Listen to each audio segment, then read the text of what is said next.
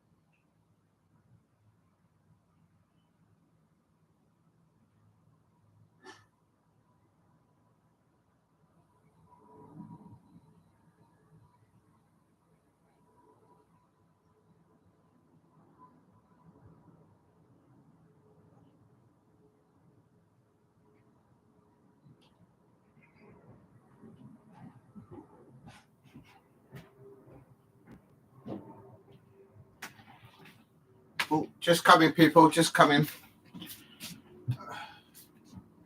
Another 5 minutes.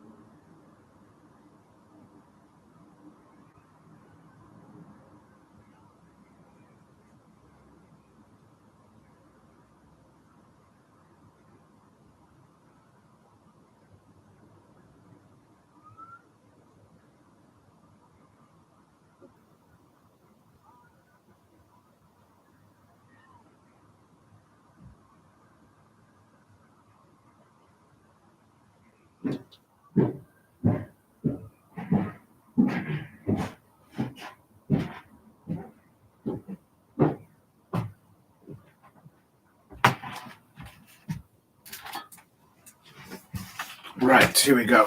Here we go. Oh, I do apologise for the delay.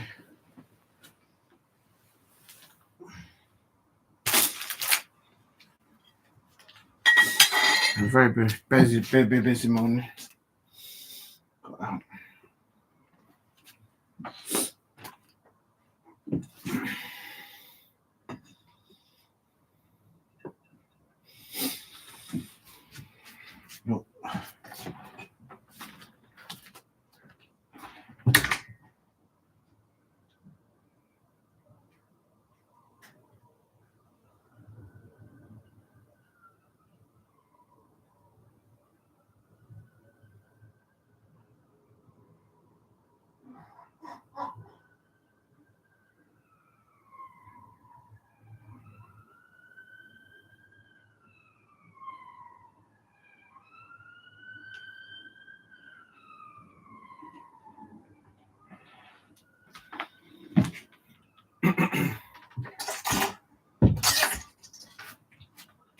Right.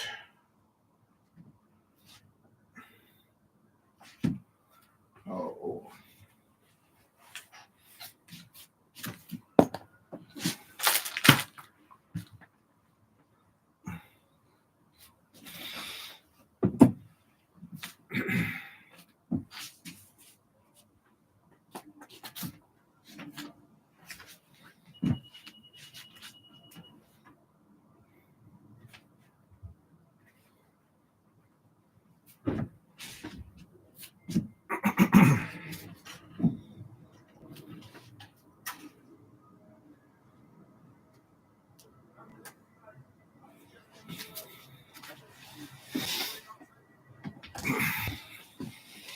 Oh, finally made it.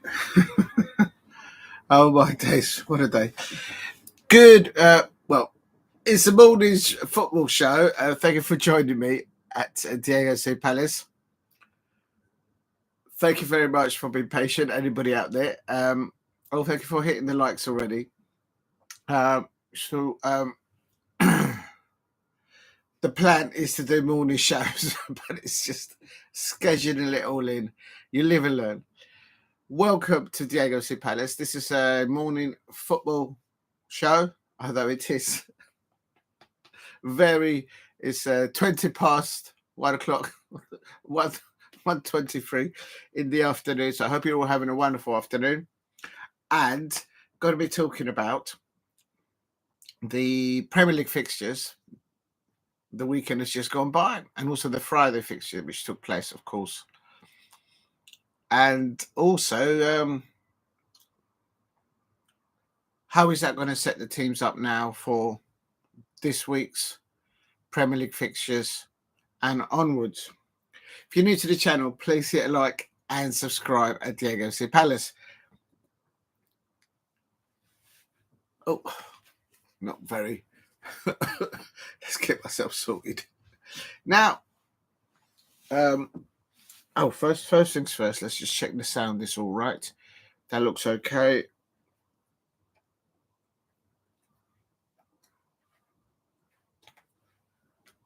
And then the second thing is I need to get my little stand for the phone.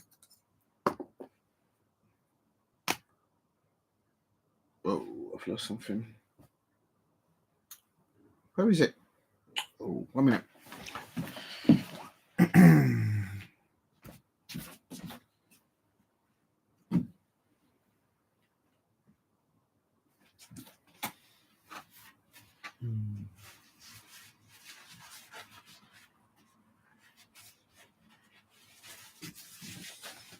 Oh, there it is. I had it there all along. It is camouflaged. Just put that there. And off we go. Forgot the remote control. Oh, God.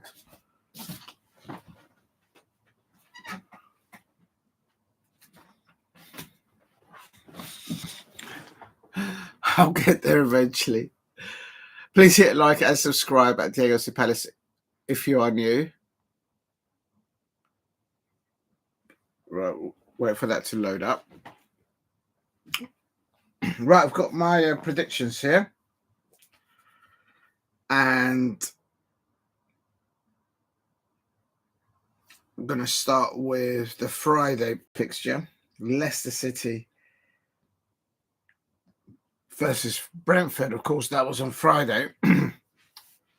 And then, of course, we'll finish off with the last one on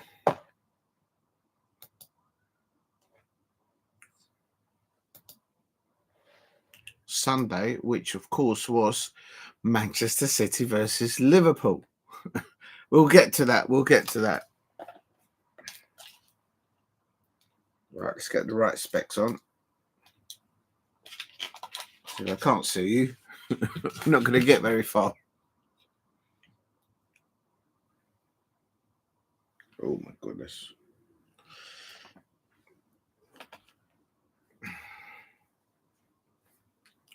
Right, the first one was on Friday, which of course was Leicester City versus Brentford. And I was actually, I thought that maybe Ruud van Nistelrooy would be able to get Jamie Vardy unlocked, get him some service to him, and then get some goals, because they haven't scored, apparently, at the King Power Stadium for over a month, since mid-December, I believe. That's when the last time that Leicester City actually scored in the King Power Stadium. In the Premier League, not in other competitions.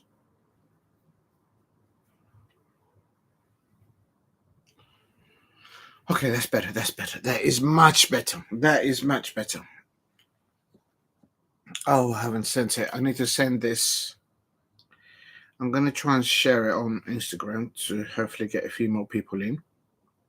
Oh, let me make sure that the sound is not up so you don't hear anything.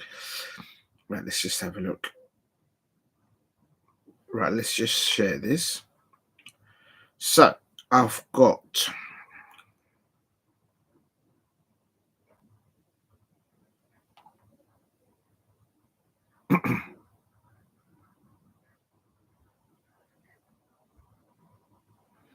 Let's just share. I'm going to share it on... Good afternoon, Steve. I hope you're well. Thank you for joining my morning show, but I'm a bit late. I'm a little bit late. I'm just going to try and share it on Insta. I'll figure out how to do it.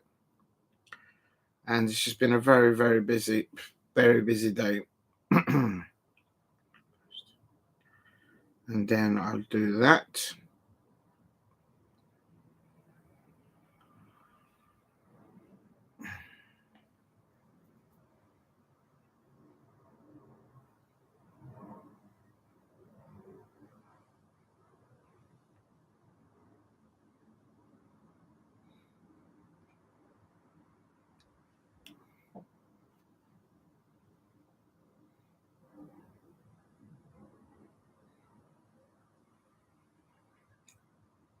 There we go. Just putting the music for that. Big up to you, Steve. What did you say? Oh, right. You're taking a break. Good. Yes, take a break. You've been very busy doing your stadium. And, oh, right. Okay. So I'm not going to see any stadiums today, giving it a break. Next week, so it's 2 weeks, I go also Rangers playing away in Turkey. Oh, well done. If you can get to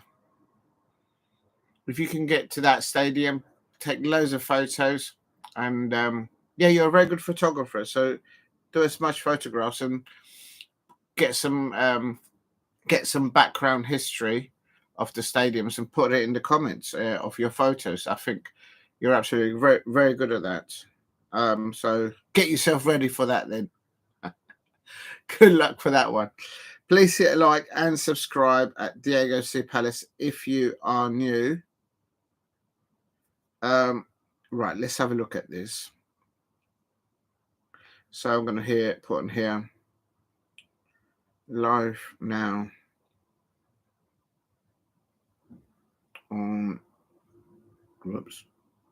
YouTube.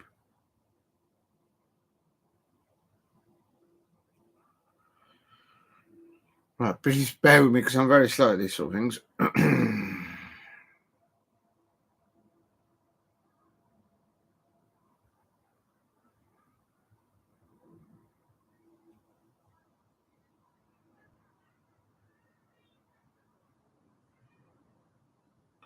Morning. Live.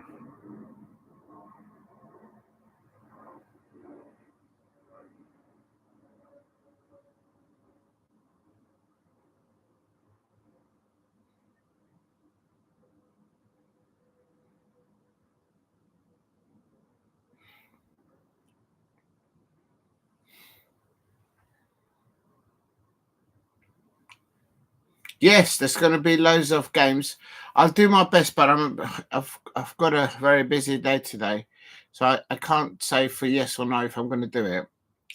I've got quite a bit on. Just about got this is supposed to be a morning show, and I'm starting at 1:20, but it's just if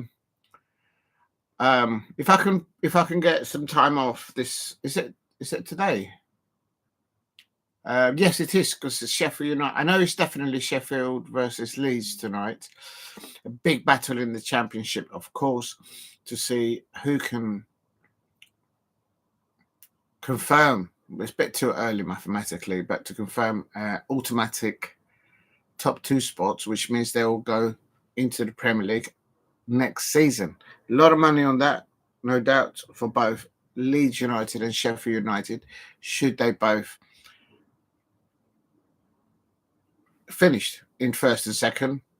I expect they will both want to win the Championship.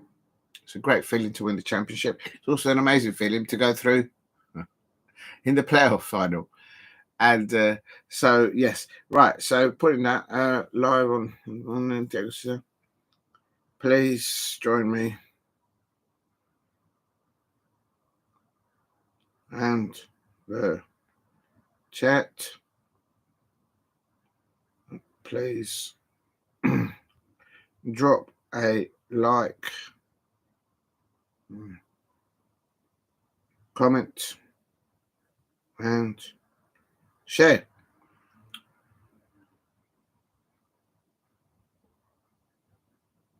There you go. At who do we put first? Oh, it's the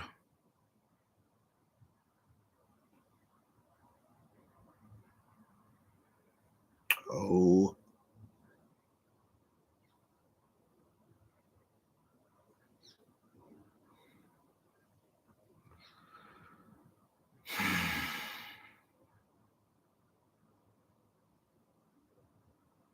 Oh, I've done that wrong. Just bear with me, please. I'm doing too many things wrong.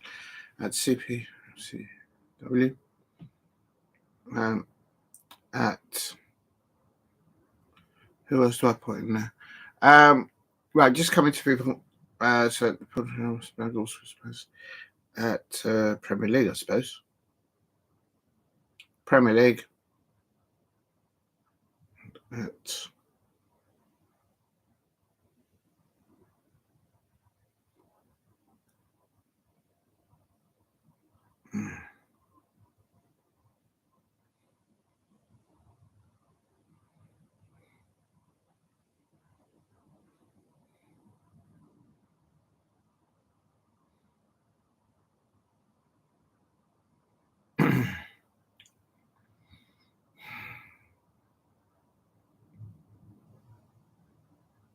right, that do.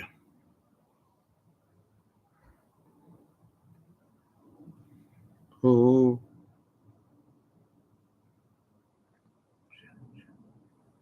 okay. There we go. Right. So the idea is what I'm trying to do, what I'm going to plan to do, is quickly just go through all the Premier League fixtures that have gone from Friday up to Sunday, starting with. Right, that seems to be going up or okay.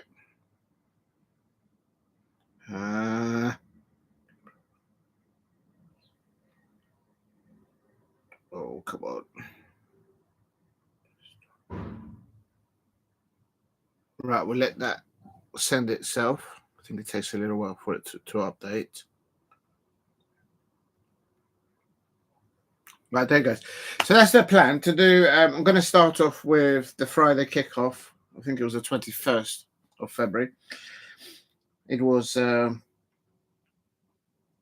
8 p.m. kickoff, and it was between Leicester City and Brentford. I went for a Leicester City 1-0 win because I thought it was about time that Leicester City, Ruud van Nistelrooy, Jamie Vardy, and all the players there will be able to get a clean sheet and get a score there.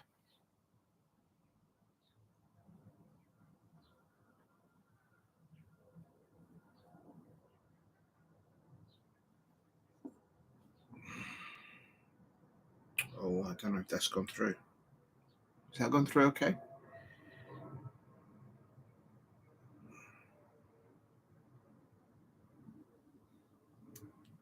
Just showing it on Instagram, so hopefully get a few more people. Wow, big up to you, Steve. Just coming. I think that's gone through. People are going to laugh at me because put it as a breakfast show. I'm starting in the afternoon. Well, this is an improvement because last week I did a morning show and I started at 7:30 in the evening. I just had to postpone it and postpone it and postpone it. It was just absolutely. Apparently, just breaking news here. Apparently, Barry Ferguson is going to be named as the Rangers caretaker manager, and he. What club is that? He's got a background at Blackpool as a manager back in the day. So I expect that's not the final decision for Rangers. So that's another thing that we're going to go into after quickly. I'm not going to go in depth in all the matches, but I'm just going to quickly just comment on all of them and then talk about the breaking news that's happened since Sunday till this morning. A lot's been happening, of course, in Scottish football. They've asked to move on the manager of Rangers, and obviously they're looking for a replacement, but it's just breaking news.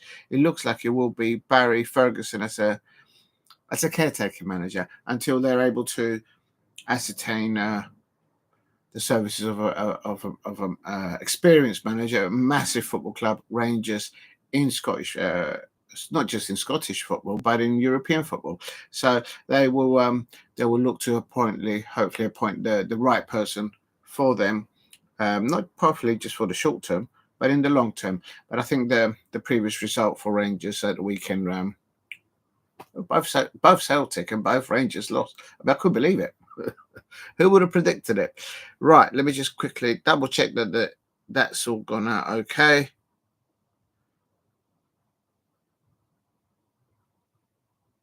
Yes, it has. Right, good. If you're new to the channel, please hit a like and subscribe at Diego C Palace. Help me get to 5 likes if you could. And also, if you haven't subscribe at Diego C Palace. If you are a football fan of another football club other than Crystal Palace, check on the playlist. You may find your team there, and there'll be videos of your players arriving at Selhurst Park. So that is the plan.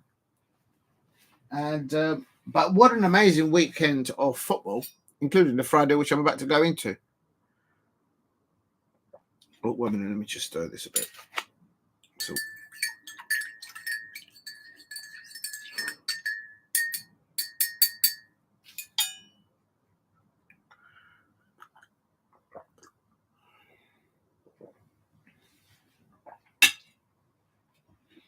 Right, I've just got to send the message to somebody. 1 second. Oh my God.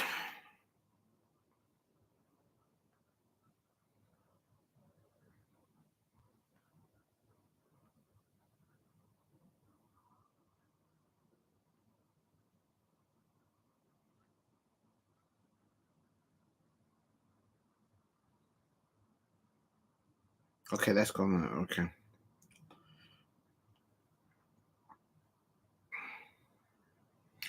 Right. We get going. Big up. Good afternoon, Steve. I hope you're well. And yes, there's a big derby in if you're into the Turkish football, of course. Fenerbahce versus Galatasaray. It looks like what you're saying that it's going to be Fenerbahce at home against Galatasaray. They got rid of Wilfried Zaha. Anyway, right. Steve says UCL's confirmed. I'm glad Madrid derby on a different day than Liverpool PSG. Oh right, so they've changed it. Game on Tuesday, 5:45. Wednesday, for sure. In the quarterfinals, certainly not in the semi-finals. I don't know. It's probably all to do when they schedule the European football, and also expect not just there, but also here in the Premier League and just in La Liga. It's got to be scheduled around the TV schedule. I expect they'll have an influence of when it's best for them to broadcast the live football, whether it's in La Liga, in Serie A, in the Bundesliga, in the Eredivisie, or in the Premier League. If I missed the French La Ligue, so first league, so I'm sure they do that. It's got to all fit in around the TV scheduling, I expect. Please hit like and subscribe at Diego C Palace. If you can help me get to 5 likes, that would be wonderful. Right, so yes, so quickly recap what it is I'm going to try and do. Just going to breeze through all the results. I'm not going to go too much into depth because I'm sure you've all, if you've had a bad result at the weekend, you just like, oh, don't remind me. If you're a lunch break at work or whatnot, you're like, don't remind me of that result at the weekend. I'm going to quickly breeze it through, but definitely I'm going to talk a bit more about Mr. Arnold Slot and Mr. Pep Guardiola and what occurred there on the last match, of course, on Sunday afternoon, evening when it finished, and the ramifications for it for everyone in the Premier League, because I think it will have, not just in the course of the rest of the Premier League, but how clubs will be looking to approach the incoming, yes, I am going to say it, the next transfer window. I expect some clubs will be looking at there in the mist right now for perhaps a loan deal for players that may be available on a free. So we'll see how that goes. Please hit like and subscribe at Diego C Palace. Right, let's get into it. So my prediction for the Leicester City versus Brentford was a... Oh, let me just get one of these because this is not going to work otherwise. It's going to keep moving around. I predicted Leicester City 1. Oh, there it is. Leicester City 1, Brentford 0. And because I thought it was high time that the Leicester City fans and Jamie Vardy particularly, or maybe somebody else in the Leicester City lineup, would get a home goal at the King Power Stadium and a clean sheet. I thought they might be able to turn it around. Brentford, unless... oh, a minute, I'm getting messages all over the place. The phone's going mad. No, it's okay. And it's okay, it's fine.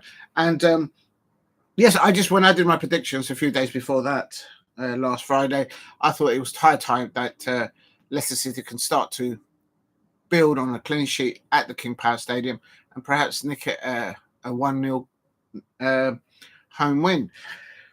They haven't scored apparently since mid-December, and it looks a very tough deal for not just Ruud van Nistelrooy at Leicester City. I think he's a good coach, good manager, but he's had to field some players from the under 21s on the bench. So it's been a difficult one. I think there's been some protests from the fans not being satisfied with what they did or what they could have done in the January transfer window from the perspective of Leicester City. So, and there's also been some off the field situations that they have to resolve, very serious ones. So it's a difficult time for Leicester City. I never sort of gloat about any club that could potentially be going to be relegated. It hurts when you get relegated. It affects the staff at the football club. it no doubtedly affects the players because they're worried about their contracts. I expect they've got bills to pay, just like all of us, and whatnot. It affects this. What I mean, the staff of the football clubs is the people that work in the infrastructure of the football club, and then of course you've got the coaching staff and the managers involved in making the difficult decisions when you're there in the bottom three, bottom 4 or 5. It's a precarious place to be. I've been there many a times, and it sticks with you, and it really hurts. So I never say, oh, you should, because if you haven't experienced being relegated, unfairly, if I may say so, in one of the points, well, I had experience, it stays with you, and it affects the fans in many different ways, not just about football, but it also affects them, I suppose, mentally and psychologically as well, because most football fans are very passionate about their football club. And the Leicester City fans, oh my OMG, are they passionate about Leicester City? Absolutely, they are. So, good afternoon, Paul Brady. Welcome. Good afternoon, Paul Brady. I hope you're well. Thank you for joining in, Paul Brady.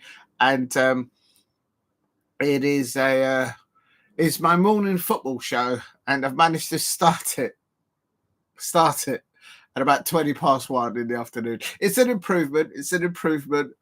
I can hear you say, because the last time I did a morning show, I actually started it at 7:30 in the evening.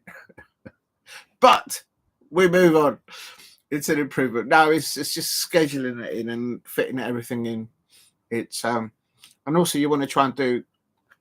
I want to try and give it the best shot at it, best. And if your mind is somewhere else and you're doing something else elsewhere, then it's not going to, I expect, come across and articulate to its best possible way, I suppose. So I thought, right, 1:20, breakfast.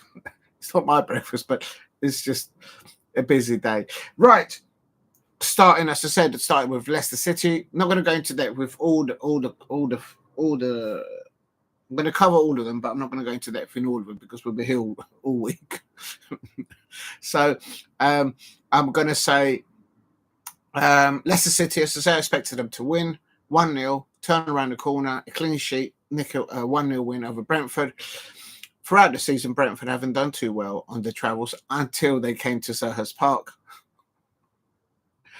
Oh, don't remind me. Of course, Romanese got his debut goal against Brentford at Selhurst Park, but Brentford were more assertive, more consistent in their build-up play, and they were hungry for it.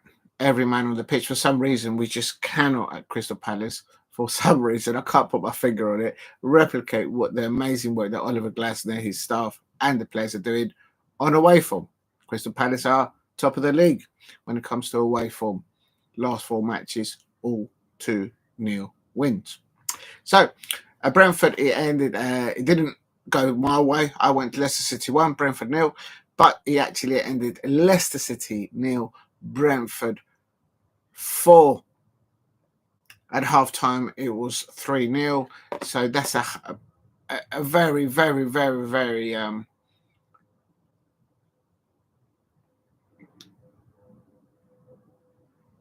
big hill, I suppose, or big mountain to climb from if you are there in the bottom 3 and at halftime you're facing 3-0.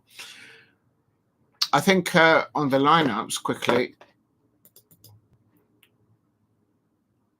Ndidi and Samari, I think they did well for the first 10-15 minutes in the start, but then Brentford are very meticulous on their build-up play and creative work, and if they get opportunities, they're very well organised, as Oliver Glasner said of Thomas Frank, very direct in their type of play, and that's why they went to the King Power Stadium and won 4-0 away. The goal difference is hurting the likes of Leicester City. I have to say, though, at half-time, they brought on Yes, it was. I remember. They brought on Ahmedhodžić and they brought on Vestergaard, and it was a lot better in the second half. I know they lost 4-0, but maybe the damage was done. But I thought the bringing ons of Ahmedhodžić and Vestergaard, I think it helped. Maybe they'll start. I have no idea who they've got next, Leicester City, because we can find out in a minute. And that just reminds me, at the end of it, so after I've done breaking news, I've got to do my predictions for the next Premier League fixtures, which are happening tomorrow. Oh my God, this is going to be a long show. But big up to everyone in the chat, Paul Brady, Steve RC, and if there's anybody else out there, please subscribe at Diego C Palace if you are new. I do put up the stream so you can view it and comment without being subscribed. So if you are not subscribed, please subscribe at Diego C Palace. And it's not happening.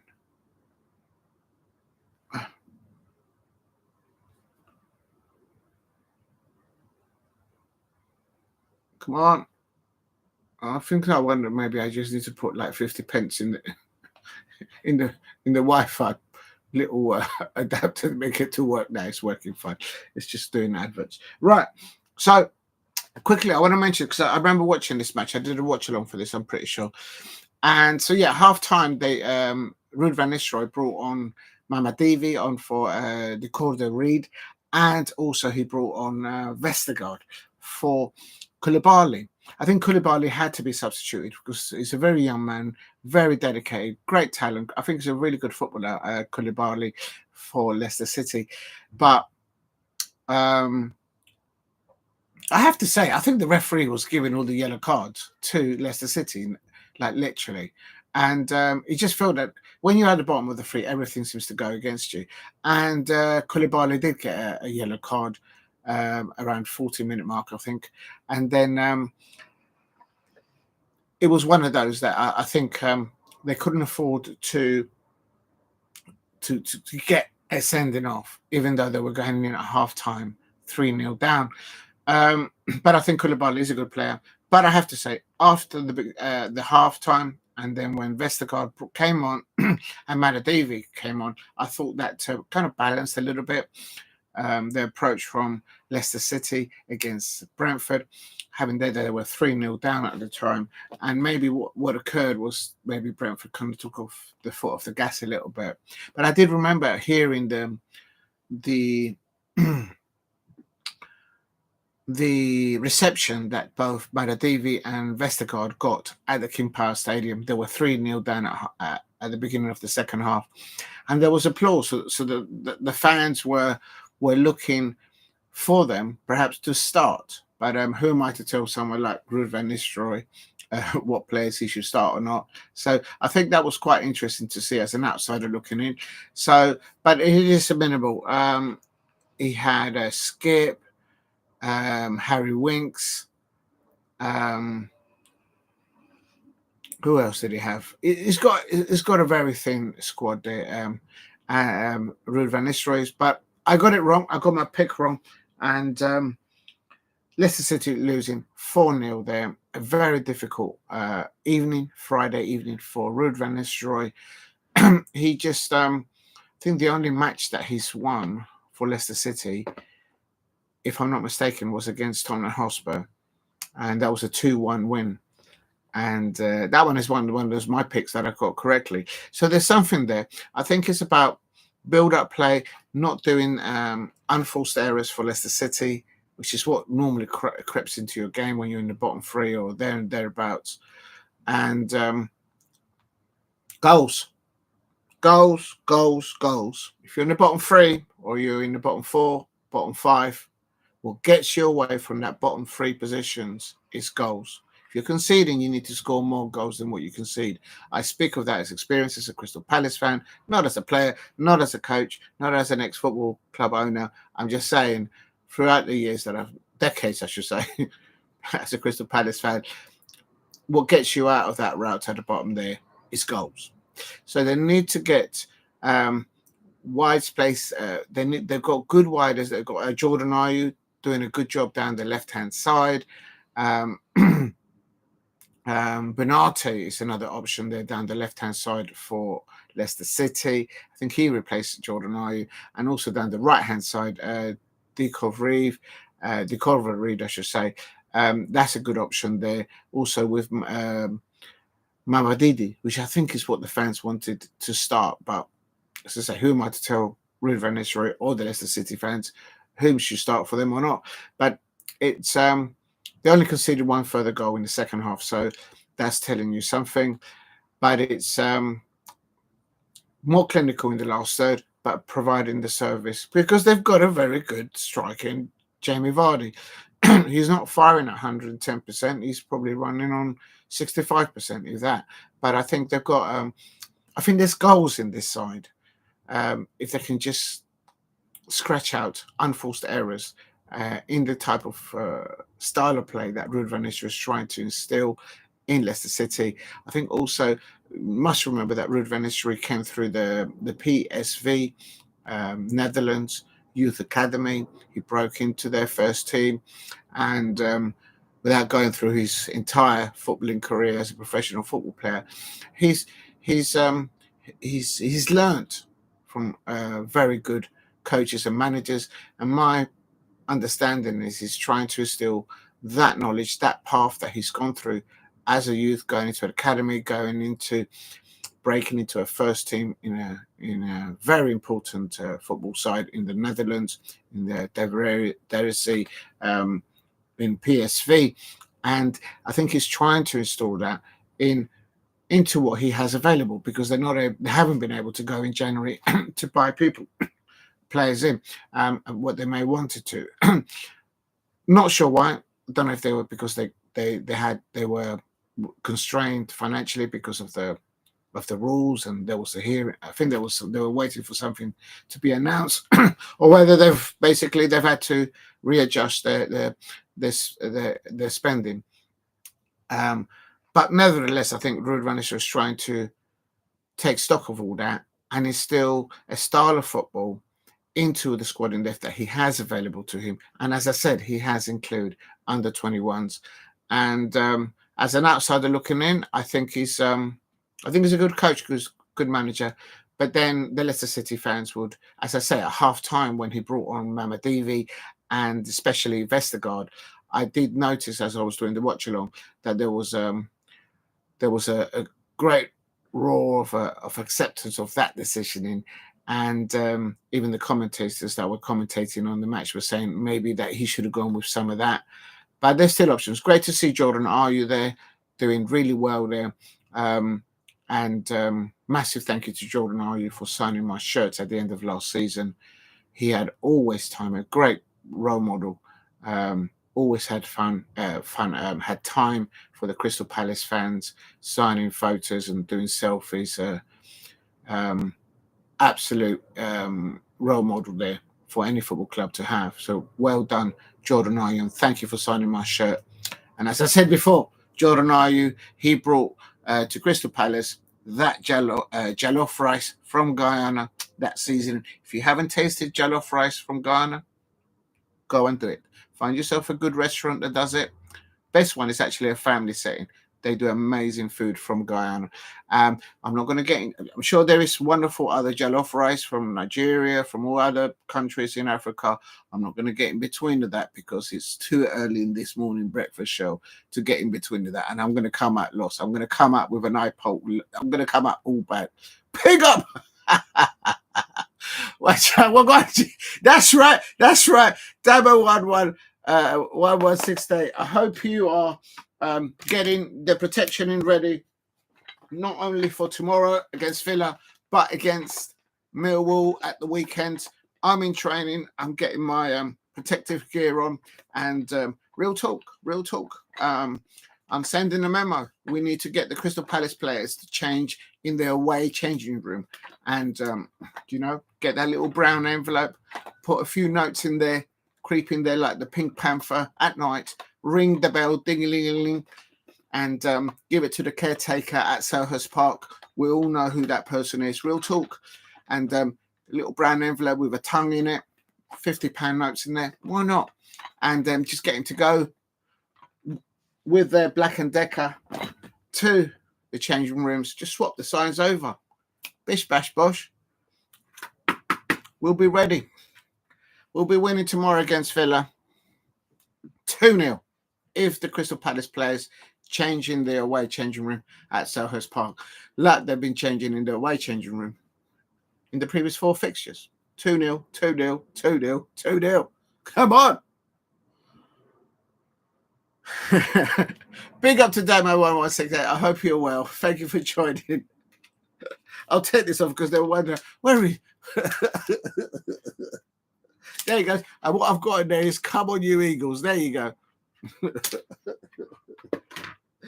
Please hit a like and subscribe at Diego C. Palace. So that's what I thought of Leicester City. I think there is goals in there. Anyone that's experienced being relegated or scraping through a relegation scrap will get you out of that. Not been a coach, never been a manager, but I'm a Crystal Palace fan and I've been through enough hot dinners as relegation. It stays with you. It hurts. It stays with you. It hurts the fans. It hurts the people that run the club. It hurts people that own the club. It hurts the players and the staff that run those coaching staffs. It hurts everything in the club. So it's not a nice place to be. But I think what gets you out of there is goals. You need to score goals more than you concede, and that is what gets you out of that mire of that bog, if you like. Get yourself out of the bog, and then put a sign saying beware of the bog, and nonchalant walk away and get away from the bottom 3 or bottom 4 of the Premier League. And I think there's goals in Leicester City. People may think that I'm wrong in saying that. No, I think there is, because they've got a good coach, good manager there, and they might be able to pull it off and maybe draw in West Ham United, Wolverhampton Wanderers. I think Tottenham Hotspur and Manchester United, I don't think they'll go down. Absolutely. We'll come to them in a minute, but big up to everyone. So that was Friday. It was the Friday the 21st, and it was Leicester City. I predicted it 1-0 and got it well wrong, and he ended Leicester City 0, Brentford 4. Right, next up on the calendar, on the agenda, or on the script. I'll try and stay to the script. If you lot see me going off the script, do remind me in the chat. If you haven't subscribed, please subscribe at Diego C. Palace. I always set up the live stream so anyone can watch, even if you're not subscribed. But if you can subscribe, trying to get to 2,000 subscribers. And if you haven't liked, if you can help me get to 5 likes, that would be amazing. If you could help me get to 5 likes. Right, what's next? And what's the next one? Let's go back to see Saturday morning. There we go. Saturday morning. The dawn had opened, and of course, good evening and shalom, James Stone. I hope you're well. Hit the like and the dislikes and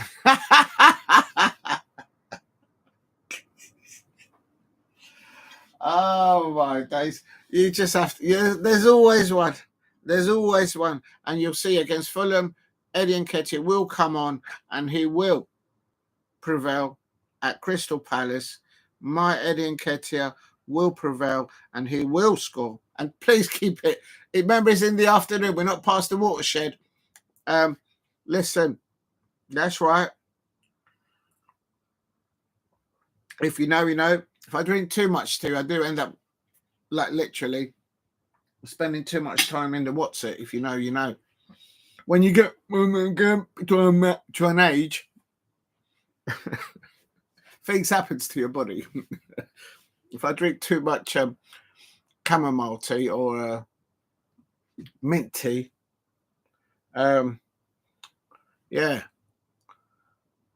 Oh my God! Can you watch your language? What's wrong with you?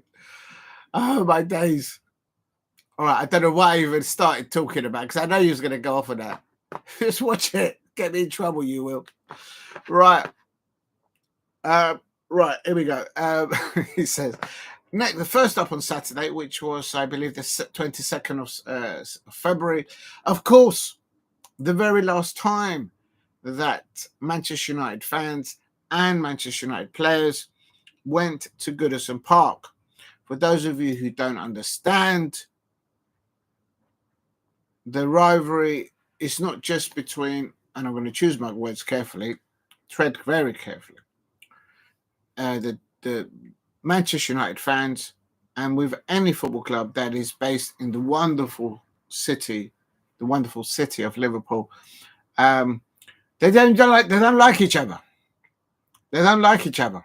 I don't know. I don't get it. It's a northern thing. You just have to go and work there and live there, I suppose, to really understand it. But they just don't like each other. So the very last time that Manchester United away fans making a trip to Goodison Park, because of course they'll be moving into their new stadium, and big up to James Stone. Oh right, yes, he's saying to Steve, yeah, he's going to enjoy the break. Yes, he should take a break. He does very good photographs. And so he ended Everton 2, Manchester United 2. And for that one, actually, I know Ruben Amorim has got issues off the field from what it's like a Cartesian FC, really. Like it's not every day that breaking news comes out of Manchester United. It's like literally there's breaking news in the morning, in the afternoon, and in the evening. There's always something coming out and you're thinking, oh my days, what are they up to over there? But it is my prediction for that one was a good Everton 0, Manchester United 1. And the reason why I went for that prediction was because I was looking into the past, the history, and as I say, number one, the Manchester United fans just don't like Liverpool fans. They don't like Everton fans. They don't like. I've been told, well informed, that Tranmere is only a stride away as well. So they probably don't like Tranmere Rovers fans as well. There you go. Manchester United fans and anyone that lives within the wonderful city of Liverpool, they don't like each other. So I thought that's one thing that you have to take into account. I think form goes out the window. It kind of turns into a grudge match because of the history of all the fixtures between Manchester United away at Goodison Park, not just in the past few seasons, but over the decades. I've always felt that Manchester United always go there and they just, if it's Fergie time or referee helping them, and now with VAR, that they always get the decisions. They always find a way to nick a point. Similar to Arsenal in London. Remember back in the day, them always winning 1-0 to the Arsenal. And you know what's going on? There's something was definitely going on. Do you know what I mean? But with Manchester United, that kind of thing. So Everton fans are well known. And I read into that. I did my research before my prediction.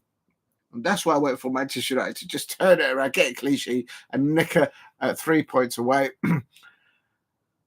And because they always seem to, it's their bogus side, I suppose, for Everton.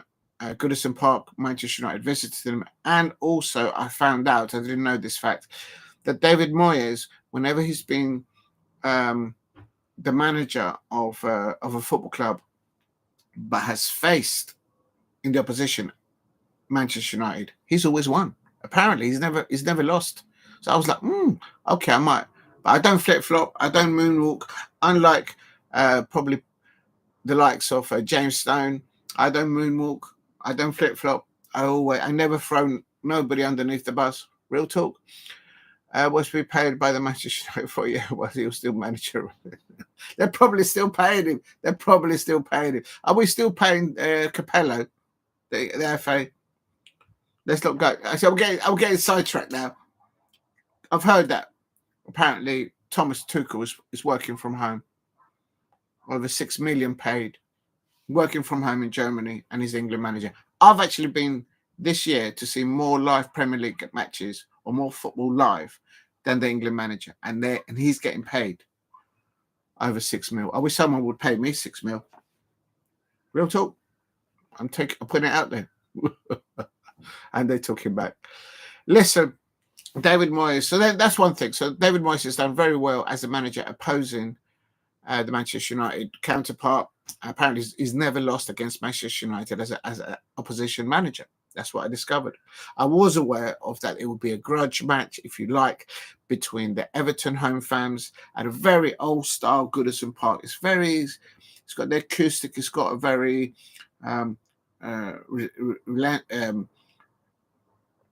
it's got a very good feel in the sense that it kind of reminds you. I've always said that the second stadium that I've been to is between Goodison Park and the very original Wembley Stadium. The original Wembley Stadium just had its own character. It was just too good. Anyway, it is what it is. And but it ended 2-2. The first half, we all know. I'm not even looking at the notes on what I've written up. But we all know that the first half for Manchester United at Goodison Park in that 12:30 midday kickoff was just absolutely not the worst performance, but one of the worst performances that I think that they've played. I think Casemiro did his best along their side in the pivot with Ugarte, but I think he had a tough day at the races there in the first half. That's to say the least. I think also Dorgu had a very good, not productive in the sense of getting his side, Manchester United, scoring against Everton. But I think Dorgu certainly was a great handful up against the likes of Lindstrom and Gardner. I thought, and O'Brien down that side, he would have been attacking. So I think that was something they're good. I think for the goal, because remember at half time it was Beto who scored that first goal, and then Decore scoring the second goal. I think for the second goal for Everton, I don't understand why Maguire didn't jump up the ball. If you're the only defender there, you're right in front of your goal. You got to jump for the ball. The ball's not going to come to you. You got to jump for the ball because you bet your dollar you're going to have somebody there on your shoulder with the caliber of Beto or Decore bouncing on you. You've got to challenge the ball before it lands. And it was Decore. No, it was it was Decore who scored the second goal. Please hit a like and subscribe at Diego C. Palace. The lad, what's this? Right, I'm going to hold there talking. So James has put so many comments, I've got to respond to it. So that's basically I think Maguire could have done more in the second. I don't think Onana was given enough protection in that first half by the back three of Manchester United, Mazuari, Maguire and De Ligt. I think that's in the right order. And I don't think Ugarte and Casemiro cancelled out the work done by David Moyes' midfield pivot of Gay and Gardner. So I think that was just fatal, and it was probably one of the worst performances as an outsider looking at Manchester United in that first half. They weren't at the races, and when they did have a few glimmers of chances on goal, Rasmus Holding, in my opinion, he wasn't given the correct service, or the ball wasn't passed to him. So he was like, you can see his frustration. Right. But it went in at halftime 2-0. Big up to James Stone. Right, let's go into I'm at halftime. We'll go into the substitutions in a moment at halftime because I think they were crucial for Manchester United, Ruben Amorim and the Manchester away fans there at Goodison Park. James Stone says shrinking. What shrinking? What? And they took him back. Yeah, they took him back at Everton, but he's a good manager there. And good one, James. We're all quite down here. We're all quite down to earth, to be honest. There you see. There's a real one there. Paul Brady there. Doing this content creation is important, but I think actually learning about football and learning how the proximity of Tranmere Rovers is to other football clubs like Everton and Liverpool, and a bit about the history of the football club. you get a bit of what I call the pulse of what's not going on in the city, not just now, but probably in the past as well. And but I remember back in the day, Tranmere Rovers being in the top flight. I remember. I'm pretty sure in right in saying that Tranmere were in the top flight off League One in the early 90s. I'm pretty sure. I remember, or definitely in the mid 80s. I'm pretty sure Tranmere were up there. So I remember looking at Match of the Day and all that, and CFAX and Teletext back in the day, and I remember seeing Tranmere in the top flight. If you're new to the channel, please subscribe at Diego C. Palace. My last match at Tranmere lost 3-1 to Colchester, and nearly spilled this. Oh, that would have ruined it. Was having in a cubicle next door. Yeah, in those days, you could actually smoke in the stadiums. You didn't have like a smoking area. With Dad helping his young son do his business. It is what it is. Let's not go into too much detail on what his compliment just said that. You've got a very, very photographic memory, James Stone. I can't deny. To be a fly on the wall between... Yeah, no, this is all about back in the day, memories of that. No, Tranmere were a second tier. Oh, they were. I disagree with you. Second year, well, I mean, you probably know more about them than I do, so I can't argue. But second tier when Palace were under Steve Coppell. Yeah, because I remember Steve Coppell was Tranmere had joined Aldridge. That was a good. Aldridge was he used to play alongside Ian Rush, didn't he? The reason I remember is because the kids around my neck of the woods, they wanted it all to be Ian Rush, and I was like, "You've never been out of London, South London, out of London. What are you talking about, Liverpool?" Like, I don't get it. Never did. Still don't. But anyway, my dad took me to the Rovers when I was 7. We drew 1-1. Port Vale, nearly 50 years. My first game at Selhurst Park was 89, and it was Coventry City, and we lost 1-0. But I didn't see a thing because I was standing right at the back of the Arthur Wade stand, exactly where the away fans now stand. And I wasn't as tall as I am now, but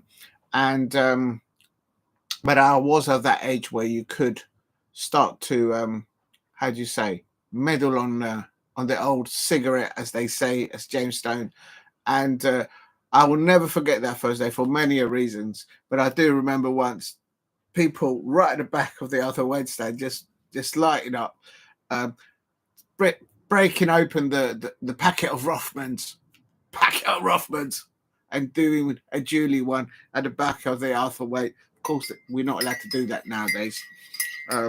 It's not allowed in the stadiums. We're not, for obvious reasons. And so that's one of them.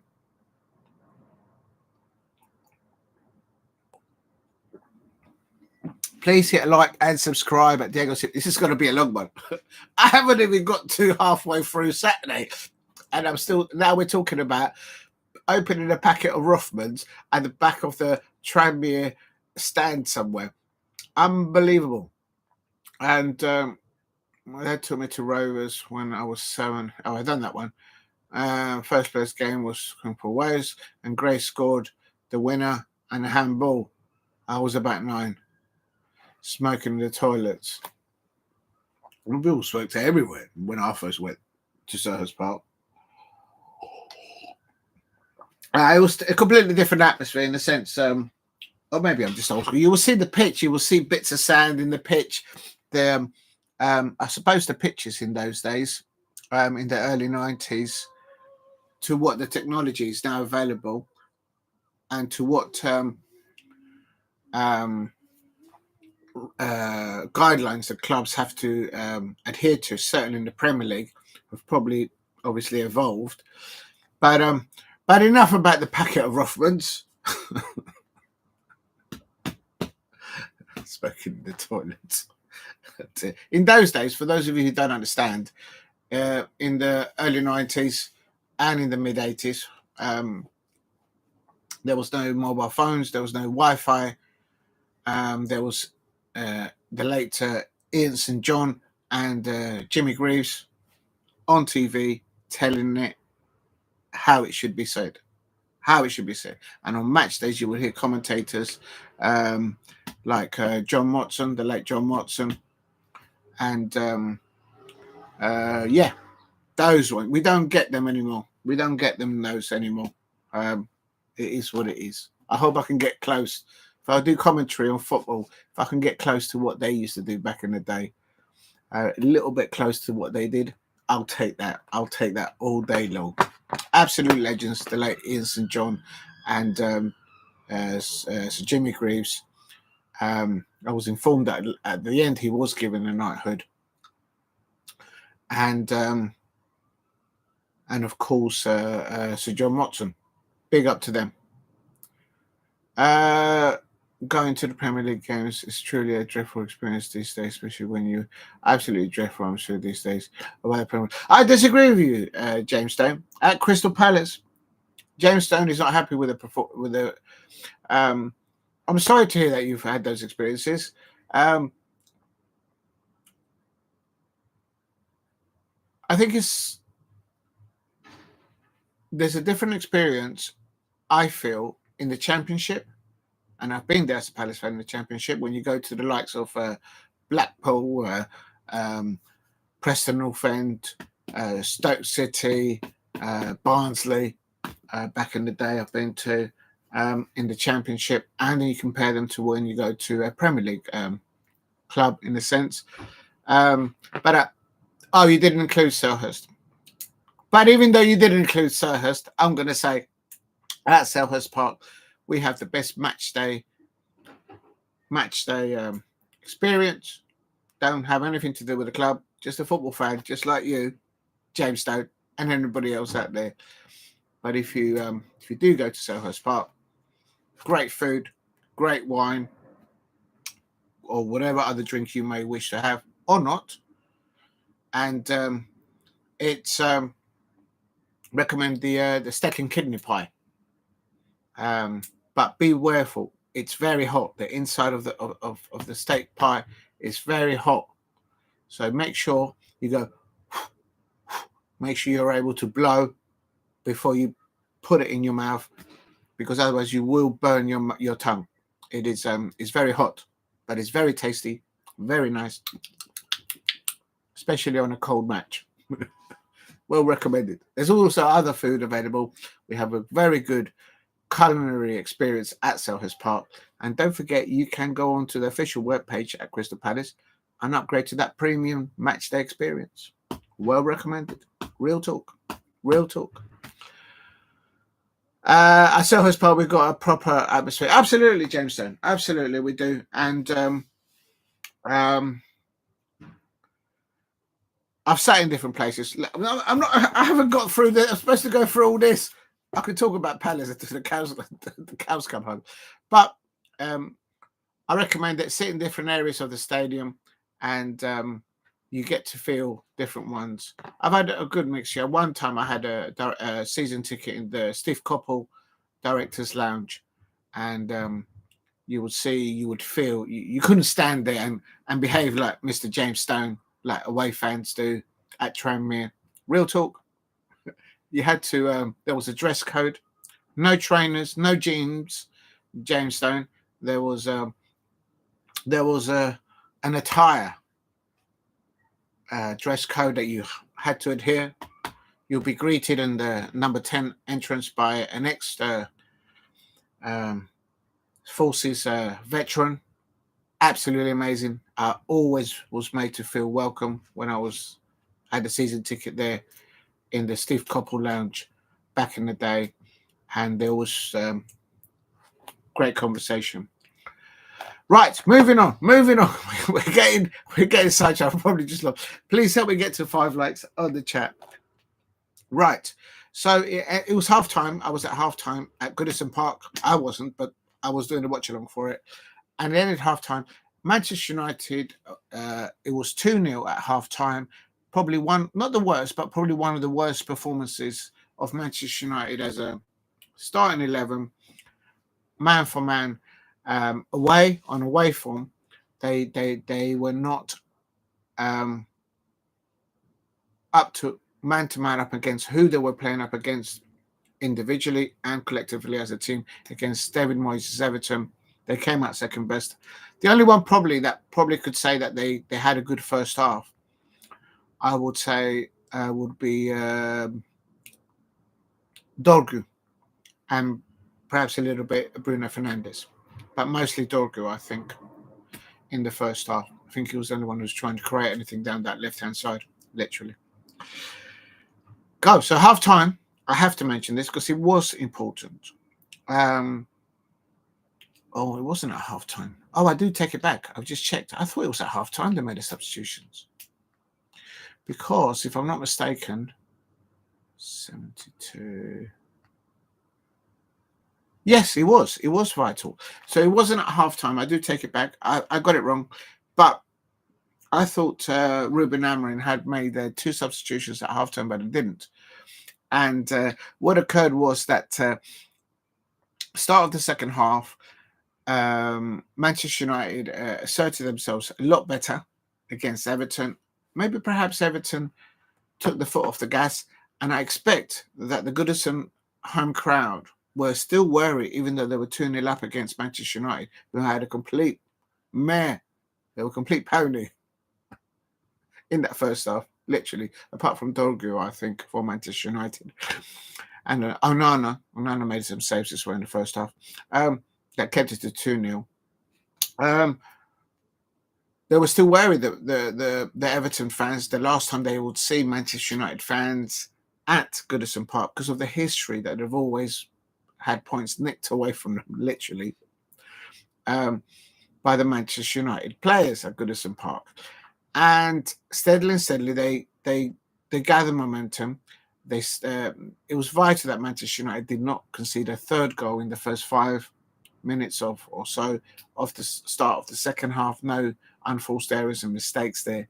But what I noticed was that when Ruben Amorim brought he took off first Casemiro around 60-minute mark and brought on Alejandro Garnacho, and then he also brought on a few minutes later a double substitution of the youngster Yoro over Mazraoui. I think Mazraoui. Oh no, he didn't have a yellow card, and also Rasmus Holland was substituted by the youngster Obi, and that was a game changer.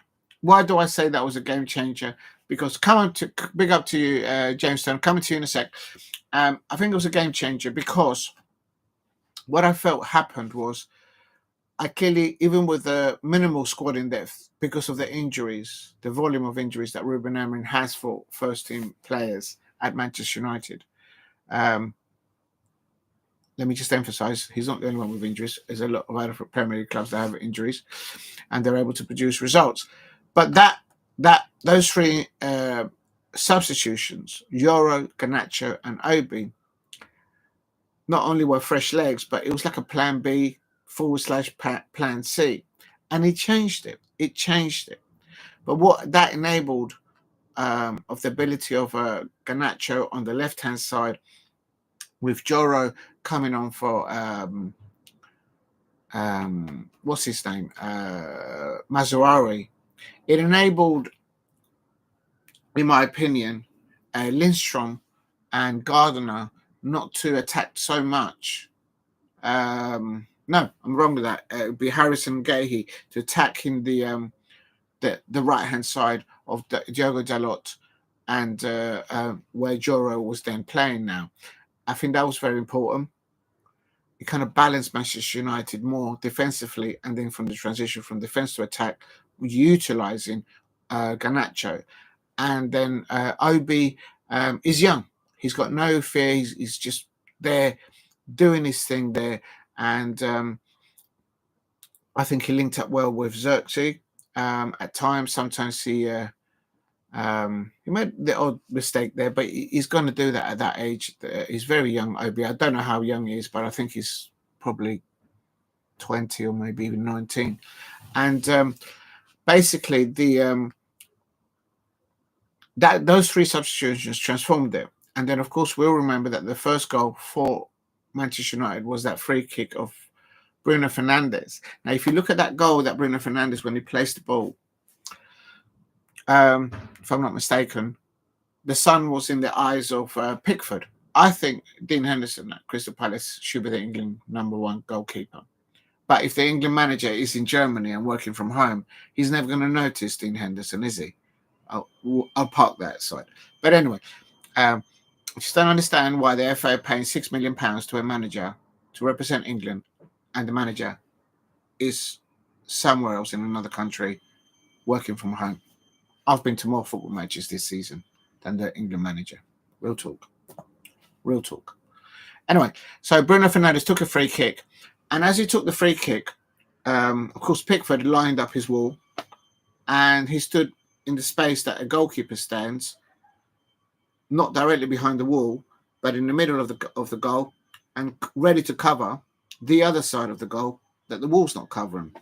And for whatever peculiar reason, as Bruno Fernandes, if you watch it back on replay, as Bruno Fernandes kicks that ball from the set piece, from the free kick, towards the top right-hand corner of the goal, over the wall. No, not over the wall, on the other side.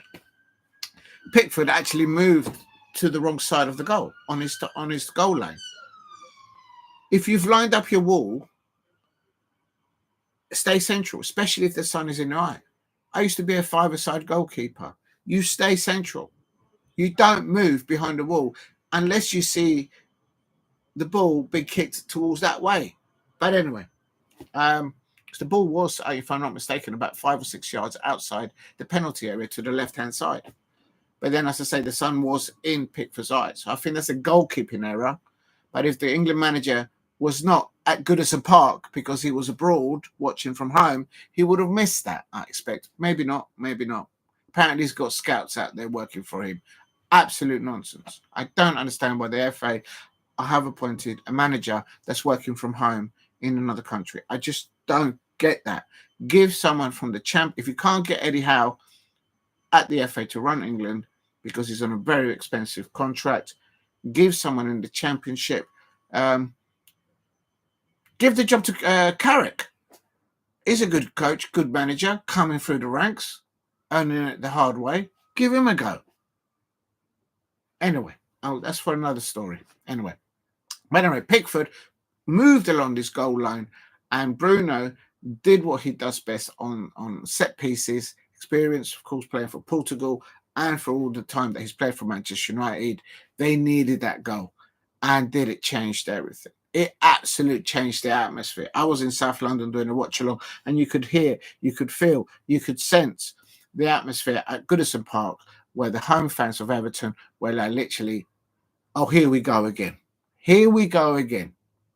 We're winning 2-0 comfortably at halftime, and Manchester United away players and away fans are going to pick it a pocket, or maybe that's the wrong word, but you know what I mean. They're going to get something out of this. I'm sure that's what I felt as I was doing the watch along, because that's what I read about the atmosphere of previous fixtures between Manchester United fans and their players going to Goodison Park for decades and decades going back. That's what it's always been.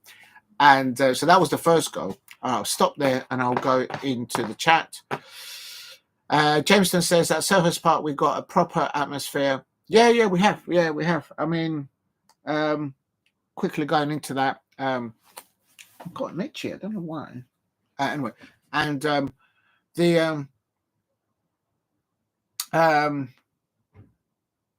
I should start home form at the moment, but let's not go into Palace right now.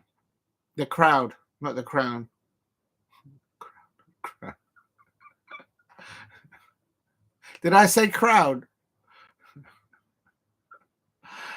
Oh my God, you've been very meticulous this morning, or this afternoon, I should say. I know it's a morning show, but you've been very meticulous. Big up to James Stones. For those of you who have not encountered James Stones is very much that.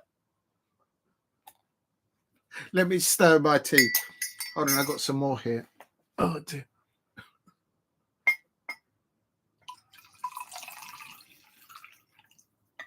If you know, you know. Right, where else we saying? So, as I stir this, remember you can drink and you can eat while you watch your football or while you watch this breakfast show, football show, although it is very, very, very 2:30 in the afternoon. Please help me get to 5 likes in the chat if you can. And if you haven't subscribed, please subscribe at Diego C. Palace. Oh, I've missed it. Geez, how many chats have you put, my days? I'm going to catch up now. So, Selhurst Park atmosphere. I've done that one. James Stone says, oh, wait a minute. You put something. I'm trying to scroll it. I'm trying to work out how to use this mouse. I think I need to put. Has it got batteries? No. This is charged by the computer. Anyway, Burnley away is one of my favourite away. Yes, I've been there once. I remember the coach taking us one day, but I've not driven all the way to Burnley because that's a trick. I can't remember who the manager was at the time when I went there as an away fan, Crystal Palace. We must have been in the Championship, not in the Premier League. I've not been to Burnley whilst we were in the Premier League. We were in the Championship. I'm 100%. Burnley is one of my favourite away games, next to the cricket ground next door. This is what I'm talking about. These football grounds are in the vicinity of other infrastructure in a particular city.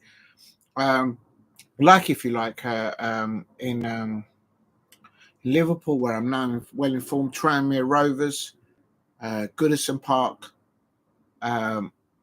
Anfield. Oh, I don't know. I haven't looked on Google Maps what the distance now is going to be between Anfield and where they're going to move into next. I haven't seen what the distance is, but I expect it's no more than 20 miles, I would have thought. Right. It says cricket ground next door to the ground for pre-match drinks. That's another thing. Yeah, I remember when I used to go to away games at Queen's Park Rangers. If you know Queen's Park Rangers, just south of the A40, if you walk down, there's a pub there, and I went in there once, not with my Crystal Palace stuff, but I had a gold ring of Crystal Palace and all that, and they clocked it straight away. And I remember the man behind the bar, he goes to me, "You can have a drink, but just behave yourself, son." And I went, "I'm just thirsty." I'm just thirsty.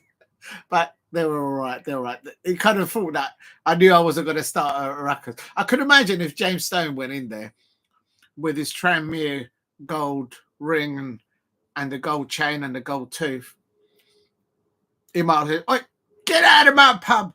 Get out of my pub!" That's probably what would have happened to James Stone, no doubt. But James Stone says pre-drinks, you smoke fags outside away stand, and they've got a big tent, half-time drink. Yeah, that's what I can believe it. I can believe it. And it's I remember in the old days I used to do at Selhurst Park, not just away I'm talking about, home ones, is just go yourself. There was a good curry house past Selhurst Park down to the roundabout and turn right towards Thornton Heath. About, I don't know, 6 or 7 shops along on the right-hand side, there was a really good curry house, and you'll end up having a good curry, 3 cobras, get to the game, and then you walk in, get yourself the pint. At half-time, you're like, if you ain't done it, you don't understand it. But if you've done that, you know what I'm... If you know, you know. Yeah, it's always good when there's a good pre-match canapé, if you could call that. Me and my son travelled to Palace away games in the Midlands and the North. Big up to you if you can do it. Oh, listen, if I ever go to Liverpool, I'll give you I'll try and see if we can meet up for a little drink. I would not mind doing that because you seem to be a real person up there. Real talk. Burnley away, Fab away games, cricket ground, Liverpool. Yeah, definitely. Get to meet fans from all sorts of clubs while travelling in trains. Yes, that's a very good point. We do that, and then that's how you get into conversation. And you have to be on your best behaviour, especially when you're outnumbered. Like literally, Miller's gone away and have a good laugh. Small clubs have the rest of the fans. Yeah, people are. I've never. You have to be.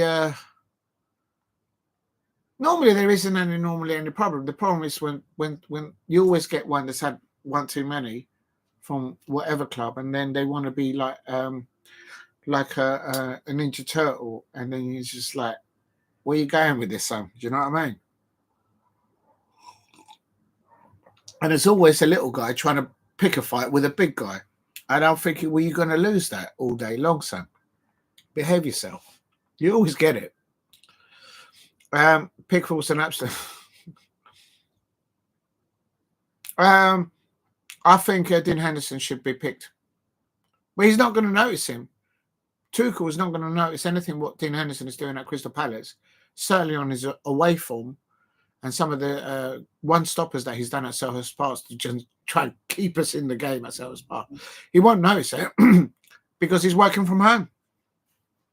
I wish someone would pay me $6 million to go and sit in southern Germany, having one of these cuppers and some fine food. 6 to 7 million he's getting paid a year, working from home. Nah, it's not for me. Not for me. I don't understand that. And also, pick a manager that can sing the national anthem, for goodness sake. Is that too much to ask? And stop changing the colour of the flag. Let's not go there. Let's not go there. Right. How about selecting what? I will go back to the Everton Manchester United in a minute, but I'm getting a little bit sidetracked. But this is interesting from James Stone. Pickford is an absolute clown. I'm not going to say that again. I've just read it. So, yeah, I agree with you. I wouldn't phrase it as you are phrasing it, but I think Pickford is a good goalkeeper. But I think he's got competition for that number one place. I think there are other goalkeepers out there that should be in for a shout. But how is the England manager going to know about it because he's not in the country? How about simply closing the England? No, football is coming home. James Stones, how about closing down the England team down? No, I'm not having that. There's been a lot of money spent by the FA in the development of English managers. Why they've appointed someone from abroad, I don't know. I would give it to Clarke from Middlesbrough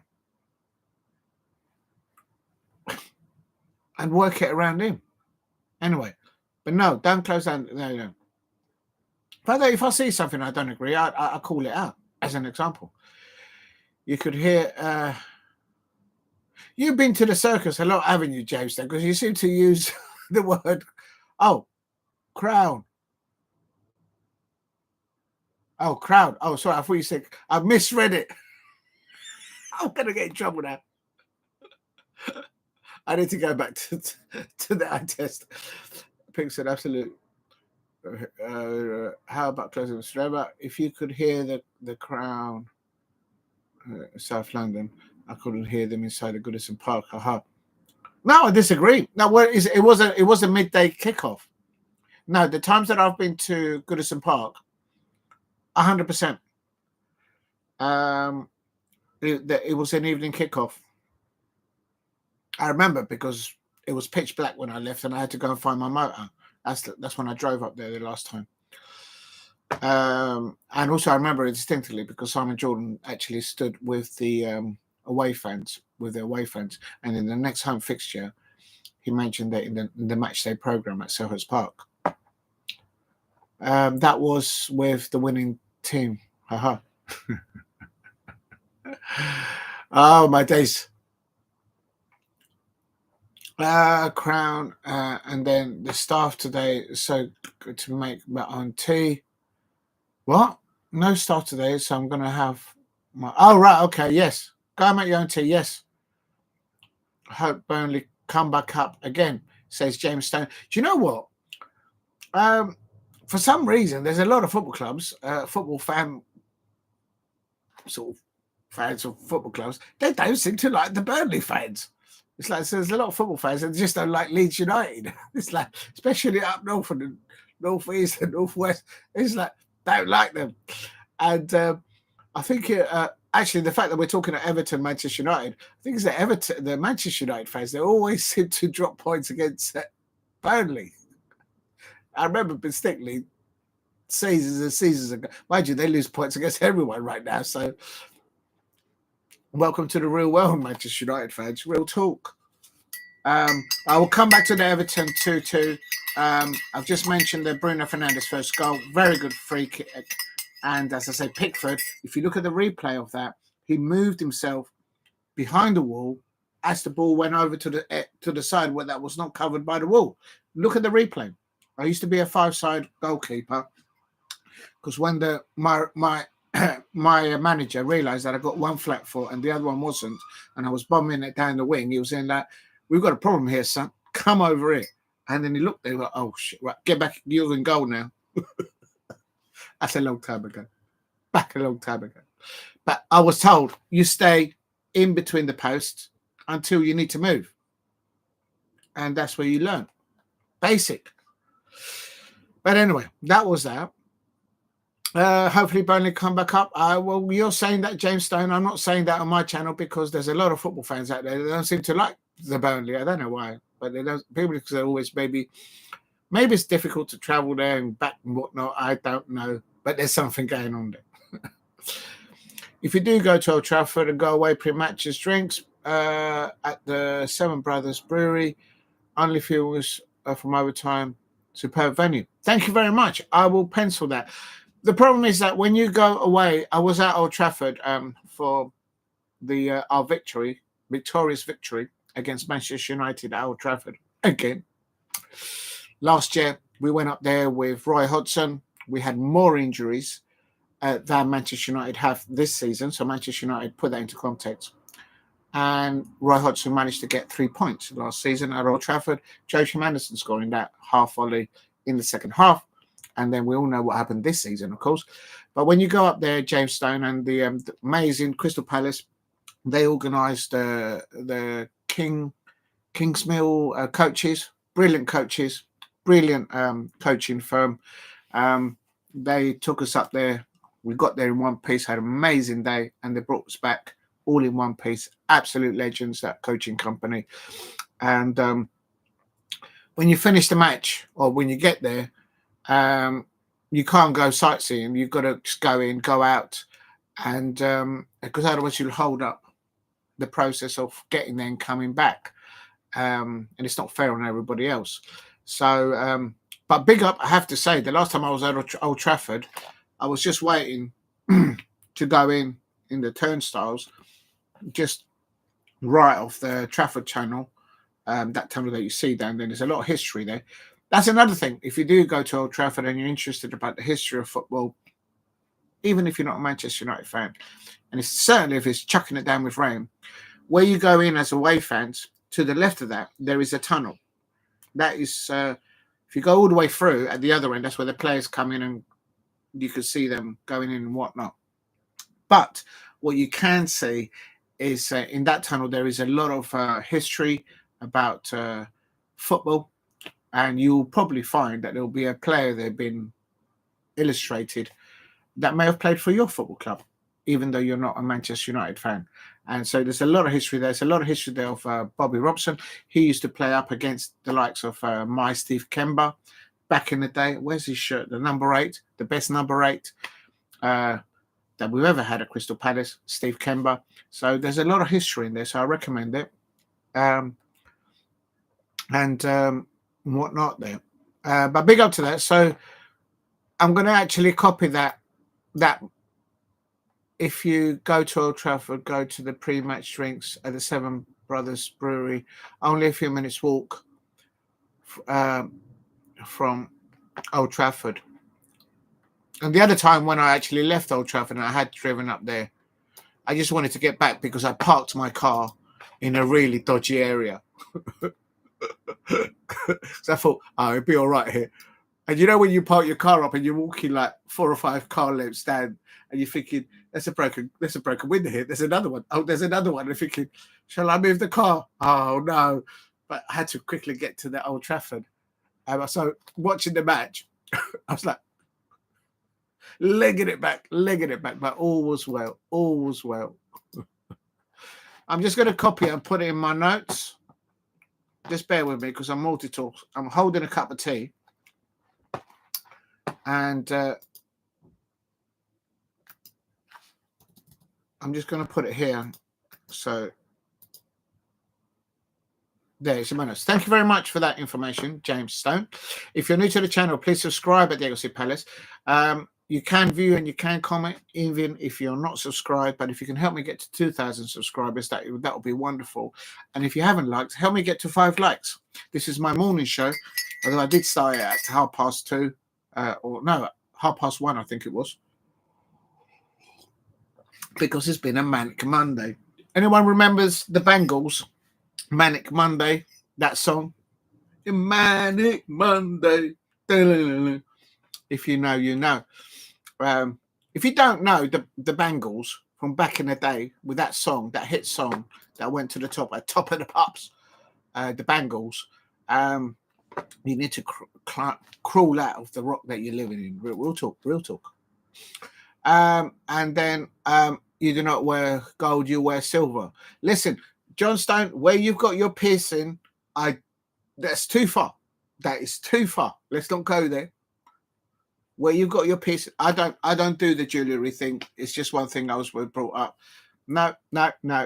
Big up to you, silver person. There you go. There's my tie.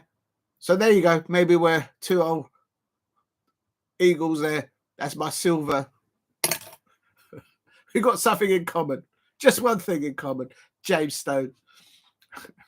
Let's not go into piercing or tattoos. I'm not going to show any piercing or any tattoos. It's not happening. We're not past the watershed. Please hit a like and subscribe at Diego C Palace. I will get back to the Everton Manchester United goal. We've still got all these matches to talk about. And then I've got to talk about the breaking news. I've got to talk about, because Rangers have got a new manager incoming. Apparently Chelsea something's going to happen there. I've got a good source. Real talk. Chelsea fans will probably know about it by now anyway, by the time I finish this. And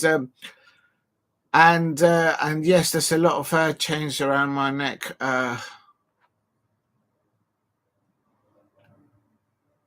What? There's a lot of chains around my neck and wrist with the start of. Okay, yes, good for you. With the start of David, that's good. Up front in display, that is good for you. Yeah, man. Just there's nothing wrong with that. It's Peckham, Dale Boy, me, haha. Shalom to you,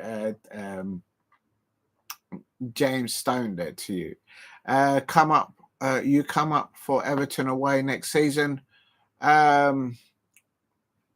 I've got the time and I've got the bubble for it, definitely I may do it. When it comes to the circumstances, whether I'm driving or whether I'm doing transport. But you're right, that good point that when you travel away to away fixtures and you use the coaches or you use the trains, I don't understand why the trains are so expensive. OMG, come on.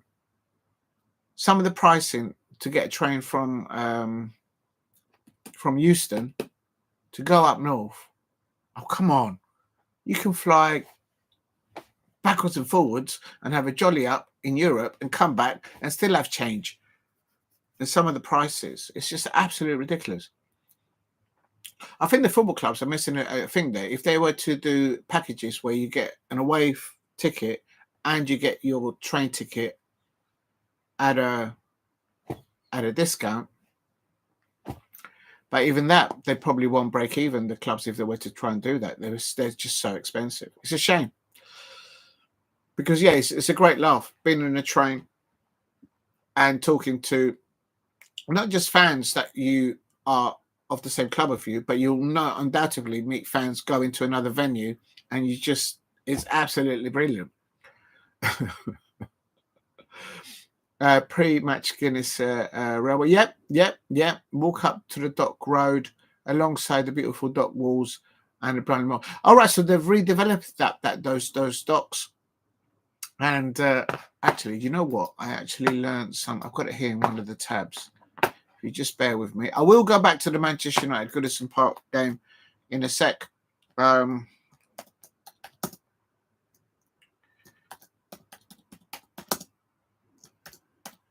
my God, it's chucking it down outside.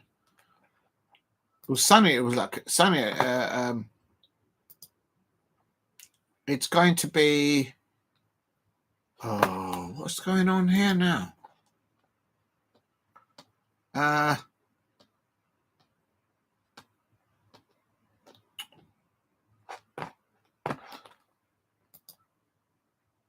that was a waste of time. That didn't work. There it is. Thank you very much, because I've learned something the last time. Not the last watch along, but I've got some good history. Because when I was talking about the new Everton stand, not Everton stand, the new Everton Stadium, it's going to be named after Bramley Moor Dock, and apparently it's in the area called Vauxhall, in the docks. And I was trying in vain to understand whom the gentleman Bramley Moor was back in the day. There had to be a connection between himself and I expected the city of Liverpool, the whole city of Liverpool, and Everton, I suppose. And it was because he was a very industrious, very successful business entrepreneur and businessman who actually went into politics a little bit as well. And he always gave, apparently, he gave money to, not just gave money, but helped a lot of the poor people in Liverpool back in the day when he was very successful. So apparently that is why the new Everton Stadium is named after Bramley Moor Dock in the Vauxhall area. There is actually an area in London called Vauxhall, and it's in it's actually not far or within the area of next door to Kennington, where Jadon Sancho grew up as a youngster. He's a South Londoner. So why that didn't work for Manchester United? So there you go. He's gone from one Vauxhall area, literally, to another area. Well, up there, up in the northwest of the country, up there. Right. Coming to Everton next season. Yes, if I can. Pre-match Guinness, Railway side. I'm going to copy that one as well in case, so then I'll have it. Copy. I'll have to do my homework a bit more on for those of you who don't understand, it's not just about the football, it's actually learning about the city of the football club that you're actually talking about.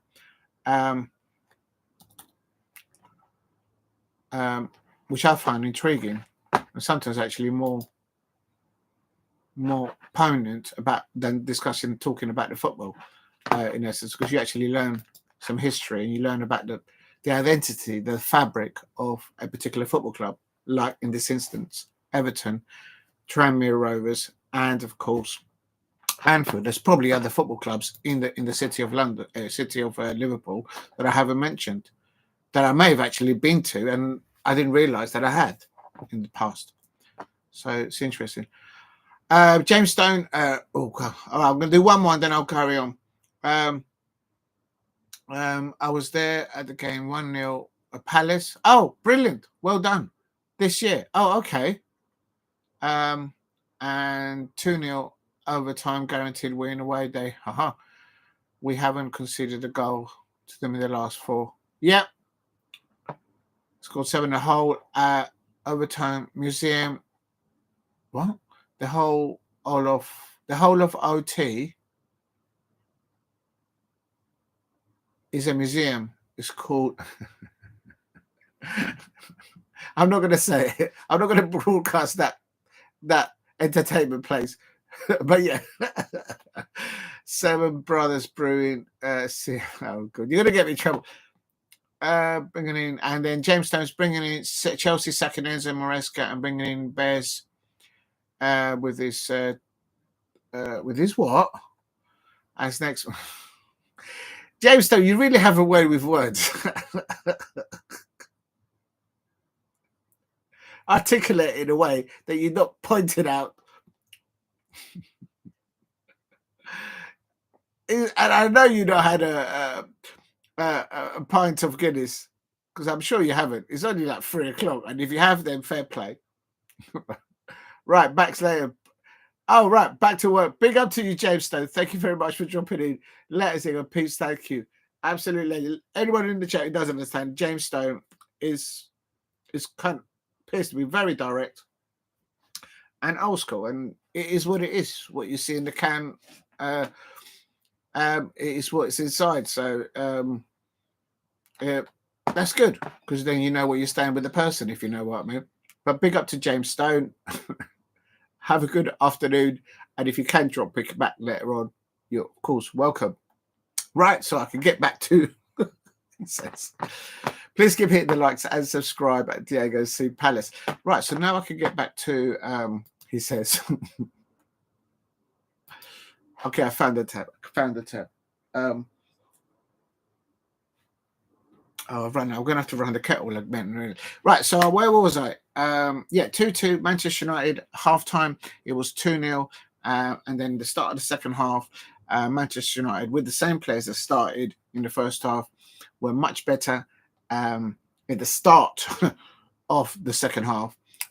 Everton perhaps were setting back, maybe comfortable with that 2-0 lead, but I expect the Everton home fans would have been very worried, especially the ones of Everton fans that go every day in and out for the decades that have gone by, watching Manchester United fans and their players arrive at Goodison Park. They always seem to nick a result out of them, even when it's not meant to be. They're always, the Manchester United away fans and their players and Sir Alex Ferguson back in the day, always used to take some points, or if not all the points. So that's what I understood from the history. It's literally like a grudge match, football match between Everton, Manchester United at Goodison Park. That's how I read the pulse on it. So that's why I kind of thought, do you know what?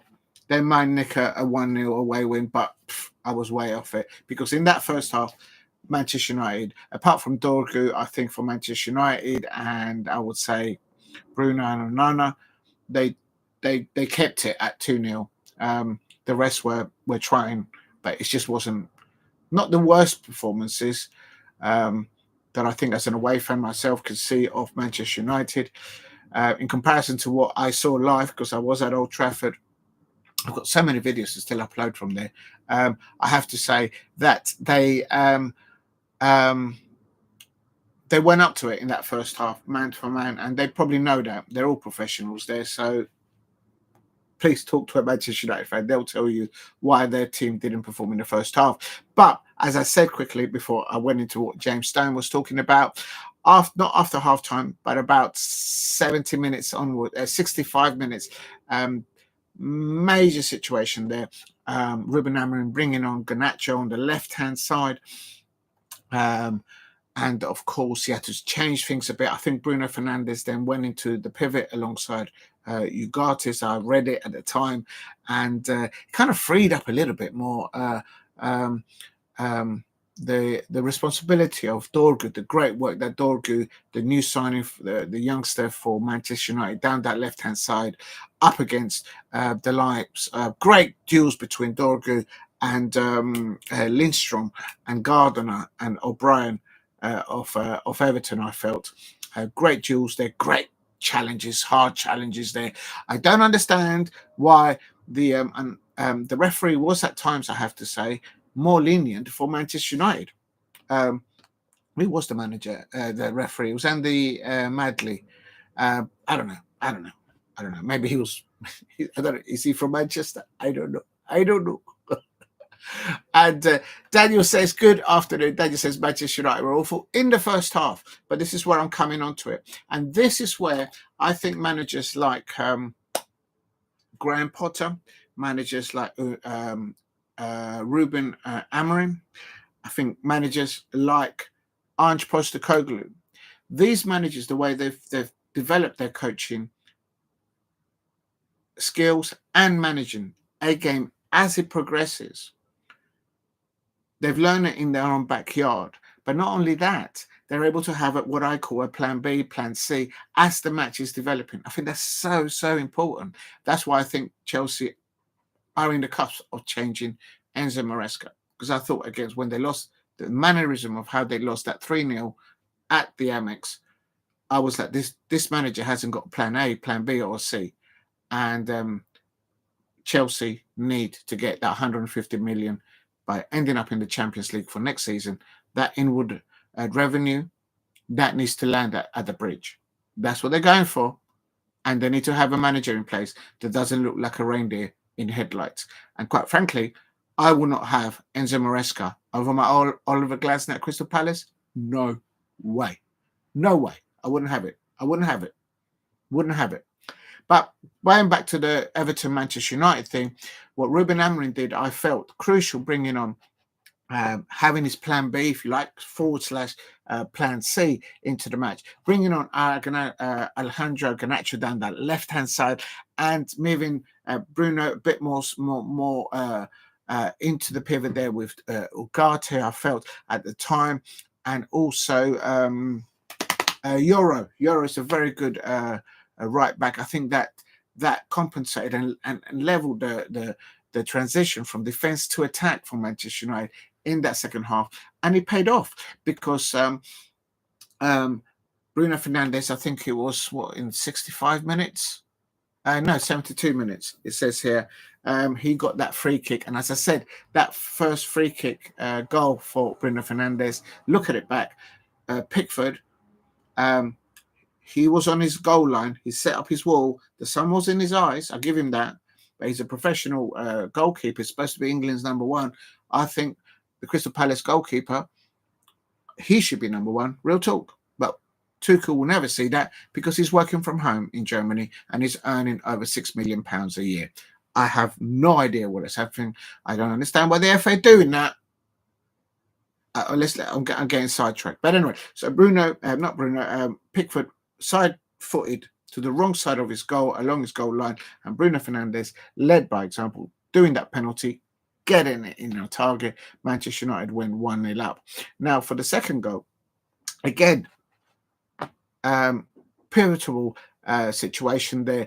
That shot on by Ugarte on 80 minutes. Absolutely instrumental there, but Bruno Fernandes, I think, was vital for that as well. So once again, that's why I said that maybe Manchester United were going to nick a 1-0 away win there, because they always seem to nick a result at Goodison Park. And I expect even at half time when it was 2-0, the Goodison home fans will be saying, "Are we gonna bottle it or not?" And for the first half, I think it's one of the worst, as Daniel 90 says in the chat. Yes, one of the worst performances of Manchester United. Although Durgu and Bruno and I think Onana kept it at 2-0 by example. And but in the second half, with the substitutions, apparently Rushman Holland, the Danish international striker, he's been getting a bit of stick at the moment. He's not getting the service. Look at the amount of times that Holland, I'm an outsider looking into it. He runs into the penalty in front of the goal, and he ends up in the goal himself, and the ball doesn't come across him because they don't cross the ball to him. They take their individual shots, and he's like holding the net, angry because he doesn't get the service. And I think that's part of it. I think people are not mentioning off the work that he does off the ball. So I think it's madness to think that Manchester United fans will look to get rid of Holland when they're trying to get to that Europa League against Tottenham Hotspur or Bilbao. They need squad in there for what they've got. I don't believe that Ruben Amorim will let go of any more players at the moment where the season is, until replacements come in. But it doesn't make sense. They need to try and get players back from injury and keep off what they've got available to get to the Europa League final against Tottenham Hotspur, I reckon. And that's going to be a great final. As a neutral, I'm going to have the popcorn. I mean, literally, I'm not just going to have this. I'm not just going to have jammed Jan tarts and the pink wavers and the finger sponges. Literally, I'm going to make my own home ice cream, like real talk. Maybe some home popcorn. That's what I'm going to do. Big up to Daniel 90. We're getting to the Tottenham game in a minute. If you're new to the channel, please subscribe at Diego C Palace. Yes, if you haven't subscribed, please subscribe at Diego C Palace. I do allow people to go in there and have comments and whatnot. And but even if you're not subscribed, but if you can help me get to 2,000 subscribers, that would be immense. And also, if you can help me get to 5 likes, that will be also brilliant. That's sort of my target every time I do a live stream. Right. So, yeah, it ended 2-2. Sir Alex Ferguson was in, I think, was present there at Manchester United's away fixture at Goodison Park, the very everlast fixture where Manchester United fans go to Goodison Park. I don't know if Everton and Manchester United are out of the League Cup and FA Cup, aren't they? I know they're definitely out of the FA Cup. I mean, poor Ruud van Nistelrooy. Those 4 Manchester United being offside and the liner not lifting the flag up. I mean, that was just like, it is what it is. What can you argue with? But anyway, so I'm just thinking if they're involved, if both of these two sides are involved in domestic cup competitions, maybe they might meet again. But I think Manchester United are out of both the League Cup and the FA Cup. Definitely out of the FA Cup. I don't know if they're out of the League Cup. Probably they are as well. I don't know. You'll have to ask a Manchester United fan. I'm getting nervous because I don't know. But anyway, it is what it is. But there you go. The attendance there is going to was at Goodison Park, Everton 2, Manchester United 2, and just under 40,000 people there witnessed that. But as I was doing the watch along, you could sense, you could feel the frustrations from both sets of fans. I think certainly what happened in the first half, and of course what happened in the second half, ending Everton 2, Manchester United 2. There was no red cards. Oh yeah, there was a penalty, a VAR decision that the Everton fans feel that should have gone their way. Did Ashley Young, was he fouled in the penalty area? Was that a penalty? I think it wasn't so. No, Maguire was just literally tickling his tummy, and then his feet went underneath him. So I don't understand that. If there was a penalty there to be shouted at, it could have been legit pulling on Ashley Young. But Ashley Young, even after the full-time whistle, we went over to the referee and he was demonstrating, like, did you not see me being fouled in the penalty area and whatnot? And I think players and managers need to stop that, because once the whistle's blown and the match is finished, I mean, it's great to see passion and endeavour and dedication by both managers and the players. The match is over. It is what it is. Just let it go. And if you're going to have a word with the referee or the assistant referee, do it in the tunnel or do it in the change room where no one can put more fuel into what you're trying to do. It's how can I? There's an old expression back in the day, because I grew up playing cricket.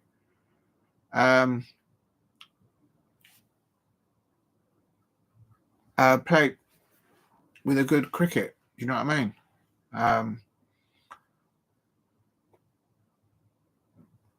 Have the sportsmanship about it. And if just let it. Once the referee blows for the full time, it is what it is. Move on. But anyway, I guess it's easier said than done for the players and the coaching staff. We need the referees, and they need us. But I don't think it was that type of match where you can say the referee decided the thing. I think in the first half, Everton did their part, and in the second half, Manchester United did their part. And I think that was a fair result, 2-2. And they move on. I don't think neither side incurred injuries to any of their players, which is vital for them. I suppose Everton want to keep climbing up the Premier League, and Manchester United I want to gather momentum for that Europa League final against, I expect it will be between Manchester United and Tottenham Hotspur fans in the Europa League final. So that will be interesting to see. So that was the 2-2 at Manchester United, a 12:30 kickoff. And it's a bit of weird weather here in South London. Like when I started, it was sunny, and then there was not a thunderstorm, but it was just chucking it down with rain. And now the sun's come back out. I expect there to be a rainbow out there somewhere right now. Right, let me just put this on so you can get better lighting. Oh.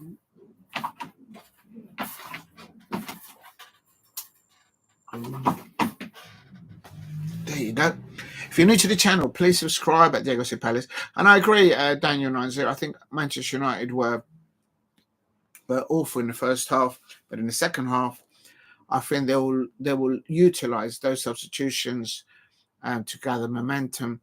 And good managers, good coaches utilises those momentum shifts during the 90 minutes and take the good and incorporate that, I expect, in training for the next few days, that they have days of training together, and to chalk out things that didn't go too well. If you're new to the channel, please subscribe at Diego C Palace. And if you are new, if you haven't subscribed and you're watching, please subscribe. I'm trying to get to 2,000 subscribers. And on that point, I have to thank everyone for the support and love that you guys are showing to the channel. The subscribers are going up. The likes are going up. And, oh, yeah, I forgot to do it. If you're an Everton fan, I have recently uploaded your manager and your players. How do I do this? I've got to remember how to do this. I've got to remember to do the PR thing while I'm going live.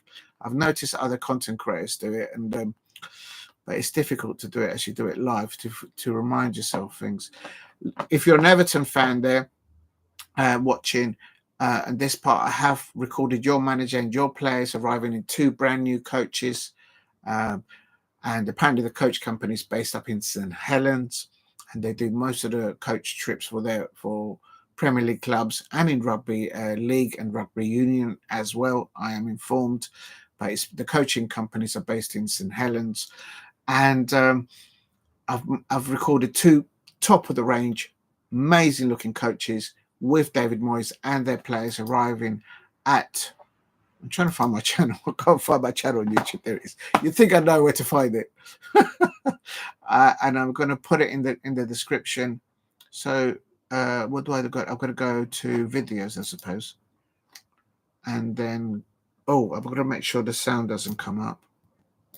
Otherwise, the copyright will get me. Yeah, it's gone into advert. So I've got to, what do I do? What do I do? I've got to go press on share, copy. So if you're an Everton fan, or if you're just a football fan and you want to see the Everton players arrive at Selhurst Park and the brand new coaches, I have uploaded a video and it's got over 11,000 views. So thank you very much, everyone who has watched it. And oh, there it is. There's the link, and I'll put on here above 2 new Everton coaches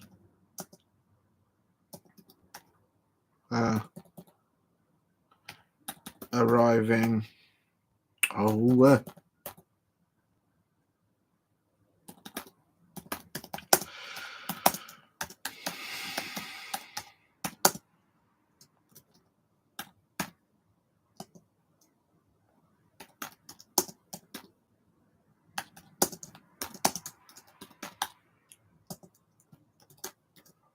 there you go. There you go. I've got to remember to plug thing, not plug, but I think that's what you say. Why is it doing that?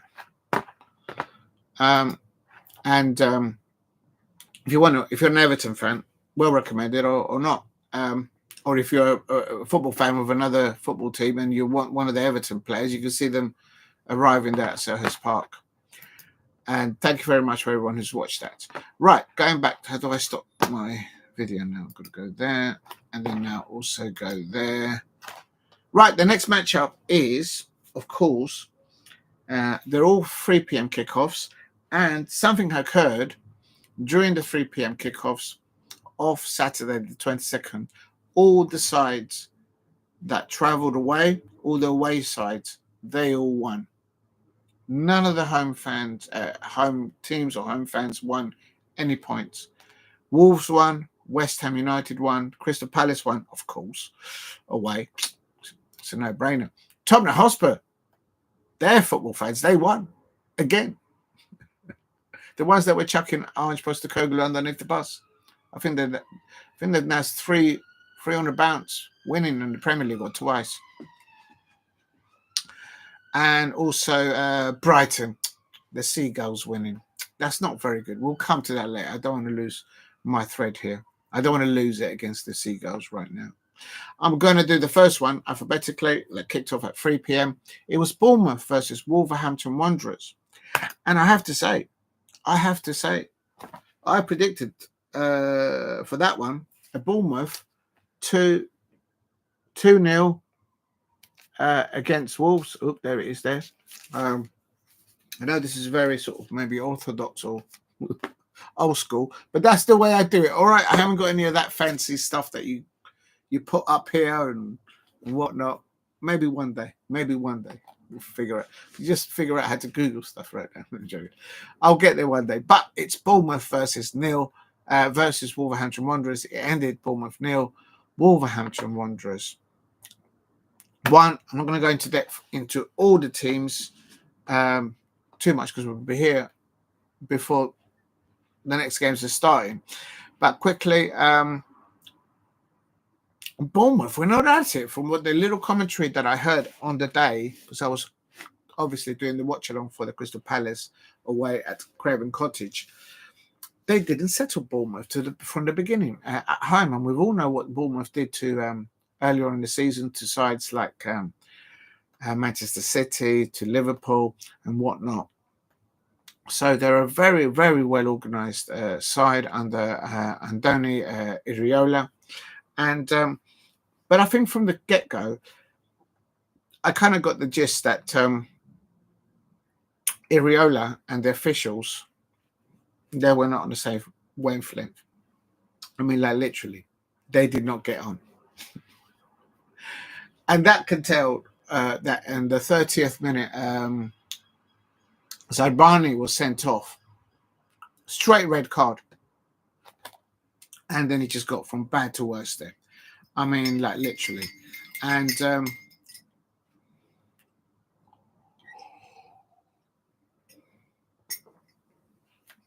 I think I didn't watch it live because obviously I was watching the watch along. I was keeping an eye obviously on Crystal Palace away at Fulham, but I was always keeping my ear out what's happening with Arsenal. I kept on hearing more and more people saying, "Oh, Arsenal are throwing a wobbly." And let me put in the chat now. This now. Oh.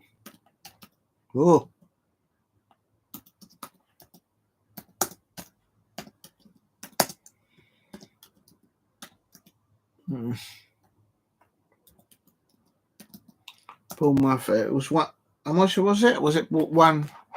Yeah, it was just 1-0. Wolves scored 1 goal. Yeah, I thought so.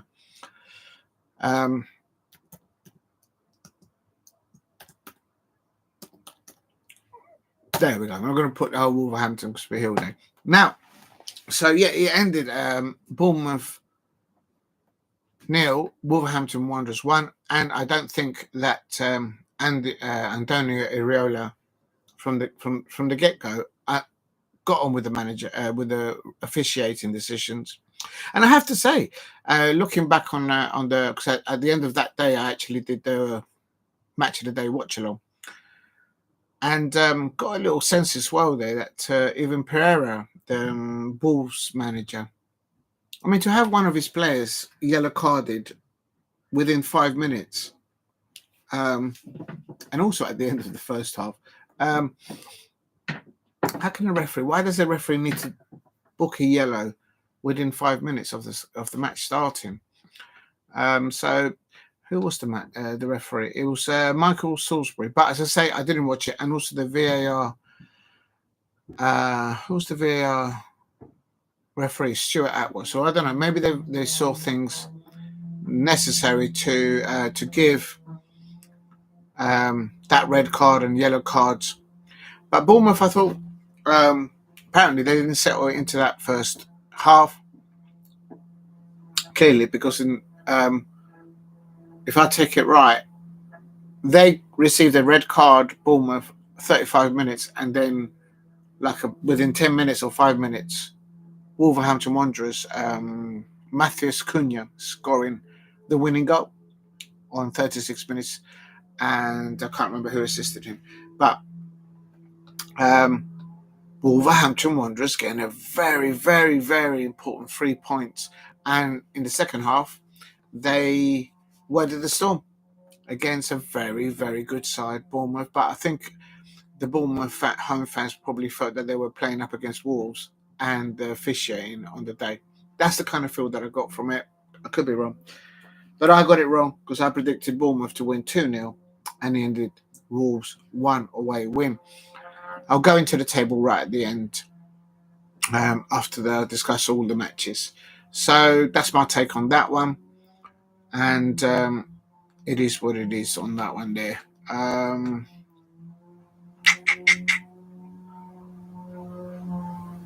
Yeah, that's all I'm going to say there on Bournemouth. So I didn't expect that.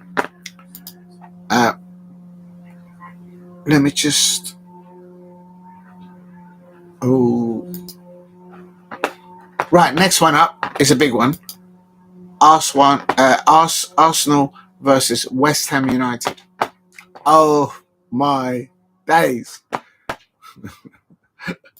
There was literally emergency meetings by the Arsenal fans on YouTube all over the shop, all over the place. They were not happy with that performance. Apparently, as that match evolved, of course, I was doing my watching on for the Crystal Palace away at Gruev Cottage because they both kicked off at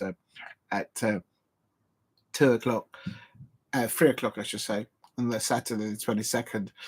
But so let me just write in there. Everyone's saying Cunha is better than Mateta. Okay. Let me just counter that. Listen, you might be using your orthodox stance on that, Paul Brady, on that comment there about Cunha is better than Mateta. I'm going to use my Sao Paulo technique to counter that. You know what I mean? Usyk style. Usyk. Remember, Usyk's got all those titles, and Usyk. Remember Usyk getting all those titles at the Tottenham Hotspur Stadium? Oh, he's ready. He's always been ready. I'm not saying that he lifts his boxing shorts above his belly button, covering his kidneys and all that. But he's ready like this. He's ready for any battle. So I'm ready for you. So my return for that. So my counter punch for Paul Brady is there saying everyone is saying Cunha is better than Mateta. First of all, Cunha doesn't have a boom, boom, boom. Cunha's in. It just doesn't rhyme. It doesn't go. It will never rhyme. Having said that, point number 2. Is Cunha right now, as you and I are discussing this important situation, versus Cunha versus Mateta? At the moment, Barcelona quiere los servicios de el señor, Monsieur Jean-Philippe Mateta. Right now, Barcelona having a little look over the shed, over the training camp at Crystal Palace. Real talk. The word on the street. I don't know what kind of street you live in, Paul Brady, but here in South London, the word on the street is that Barcelona, last week it was Lyon, Nice, and the week before that it was PSG. But this week, real talk, the word on the street is that Barcelona are keeping very close eye tabs on what Jean-Philippe Mateta, to you, is el Monsieur. Écoutez, Monsieur Paul Brady, écoutez. Barcelona están mirando. They are looking at Jean-Philippe Mateta. Wolverhampton Wanderers, Barcelona. Por favor. I don't hear anyone on the street saying to me that Cunha is being linked to Barcelona. That's my counterpunch. See if you can get up from a 10 count from that. Real talk. Now, let me put it this way. And now we're talking about Arsenal versus West Ham United. Why on earth, Arsenal fans, did you not put pressure on your football club to go and get someone like Cunha or like Jean-Philippe Mateta in the January transfer window?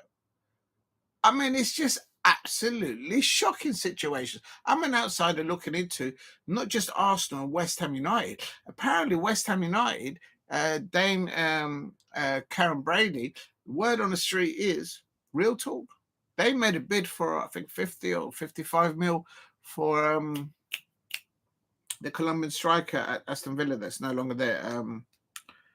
Por favor, it's who was it? I can't think now. I've gone blank. Duran? John Duran from Aston Villa. He's now in Saudi Arabia or somewhere over there in the east somewhere. So Arsenal fans, why didn't you go for that? But Cunha's a better on the turn though. Different types of strikers. I think they bring different type of with Jean-Philippe Mateta. What he can do, he can break from the transition from defense to attack. I would say the same as Cunha with pace. Because I'm a Crystal Palace fan, I'm thinking Jean-Philippe Mateta has more from that transition from defense into the attack, or attacking the opponent. Not just, I think Cunha's better on the wide coming in. I think Jean-Philippe Mateta is better centrally. That's when he's off the ball. So basically, the transition from defense to attack, knowing where to go into the pocket if somebody's passing the ball. I think pace. Could Cunha be faster than Jean-Philippe Mateta if you put them on a line and then you fired sort of or blew the whistle and they both threw up its pace? Maybe Cunha might beat him as a sprinter, but Jean-Philippe Mateta, I think, as a target person, whether out wide or whether deep or playing a little bit deeper, sometimes the strikers have to do when they're playing free at the back with the wing backs bombing it out. Sometimes the striker does have to come in deep to help out. I think Jean-Philippe Mateta has more of that in his game than Cunha. And I don't really go with stats, but I'll bet you I am pretty certain that if you look at the stats between Jean-Philippe Mateta versus Cunha, I think he's probably better. But on the eye, I'm obviously going to go with Jean-Philippe Mateta. And as I say, when football clubs like Barcelona, where there is a little bit of smoke, usually there's a little smithering little fire somewhere brewing there. And I'm worried about it. I'm worried about it because people always want strikers. And I'm not surprised to hear that in the January transfer window, I remember Wolverhampton Wanderers fans saying to Arsenal fans, you know, he's not going over to Arsenal. I don't think there was, I could be wrong, but my understanding from what I saw in that January transfer window, Arsenal did not make it public. They said, we've made a table. We want to see if there's a clause, can we bid for this player, Matthews Cunha from Wolverhampton Wanderers. I never heard that. But what I did hear was West Ham United trying to get John Duran from Aston Villa before he jumped over for the big money move to Saudi League. So Arsenal fans out there, why didn't your club make an official approach for Cunha? And if Paul Brady is saying that Cunha is a better striker all round, no. Yes, capabilities, definitely good player. Why did they make a bid for a player like Cunha They need a striker. They're left with Miko Moreno now, I think it is now, who's playing as a number 9. For some reason, Sterling hasn't been able to recover what he used to do before. He was mostly a winger, though. And now to play in the number 9 in the Mikel Arteta's kind of process, it hasn't materialised. So, but going back to what I said, I don't understand why the Arsenal fans didn't all get together and put pressure on the Manchester United Football Club. Look, you need to get yourself a striker in if you're really serious about landing that Champions League football trophy. They're in. Well, anyway, so I don't understand why they didn't do that. And it's telling, of course, the injuries to Arsenal. I've seen the likes of Bukayo Saka. He got injured at Selhurst Park. Actually, I've got some videos to upload about that. So for me, yes, Arsenal were with injuries, but with that said, playing against Graham Potter, I actually said it'll be an Arsenal 3-0 win. Beforehand, a few days before that. And the reason why I said that was because West Ham, Graham Potter's a good coach, good manager.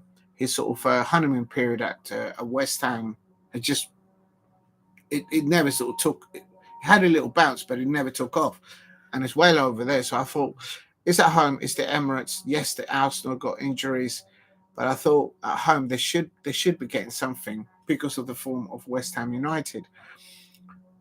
But it wasn't the fact that Arsenal just lost 1-0 to West Ham United. It was the way they lost it. Because the thing is, from what I was hearing about while I was watching some bits while I was doing the watch along for Crystal Palace away at Craven Cottage, Ward-Prowse for West Ham United, link up between him, Alvarez, and up to Bowen. And also Kudus also had a brilliant first half, if I must say so, from what I heard. They absolutely Rice should have known. Declan Rice should have known what West Ham are about. So, but he just never materialised. I thought the captain of Arsenal, not so much when I was hearing us watching little bits, but when I watched the replay of that match, I thought he was like overdoing the passing, and it's like he didn't have people movement in front of him enough for him to pick a pass to create a situation where West Ham were on the back foot. But throughout the whole game, from what I ascertained as I was doing the watch along for Crystal Palace away at Craven Cottage, all I could hear on the bits that I hear and the little bits that I saw was Wan-Bissaka down that right hand side. He started literally on as a back 5 there for West Ham United for Graham Potter, but throughout, I would say 70% of the match, as I feel, I don't look at stats, he was literally he was actually doing a number over Trossard, Rice, and California. He had them all in his pocket. Real talk. This is Wan-Bissaka that Manchester United fans threw underneath the bus because they thought that Diogo Dalot was their only saver.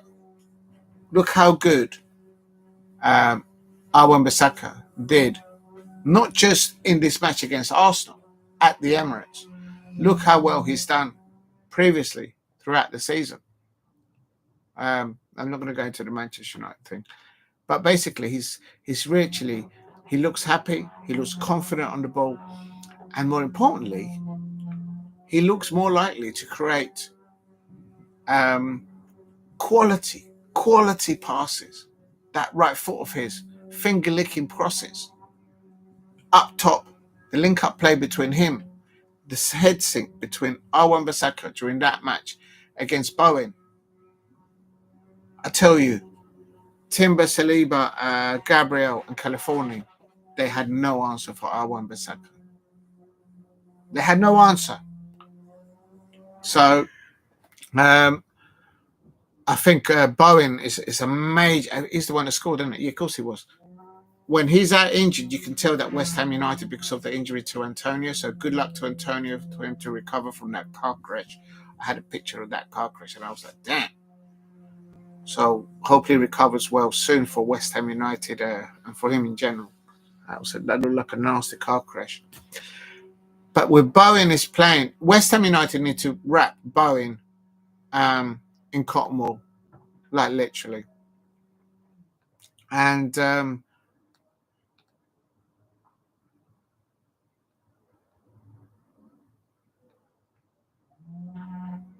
I'm just looking at the substitutes of Arsenal.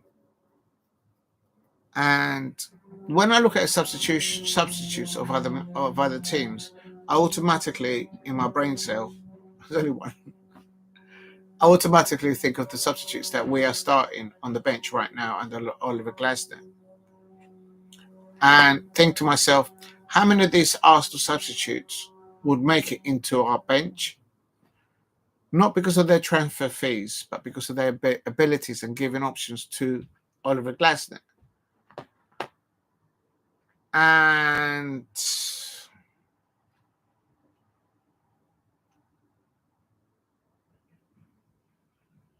the only one that I would automatically that I say that would be in our bench,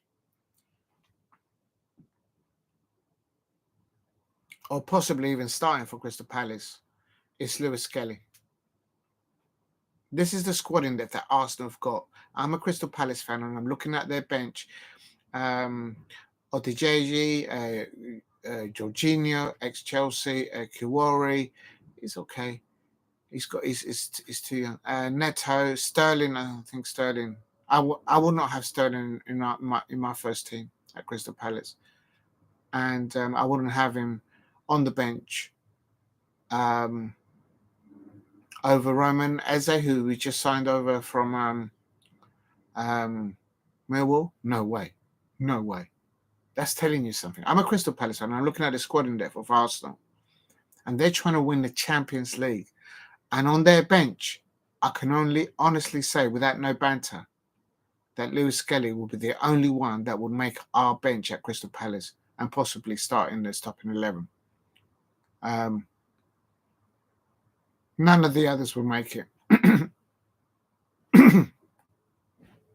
Remember how many years Mikel Arteta has been at Arsenal and how many millions and millions of net spent he's spent while he's been there.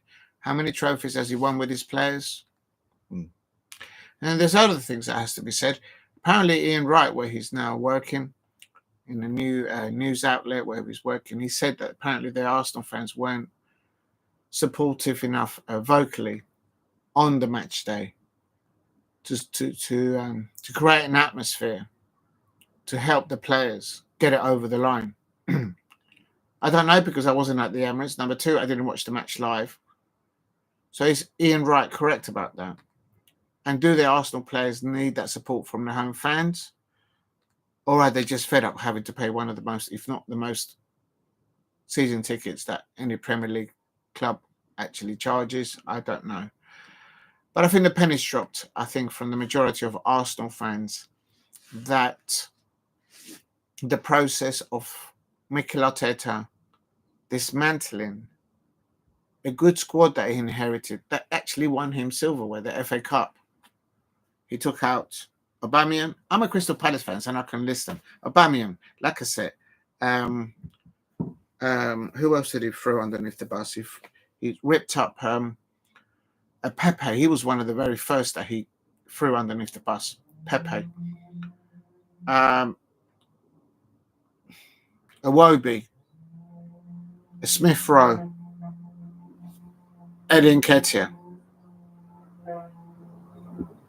Who else? Guendouzi. Am I missing somebody else from Arsenal that they ripped up? Leno. There was another goalkeeper, another name. So he had a good backbone there. Okay, they brought Declan. Had he kept those players and brought Declan Rice in early days from West Ham, they wouldn't be where they are now. Am I seeing this wrong or not? I'm looking at the substitutes of Arsenal on the 22nd of February up against West Ham United. This is West Ham United that are not in the Champions League. And the substitutes there, yes, I know Arsenal have got injuries. I'm not blind to that. But the squad in there that they got there, and the only player that I've seen the substitutes of Arsenal is Rak-Sakyi. I've seen him play live at my Crystal Palace. Very good player. He's the only one on that bench of Arsenal up against West Ham United that I could see getting into my Crystal Palace bench, and perhaps even Oliver Glasner saying, "You're starting today."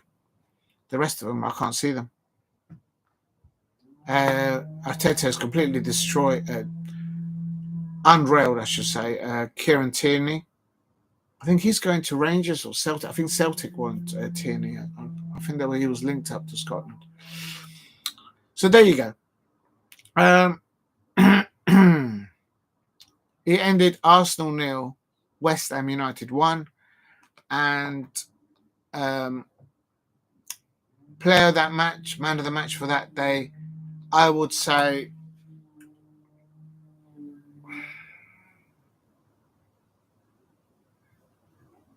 as an outsider looking in, of course I'm going to be biased for Wan-Bissaka. It won't surprise me in the least that at the end of the season, someone might come in and put a nice little offer there for Wan-Bissaka, because he's developed not just as a defensive right back. He's developed another, if you like, another bow to his, another string to his bow. In build-up play and attacking play from a defensive transition to attack down that right-hand side. I bet you other managers will be looking at that, and if West Ham can get a profit on that, it wouldn't surprise me if he goes back. I think he's putting himself on the shop window very well. So well done, Wan-Bissaka. And I just don't understand why the Manchester United fans threw him underneath the bus.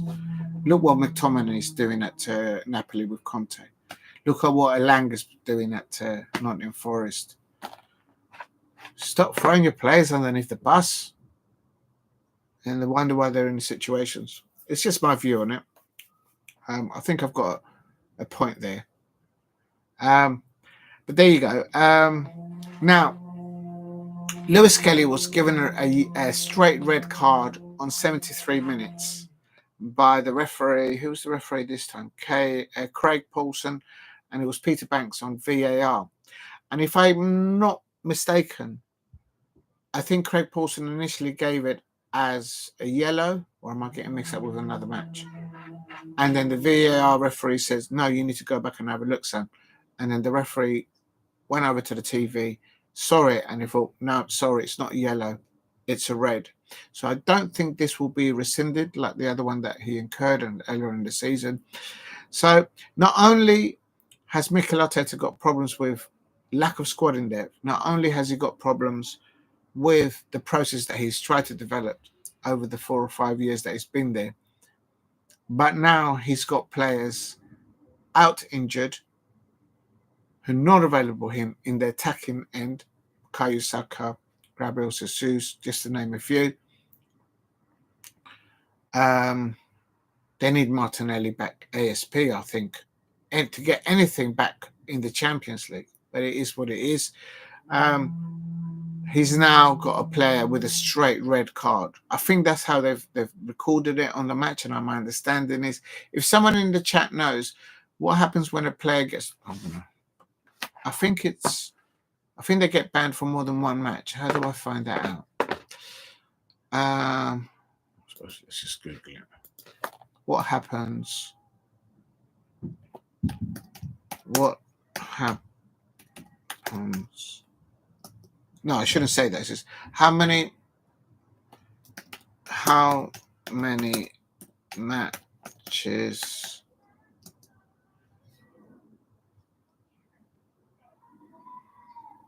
suspended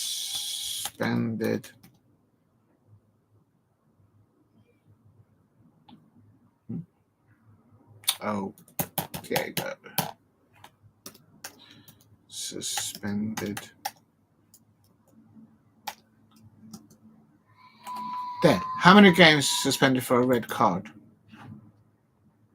Okay, for example, sending off due to a second yellow card will result on a one-match ban. I knew that. As will a red card received for a professional foul. Dissent leading to a red card generally and 2-match bans, while violent conduct can be punished for 3 matches. Oh.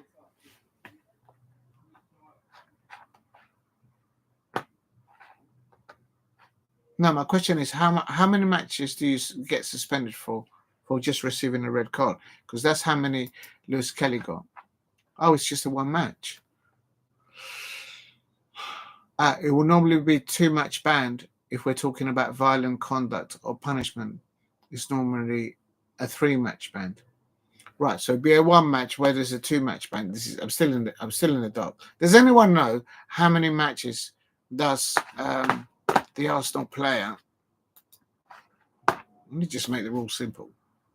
Straight red card, boom, 2 or 3 matches. And now they just added stuff into it. How many matches does now Mikel Arteta not have available? Lewis Kelly. Because, like, literally, injuries, and now players suspended, and they want to try and win the Champions League and the Premier League. They couldn't even drop out the top 4. I've said it. I know people are not going to believe me, but I said it a long time and I'll say it again. If Chelsea can get a manager that understands how to progress a match as it develops, i.e. not be a reindeer in headlights as a match is developing and not lose a match like they did against that 3-0 against Brighton. If Chelsea can change Enzo Maresca and put a manager in there that can read a match as it develops, I'm sure Enzo Maresca is a good coach, good manager and all that jazz. But the pundits, the ex-professionals in the game, they can see it. And they're calling it out. And I've called it out ages ago. If Chelsea fixes that, they should end up in the top 4. I think the other 3 clubs that will finish in the top 4 will be, no particular order, Liverpool, Manchester City. Who will finish the last spot? Chelsea, Liverpool, Manchester City is the 4th spot. Who's going to grab that last 4th spot? With the manner of injuries and Mikel Arteta trying to throw everything into the Champions League, they could drop out of the top 4. And well, if we beat Villa tomorrow, probably won't be them. But they've got Asensio, Marcus Rashford. They did well in the January transfer window, something that Arsenal didn't do. I don't understand why the Arsenal fans didn't all get together as a fan base and said to the football club upstairs, is, look, you need to bring some winning goals in this league campaign to guarantee top 4 and to potentially win the Champions League with the injuries that they've incurred. Martinelli, Saka, Gabriel Jesus, and that's just naming a few. I just don't get it. They didn't make a bid for nothing in January. So I don't know. But for me, I don't know. I think it's going to be, I think he'll definitely, Lewis Kelly, I think he will miss one match for, what's the schedule for Arsenal? Let's have a look. How do I do that?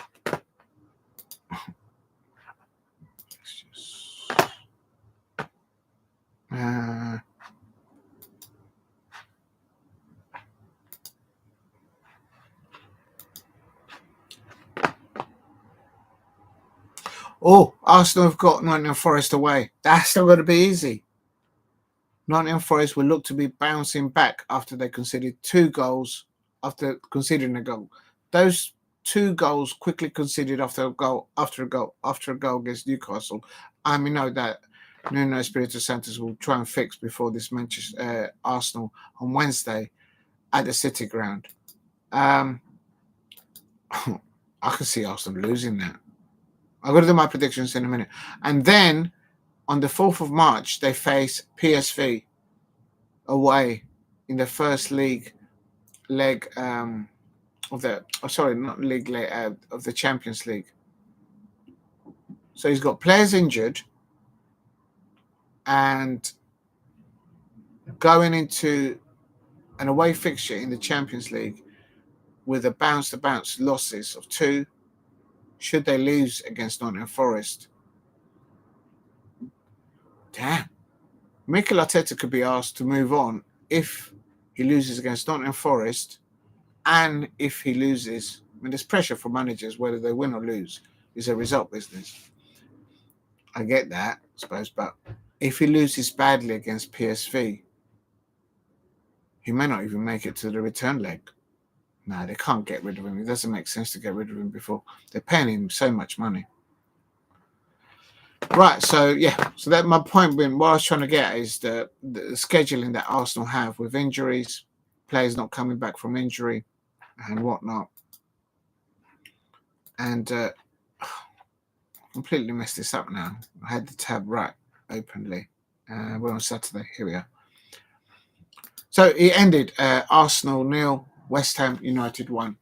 And oh yeah, I didn't give him a man of the match prediction. Man of the match is between Wan-Bissaka, Bowen, and in my opinion, Prowess.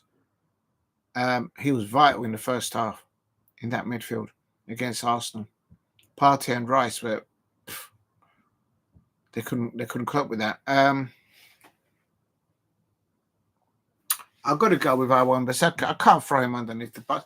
He's absolutely doing bits at the moment. Well done, Wan-Bissaka. No surprise there. I went with Wan-Bissaka. Man of the match for me is Wan-Bissaka. But the work that he did with Bowen, Ward-Prowse, the whole team, they to go to Arsenal and get a clean sheet and get 3 points, regardless of the woes that Mikel Arteta's put himself into, I suppose. He's got rid of so much. He should have built on that squad that he inherited from Unai Emery. That's my point as an outsider looking into it. But he just ripped it up and thought, I've got a process. I'm going to do this. He hasn't won anything ever since. The penny's dropped. There's no good blaming the design of the football now. It's too late for that. And that's why maybe Ian Wright was saying that the Emirates was too quiet for his liking, and he felt that the home fans should be backing the players. But Ian, surely you understand that your Arsenal is about winning trophies, and Mikel Arteta had a good team, but he ripped it up, and he started a process. And 5 years down the line, over 850 mil net spend, and there's still no silverware. And as I said, I looked at the squad in depth of your bench, Arsenal fans out there, and without doing any banter, the only player on your bench that will get onto my Crystal Palace bench, as how we are, and could potentially even maybe start for Crystal Palace, the only player on there is Lewis Skelly. The rest of them, no. That's a Crystal Palace saying that. Real talk. Right, I'm going to move on now. Oh, I didn't put in the chat. Oh, sorry, I forgot to put that. Just finished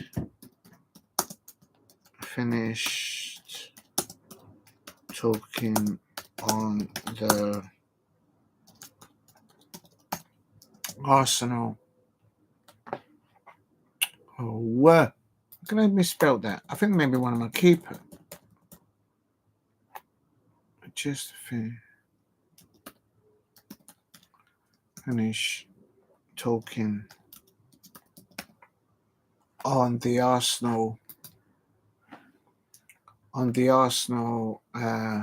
Just finished talking on the Arsenal. It was West Ham fixture. A result, I should say. There you go. So yeah, it's I think Lewis Skelly will be now not available for Nottingham Forest. I expect on Wednesdays. Not sure if he's going to miss the Champions League fixture. So they're not playing. They're not playing on at the weekend. Nah, surely they are. what's happening on Saturday. I'm getting confused. Oh, FA Cup. Oh, yeah, they're not in the FA Cup. Yeah, that's another thing, Arsenal fans. Back in the day, you guys used to have a second home. It used to be called Wembley. Mikel Arteta went in there, dismantled Unai Emery's side, took the silverware, and then he just tore it up. Build on something. It's created problems all over the park. That's how I see it as an outsider going in. And then Ian Wright is saying that the Arsenal fans, weren't supported enough at the Emirates during the match. I wasn't there. I was doing the watch along for Crystal Palace at Craven Cottage. But my view is that the pennies dropped over there, I expect. That's why Arsenal are not playing on Saturday, because they're not in the FA Cup, of course.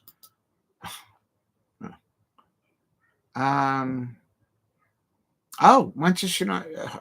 I thought Manchester United were out of there. That was the League Cup. They were knocked out against Leicester City. So I got that wrong, because I've just noticed Fulham are away at Old Trafford. So there you go. You live and learn. Right. So going back to the Arsenal, they need to get their injured players back. They need Martinelli. They need to get their injured players back as soon as possible. Maybe not so much for the Premier League, but definitely if they're serious about, I suppose, to win the Champions League. But I think that's a long shot.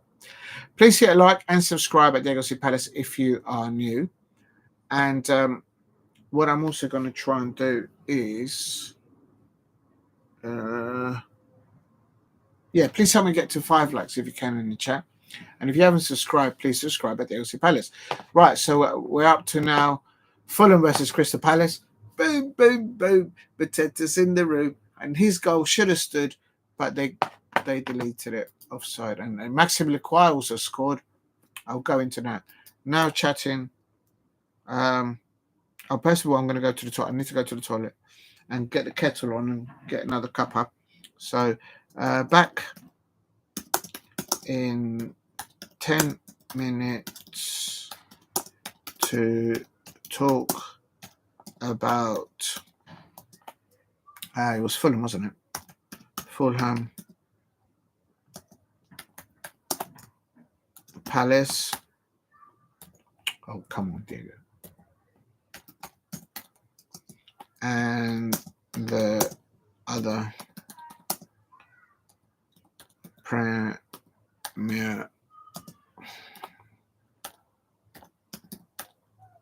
results.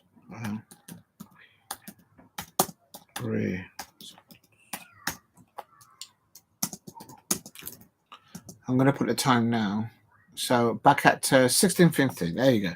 Because I've got to put the kettle on, and it takes a few minutes for it to boil up, obviously. Back at, let's give it 15 minutes. So back at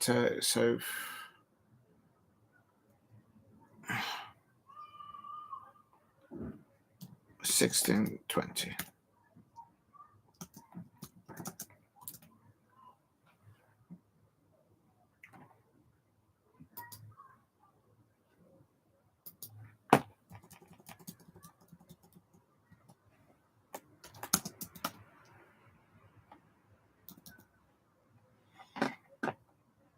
Big up to Paul. Oh, sorry, Paul Brady. Did I miss your chat? Oh, there you go. I'm just going to go to the toilet, and also I'm going to just put the kettle on and get another cup of chop going. And to discuss the next match, which is Fulham, Palace, Ipswich Town, Tottenham, Southampton, Brighton, Aston Villa, Chelsea, and then quickly the Sunday results as well. And then the fallout from that quickly round up. And then I'm going to do breaking news that has happened in Scotland. Rangers have moved on their manager, and they've put in a caretaker manager, I believe at the moment. I'll have to go into Sky Sports and check out what they're doing and check out what Fabrizio Romano is saying as well. Because I'm new to this content creation and live stuff, I'm looking to lose just sources that are sort of reliables, that's whatnot. So Oh.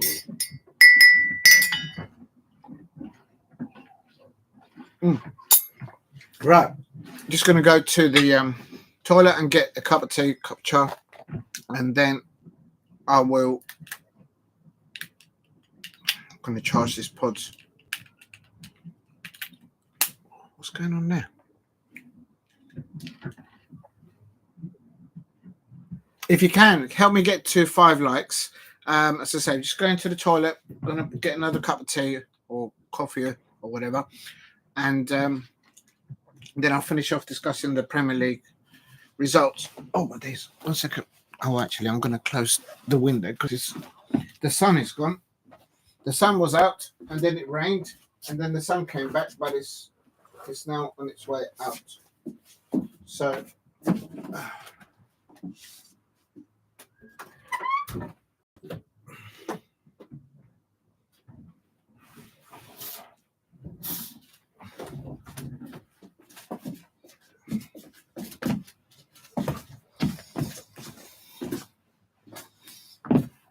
Oh. Right, I'll be back in about 5. For 20 past. I'll be back at 20 past. All right. I better take this just in case it goes off.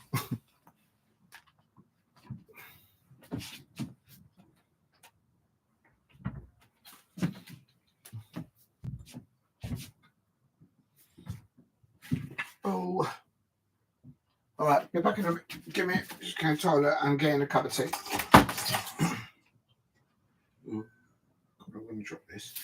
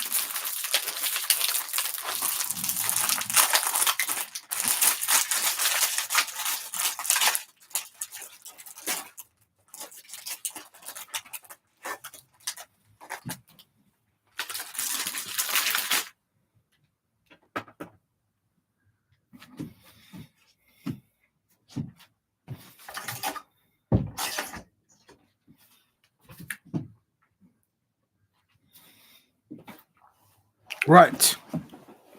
Hello, good afternoon, everyone. Oh, thank you very much for hanging in there.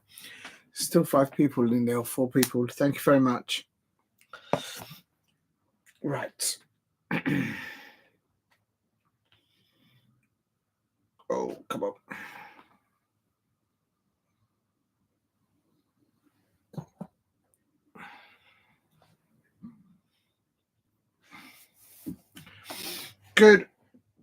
Good afternoon, everybody out there. Thank you very much for holding on. Yes, good afternoon, Graham Rogers. Thank you very much for tuning in.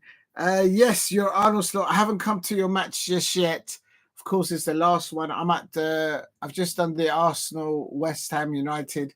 Going to do the Fulham, Crystal Palace, then quickly Ipswich Town, Southampton, Aston Villa, and Newcastle. And then, of course, your Arsenal game. Good afternoon, Graham Rogers. Yes, go. Graham Rogers says, hi, go Liverpool. Look, you're Liverpool. I actually got it wrong. I got it wrong because my prediction for that fixture there, you can see it at the bottom. I predicted that Manchester City were going to win because I remember at the beginning of that Real Madrid fixture between Real Madrid versus Manchester City, Pep Guardiola benched Erling Haaland, Grealish, Kevin De Bruyne, Jeremy Doku, and Ake of Manchester City. And after that defeat against Real Madrid, Pep Guardiola said to the media, I'm focusing on the Premier League. So I thought he was starting the mind games against, of course, the Liverpool fans and the Liverpool manager, Arnold Slot. And so I thought they might just because they benched those players against that Real Madrid, I thought they will be coming and they will all be starting, or not all, maybe all of them will be starting at the Etihad against your Liverpool. And I got that wrong. Your Liverpool, the performance of your players there, Mo Salah was absolutely prolific there, but also Luis Diaz down that left-hand side, sometimes playing centrally as well at times. But I gave the man of the match performance I'll come to that match later on, but I did give the man of the match performance because I did a watch along for that. I gave the man of the match performance, Manchester City versus Liverpool, to Alex McAllister, your midfielder. I think McAllister, Gravenberch, Szoboszlai, it's such a difficult thing to break down for any opposition. And but I know probably everybody gave it man of the match performance to Mo Salah, probably. But I'll come to that just in a minute. But thank you for dropping in, Graham Rogers. I hope you're well.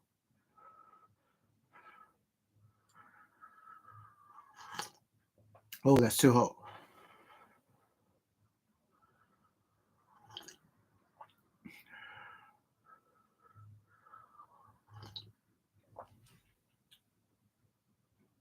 If you're new to the channel, please subscribe at Diego C Palace. And if you can, help me get to 5 likes, yes, well done, Graham Rodgers there for your Liverpool. They did very well against Man City, and I predicted it incorrectly. Oh.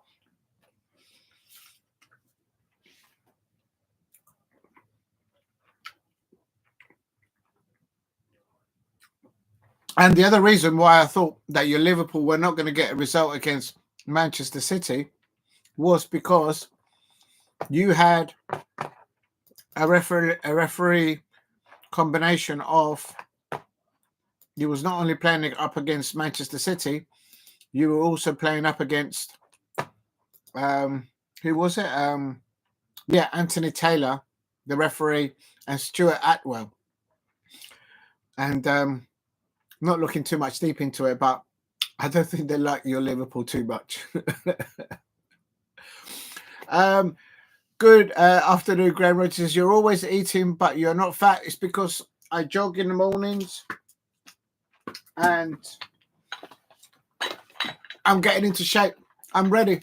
I'm ready for the match against Aston Villa tomorrow night at Selhurst Park, where home fans and away fans that visit Selhurst Park, they have the best match day experience in the Premier League.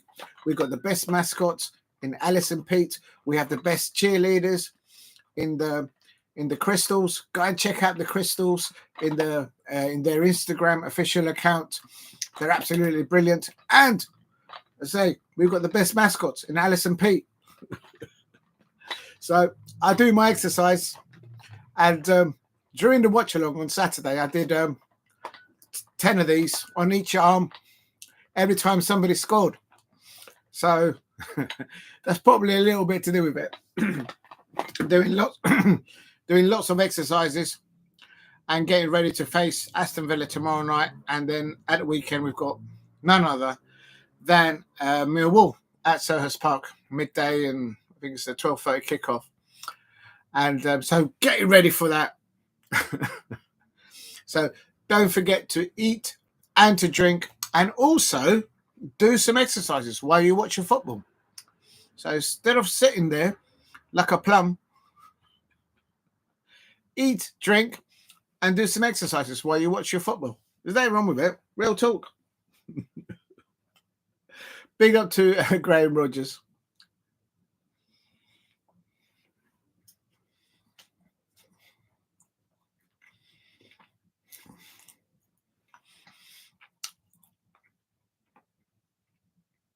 Yes, there is an eagle that they are using, and sometimes they show the eagle. I've done a few videos on it actually, and it's yes, but they don't do it like in if you look in the NFL, in the US, they do let the eagles like fly around the stadiums in the NFL. Please go and check out my watch along for the Super Bowl, where of course the Eagles, the Philadelphia Eagles, had their redemption over the Kansas City Chiefs. I had a really good views, and thank you to everybody who watched that Super Bowl. And a massive thank you to a gentleman called Tom Grossi. He covers NFL, and he sent his fans, his watchers, his members, his viewers to my live stream. And thank you very much, Mr. Tom Grossi, and congratulations on Tom Grossi has just did a live stream, and he raised $1 million for Save the Children's Patriots, children's charity. So well done, Tom Grossi and his subscribers there, and to all the members. And I have to do. I'm going to have to do some more NFL coverage. So thank you very much. I can't thank Tom Grossi and his subscribers and his members that quickly popped over to my channel. I still haven't got past that. That was absolute scenes. I was there doing the Super Bowl on my own with about 3 or 4 views, and then suddenly, boom, it just went absolute madness. It's a gentleman. It's a channel called Tom Grossi, and he does NFL. Definitely well recommended over there. They're absolutely amazing over there, and they've just raised $1 million for a charity, for a very good event, for a very good course over there. So congratulations to every single one over there. Right. Where was I? I will do the Manchester City just a bit later on.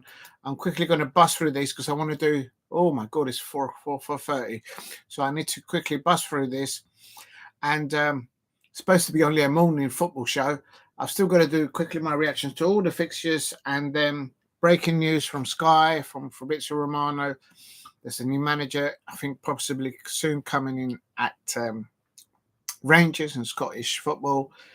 And also, because I do believe both Celtic and Rangers actually lost on the weekend, if I'm not mistaken. To St Mirren, they lost 2-0. It wasn't the fact that they lost, it's the way they lost. And they've now installed a new caretaker manager at Rangers, no doubt looking for a suitable replacement, long-term, short-term, to take Rangers and get that Scottish Premiership, I suppose, because Celtic also lost to Hibs. Well done to the Hibs fan out there in the Scottish. So back to order of play here. Not going to do the boom, boom, boom. Actually, I'm going to do it. Boom, boom, boom. Mateta's in the room. But quickly, just a nutshell. Absolutely wonderful performance from Crystal Palace on their travels again. It's the fourth consecutive away fixture where just got a message. A fourth consecutive away fixture for Crystal Palace, making history. Well done, Oliver Glasner, the coaching staff, and all the players, and most importantly, the Crystal Palace away fans. They were absolutely amazing. I could hear them, I could feel them as I was doing the watch along at Craven Cottage, and they won again, 2-0. It's 4 consecutive wins for Crystal Palace, 2-0 away. Statistically, I can't say that word. Statistically, not sure why I can't pronounce that word. But Palace are top of the away form in the Premier League, breaking records, mirror margin what your nearly say Jurgen Klopp, Arnold Slot has done for Liverpool on away fixtures. And yes, so he ended Fulham 0, Crystal Palace 2. Joachim Andersen, of course, whom I've spoken of very highly before, had a Danish international, but he had a wonderful representation of himself while he was at Crystal Palace. But on that afternoon at 3 p.m. against his old club, Crystal Palace, he had a day to forget.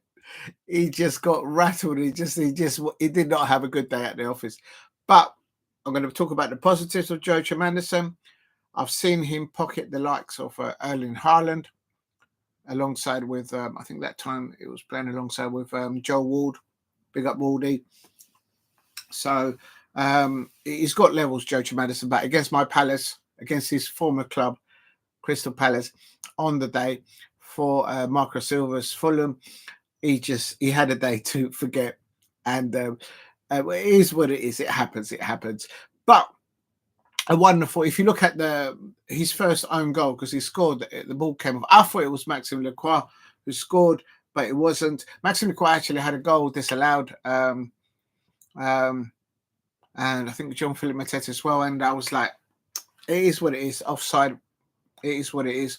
But well-deserved 2-0 win for Crystal Palace. If you look at before, Joachim Andersen for Fulham scored that own goal and gave us a goal. He, just before that corner came in, you could see the referee going to him and telling him to just calm it down. And he just lost the plot. He just lost it. It just wasn't meant to be for him that afternoon. And he was outperforming, but not just Joachim Andersen at the back with Bassi, Robinson and Castagna for Fulham. I think both. I've always said that for recent weeks and from the beginning of the season, I said our best number 8 at Crystal Palace this season, and certainly still, is Jefferson Lerma, the Colombian international. So well done to him with all the work that he did off the ball, especially off the ball, breaking down any potential build-up play, and the transition from defence to attack by Lukic and Verger in of the midfield pivot from Fulham up to their Traore on one side, Iwobi on the other side, and of course up to Jimenez and Smith Rowe. And Lerma and Will Hughes absolutely bossed it on the day. And for me, I think Munoz also had an amazing game. And before the match, I was actually worried about Tyrick Mitchell, because he's been absolutely brilliant for us this season. He's got a good competition for places there, of course, with Ben Chilwell, loanee from Chelsea, very experienced, very good player there.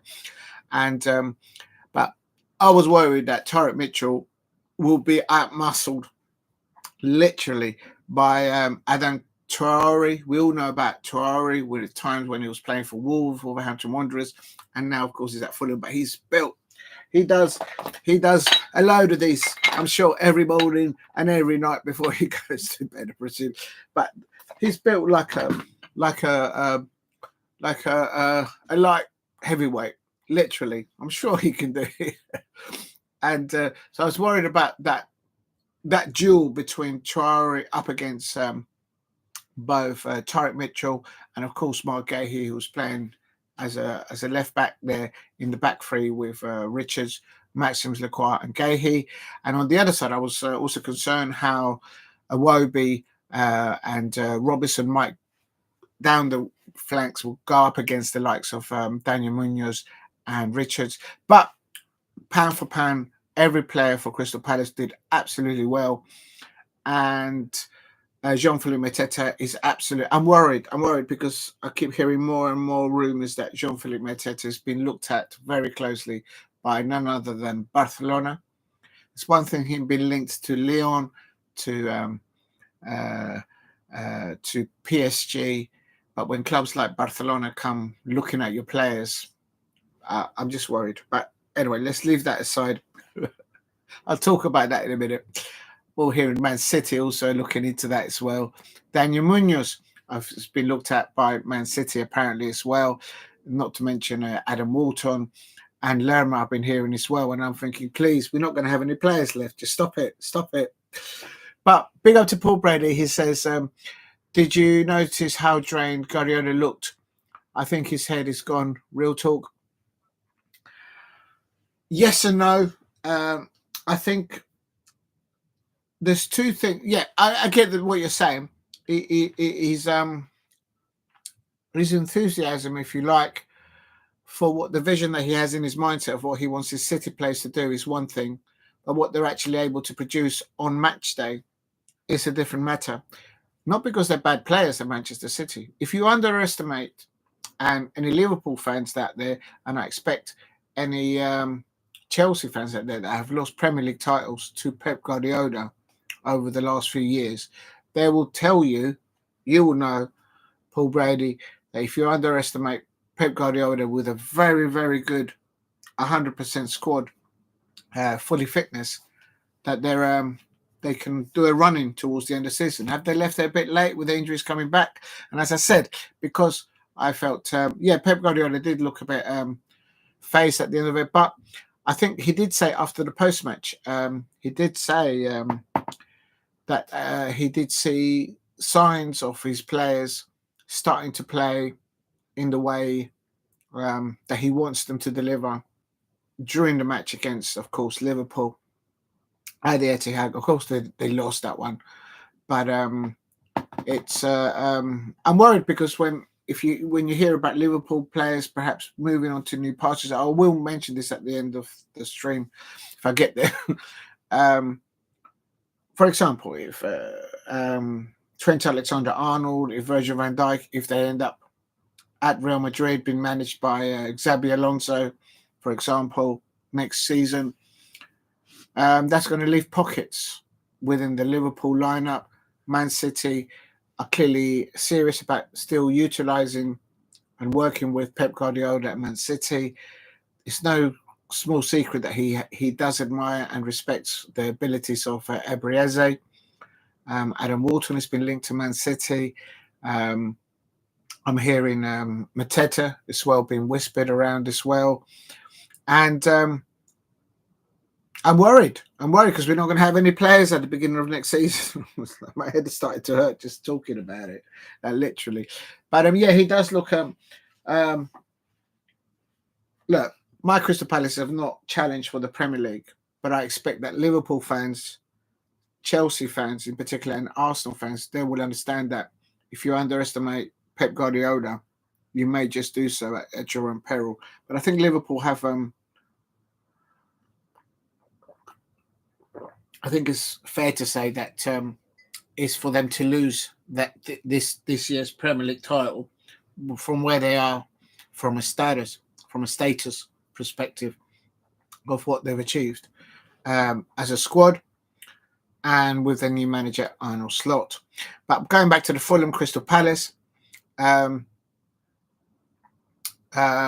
did well. Leno did some very fine one-stoppers.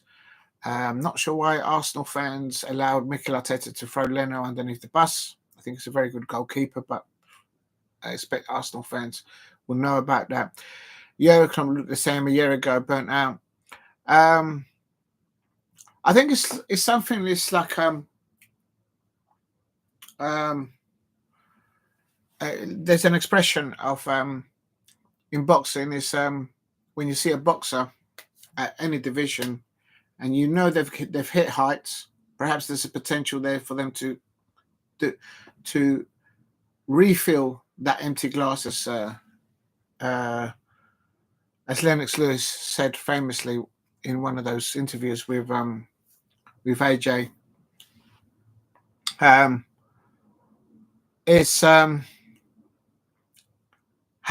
you still got the dog in him? But Lennox Lewis hasn't used that expression that I've just said there, though. Is the empty refilling the empty glass to go to another height? That's what Lennox Lewis said. But so when Jurgen Klopp had those situations, I remember him arguing on his bench last season, sometimes with Mo Salah, and I was thinking, there's a good manager, there's a good player. Just sort it out indoors in the change room where no one's about. Sit together and have it out, but not on the touchline. And there was some friction there. But make no mistake about it, when I see the Liverpool lineup, as I say, I keep saying it, and I said it not last season, and not even the season before that. At the beginning of the season before that, I said Jurgen Klopp is building something here. McAllister, Gravenberch and Szoboszlai. That's going to be so difficult to break down for any opposition. And the problem is with Liverpool, looking at it as an opponent perspective, is you've got those three there, and that's why I gave between the Liverpool and Man City game, it's Manchester City versus Liverpool. I know everyone's given the man of the match to Mo Salah, and cool as a cucumber when they took that pen there, but. And everything else that he did down that right-hand side, of course, and coming inwards. But I gave man of the match to McAllister. If you stop that build-up, that creative transition from defence to attack, before he gets into the attack, actually, of McAllister, Gravenberch and Szoboszlai, to stop the balls going out wide through Luis Diaz, Mo Salah, and up top, Gakpo or whoever he chooses at the top, it's too late. That's why when Liverpool score a goal, they seem to go for another one and another one. Chelsea are not able to do that. Well, I think Chelsea needed a new manager, quite frankly, Enzo Maresca. I think he's a reindeer in headlights at the moment there. But going back to the thing, and big up to who was that? Yeah, he looks. Jurgen Klopp did look burnt out, but don't forget what we're all seeing there with Liverpool producing. That is what I call, as an outsider looking into Liverpool, that's a Jurgen Klopp legacy. And if you don't take that seriously, they'll do a number of you, whether you're playing at Selhurst Park or you go travel at Anfield. You've got to be up for it, because they'll run riot, really, literally. But back to the Fulham Crystal Palace. I'm worried that some of our, because the Crystal Palace players are doing so well on their travels, top of the statistics. I can't say that word. Statistics. Stats. There you go. Stats. I'm going to do some on away form. Crystal Palace are outperforming even the likes of Liverpool. If Crystal Palace can replicate what they're doing on match day away, at home tomorrow night against Aston Villa, Crystal Palace will be third right now in the Premier League. And the Crystal Palace players, the coaching staff, the manager, they're all professionals. They know that. They know that. Big up to James Stone and to Paul Brady in the chat. Thank you very much for hanging out there. It's supposed to be a morning show, and we're coming up into the afternoon. Oh, something just got in my eye.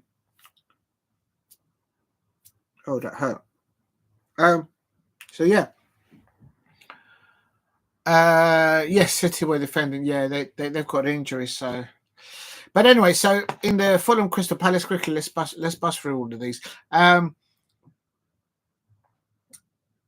They were all brilliant. Richards was also brilliant in the back there with Maxime Lacroix.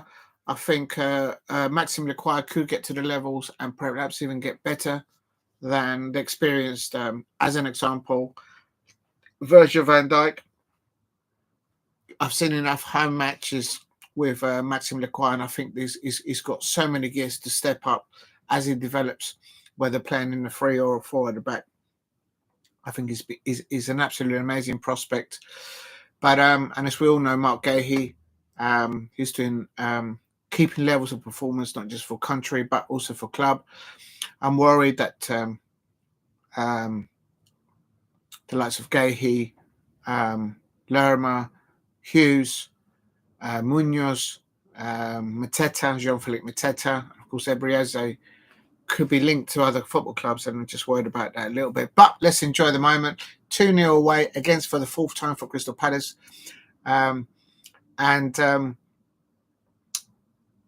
man of the match for Fulham versus Crystal Palace on that day, I know Daniel Munoz. That's that second goal from Daniel Munoz. I lost it. I was absolutely. My celebrations were absolutely madness. You got to give it to Daniel Munoz because of that the way he scored that second goal, the way he cut in there and beat the Leno on his near post, and that one they couldn't rule out for offside. But overall, the 90 minutes, I think I agree with. I think with the majority of Crystal Palace fans, they all gave it the man of the match to Will Hughes. He's come on abundance. Remember that roughly about this time last year, he came into Crystal Palace with Daniel Munoz himself. Duga Frigan brought him in, not this January, the January before, and they're coming up for it. And this to the point where now I'm hearing City fans looking at Munoz, Hughesy. He's coming on abundance, and we also he's doing so well that Adam Walton, of course, he's just recovered back from his injury, but although apparently Adam Walton has told Oliver Glasner that he's ready to go, he wants to play. But there's competition, but I think that's good because there's competition for key places, both not for Hughesy and for Jefferson Lerma, and of course Checky Decore, get well soon. I want to see you back to your top availability for Oliver Glasner. Before you initially got your injury, you was linked to Jurgen Klopp. Jurgen Klopp, I think, wanted to bring you in a couple of seasons ago, if I'm not mistaken. If you're new to the channel, please subscribe at Diego C. Palace. And City defending was amateurish again. Yeah, agree. 10 outfield players standing in 6-yard corner. That's a pub team defending. James Stone doesn't hold praise. Field players. Jeremy Doku had a very good game for City, but you can't just have one or two players playing well for you up against Liverpool, whether you're at home and away. You need everyone doing a 10 out of 10. James Stone says Mark Hughes. Yeah, I agree with you.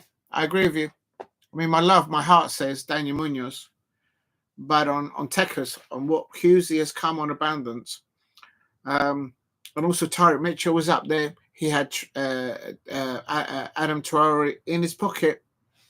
I mean, physicality is like a man versus a very young boy. Traore is like so strong. Was it 3 years ago?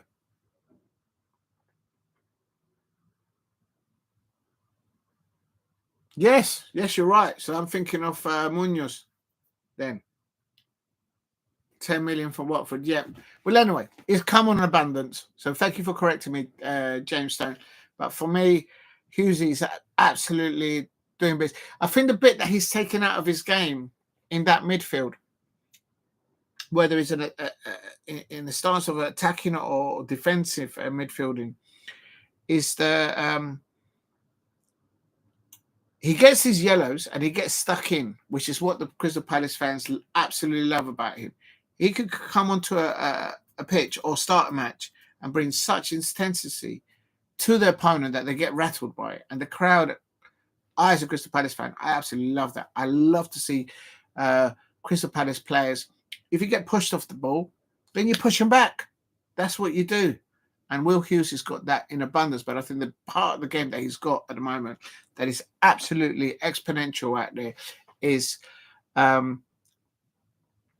he's not picking up as many yellows and red cards as before.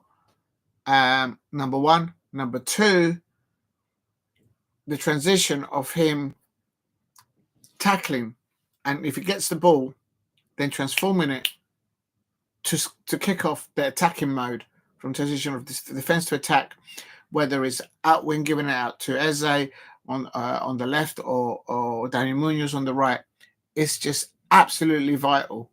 And then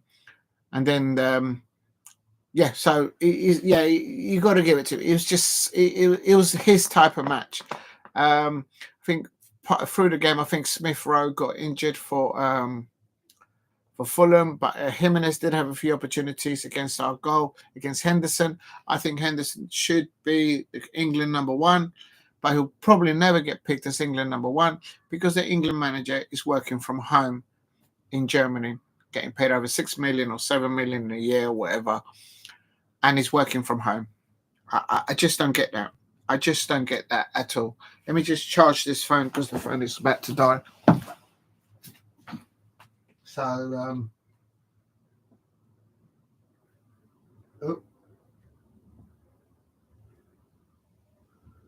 there you go. That's charging, okay. So, yeah, I would like to see Henderson being picked as England number one. But what do I know? What other one? Yeah, and I also the defenders, the substitutes coming on. Daichi Kamada did really well, coming on around 70 minutes or 75 minutes.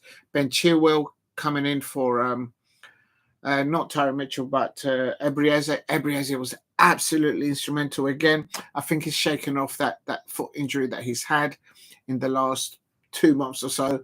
So I hope he is recovering well, is over that.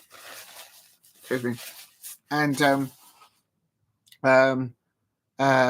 Justin Devaney coming on as well, Adam Walton coming on. So, as I say earlier on, I looked at the bench for Arsenal, and the only substitute that Arsenal have got against West Ham United, the only player that I will take off that bench will be Lewis Skelly. The rest of them, I wouldn't have them on my bench. No way. Big up to everyone in the chat. Thank you very much for all the love and contribution in the chat.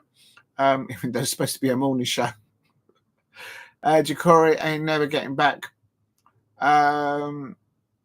It's all about how his body retreats I hear what you're saying, James Stone, but you got to look at it as the treatment that he's receiving for the injury that he's got, how his body responds to that, number one. And then once the body recovers to the treatment that he's receiving, how he builds up to match fitness. And then when he starts finally putting boots on grass in training, whether he can get back to the level that you're talking about, he's nowhere near there at the moment. He needs to just go through that operation and get his body working back. Because he's still at a good age. He's still, I presume his mind is still set to get back at the top level to where he wants to be, where he was before. Before that injury, he was that close to being signed by Jurgen Klopp. And he just got that injured and it didn't happen. Yeah, I agree. Steve Harris says Roma also playing Bronze, but no Premier League games. Yeah, there's no Premier League tonight. It's a big one at the top of the Championship between Leeds United versus Sheffield United. I can't remember who's at home or not, but that's a 6-pointer to see who's going to finish perhaps top. Perhaps those two clubs will get promoted. I don't know. But yeah, really happy with their away performance for Oliver Glasner, the players, the staff. Massive big up to the Crystal Palace away fans at Craven Cottage. You could hear it, you could feel them, and it's very simple for me at Selhurst Park to replicate that type of performance that we've done, that the Crystal Palace players, Oliver Glasner has done. Just get the players to change in their away changing room at Selhurst Park. The only thing I would say as well with Oliver Glasner is I'm worried the situation in the Bundesliga. If Xabi Alonso does leave by Leverkusen and he lands at Real Madrid, there's going to be a hole there for a manager. Number one, if Vincent Kompany does not win or if Vincent Kompany doesn't get his Bayern Munich to the Champions League final, the moment that even though he probably will win the Bundesliga. But if Vincent Kompany, they're very demanding because also the final is at Munich this year, the Champions League final. But the moment that had they not got that last minute winner against Celtic, Vincent Kompany wouldn't be a manager. Something about the fan base at Bayern Munich, they want to see them get to that final in the Champions League at home and lift the trophy, I suppose, no less. But if Bayern Munich get kicked out or they get dropped out, Harry Kane, Michael Olise, if he loses that situation, that momentum to get to that Champions League final, I don't think him winning the Bundesliga is going to keep him at Bayern Munich. I think they're going to change it, and then that leaves another hole. The reason why I mentioned the Bundesliga with Bayern Leverkusen, Xabi Alonso to potential Real Madrid, and then him calling Trent Alexander-Arnold and Virgil van Dijk as an example, and Vincent Kompany at Bayern Munich, if he drops out of the Champions League, getting to the final or lifting the trophy, if he doesn't get to the final, I think he will go before the end of the season. The reason I'm mentioning those Bayern Munich and Leverkusen is because Oliver Glasner is well respected in German football. He's very, very highly rated. And I'm worried that if those two clubs find themselves in a situation, and as the season progresses here in the Premier League, and it will land, we've got to get 3 points against Villa. We might be up against Rashford and Asensio, the new signings in January for Unai Emery. But if we get the three, if we can now replicate the away form to our home form at Crystal Palace, there's going to be even more attention on Oliver Glasner, and I'm worried that they might come in for him. I'm just worried about that. You've heard it here first. Make no mistake about it, Oliver Glasner is very highly sought after and respected in the Bundesliga. So the way things are going, Munoz is linked, Adam Walton is linked, Jean-Philippe Mateta has been rumoured to be looked at, and Ebriez has been looked at by Man City. They need a rebuild. They've got money to spend. They know how to do it. As an example, Liverpool, if they have an exodus of players leaving, they're going to have pockets. They're going to be wanting players. And they might look at Crystal Palace. And then also what I've just mentioned about the Bundesliga, we're literally going to have no manager and no players come the beginning of next season. I mean, it's like literally, my head's starting to hurt. I mean, it's like mushroom crowd, red alarm bells going off. Big up to Steve RC says 5 likes. Yes, please help me get to 10 likes. Thank you very much for getting me to 5 likes, everyone in the chat. If you haven't subscribed at Diego C. Palace, because I do my watch alongs or this sort of stuff, anyone can watch it and comment, even if you're not subscribed. But if you haven't subscribed, please subscribe at Diego C. Palace. We're trying to get to 2,000 subscribers. And Damo1168 says, you're welcome. Big up to Damo1168. Boom, boom, boom. I'm getting ready for the Millwall. I'm getting my protection gear ready. I'm doing my weights. I am so ready. I'm going to have me some fun. That's right. I said it. We're going to get 3 points at Selhurst Park tomorrow night because the Crystal Palace players are going to change in the away changing room at Selhurst Park. And it'll be a 2-0 win at Selhurst Park for us. Real talk. And then come out the weekend on Saturday. Crystal Palace fans will outsing, will outperform the Millwall fans as per usual, as we've done over the decades. Real talk. So I'm getting ready. Real talk. Big up to Damo1168. I hope you've had a good Monday, manic Monday morning. But there are games tomorrow, plenty on Wednesday. Yes, there is. Yes, there are plenty in the Premier League. Yes, there are. My Palace is away. Well, I wish we were away tomorrow night. But we're at Selhurst Park. James says, no, Premier League career is over. Oh, you're talking about Decore? Perhaps, but they need to sort it out. Just let his body recover 100% and don't bring him back anywhere near the first team until the body's ready to do that, and then we'll see what happens. Don't forget, James Stone, that he's still an asset for Crystal Palace, so it's in our interest to help him to recover from his injury and get him back to match fitness and see what happens from that. Brian got lucky versus Celtic, says Steve RC. If they want to win the UCL, they must play better. Certainly in the first half. Real talk.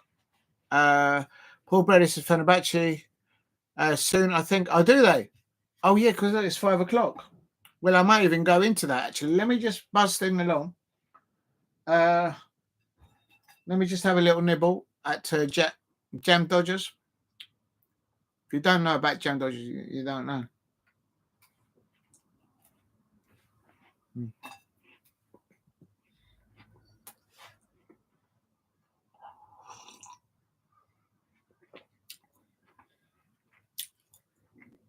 Oh, is it kicking off already at 5 o'clock? No way. Never bother yourself on all that gossip nonsense. When they go, they go. Yeah, I agree with you. If you notice, my channel doesn't do things on rumours, on transfers. But Jamestown, this is different because it's going to be Liverpool, Manchester City that are going to be having a rebuild, number one.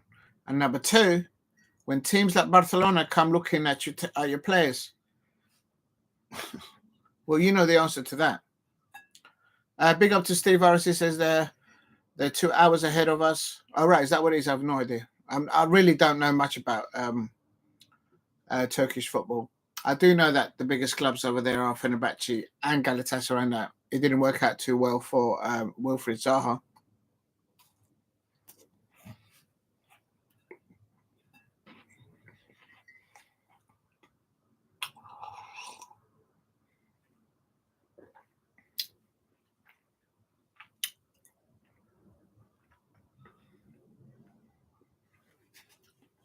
Big up to James Stone there on the Millwall. Just now has a wage liability or not an asset.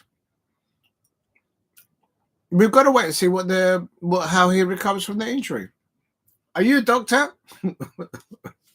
Let's wait and see. Just like you're saying to me, don't listen to the rumours. Well, there you go. It's the same on that. Third biggest is best success and then Trustbox 4. Yeah, no. I'll try and do. I might go into that in a minute, but I want to finish where I've started. If I start doing Turkish lead over Premier League men's football and over Crystal Palace women's football and other Premier League sides, I'm not going to do a good job overall, I feel. But I will try and fit in the Turkish thing. Right, so Fulham it ended 0, Crystal Palace 2. Looking forward to tomorrow's fixture against Aston Villa. We're going to come up to Aston Villa in a minute, of course. That's going to be an interesting one because obviously we're playing them tomorrow at 8 p.m. Is it an 8 p.m. kickoff or is it earlier? I think it's 8 p.m. I want to check now.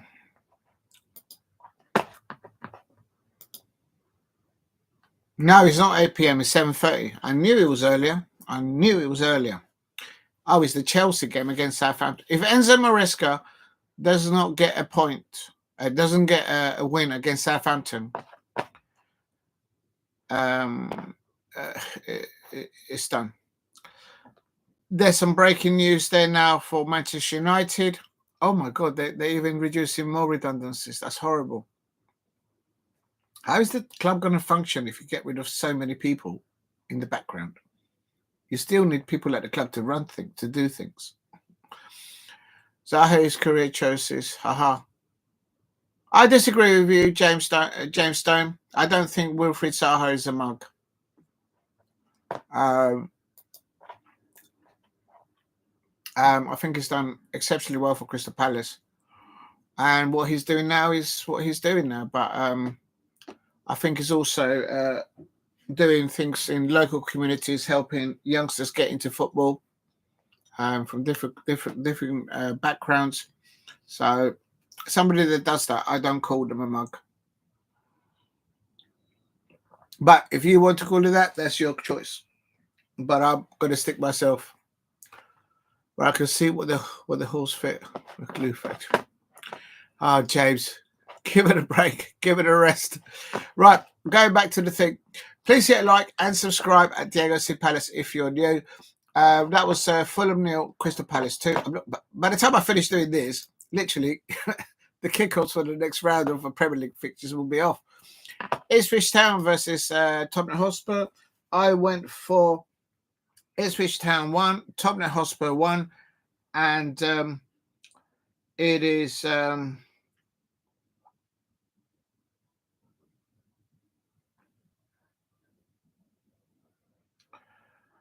I got it wrong. I thought Ipswich Town were going to get a point out of that fixture, but Tottenham Hotspur turned it around from get-go, I think. So I think at half-time they went in 2-0 up, or 2-1 up, I should say.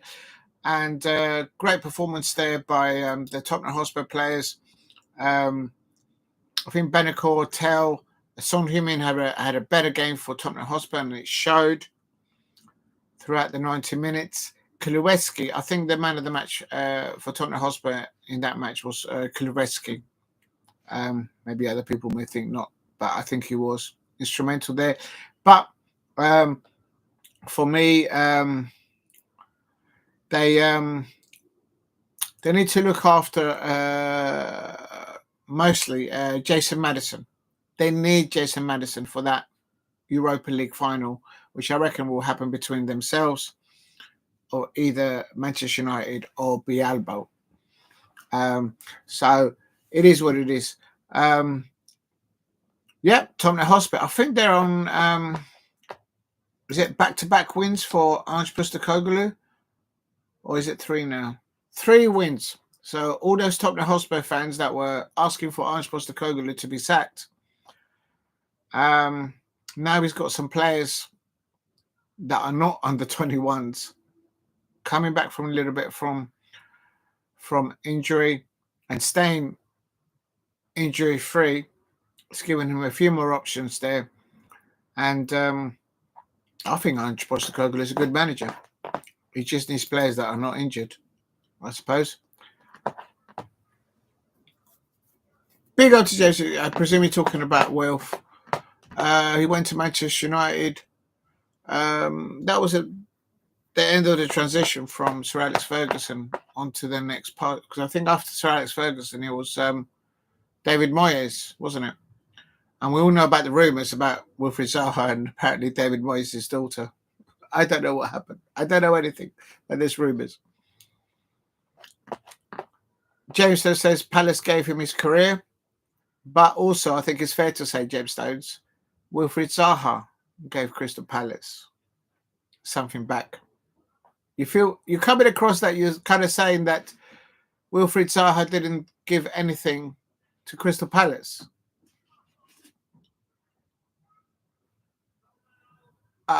I don't get that. But if that's your point of view, that's your point of view. But it wasn't just one-way traffic. Wilfried Zaha did give things back to Palace and very special moments. So, but if that's how you feel about it, that's how you feel about it. I'm going to stick myself in the corner of Wilfried Zaha all day long. Right, next up. So, yeah, well done, the Tottenham Hotspur. I think that win against Ipswich Town not only is important because of this 3 wins on a bounce. I've said it before, this fixture, Tottenham Hotspur get a green tick for how they've built that stadium, multi-purpose venue. I think it's under budget. It's been paid for.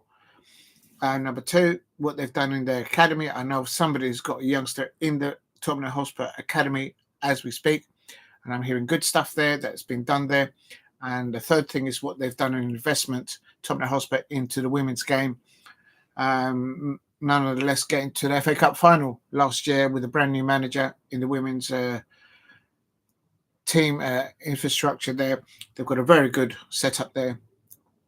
Very good women's football team. And I was there. So I watched them. The very first match in the WSL was Tottenham Hotspur versus Laura Kaminsky's Crystal Palace side. Oh, get well soon, Amy Everett and Hayley Nolan, Crystal Palace women's team. It's not just about supporting you when you are on the pitch, scoring goals or winning for our team, but it's also being in your corner when you're going through treatment and recovery. So get well soon, Amy Everett and Hayley Nolan. Please hit a like and subscribe, Diego C. Palace, if you are new. So, yeah, as I say, Tottenham Hotspur Stadium, Academy, and what they've done in the women's game, get a tick, but they've taken their eye off the first team, I think, for the last 3 seasons in what they've brought in. And now they've got literally an A&E department of injured players, which makes Ange Postecoglou not available for anything. But I think it's important for momentum for Ange Postecoglou, Tottenham Hotspur, this type of win. But also they need to, as I said, bear in mind, they need to put bubble wrap or cotton wool around key players that they need to the latter stages of the Europa League. I think they're about 4 matches away from having the potential of lifting a European trophy. Not so much because of the trophy, is the £150 million of inward investment that comes with being in the Champions League next season. And that could transform the January transfer window. I expect another development for Tottenham Hotspur in the short term and long term. So that type of money is not something that I don't think Daniel Levy and people that are doing things at Tottenham would walk away without having a good tackle at it, I suppose. But Tottenham Hotspur fans are not happy with certain things, and you've got to understand that. But I think they've got a good manager. Just get your injured players back, and then you'll see where you might end up at the end of the season. It could be the case that Tottenham Hotspur win that Europa League, get into the Champions League next season. Arsenal drop out of the top 4 and don't win the Champions League. Can you imagine the banter that Tottenham Hotspur fans will have over the Arsenal fans? Them landing European silverware and Arsenal not in the Champions League next season. That's just going to be ongoing forever. James Stone. Big up to he got paid. He got paid to play for Palace. He don't give anything. Oh my days. It is what it is, James. Palace will beat Aston Villa. Aston Villa. If we change in the home changing room at Selhurst Park, it's going to be an upskill, and we need to change in their away changing room at Selhurst Park, and then we'll land 2-0. Oh, MG, I would love it. I would love it. Do you remember how Kevin Keevan said back in the day to the world about Sir Alex Ferguson? I would just love it. I would just love it if we beat him. That's how I feel. We got to change our home form and just replicate what we're doing away at home. Oliver Glasner, the coaching staff and the players, they're all professionals. They know they can do it. They just need to just do it. And the home crowd, I'm sure, at Selhurst Park will lift them to it. No doubt. Paul Brady, West Semac, he wanted you to do Fenerbahce, watch along, Diego. It could be because I'm not doing it. That's why. Did somebody say they started playing now? I don't know. How do I go? Let me just open a different tab because I don't want to lose my thread where I am right now. I still haven't finished responding to all the fixtures. I still haven't gone into the breaking news. Ferguson, it looks like he's going to be taking charge. See, I'm getting sidewinded there. I'm getting off script. For Rangers, he's going to be temporary manager by the looks of it. Hold on a minute.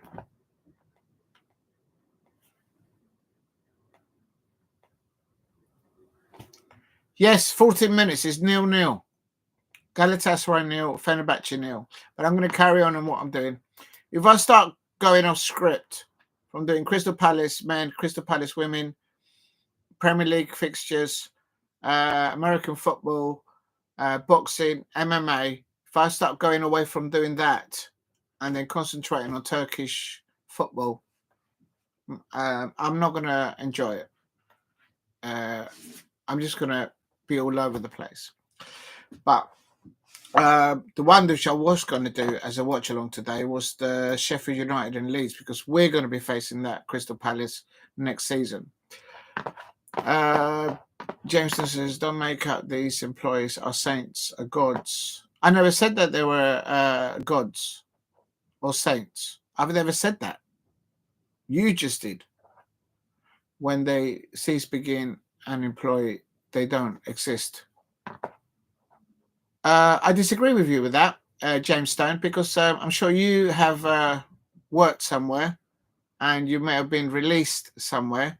And when you get released from a job, you don't exist from being James Stone. I'm sure you're still a human being and you have a family, you have responsibilities, and I'm sure that doesn't stop. So you're kind of, in a way, contradicting yourself. So you're saying that you lived all your life. The moment that you move on from one job, that's it, you don't exist. So is there a rule for you and there's a rule for someone being employed, as an example, at Crystal Palace? That's just a contradiction in itself. So if they're a bad player, I will call it out. If I go to the home matches, which I regularly do when I can, and I see a bad performance of a player, I will call it out. And professional football players do expect fans to constructively call them out because they know their levels and where they should be at. But you can't have one rule for them and then another rule for yourself. That's what I'm trying to say. That's the way I see it anyway. But you're entitled to your opinion. It's okay. Yeah, Sheffield United versus Leeds United. Listen to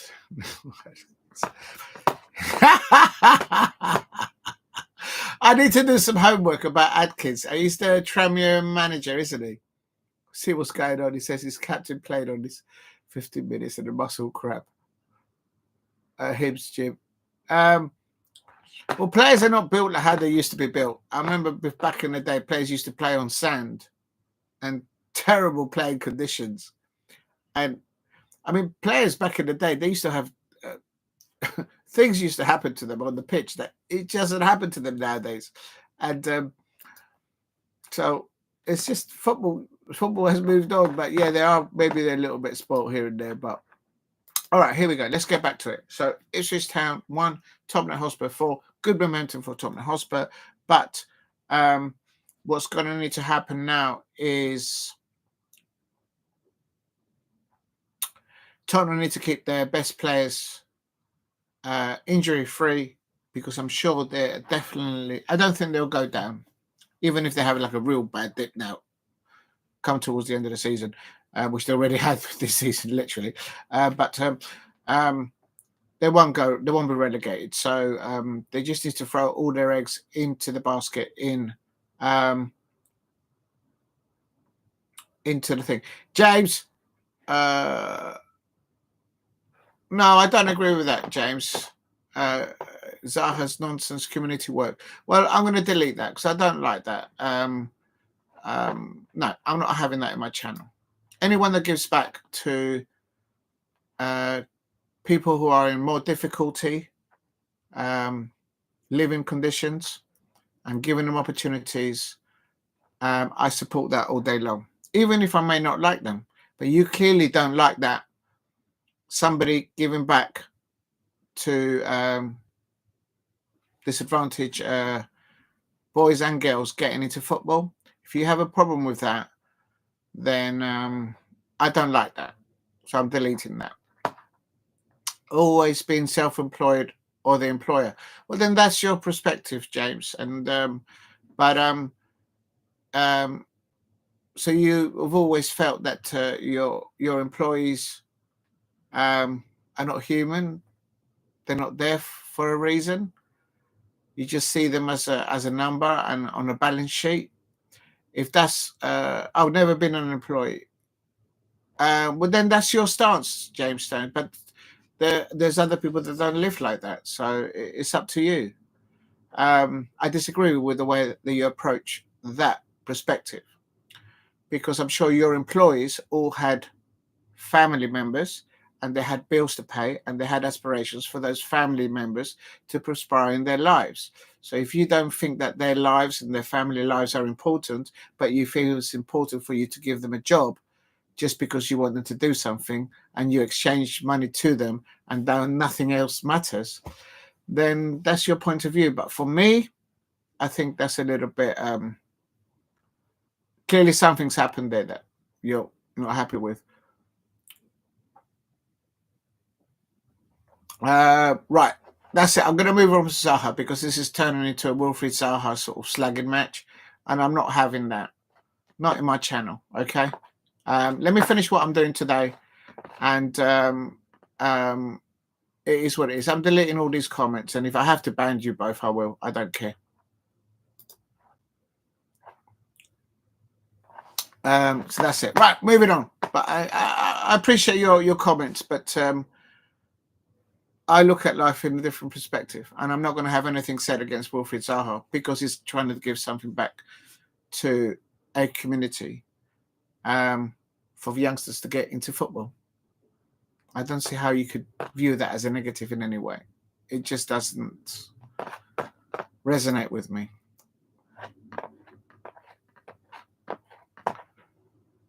You don't rate virtual signaling. So you believe that when somebody does something, it's because they want to be seen as doing something? Have you ever spoken to this individual? Have you actually met this individual in person? You say that you've been an employer. Well, when you employ someone, is that signaling what you're doing? You're giving somebody a job. You're giving them opportunities to progress their lives, to better the lives of their families. But if you as an employee, Rashford has done the same. Oh, God. Oh, my God.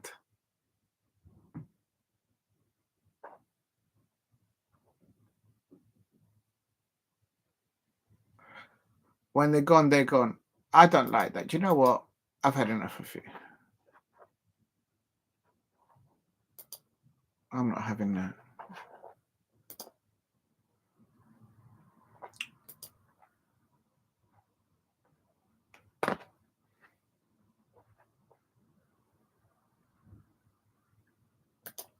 There you go. I've banned you, James Stone. I'm not having that in my chat. There's clearly something I don't like that. Okay. I'm not having that on my chat, on my channel. Right, okay, getting on with it. Ipswich Town 1, Tottenham Hotspur 4, and I think Tottenham Hotspur have done great momentum with that victory 4-1 over Ipswich Town. And it's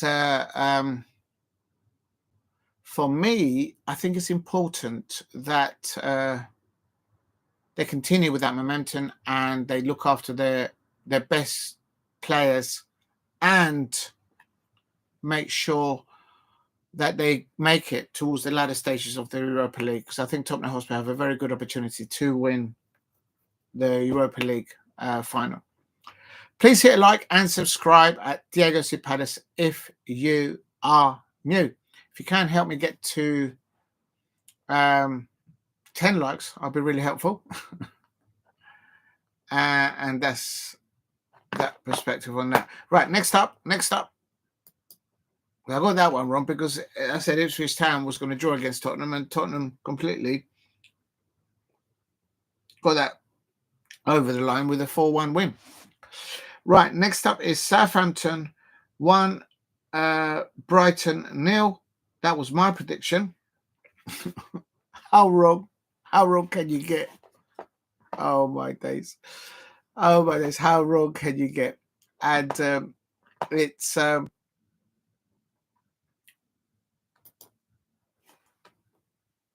trying to look at what it was. Only 1-0 at half time. I haven't actually looked at the. What did he pick? Yeah, because I was doing the watch along for Crystal Palace away at Craven Cottage. Of course, as a Palace fan, I'm always thinking to myself, well, I'm just like they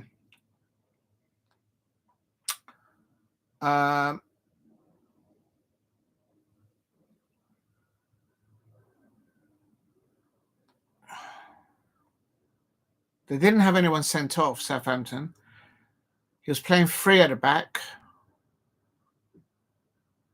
Maybe he was trying to replicate what Palace did against Brighton. We're playing 3 at the back. But at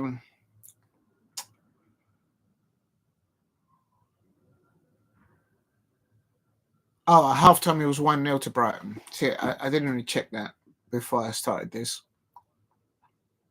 No, I mean, Southampton just couldn't make it over the line there to even just keep it a clean sheet at half time. They need to do that against Brighton at least and have a chance in the second half. But do they change people in the first half? It looks like on 12 minutes they had to make a substitution to their centre half. So that must be an injury. That's the only thing I can think of. And later on in the game, they had a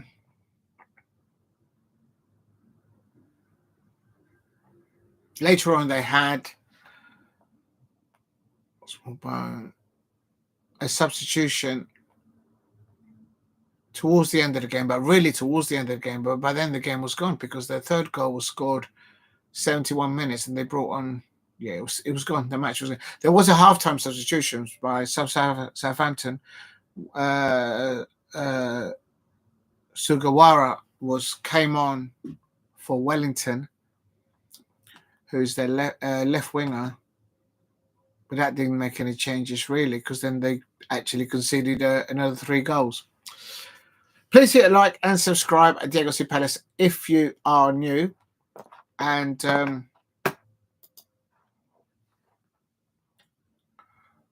Aston Villa 2. And so that was the 3 p.m. kickoffs. And as I said at the beginning of this morning show, which started very late, it went between Southampton 0, Brighton 4, Ipswich Town 1, Tottenham Hotspur 4, Fulham 0, Crystal Palace 2, Arsenal 0, West Ham United 1, and Bournemouth 0, Wolverhampton Wanderers 1, which meant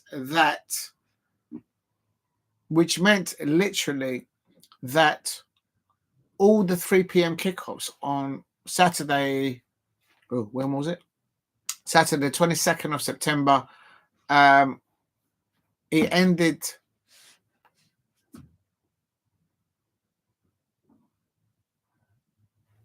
Yeah, all the away football clubs, they all won away. I don't think that's ever happened on a weekend. I could be wrong. Maybe it has. But I think that was odd to say the least. Right, the last match which happened between. Yeah, I could do this. I could finish doing this, and then I'll go on to the Leeds stuff. It ended. Yeah, they all the away teams at the 3 p.m. kickoffs, they all won. So I'm sure I might have to Google that to see if that's ever happened before. Right, Aston Villa versus Chelsea. That I also did a watch along for that. I predicted Chelsea fans. Look, I predicted you lot to win 2-1. God. Now this one is interesting, of course, because my Crystal Palace have Aston Villa tomorrow evening. If you're new to the channel, please subscribe at Diego C Palace, and if you are new, trying to get to 2,000 subscribers, so please keep on subscribing. I really appreciate it if you could. Right, Aston Villa 2, Chelsea 1, and Marco Asensio scoring for Villa in the second half twice, but in the first half, Chelsea started really well in the first 10-15 minutes. And I remember doing the watch along for this, and quite frankly, I've always said it, and I keep rabbiting on about it. Chelsea simply, when they go a goal up, they just don't go for that second. And at half time, it was still 1-0.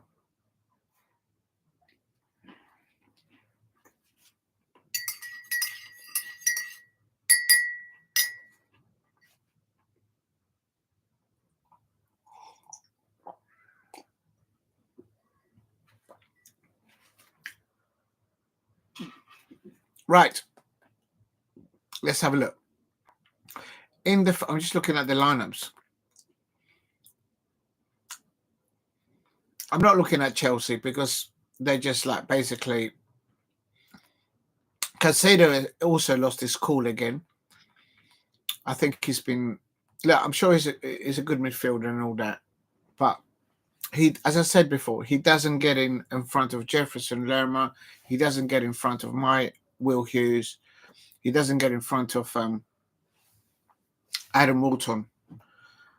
And he's there in the pivot with a very experienced player in Reece James. And no, he just lost it. Anyway, and I think Trevor Chabla didn't get injured earlier on. Yeah, he came off injured within 10 minutes. And if I'm not mistaken, Trevor Chabla came off injured. And then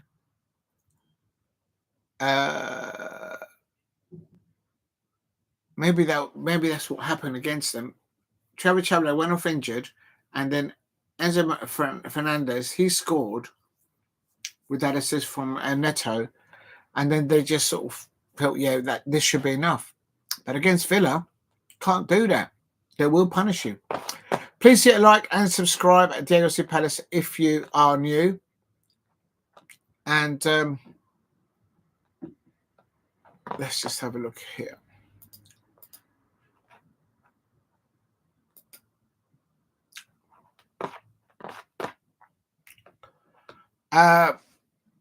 What else have we got here?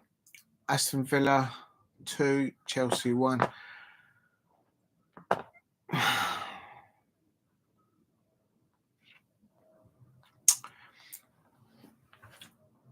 Do I think Unai Emery is going to start Marco Asensio against my Crystal Palace tomorrow? Against Crystal Palace tomorrow? I think he will. Or maybe not. Did he sub him? No, he didn't sub him. That's the thing. There's a reason why Unai Emery didn't sub him. He's like the last piece in the jigsaw puzzle, I think, for Unai Emery, Asensio. So Will Hughes and Jefferson Lerma, they need to cancel out any service up to Asensio, or if he gets on the ball, they need to big up to Steve. You're watching the go on, watch it, Steve. Yeah, it's still 0-0, isn't it? All right, well there you go. I'm not missing nothing. I'm just still going through what I'm trying to do here. But yeah, definitely keep me updated. I'll keep a tracks on that. And then I might even go on to the Sheffield United Leeds stuff. Please help me get to 10 likes in the chat. If you're new, please subscribe at Diego C. Palace. Also,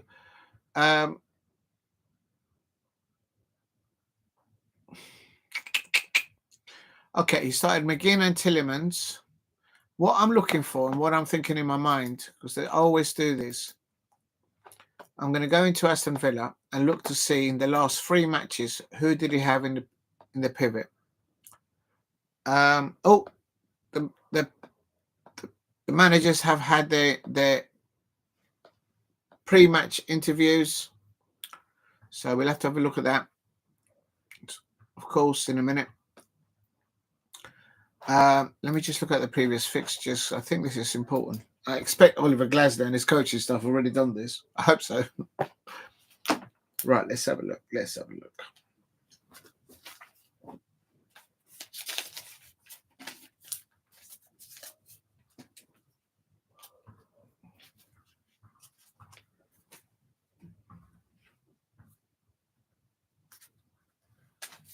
Copenhagen, Chelsea. Right, so okay, quickly, let's go back to Aston Villa versus Chelsea, and he placed Tielemans. Yeah, I know Tielemans started. I know Tielemans started the previous match, but I don't know who the other person.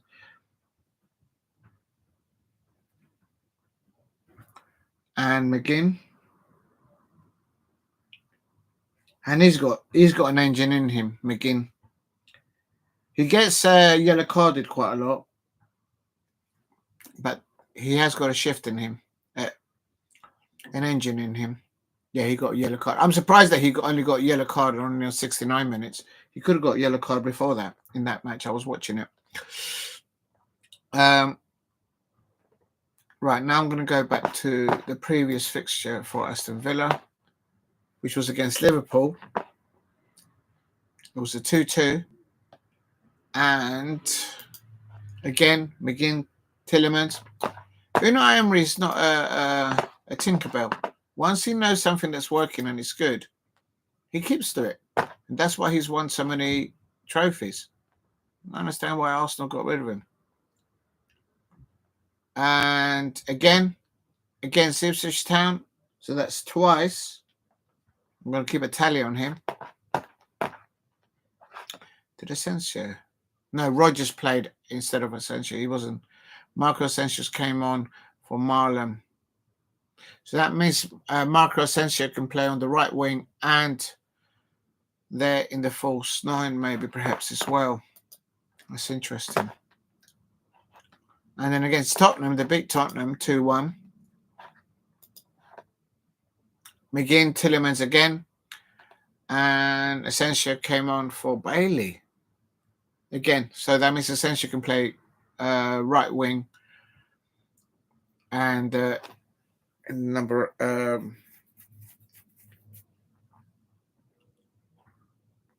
yeah. Please keep hitting the likes and subscribe at Diego C. Palace if you are new. What's next? Big up to you, Steve. Right, Tielemans. So that is the last 4 matches. Unai Emery has selected McGinn and Tielemans in that midfield pivot. And that's against sides like Chelsea, Liverpool, Ipswich Town, Tottenham. Not going to go back anymore. The reason why I'm going into that is because we've got Crystal Palace is playing against Aston Villa tomorrow. And also where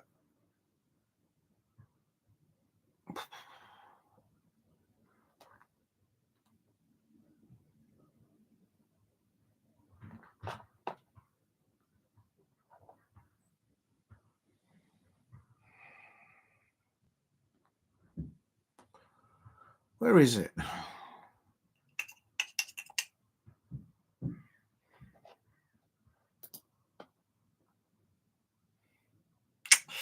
I don't know. I don't know what he's going to do. I think he will.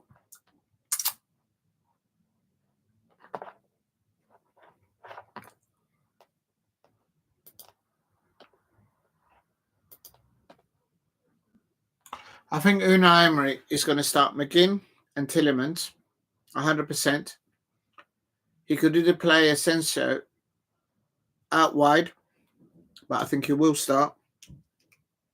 Or maybe he might rest him. I don't know. He has played every single match in the last 4 matches for Unai Emery. Players in form. If he's not broken, don't fix it, I suppose. Just Aston Villa always score against Crystal Palace on the last minute. They always get us back in the last minute. I hope I haven't just jinxed it. Touch a bit of wood.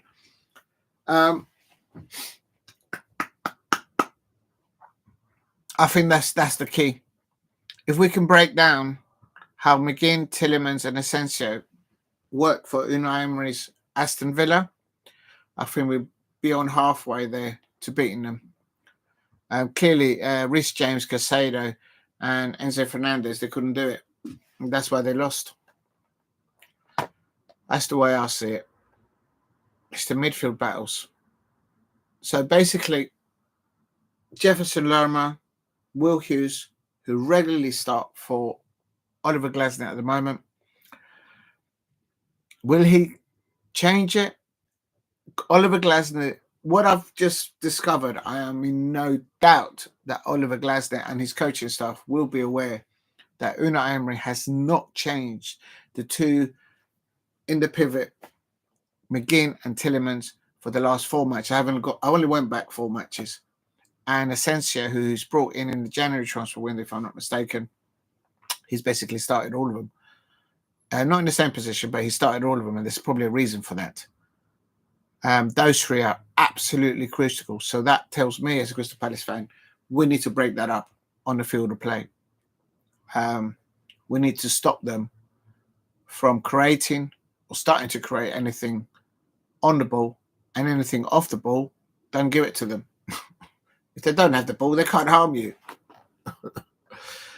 Please hit a like and subscribe at Diego C. Palace if you are new.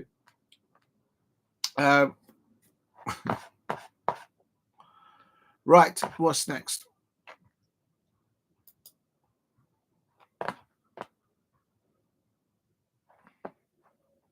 Right, I've done to the end of Saturday.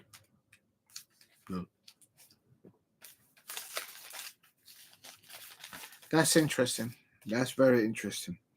Right, next one up is Aston Villa versus Chelsea. I've just done it. I had predicted a Chelsea win, and I thought they would turn it around after that Brighton. But first 10 minutes, 15 minutes, Chelsea were good, but the rest of it, it was a downhill situation for them. Right, next lineup is on Sunday quickly, so I can go and have a little break, and I might do the watch along for let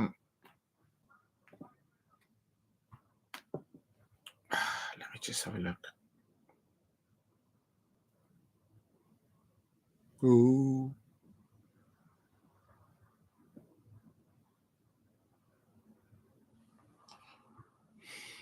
It doesn't do it.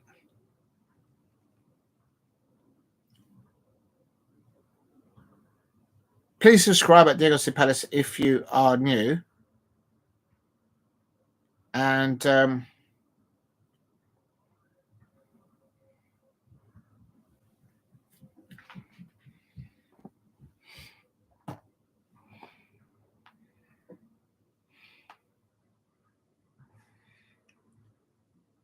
Where is it?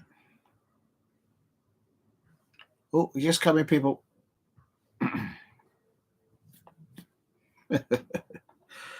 Whatever.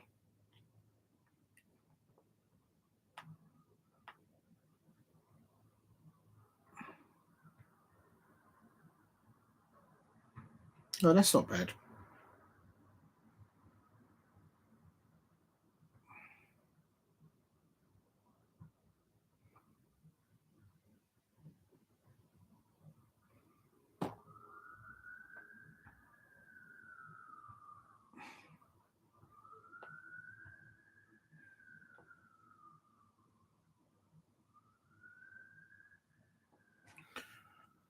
Right, there we go. There we go. If you're new to the channel, please subscribe at Diego Palace and help me get to 10 likes if you can. Right, so I've done Aston Villa, Chelsea. Next up is Newcastle United versus Nottingham Forest. Ooh.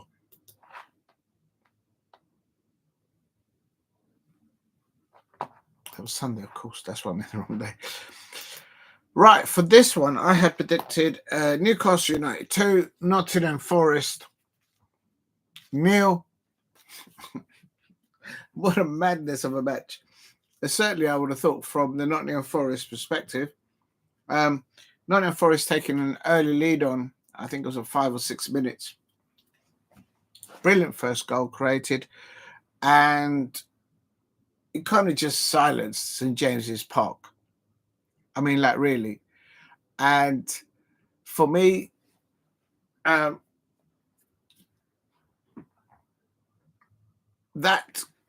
equaliser, and you know what? I am actually going to find out about this player, Marley, for Newcastle United. The reason why I'm doing this is because the way he got that equaliser back for Newcastle United, it just transformed the atmosphere at St. James's Park. Like, I mean, I was doing the watch along, and I could sense. There he is. Yeah, he's only a youngster. How old is he? He's only 18. That's it, and that's why he was his debut. What's this? What's the background of this? He joined Newcastle United in May 2023. Was that his debut?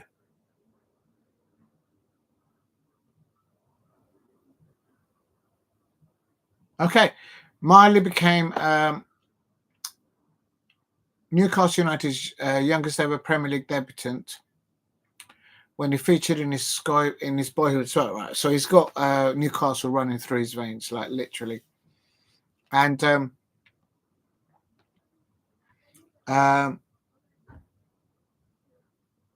Lewis Miley.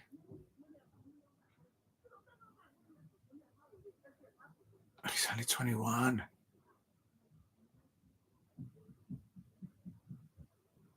He's gone through the 17th level there. Doncaster Rovers. Oh, right. He's the younger brother of Jamie. Oh, I see. Wow.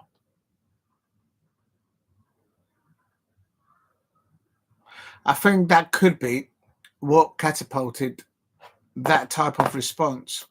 Okay, I'm going to get to it so you guys understand what I'm trying to say. So basically, why is this on? Why is the BBC iPlayer on? I have no idea. How do I get that back? Oh, I see. Let me just take that back. Has that been running in the background all this time? Anyway, okay, I'll stop the BBC iPlayer running in the background.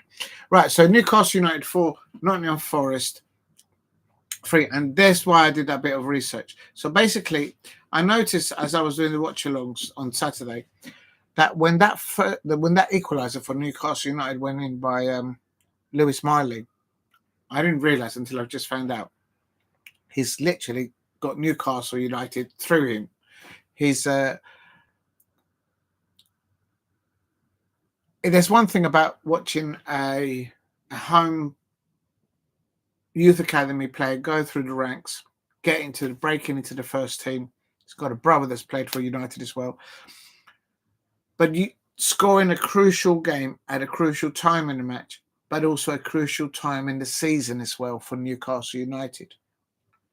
Because if you go back to my watch along on Saturday, on Sunday, when I was talking about this goal going in, I thought it was a shift change for Newcastle United and the Toon Army. Yes, we know that the next match is against Liverpool, against Anfield. I think it's the 26th of February. It's Wednesday. And then a week and a half later, they meet again at Wembley. But this equaliser by Newcastle United, by Lewis Marley, oh my days, I think it was like a game shifter, because I could hear the commentary. I couldn't actually hear the commentator. I could only hear St. James's Park just absolutely, the atmosphere just went up decibels and it just transformed, I expect. And when you see a young player come through the academy of your club, break into the first team, and then do an amazing goal that he scored, but the timing of it, it just took Newcastle United to another level, literally. If I'm not mistaken, then the goal after that was Murphy, and I think that might have been part of the sort of the last hammer blow, if you like, for Nottingham Forest, because Marley scored, they kicked off, and the ball came loose, and then Murphy goal was like literally 3 minutes after them scoring. And then later on in the game, Alexander Isak scored one of the coolest penalties I think I've seen live. It was up there with when Ahmedhodžić scored that penalty against Arsenal in that penalty shootout. Technique, temperament, acumen to use all that and to just throw the goalkeeper the wrong way, and it's just cool as a cucumber, taking a penalty there. I think Alexander Isak, very cheeky. It's the same way that was, if you like how Mo Salah scores these penalties recently for Liverpool. Very cheeky, very annoyingly, very top tier penalty taking. And then within the 33rd or 30, Alexander Isak scoring that penalty, and the way he scored it, within another 2 or 3 minutes, Newcastle again went and scored another one. And I saw the post-match interview with the TV company that was interviewing him, and Nuno Espirito Santo had been asked about that, and he's like, how does that even happen? Like, literally, how do you have an answer to that? And of course, in those instances, Nuno Espirito Santo is a very experienced manager. He must be, and he was thinking, I've got to protect my players. I've got to shield my players here, because I'm in no doubt that Newcastle, Nottingham Forest fans and the players, and certainly their manager in Nuno Espirito Santo, was clearly of the opinion before the referee started that match that they were going to get something out of St. James's Park. Why? Because they've been absolutely revealing. Nottingham Forest, the beginning of this season, the table doesn't lie. They've won more games than Manchester City. They've won more games than Newcastle United, and they've just lost to them. They've absolutely bossed it at the beginning of this season. So for them to have a bounce-to-bounce loss, I think it's a blip. I don't think they will panic. I don't think Espirito Santos will panic. And the reason why I say that is because in Espirito Santos Nottingham Forest side, they've got two little golden nuggets there. Which one is more important? probably Nottingham Forest will tell you, you got Elanga and you got Woods, the New Zealand striker there. I think Woods is more important because of the goal return. I don't know. I haven't looked at this, but I keep hearing Woods scoring. But it's crucial that they not only keep Woods injury free, Nottingham Forest fans, I expect, but also the supply up to him via Elanga. He's been absolutely revealing this season for Nottingham Forest, Elanga. And as another statement, I just don't understand why they couldn't make it work for him in his previous club, of course, at Manchester United. You'll have to talk to Manchester United fans; they'll probably tell you about that. But it's just a revelation how Elanga has taken to his new club, and same as what Aaronson has done at West Ham, as an example. So it's one of those. But yeah, I'm sure that Nottingham Forest players and the manager, they felt that they could have got at least a point out of this, if not a win. But them conceding 2 goals so quickly after conceding one and then conceded another one. And then penalty, boom, 2 or 3 minutes, they conceded another one. Against St James's Park, at St James's, Newcastle at St James's Park, it's impossible mountain to get over, I suppose. And they just made it. I mean, they got it back to 4-3 on 90 minutes, but it was just a bit too late there, I think, for Nuno's parents. Let's see who they got next. Let's be nosy. I need to go toilet. I'm not doing too bad. Thank you very much for the 6 people watching and 6 likes. I really appreciate that. And thank you to everyone, and I mean to everyone that has contributed in the chat and whatnot. It's really helpful what you all do, but I also have a limit of what I can sustain and what I can't. And but definitely, thank you very much to everyone for their contributions. I mean that. But Newcastle United 4, Nottingham Forest 3, and I'm looking for now. How do I look at the fixtures for Nottingham Forest? Who they got next? Oh yeah, they've got at the City Ground. They've got Arsenal on Wednesday. Oh, you know what, Arsenal fans? I don't know.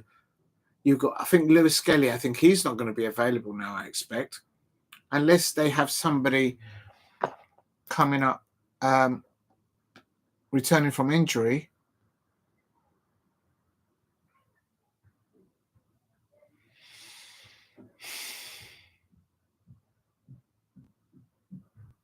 Oh, they've got that wrong.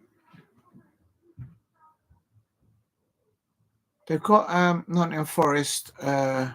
Oh, they haven't updated it because Arsenal just recently lost to Wolverhampton Wanderers, but they haven't got that on their heads-to-head.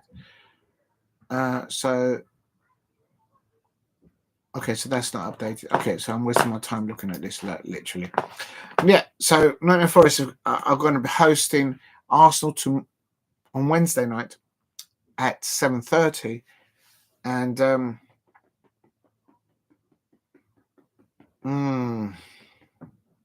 I think Forest has got that. I really do. Now with the suspension and also with the injuries to Arsenal, I just think that was a blip for Nottingham Forest. It's just one of those. It is what it is, and they'll move on. And then after Arsenal, they got Ipswich. Oh, and they got City, and then Ipswich again. Oh, FA Cup, Ipswich. Okay. Right. So that was it. So my prediction there of Newcastle winning 2-0, kind of right. I predicted they win, but it was just I think that's a blip for another blip because they've had one blip before when they lost quite heavily, but then they won heavily as well. That's a blip for Nuno Santos. Newcastle 2, Nottingham Forest 0. That was my prediction, but it ended Newcastle United 4, Nottingham Forest 3. If you're new to the channel, please keep hitting the likes and subscribe at Diego C. Palace if you are new. Right, what else have we got here? And then now that leaves the last one. Right, so I'm going to put in the chat. Just done.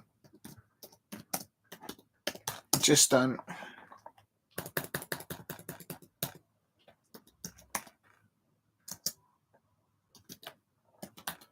Just done. Newcastle United.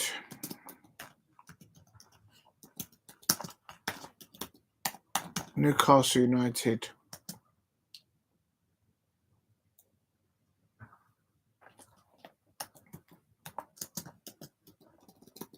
Oh, there's so many T's. Well, I'll put 3 T's.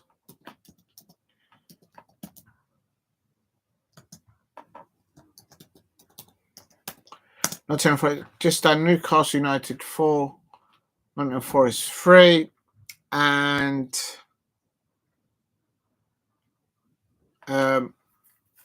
next up, of course, is Manchester City. Manchester City versus. Oh no, it wasn't versus. There's already played. Manchester City was 2-0, wasn't it? Oh my God. Yeah, it was 2-0. So I need to type over here 2-0. Manchester City 2-0. Next up, Manchester City 2-0.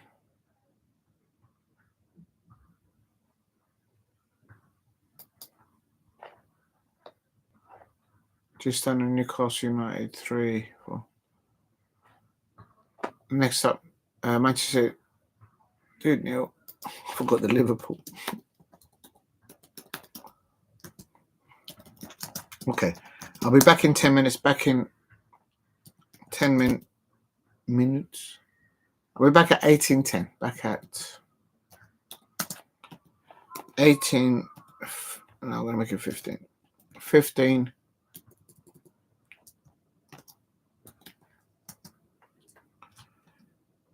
To discuss the result. City, Liverpool.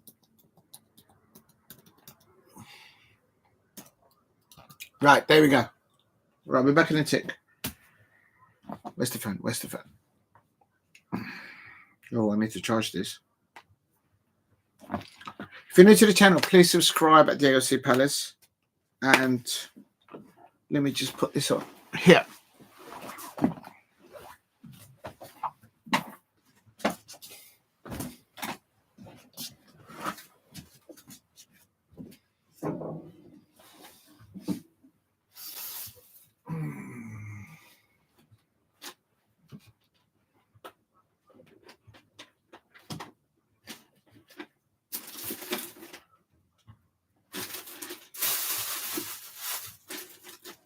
All right, there we go.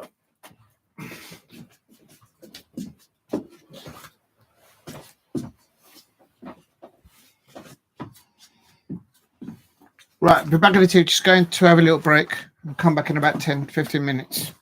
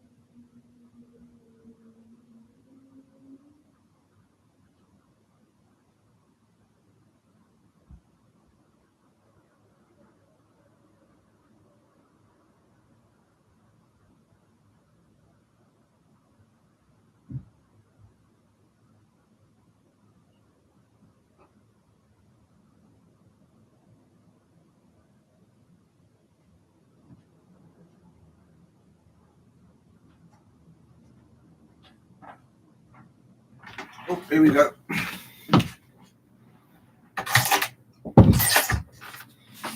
Oh, let's just pour another bit of cocktail in here.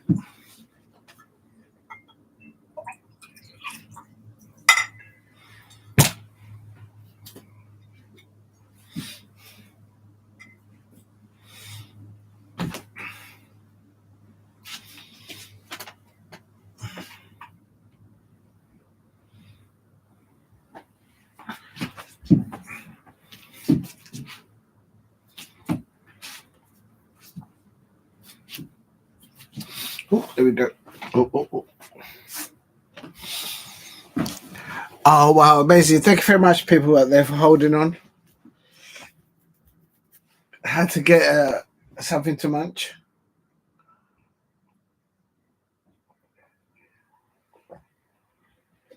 Right. Where was we? For the morning show to get into 7 o'clock, I will be doing the watch along.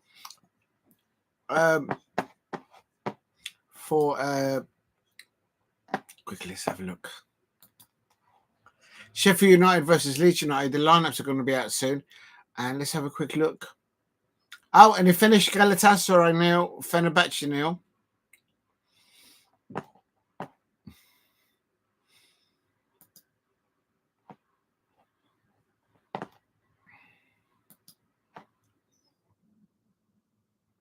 Right, there we go. Right. Yes, so we got to, I just finished off talking about Newcastle, Nottingham Forest, and I had predicted that 2-0 to Newcastle United, but they did win. And But if on the night on Sunday yesterday, it finished 4-3. I think it's just a blip, one of those blips that Nottingham Forest had, and they just couldn't recover scoring. Conceding one, and then they conceded quickly another one, and then they conceded another one, the Alexander Isak penalty, and then they conceded another one. It was just an uphill struggle at St James's Park, and I think Eddie Howe should be the England manager all day long. But I think Nottingham Forest will still do well. They've got Arsenal tomorrow, or is it on Wednesday? So that's going to be a difficult one for the Arsenal fans, I expect. Injured players and injured and the players suspended as well. Right, it's Manchester City up next. Quickly, let's round it off, and then I'll do the lineups for the Sheffield United, Leeds United versus Sheffield United.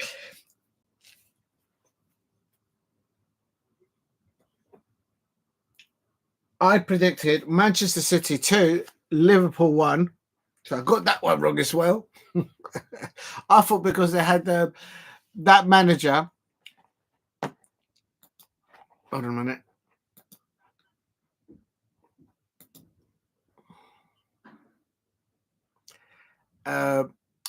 Pep Guardiola, of course, they had benched Doku, Kevin De Bruyne, the likes of it was Kevin De Bruyne, Doku. Who was it? Erling Haaland. Who else did they bench? Grealish and Ake against Real Madrid, and after that Real Madrid match, I thought Pep Guardiola started the mind games on the Liverpool fans and Arnold Slot by saying he's going to concentrate on the Premier League. So I thought that if not all of them, but the majority of them would start up against Liverpool. And then to couple that, on the night, it was Manchester City versus Liverpool at the Etihad, and the referee was none other than Anthony Taylor versus Stuart Atwell. So I thought, I think that Liverpool are going to be up against it, not just against City. And but I got it wrong because clearly that Pep Guardiola still hasn't got all his players fully back fit, 120% fit, and Erling Haaland did not start for Manchester City.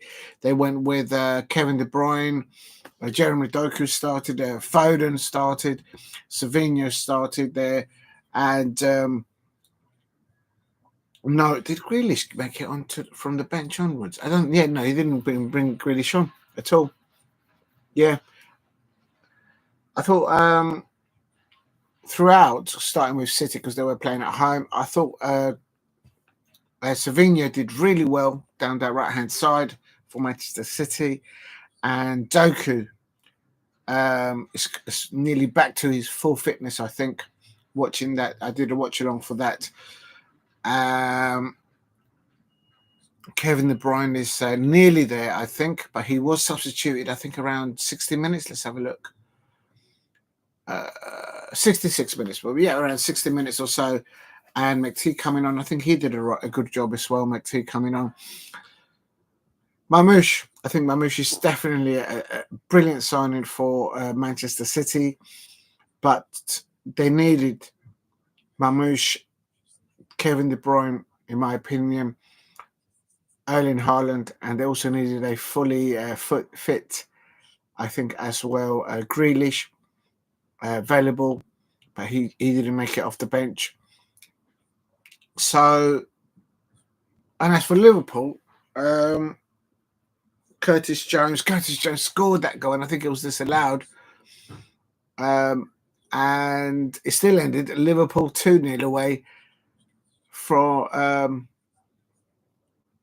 But you just got to hand it to, and I called it, as I say, I keep rabbiting on like a scratch record.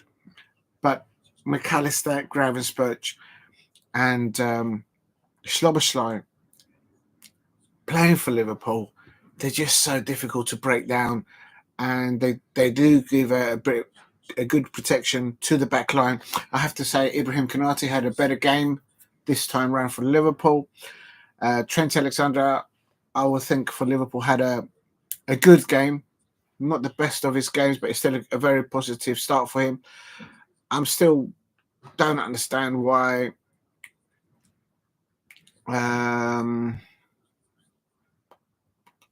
Bradley. Oh yeah, Conor Bradley was injured. That's why he wasn't available. Apparently, he got injured. So, but no, I think they just couldn't break down. McAllister and Gravenberch and Slobosly. For me, Diaz down that left-hand side and Mo Salah down the right-hand side made the ever so. It just balances it out on the attack. That's already on the transition to attack the opposition. They're so difficult to defend, and I think most people at the end of that match gave man of the match to Mohamed Salah. That goal by Mo Salah, and he then assisted, if I'm not mistaken, Slobosly for the second goal. You would have to give it to Mo Salah, but as a neutral looking at it, take it all. I suppose there's a lot of emotion from Liverpool players. They'll give it to Mo Salah. I don't think he, as an outsider looking in, I don't think he has to prove anything in the Premier League, and it's a pity that of course he's from Egypt, that he doesn't. We don't get to see him at a later stages in European not European competition, in World Cups, and it's a bit of a miss there, I suppose. But I gave man of the match to Alexis McAllister of Liverpool. I think he's absolutely instrumental. He was in the wars. He'd get tackled loads of times on the pitch, and funny enough, as I'm looking at it and looking back on reflection, Anthony Taylor and Stuart Atwell, who was on the VAR, but the referee was Anthony Taylor, no yellow cards. So they let the game flow. And Virgil van Dijk also had a very good game, I thought, has been the captain, of course, of Liverpool. Alisson Becker in goal for Liverpool. I don't think he had much to do. And when he was called upon to do things, he did very well for Liverpool. So, Liverpool just keep going. Who can stop them? I think basically we have a very, very important match now. Next up, quickly, I'm pretty sure Liverpool have got on Wednesday, I think it is. Yes, Wednesday at 8:15. None other than Eddie Howe's Newcastle United. And I don't think Newcastle have got injuries. Don't know if Conor Bradley will be back for Liverpool as availability. It's a right back for Liverpool. But I expect Trent Alexander-Arnold to start there, I think, for Liverpool against that one. But basically, it's going to be not a rerun, but literally the League Cup final is in, I think, the second week of March, if I'm not mistaken. So, I mean, no doubt that both managers, I'm sure they're going for a win tomorrow on Wednesday night. But I think the Liverpool fans, the Liverpool manager, Arnold Slot, and the manager of Newcastle United, Eddie Howe, and the Toon Army will all be having an eye on getting silverware. I mean, it'll be the first silverware that Arnold Slot will be able to get in the League Cup, in the campaign that they've got. Could they do the treble, or perhaps even more? If Liverpool, I think it's for Liverpool to lose the Premier League now from where they are so far ahead in the table. But also, I feel that I've said it before, and I'll keep saying it again. I think Eddie Howe is underrated as a manager, in the sense that he's there for the long haul at Newcastle, and if he can keep the the injuries at bay. I think this match on Wednesday night against Liverpool, evening kickoff. We all know what happened before at St James's Park between the Newcastle players and Liverpool. So it's going to be like a trilogy, really, because there's going to be the second time that they meet on Wednesday this season, and then they meet again in the League Cup. It's finished. It's finished. 0-0. I'm kind of glad I didn't do it, Steve, because it looks like it was a stalemate there between Galatasaray and Fenerbahce. But I'm going to do the lineups now for Sheffield United versus. No, it's not. It's Leeds United versus. I've got to double check it, but I do believe it's Leeds United versus Sheffield United. Liverpool had Premier League football, but must stay focused and go for UCL. I think, I'll go with that, but I just think I think they're going to go for both. Anything less than that, I think the Liverpool fans will be very disappointed. It's Sheffield at home. Thank you very much, Steve. I'll come into that just now. So it's going to be interesting, that one, on Wednesday. But on the Sunday fixture, I think Newcastle United did. On the Sunday fixture, the last fixture, the Premier League fixture of the weekend, I gave the man of the match to Alex McAllister. But I'm sure everyone from Liverpool, I expect that they all gave Mo Salah the man of the match, and it deserved. I think Luis Diaz as well did absolutely brilliant, not just on the wing, but also coming in more centrally as well.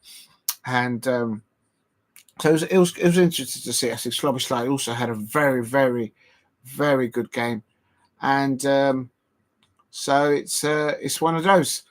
Right. So next up.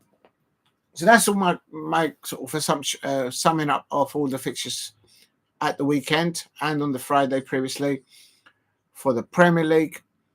What a brilliant weekend of football! I'm sure everybody out there would agree with that. But we move on. It is what I was going to do. There's also, before I'm going to do a little bit of breaking news, like 5 minutes, in case people weren't aware. It's not Premier League, but I have to say there is some changes happening at Rangers, and it has been confirmed. I heard it from Fabrizio Romano earlier on in the day today. But Barry Ferguson is going to be. Yes, I can confirm. Barry Ferguson has been appointed as the Rangers head coach until the end of the season. Right. So it's not an interim manager. He's actually been given the manager's Rangers head coach until the end of the season. Of course, Rangers releasing the services of Philip Clements after their loss at the weekend. And also Celtic lost, but I think it's just the way they lost. It's just one of those. And apparently, he made it with Neil McLean and Billy Odds. Apparently, Barry Ferguson is going to be the head coach until the end of the season, but he will have Neil McCann, Billy Dodds, and Alan McGregor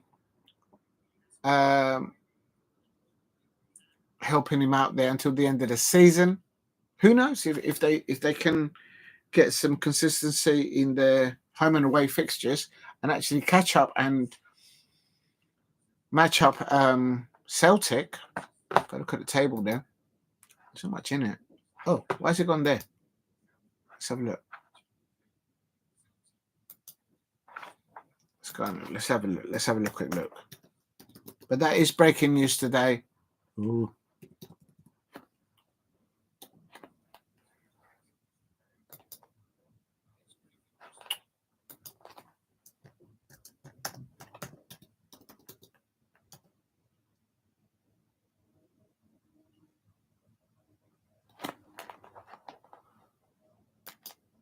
There it is. Right, I got into the wrong table. 56-69. Ooh, still quite a lot to do there. Who knows? It might work out. It might work out for Rangers. They may be able to claw it back. Celtics will be frustrated but lost to Rangers. Do not take a pain. See, that would have been a prime opportunity with Celtic losing for Rangers to make up ground. But basically, Rangers, before they lost at the weekend, they 1, 2, 3, 4. That was 5 wins on a bounce. But I think it's just, as I say, the mannerism of how Rangers lost to St Mirren, and I think that was just maybe the decision was made before. But that's a massive big 3 points for St Mirren, because he creeps them up above Hearts and Ross County, who also won at the weekend, and Hibs is doing absolutely really well to get into that top 6 positions. So it's getting very interesting there. I think the Scottish Premiership. Right. Also, so that's other news that has occurred today. Another breaking news, but it's kind of an unrolling situation at Manchester United. Apparently, this is, I think a lot of the, I expect the Manchester United fans, they saw this coming, or they probably knew about it before. But I think it's difficult when we're not talking about, 10 or 15 jobs, but apparently Manchester United will make up to 200 jobs redundant to return the club back to its profitability. That's what they're saying. It goes on to say here about 250 members of staff were made redundant last year in the first wave of cost-cutting measures by the co-owner, Sir Jim Ratcliffe. And apparently, in a meeting on Monday morning, the Manchester United chief executive, Omar Barada, informed the employees that there'll be a fresh round of redundancies as part of a transformation plan. The club statement read, so this is official, and the club statement read as the following. The transformation plan aims to return the club to profitability after 5 consecutive years of losses since 2019. It also went on to say approximately 150 to 200 jobs may be made redundant, subject to a consultation process with employees. It has to take its course. All employees have to adhere to that, and notifications to the employees who are earmarked to be made redundant. They have to be given a time to respond to that. There's a legality over it, of course, and then some of them may take voluntary redundancies, and then some of them may just hold out to see what happens next. So it's a difficult time for anyone losing the jobs, and it's not a handful. We're talking 200 jobs here.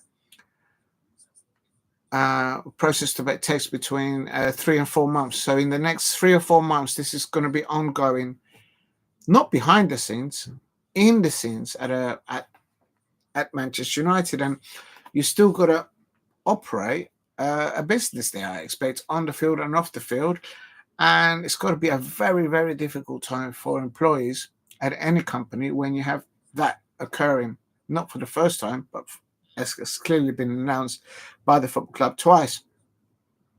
Last week, of course, we all heard officially that the club revealed a loss of around 27.7 in the second quarter financial results, and have lost more than 300 million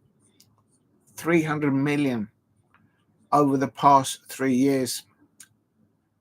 United also goes to say United are also on course for the lowest finish in the Premier League era, as Ruben Amorim's team are 15th. They're actually joint 16th, if I'm not mistaken. They're only 15th because of goal difference. After Saturday's draw 2-2 at Goodison Park. The club official statement went on to say improving the club's financial sustainability and enhance operational efficiency. This will create a more solid financial platform from which the club can invest in men's and women's football success and improve infrastructure. Pereira went on to say, we have a responsibility to put Manchester United in the strongest position to win across the men's and women's and academies teams. He goes on to say, these hard choices are necessary to put the club back on stable financial footing. We have lost money in the past 5 years. In the 5 consecutive years, we cannot continue. Our 2 main priorities as a club are delivering success to the pitch for our fans and improving our facilities. We cannot invest in these objectives if we are continuously losing money. I'm not going to go on to read anymore, but I mean, it's been said that apparently they paid how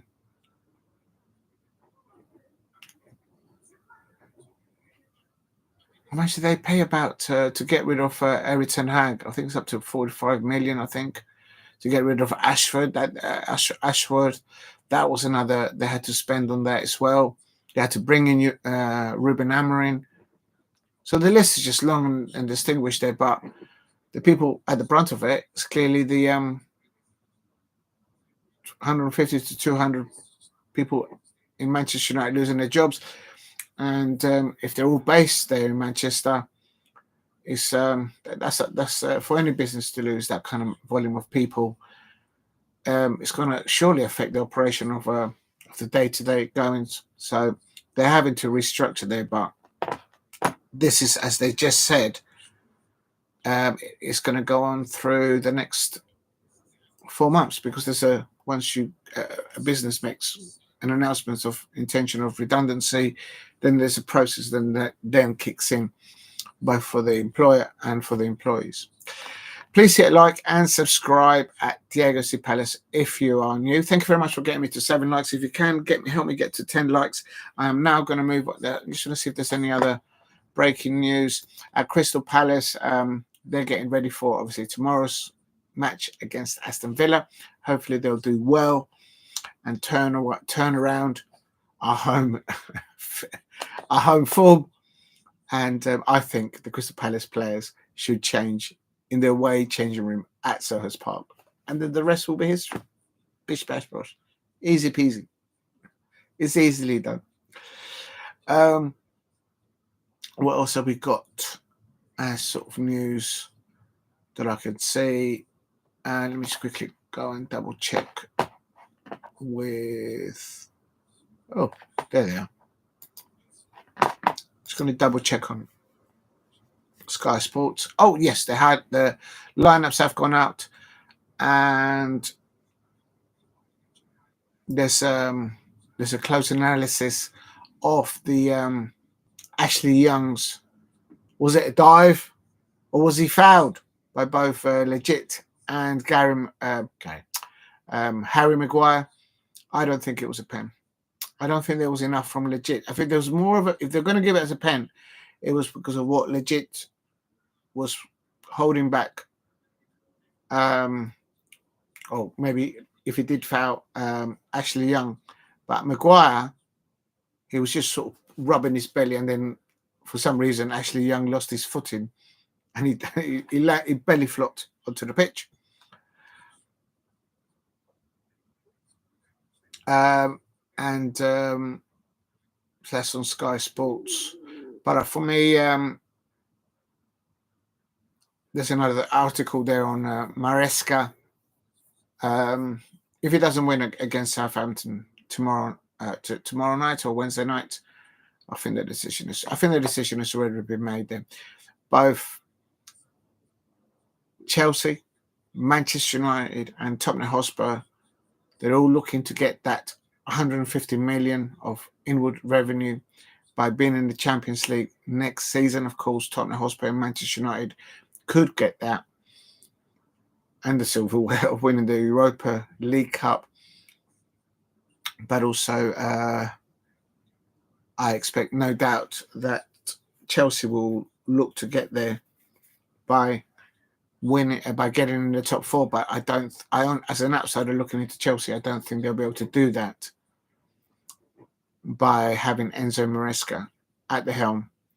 I think someone in the chat said before, what has Enzo Maresca ever won? I think that's a point.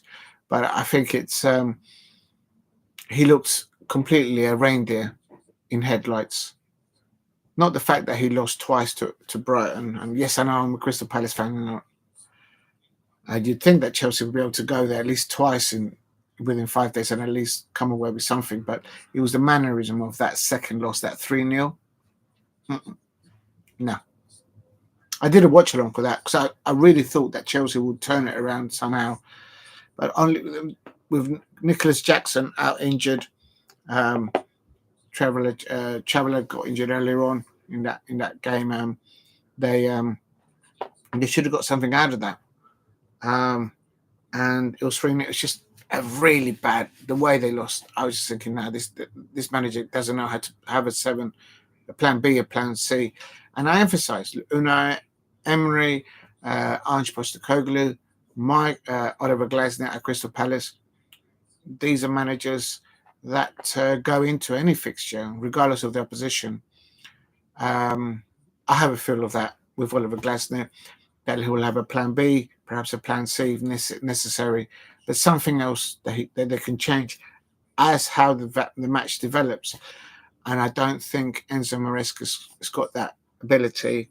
I'm sure he can as a coach and as a manager, but at the level where Chelsea is, needed to land in the top four, which I think is not far from there to reach that. I think they may ask somebody else to come in and get them to that achievement.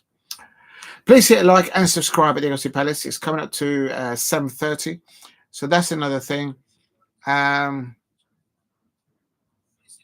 Mercedes have released their new Formula One car. I might do something about Formula One, but it's just finding the time to do that. Of course, Lewis Hamilton is at Ferrari now. Good luck to him there. Right, so let's get to the lineups.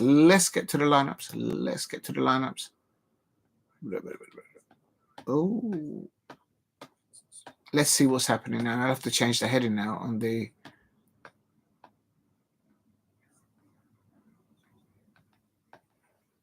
I had the lineups a minute ago. That's Leeds United. That's Sheffield United lineups. If you're new to the channel, please subscribe at the AOC Palace. If you can help me get to 10 likes, thank you very much for getting me to 5 likes.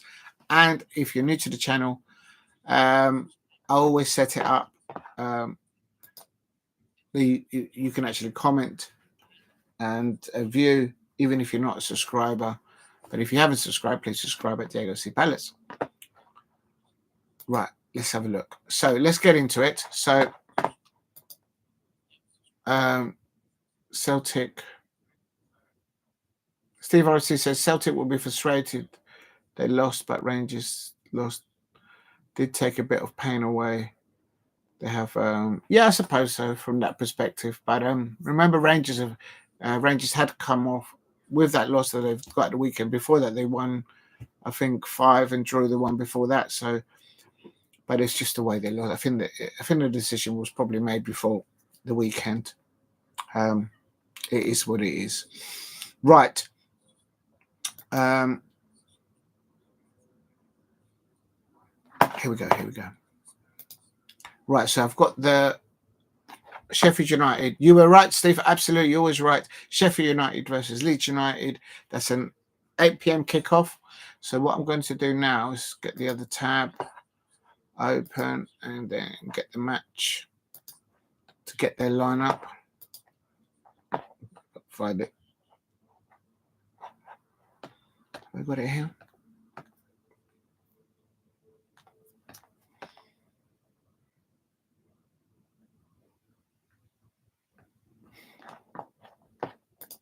Yes, they have come up. So Chris Wilder, of course, is still the manager of Sheffield United. Crystal Palace, Rak-Sakyi, good luck to you.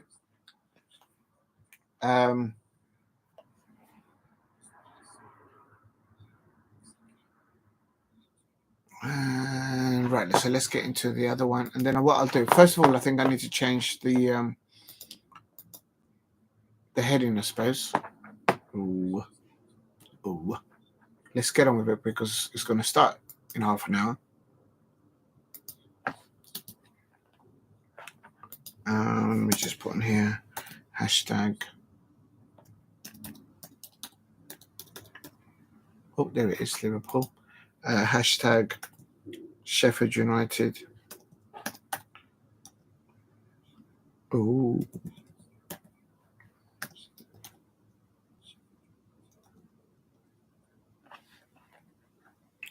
Sheffield United. And then also I've got to do hashtag Leeds United. Leeds United. Is there a hashtag for the championship? Championship. Yes, there is. Let's put that in there, I suppose. There could be loads of championships out there, though. God. All right. So, first up was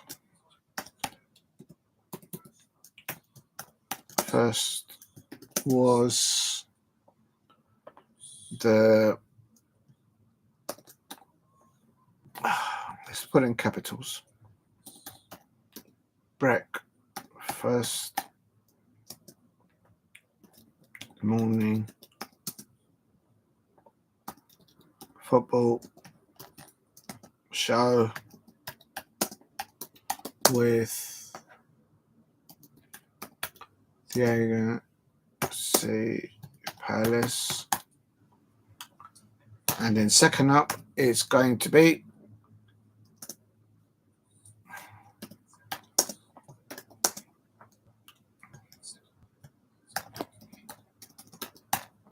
Sheffield. Why have I put 3 F's in Sheffield? There's only 2. Sheffield United versus Leeds United. Not a lot of football clubs like United, Leeds United fan. Leeds United. Right, so I've done that. So let's go into the lineups. Oh, 3 changes for Sheffield United. I think that's about one more than Leeds. And just before I move on to the lineups, let's have a look. I'm pretty sure Leeds is at the top of the table. Yes, they are. They're on 72 points. They're on a bounce of 4 wins. And Sheffield United are also on a bounce of 4 wins. And Burnley are closely behind on 68 points. So I presume they will probably want Sheffield United to lose. Not sure how Leeds United fans and their players travel to Bramall Lane. I've been to Bramall Lane. I'll never forget that. It's a one-way system. Well, not one-way, but there's just like a circle around the main town. And I remember I was running late, getting myself lost, didn't know where, and then I parked up, quickly ran to Bramall Lane. When the match finished, I couldn't find the where I turned off in the circle that goes round Sheffield United. So I had to walk all the way around, and that's a long thing to walk around in the night. And then eventually it clicked. And our lesson learned is that whenever you park your car, whenever you hit the main road, look for a landmark and just drop a flare there. Just remember it in your mind. So when you get back to the car, you find it. It was madness. I'll never forget that. I literally had a hike to find the car. But I got back home to South London all okay. But Neil Warnock was the manager in those days for Sheffield United. And it was madness. Anyway, right, let's get into the lineups quickly. let's do. I'm just going to put in the description. Let me just save that for now. And all right, coming to everyone in the chat in a minute. I'm just going to put Sheffield United in the lineup if I can find them. When they put it in there. Oh, don't tell me they've done what other thing they've done. What?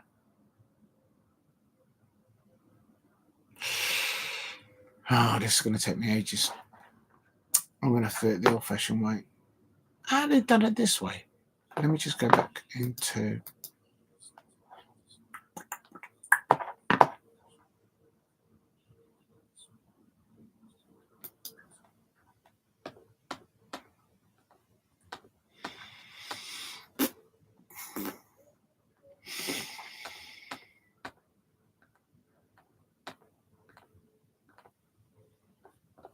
Right, I better hurry up because it's going to start soon.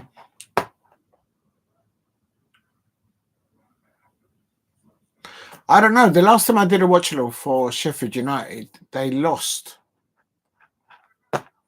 And it was a bad loss for them. I can't remember where it was. I mean, Leeds United fans, they lost against Millwall. I mean, come on. It was the Hull City match. Yeah, I did a watch-along for that. I remember, and they lost 3-0.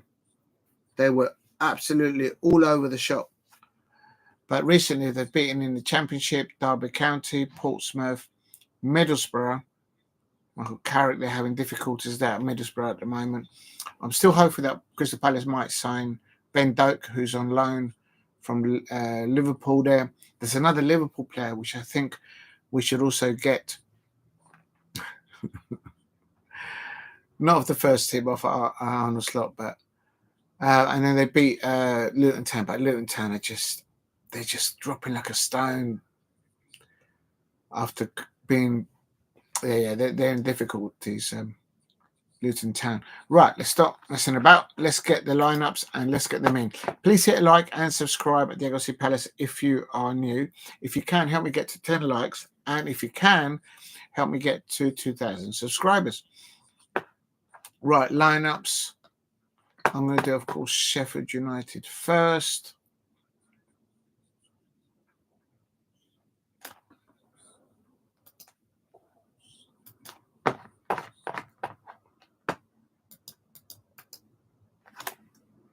Oh, no, I'm going to put it in the description first, actually. Oh.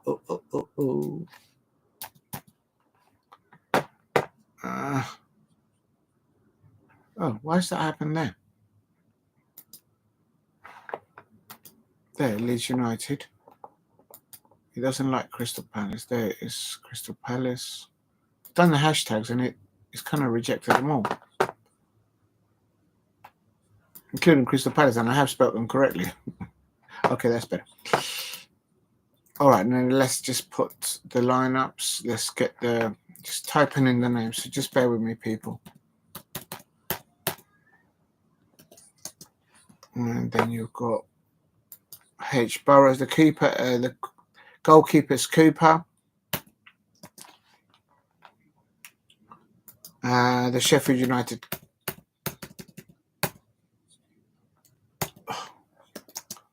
Captain is Robinson, of course.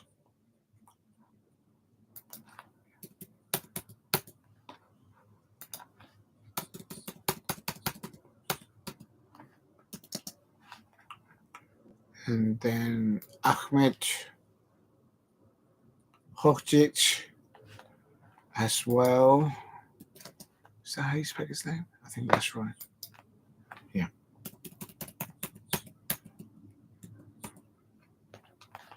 And then Clarke.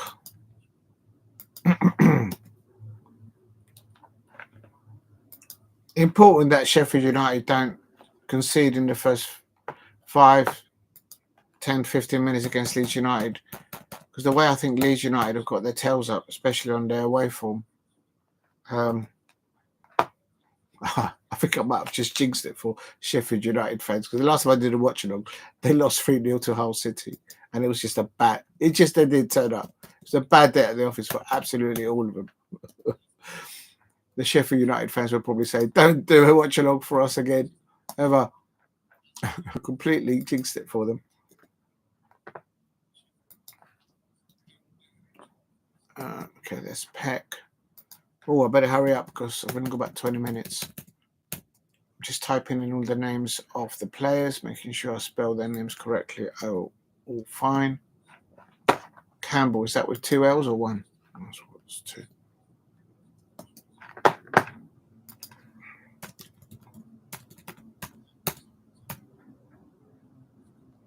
Oh. O'Hare. And it's important that Robinson has a solid game for Sheffield United, in my opinion. From the last match that I saw, anyway. Jasum Rak-Sakyi, good luck to him.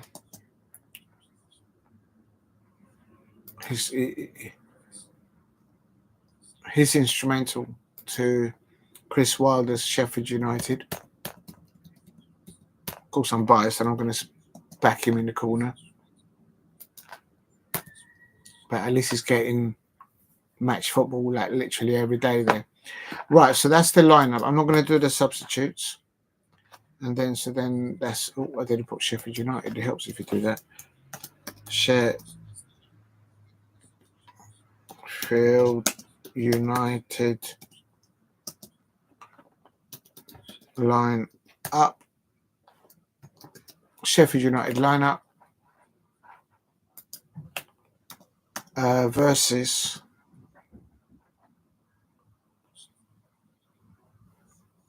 did I spell that wrong? I think I did. I know it is right. Brereton. It's just the way it's spelled. And then next up, of course, it is... Actually, I'm going to put the name of the managers in case people don't know. Copy Daniel Farke.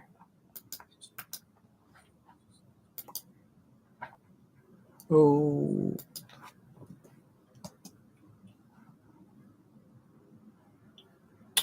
Why are you going down there?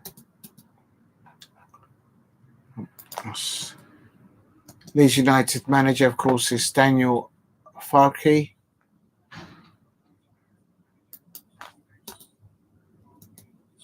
Oh, why is it doing that? Oh, there we are. There we are. It's just...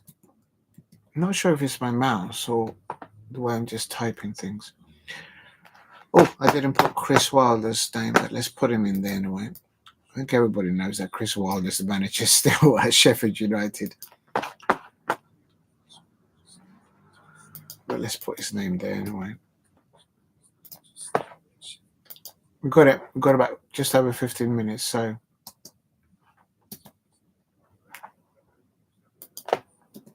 Just typing in all the names of the lineup up and just making sure the spelling is fine.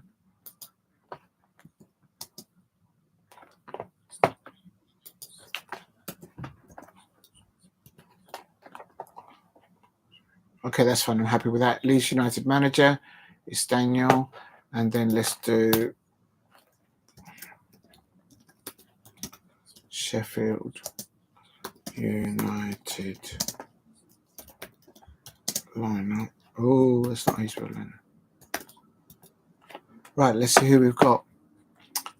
Gruev and Tanaka in the pivot for Leeds.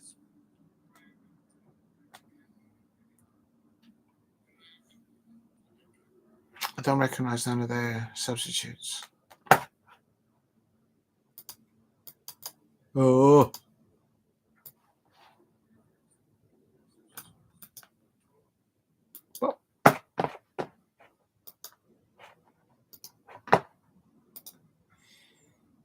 Okay, here we go.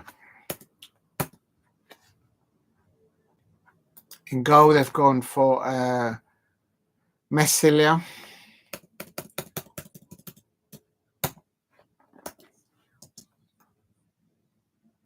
And then Firpo.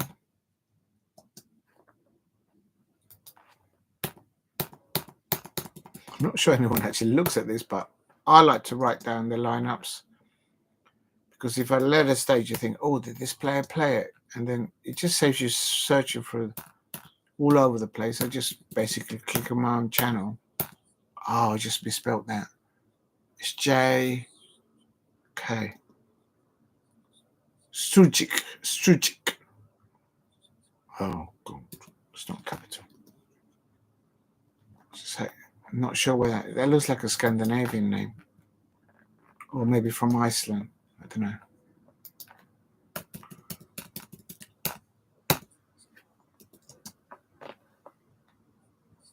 Rodon, that's it. And Bogle. And then Tanaka. Please hit a like and subscribe at Diego C. Palace if you are new. I'm just typing up the lineups for both Leeds United and Sheffield United in the description, and then I'll move it over as well to the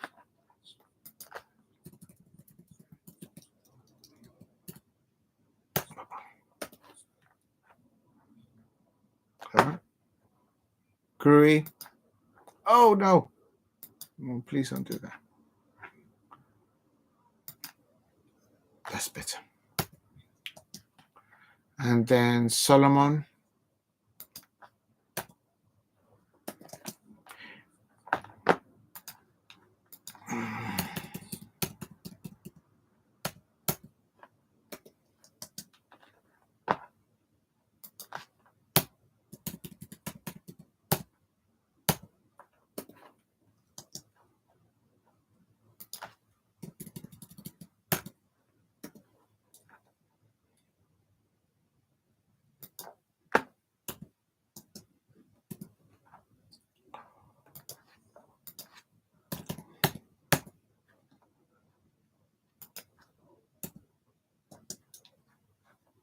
Piroe. There we are. Okay, I'm happy with that. While I'm here, let's just put the officials. I'm not going to put in the substitutes for either side. Brewster is still on the bench for Sheffield United. I remember we were linked to him. Rob Holding, of course, is at Sheffield United. I'm not going to go into what happened with him at Palace because it just kind of ruins it will ruin my afternoon, my evening. What a shame. But anyway, just some things are not meant to be, I suppose. Right, the match officials is David Webb. That name rings a bell. And then Constantine is, that's her assistant. Don't they have VAR? Oh, there's no VAR. Don't they have VAR in the Championship? Does anyone know? Well, they don't seem to have because it's not. I just realised. So really, they're really doing it old school. They're not relying on technology for them to run the line. So that's interesting. Oh, God.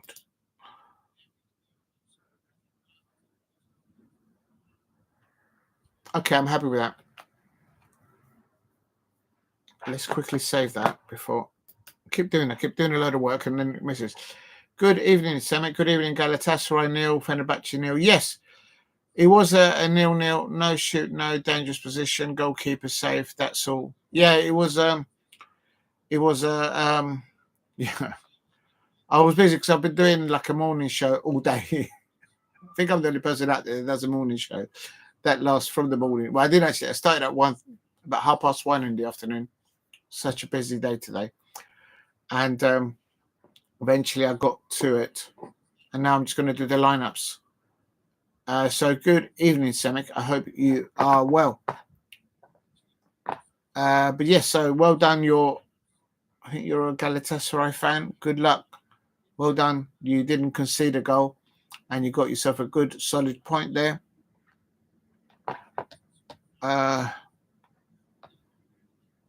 So what do I do now?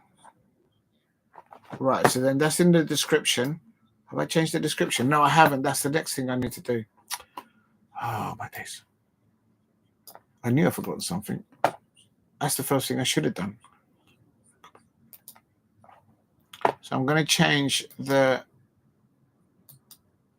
Come on.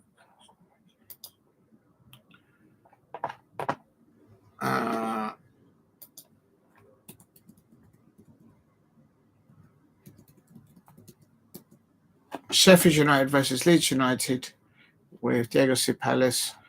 Who will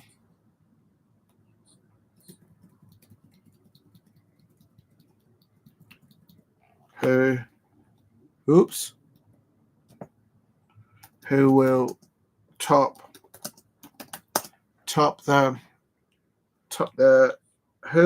the championship?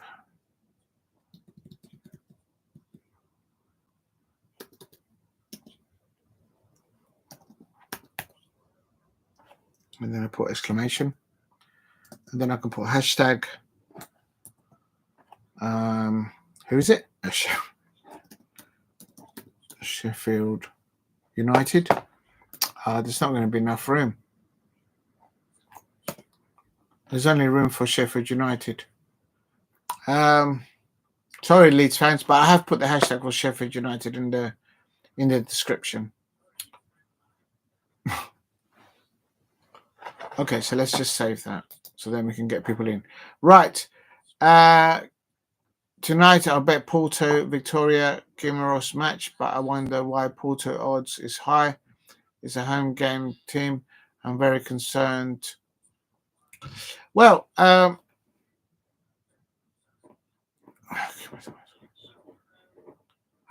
don't know much about Guimarães, but I've heard of Porto, of course. Are they still in the Champions League or in the Europa?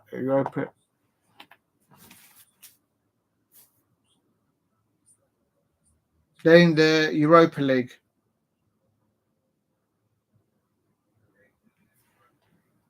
I'm not sure if they're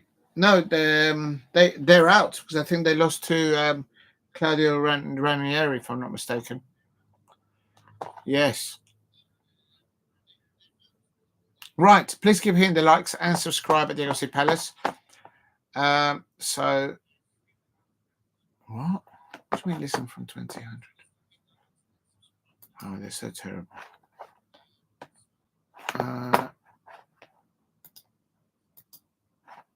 But I've got the lineups anyway. Normally Porto should win easily, but I'd say no. Interesting. It could be the fallout because they've been knocked out of Europe. If I'm not, I could be wrong. Right, I need to get the charger for this because this phone's been running all day. And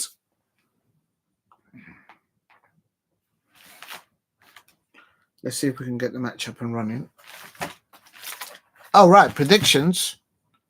Oh, here we go. I'm going to do my prediction before kickoff. Why is it in capitals? My prediction is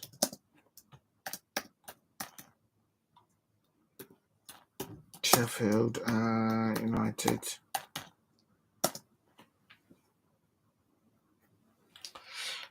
Has this got a draw written all over it or what? Because they're fighting for the top place. The thing is, last time I did a watch along for Sheffield United, and they were, I don't know if they were at home or away to Hull City, they lost 3-1 or 3-0 actually. Some madness. They just didn't turn up. Hull City just absolutely pounced them. And Hull City needed those 3 points because they were climbing out of the bottom three. So, they're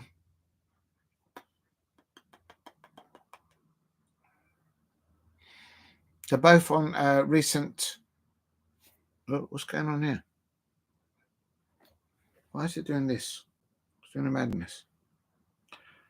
My prediction is Sheffield United 2.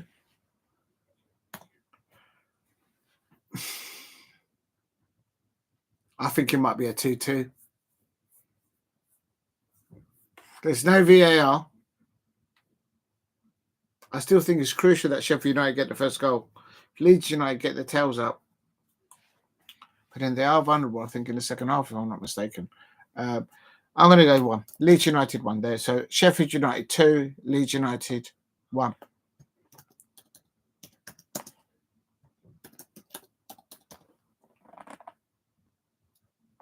There you go. That's my prediction. Please keep hitting the likes and subscribe at the AOC Palace if you are new.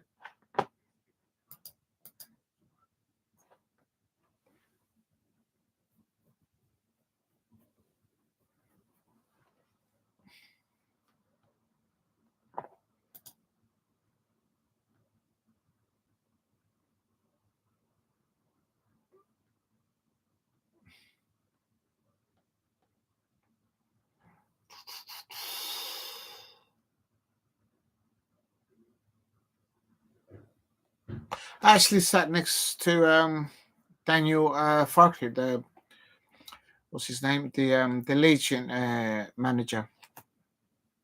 And we had he probably doesn't remember me, but I was talking about Diego Costa, and at the time, and it was a friendly I was watching back in the day. He probably doesn't remember.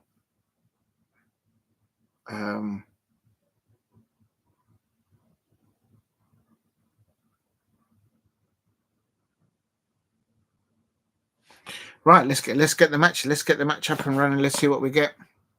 I should have charged these things. Ooh, which means welcome to Sunday. Why is it doing that? Oh, I just put myself in register. Right, let's let me just check that the thing has changed. How do I do that? Please subscribe at the AOC Palace if you are new.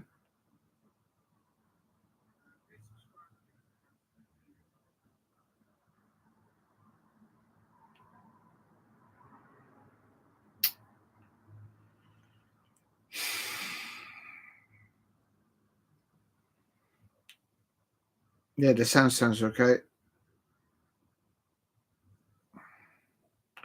Right, let's get to the match because it's probably kicked off now. Oh, it's in 2 minutes. So good timing.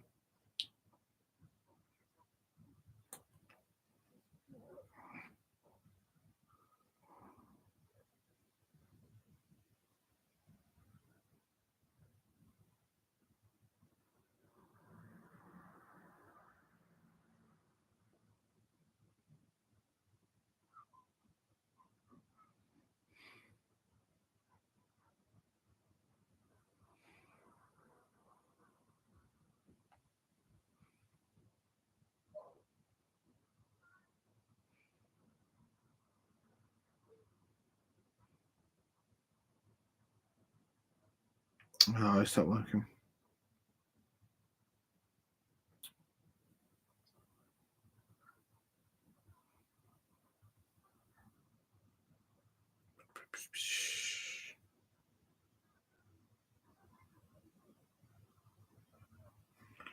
Let me log in. What's it doing now? Pick up 2-1. Leeds will win. They've been the best team in the Championship by miles this season. Yeah, I think so. This is why I say it's vital that Sheffield United. I have to say I haven't watched all the Leeds United games, but I did do a watch along. The last time I did a watch along in the Championship, Sheffield United lost to Hull City. And Hull City, as you know, are at the bottom of the chat. Well, not at the bottom, but they were near the bottom. They were trying to climb out of the bottom 3.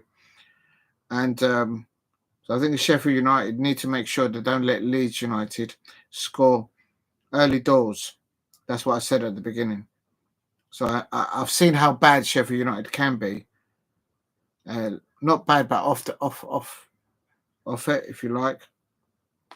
I'll go into that in a minute. Please hit a like and subscribe at Diego C Palace if you are new.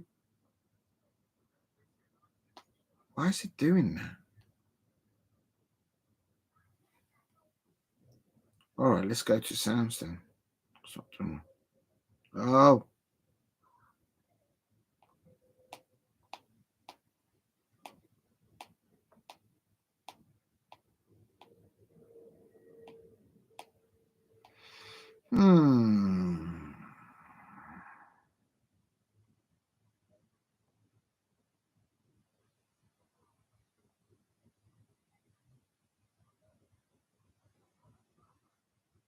Do this one.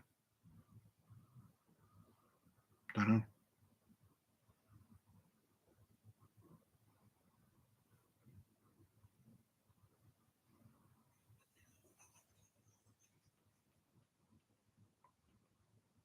It might be this one. I don't know. Good evening, Alex Dixon. Thank you very much for tuning in. It'll be interesting to see who scores first. It's kicked off. It's 0-0. Sheffield United 0. Leeds United 0. And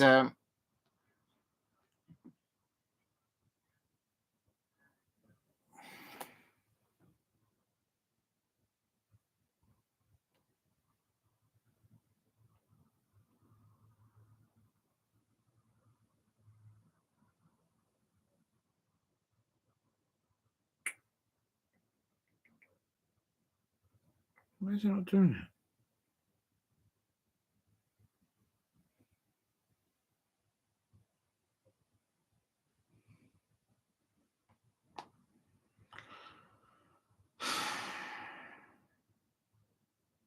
It's never easy. Please hit like and subscribe at Diego C Palace if you are new. I'm a bit of a mare at the moment.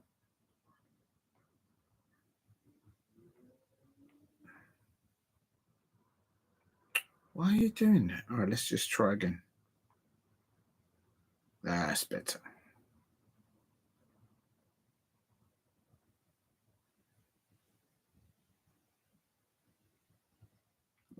Haha, I got it. Not sure. I think I must have been typing wrong user ID. Right, Bramall Lane here. Robinson on the ball. Please hit like and subscribe at Diego C Palace. It has kicked off, and it is Michael Cooper there in the goal. For me, as I said, it's crucial that Sheffield United don't concede in the first. Referee! Oh my days! Two players down, and I don't think it was malicious from either player. The way they collided with each other, they're both down. So the referee's nearly stood on the Sheffield United player, and let's have a look. Ouch! Oh no! Ouch! Oh, it was an awkward. I think it's not so much the collision; it's how they both landed. The number 5 for Leeds, and very experienced referee, Webb, for both of this. That's Pascal Crouch, and I couldn't see who the other player was, but it was all right. And then the referee nearly stood on the Sheffield player. But they're both fine. They're both up. I'm on just 2 minutes. If you're new to the channel, please subscribe at Diego C Palace.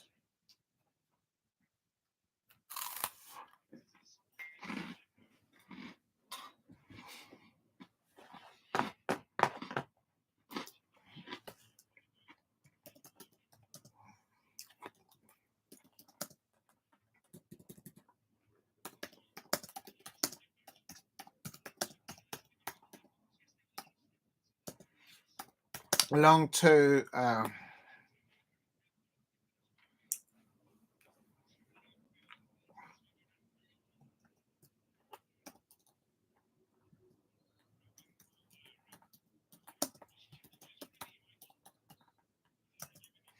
now doing the watch along to Sheffield United.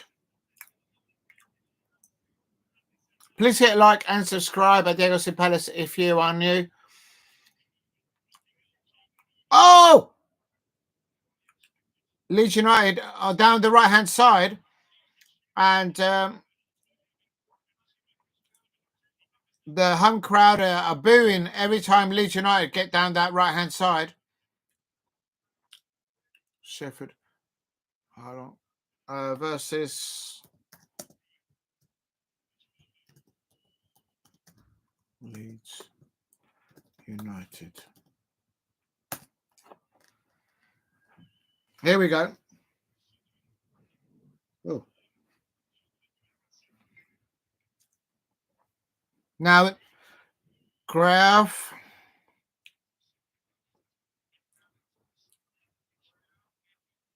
The fullbacks for Leeds United, they're really pushing up high. So if they get caught on counter, but they're playing with a lot of confidence to do that.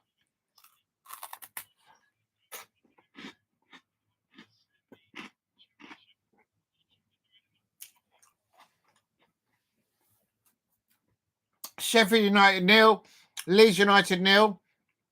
Both sides settling them down into their first 5 minutes.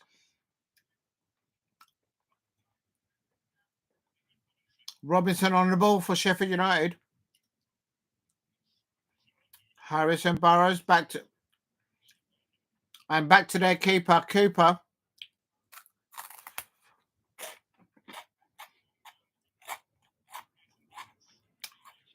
Referee! And Bogle, number 2 for Leeds United, holding on. Actually, I think they were both grabbing each other's shirts. Both grabbing each other's shirts. Real talk. With Brereton. Good duel there between Brereton and Gruev. Free kick here for Sheffield United.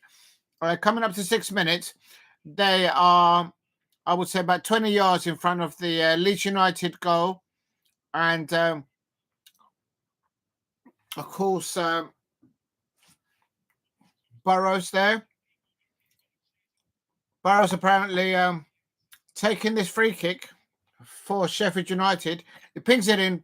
Poor free kick, in my opinion.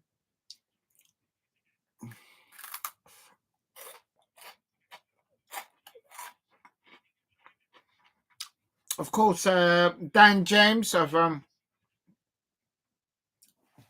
ex-Manchester United, of course. I'm pretty sure of that.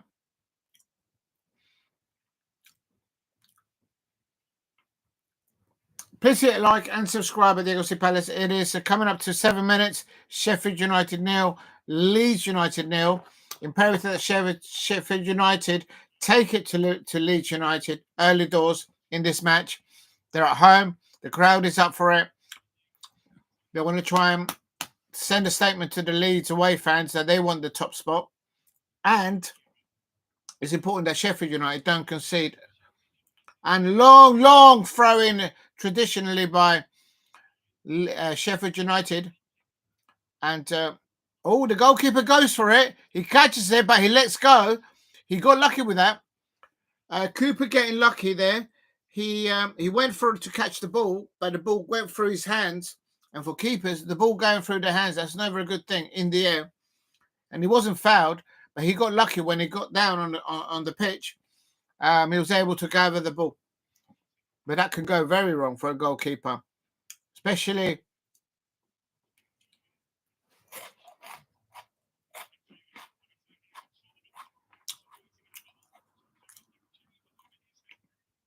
Oh, I do apologize. That was Meslier, the Leeds United goalkeeper, who did that mistake, not Cooper. Please hit like and subscribe at Diego C Palace. I am on 8 minutes.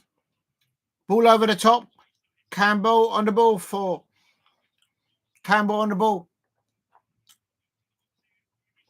Oh, that's a corner now. Good intensity. Great tempo to the start of this 10 minutes. They won't be able to keep this along. I mean, they won't be able to do it at this pace. I don't think for 90 minutes. Slightly end-to-end match thus far, coming up to 9 minutes. Corner here for Sheffield United on 9 minutes. And you can see the Leeds United away fans there. Here we go. Corner.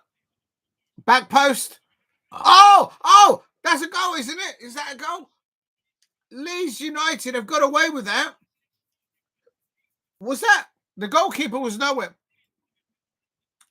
Meslier, that's the second mistake that the goalkeeper for Leeds United have made a mistake. Sheffield United now know if they target the ball, if they make quick questions of the Leeds United keeper, there's a goal there sitting there for them all day long. Literally, that's the goalkeeper for Leeds United, Meslier, in the opening 10 minutes has made two clearly goalie mistakes. And not even under pressure. So Sheffield United should be just ask questions of him.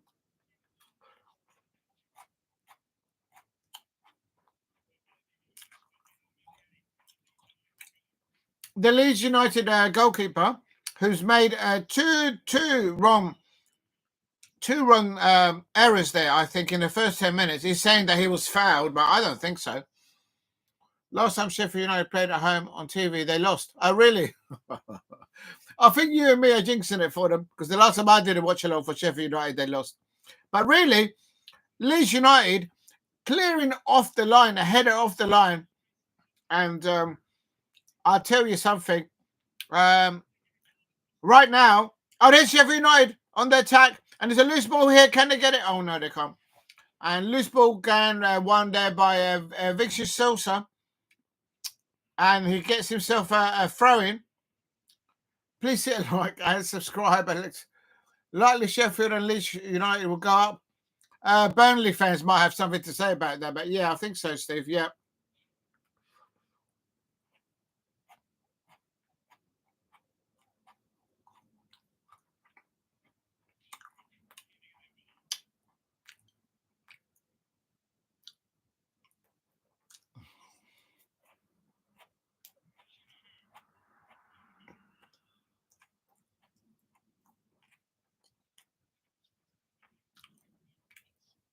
If you're new to the channel, please subscribe at Diego C. Palace.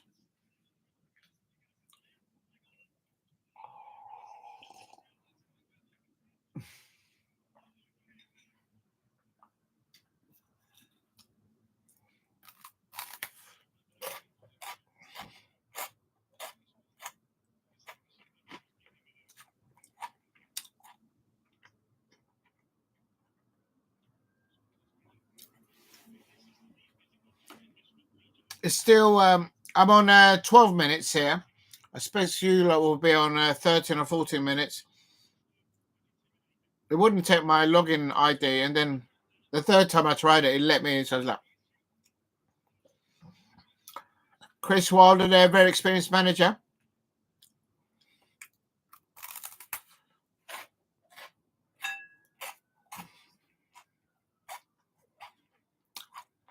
I'll tell you what,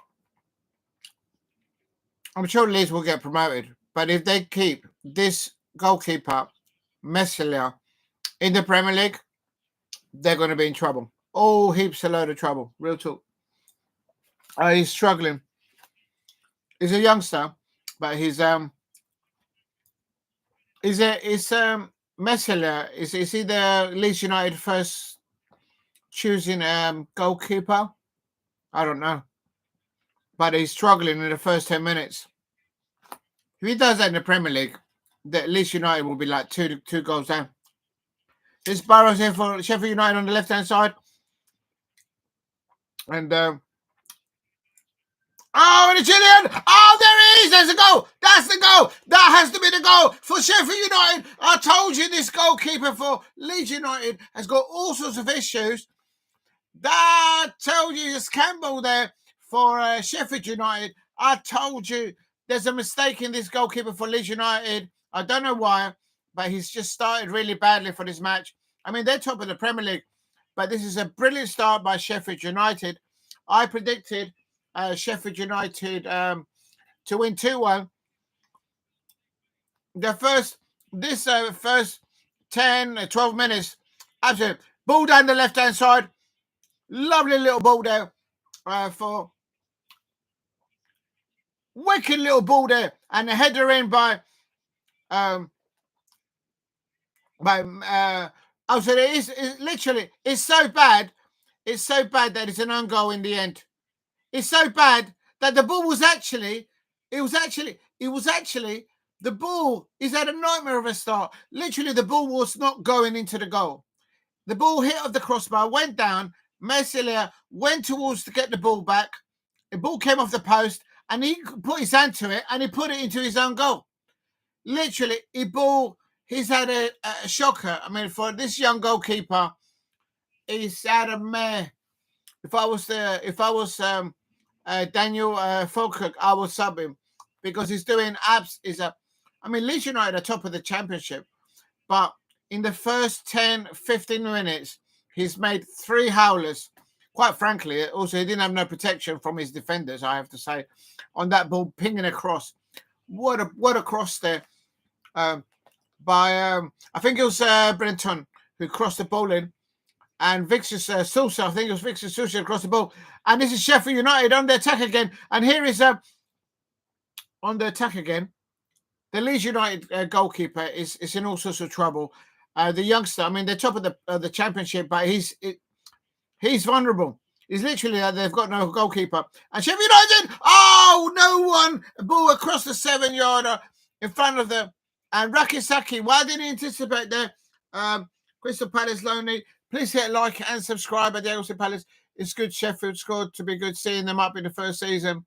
But if Rak-Sakyi there, big up to Rak-Sakyi there, Crystal Palace lonely. And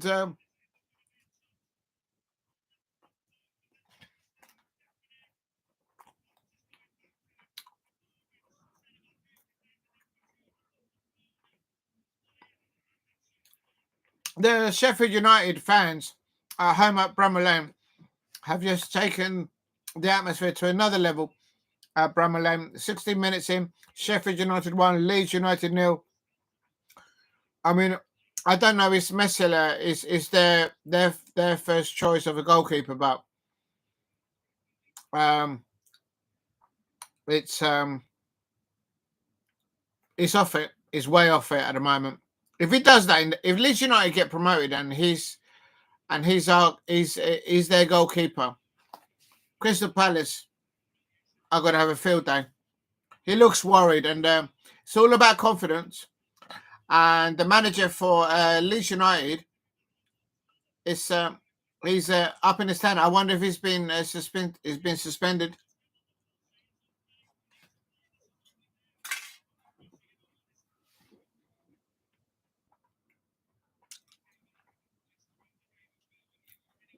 Alex, this is I mean, he's there's some issues there. Look, but also he's getting no protection. He's like, am I coming or going? He's done another mistake. He's done another mistake. He doesn't know if it's coming or going. He's getting no protection from the Leeds United defenders. The midfield are not protecting the back line anyway. Oh, that's a ball, isn't it? Oh no, it's not. And this is Souza for Sheffield United. Clarke.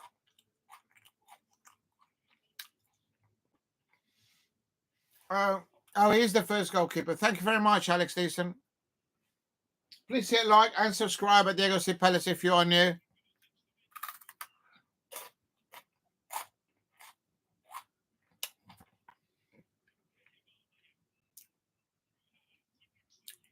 Rak-Sakyi on the ball. Oh, that's good feed by Rak-Sakyi there. But he ran out of room there. Please hit like. Oh, what's that?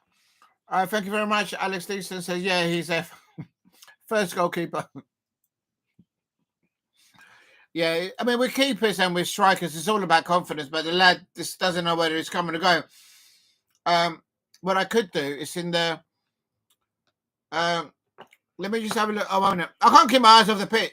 Because I think Sheffield United, they know if they get a ball on target, this goalkeeper... There it is! Oh! And, a good dive there. Good dive. That will give him confidence. That will give Meslier...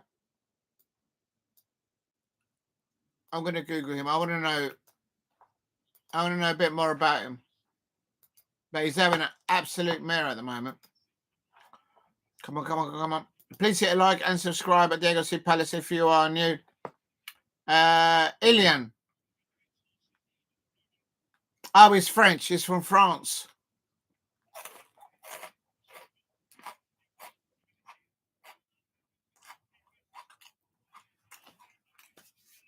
I think he's doing better now.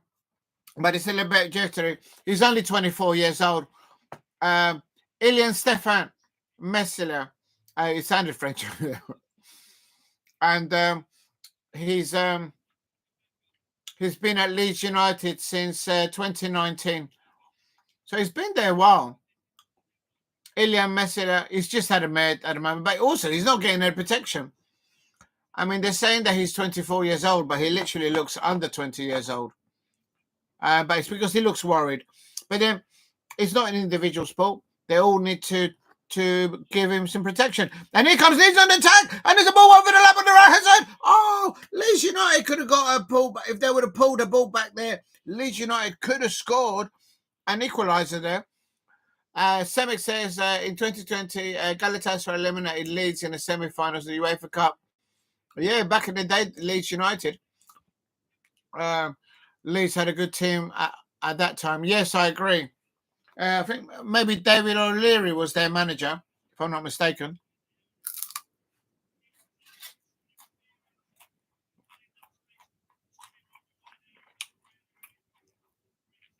Please subscribe at Diego C. Palace if you're new. Sheffield United 1, Leeds United 0 on 21 minutes, I'm on. And a bit of a howler of a start for the French international Ilian Meslier. He looks under 20, but he's actually 24 years old. But it's only 1-0 into it. So, and Leeds United now coming into their own after, I would say, 17 minutes into this match. And now they are pressing back Sheffield United, Tanaka there, international, and Bogle. Oh, is that a penalty? Is that a Leeds United penalty? No, it's not. Every time, what's this name? Every time the number 2, I think Bogle touches the ball, they're booing him. I think it might be him, though. Please help me get to 10 likes in the chat. If you're new, please subscribe at Diego C. Palace.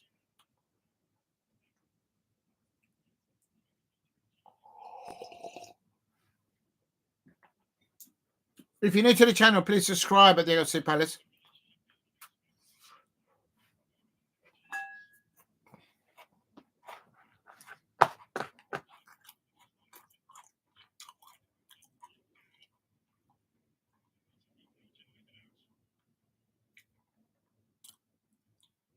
Throw into Leeds United down the right-hand side. It's only still 1 goal in it, so...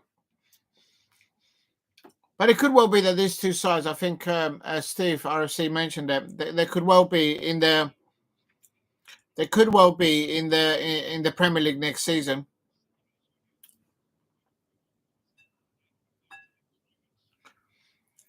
Daniel Farke, the manager for Leeds United. I think he's serving a ban. And here is Rodon lets the ball go there. Meslier catches the ball. Oh, there's a player down injured at the moment.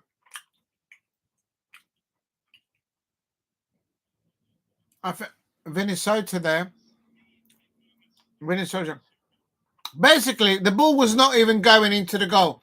The ball hit the crossbar, and Meslier, because he's having such a mare of a start to this game, he just grabbed, he touched the ball, and he pushed it back into the goal. It's madness. He just went like this, and he got it in goal. If he didn't left the ball alone, the ball would not have gone into the goal. And there was no one there to put it in for Sheffield United. So it's just a reaction move, and he pushed it. But having said that, since those 3 mistakes early doors, he's going a bit more in confidence. So he's Leeds United first goalkeeper. So we'll see how it goes.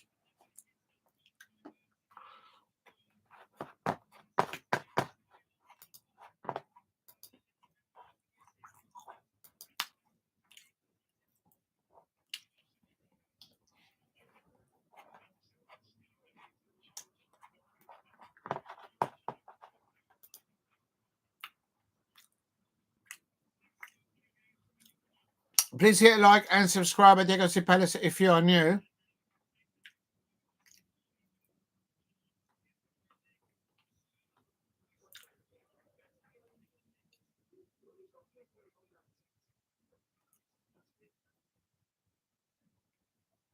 Oh, I just lost it there. If you're new to the channel, please subscribe at Diego Palace. And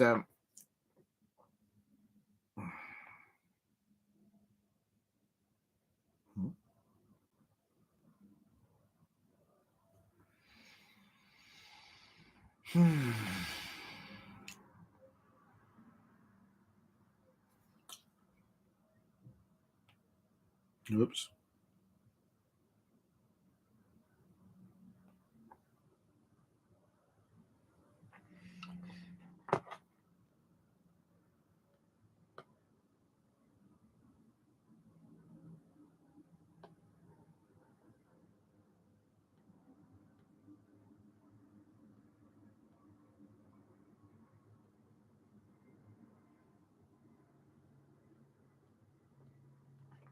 Oh, what's going on? I don't understand why he's doing that.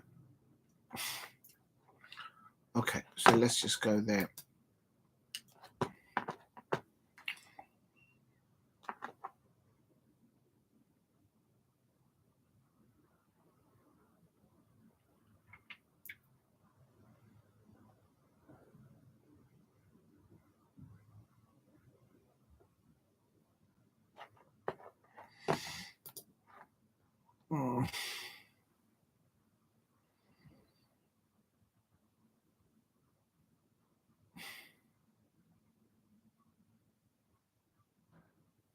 Oh, I see. I went into the wrong one.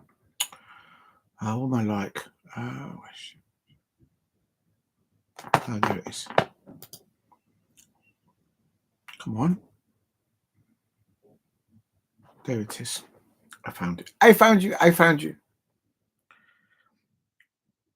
Please hit like and subscribe at Diego Palace if you are new. And let me just plug this in because otherwise I don't want people to hear the commentary, obviously, for obvious reasons.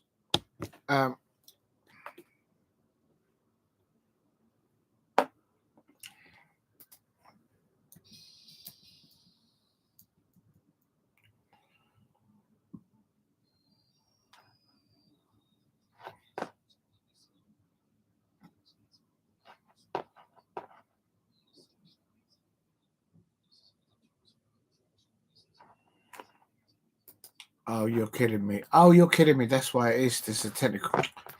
It is what it is. It is what it is. Right, let's get on to... Oh, my God.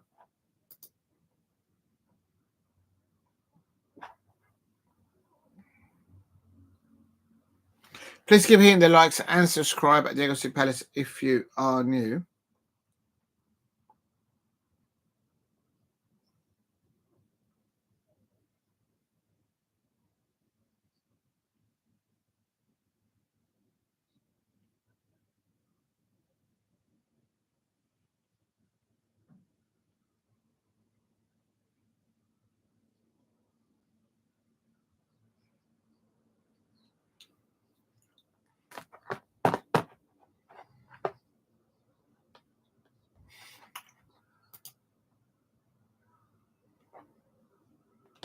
Come on. All right, it's going to be one of those.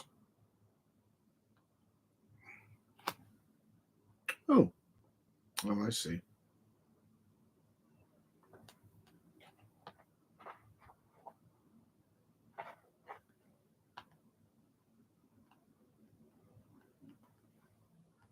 Oh, it's going to be there anyway.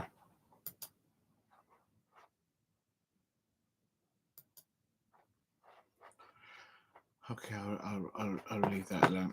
Right, going back to it. If you're new to the channel, please subscribe at Diego C Palace. It is still Sheffield United 1, Leeds United 0, and yes, I was right. The Leeds United manager, Daniel Farke, he is at the moment not allowed on his touchline. He's been given a one match touchline ban. So apparently it's the first time that he's receiving a suspension in his coaching career, and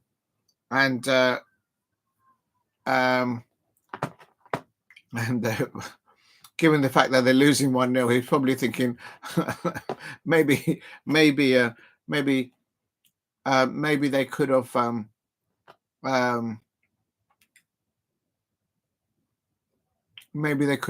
maybe he's thinking maybe I shouldn't have gone today, but whether he's on the touchline. But I think that when the managers are not allowed to be in the technical area because of a suspension, like Daniel Farke is at the moment, he is and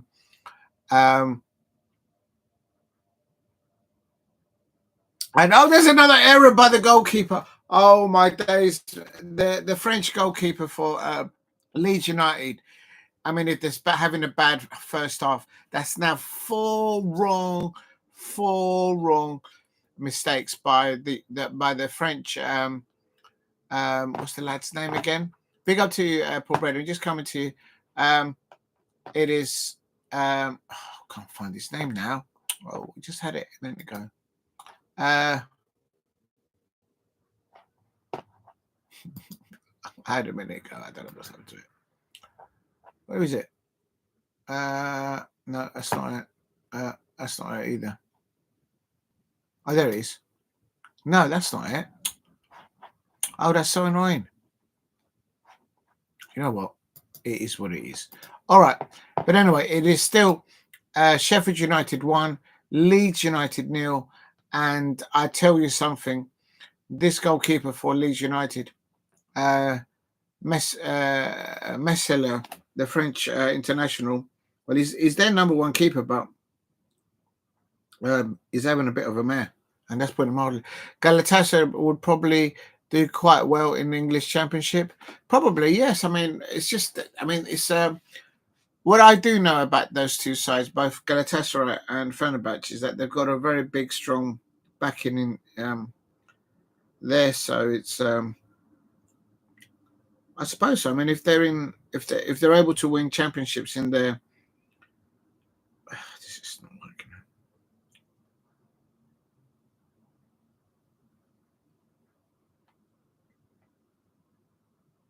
If you're new to the channel, please subscribe at Diego C Palace. It is Sheffield United 1, Leeds United 0, and I counted at least 4 or 5 mistakes by the Leeds United keeper, and it's a good clearance there by Firpo there, but at the moment, Leeds United they're vulnerable. You wouldn't have thought that they're top of the championship, and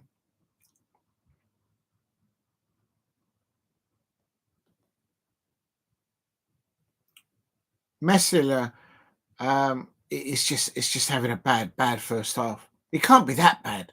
I mean, Leeds United are top of the championship, so it's at the moment. You know what? If Sheffield United go in at halftime only 1-0, they'll be ruining the opportunity. Galatasaray will probably do quite well in English Championship. Yeah, I think so.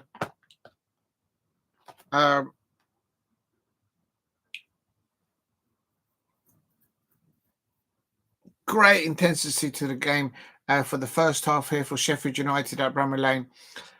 Absolutely shooting out, if you like, off the starting lineup of this match, and they've not let up against Leeds United.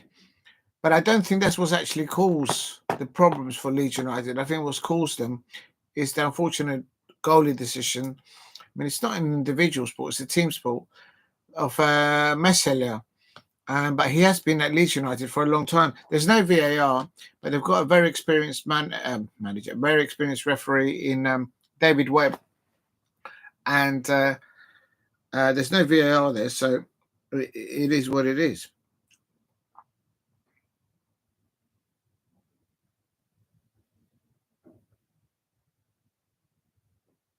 If you're new to the channel, please subscribe at Diego C Palace, and if you can, help me get to 2,000 subscribers.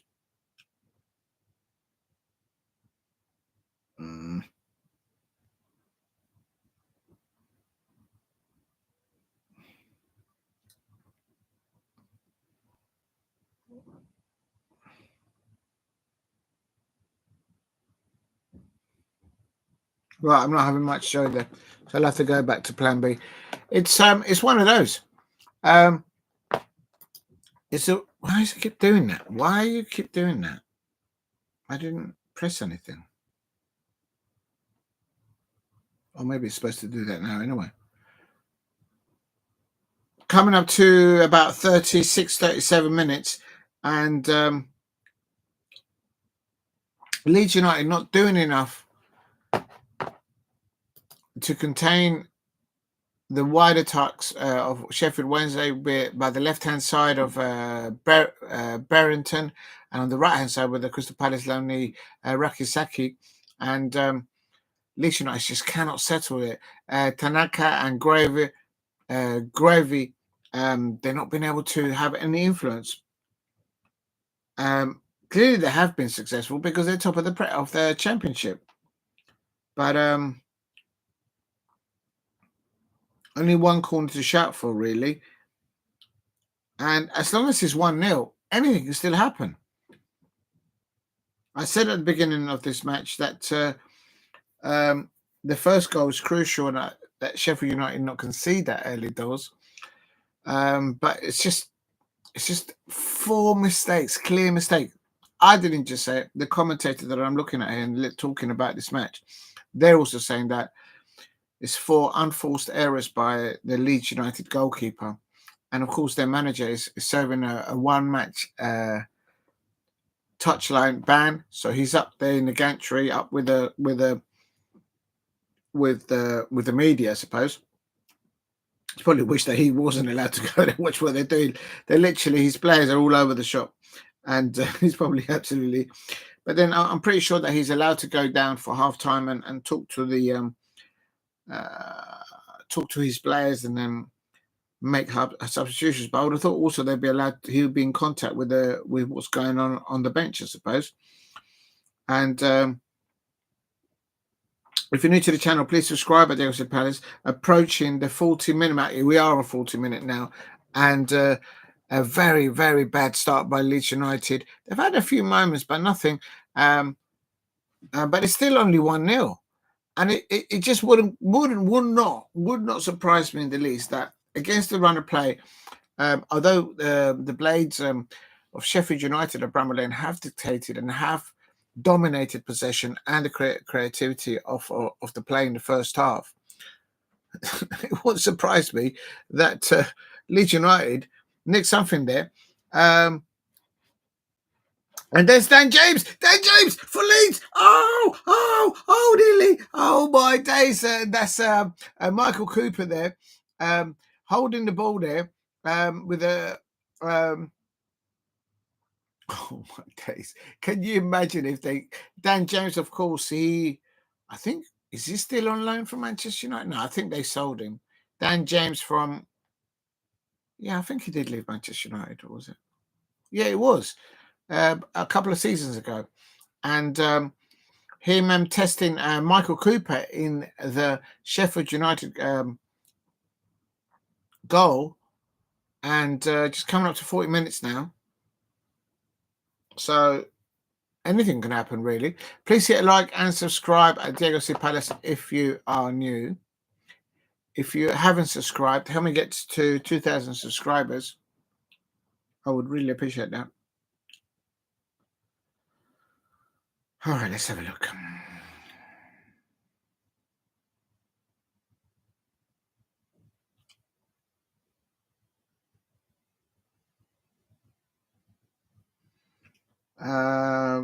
Let's have a look at this. Oh, hello. I think we're on around here. Oh, probably not. Oh.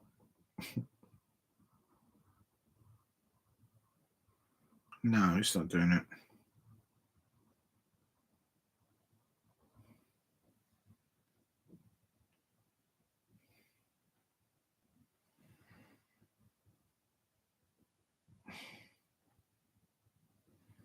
On 41 minutes here, anything can still happen. So why is it doing that? Just refreshed it. Why are you doing that madness?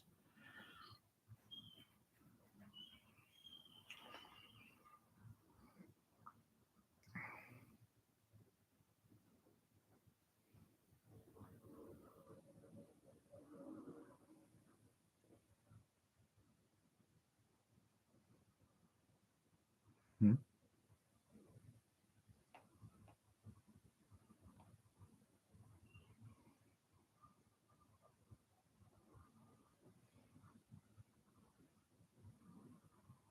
Mm-hmm.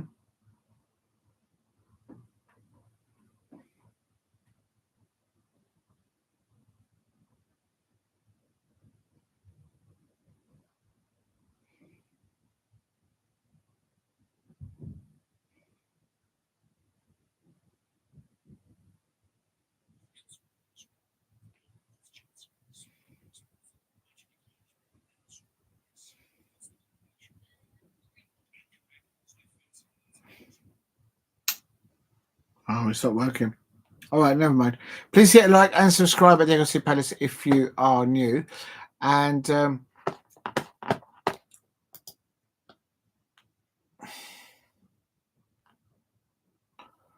oh my days. Good run there. But that was a mistake there by Clarke. And Solomon there runs in behind him. And Sheffield United, I said it's only 1-0. And Leeds United are their best way of defending is just to attack Sheffield United. And it wouldn't surprise me if before half time, they actually, against the run of play in the first half, they actually nick it back and get the goalkeeper out of good hands by Cooper, the goalkeeper. Yeah, that's good goalkeeping by Cooper there. Michael Cooper there, Sheffield United keeper there. If you're new to this channel, please subscribe at Diego C Palace if you are new. And there's another one. Solomon gets past Clarke again. That's 2 within the last 5 minutes. Like literally, you think you learned the first time. And kind of feel for this Leeds United goalkeeper, this youngster. Or he's 24 and he's been at Leeds United for some time. But he's oh my days.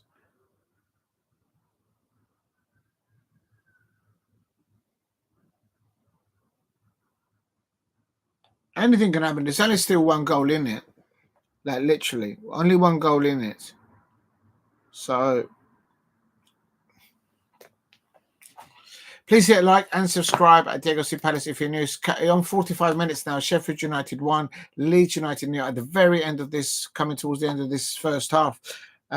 Leeds United nearly testing and getting that equaliser.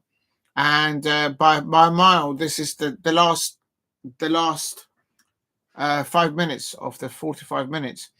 They are, Leeds United are coming back into the hole of there. And good football there by Ahmedhodžić by blocking the shot there. And a good shot there by Clarke. It's not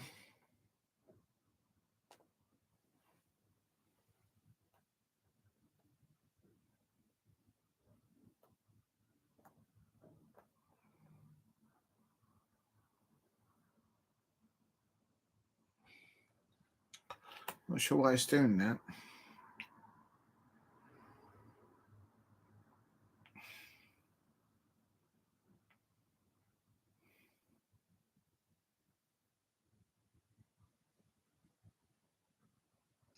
Oh, Clarke's down injured now. So that's given a bit of time now, I think, for the players to just have a bit of reflection of how this first half is sort of panning out. But certainly in the last 4 minutes of normal time in this first half, Leeds United coming back into it. And we've got 3 minutes of added time, of extra time. Please hit a like and subscribe at Diego C Palace if you are new. Let's put on here 3 minutes of extra time. 3 minutes of extra time announced.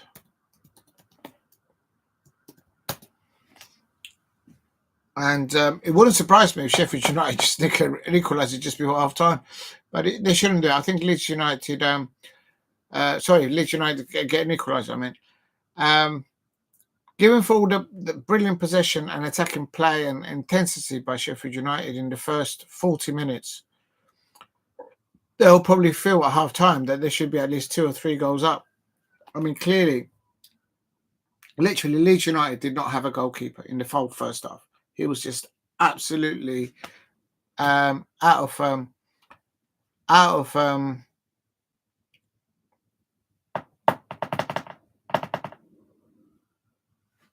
why is it doing that?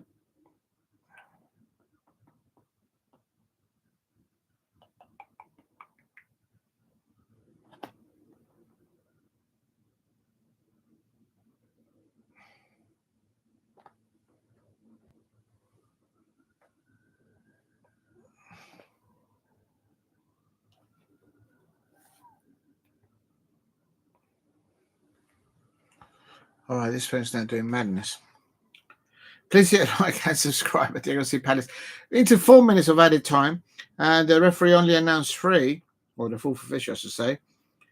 Right now, as the first half ends in injury time, he has given an extra minute because obviously, I think that was Clarke who received some treatment in injury time. But right now, at the end of this half, it's like Leeds who just start kind of woken up. And what will be happening in the second half? Oh my God! I think the first five to 10 minutes in the beginning of the second half is going to be absolutely vital. First of all, for the Leeds United goalkeeper not to make any further mistakes.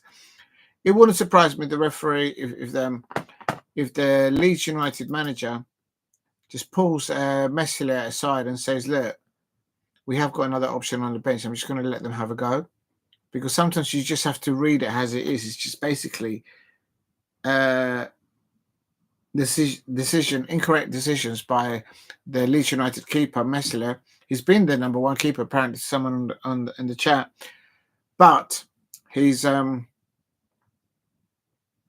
just getting everything wrong. It's like after about 24 minutes, he got a little bit better, but he's still making. In the first 20 minutes, he made 4 clear goalkeeping errors. And I saw the commentator that I'm listening to. They're also Adam McClear. And that is halftime. That is halftime. I'm going to go to the toilet. I'll let this phone charge up actually in the meantime. And I need to charge these pods. Does anyone know where the little... Oh, I don't know what I've done with it now. Okay, that is not good. I need to know where it is. So I need to charge it. Please hit a like and subscribe. Oh, yeah, I better write it down, I suppose. Here we go.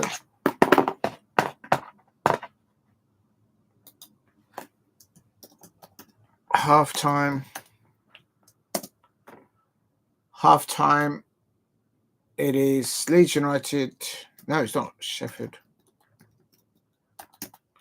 Sheffield United 1. Leeds United. They nearly scored an equaliser in injury time. And that would have been absolute sins. Leeds United.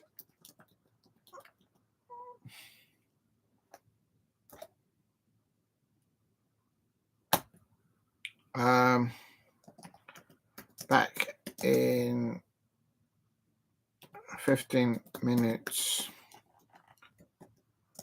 for the second half.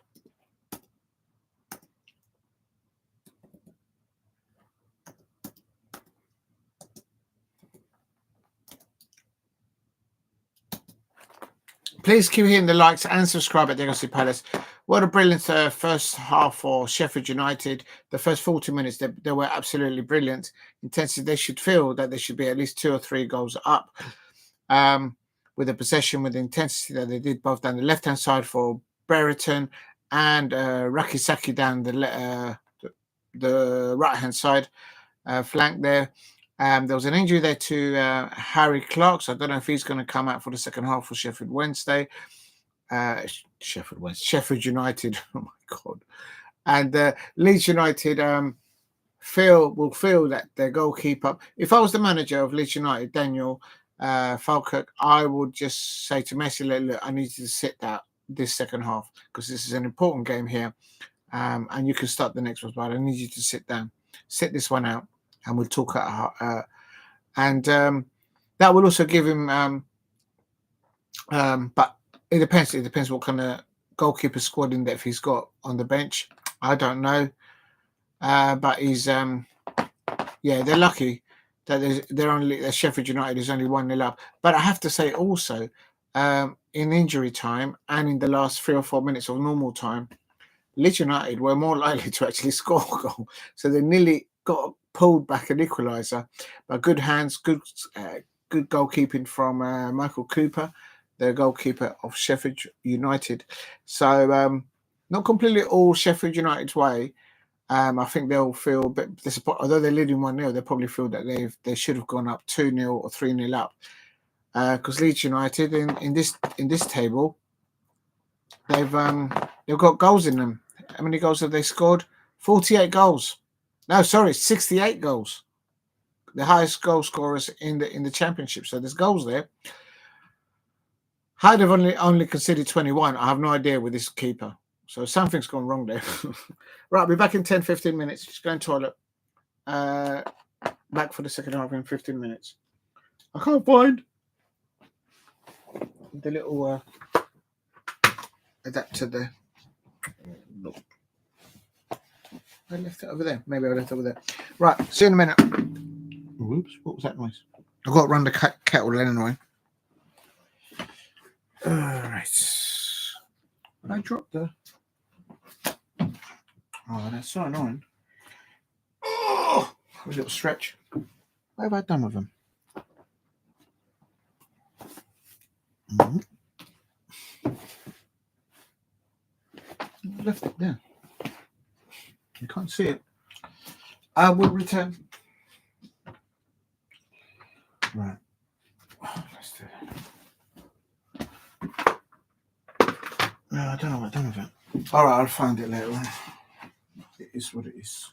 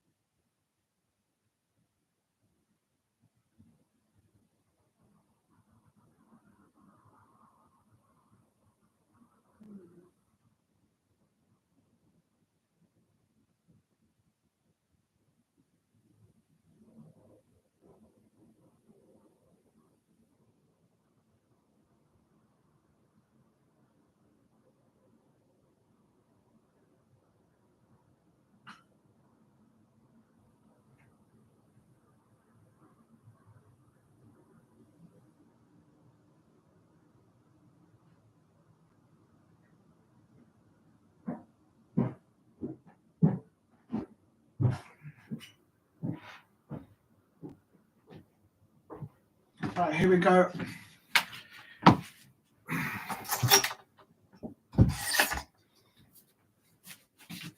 Oh, what's happened here?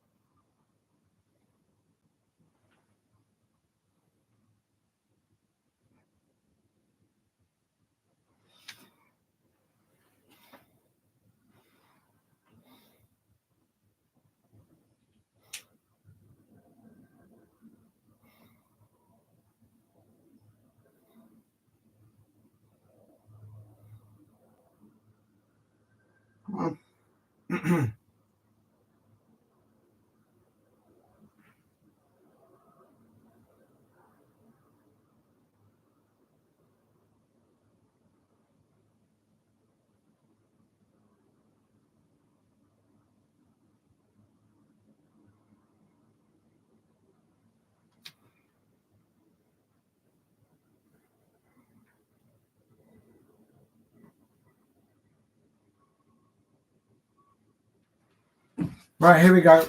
Second half is on its way. It started. It's still Sheffield United 1.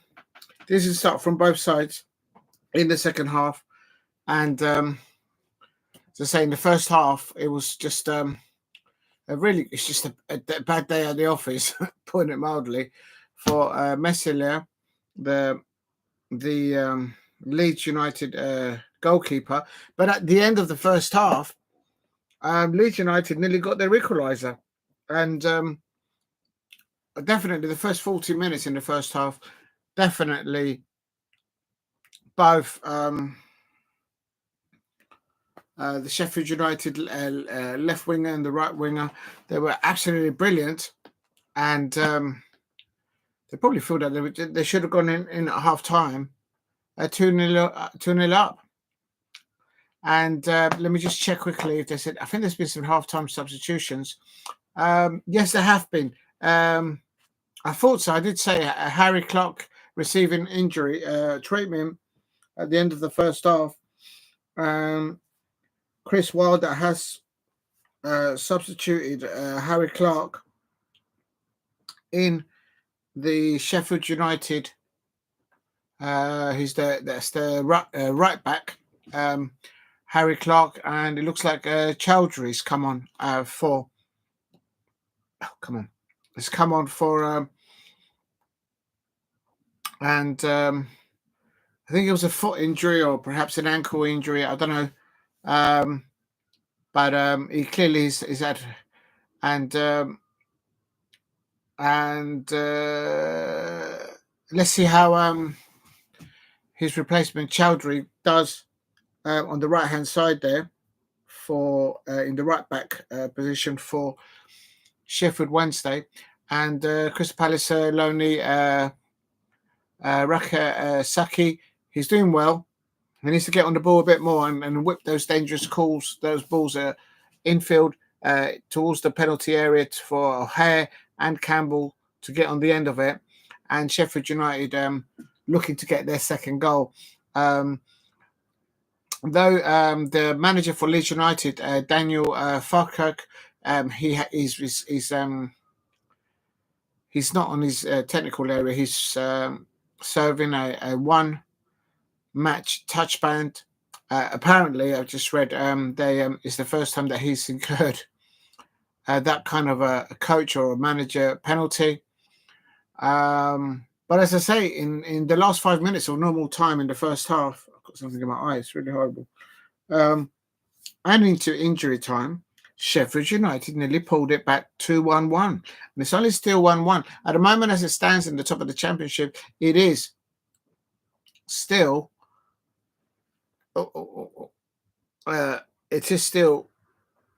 Sheffield United 1, Leeds United 0, and good defending there. He's been tested there. Chowdhury, good a duel between the player that's come on for Harry Clarke. Chowdhury, good if you like, a duel between Chowdhury and Solomon of Leeds United. So he's got a long 45 minutes, in my opinion, Chowdhury, to keep Solomon down that left-hand side quiet. And of course, on the Leeds United right-hand side, they've got the experience of Dan James, ex-Premier League player. So perhaps that's why they're top of the championship. Well, when they started this match, at the moment, Sheffield United are leading the championship. At the moment, we're on 53 minutes. So it's for me, it's quite a start to this second half in comparison to the start of the first half, where there was great intensity, great desire by the Sheffield United players to get at Leeds United from the kickoff, and they did that successfully. And they caused, within the first 20 minutes, the Leeds United goalkeeper to make not one, not two, but up to 4 unforced errors in his goalkeeping. He's a team sport. He's not been getting the good protection by his defenders, and the back line for Leeds United is not getting protection from Tanaka and Gruev sufficiently enough. Oh, there's a chance there. That is a chance. Oh, my days. That should have been a goal. But for me, it's they need to buckle in there, Sheffield United, and they would think that they should be going ahead. Another goal. But at the moment, good transition from defence to attack. Sheffield United, in an instant, good transition there from defence to attacking mode, and creating themselves an opportunity there on, I think it's about 53 minutes, if I'm not mistaken. And I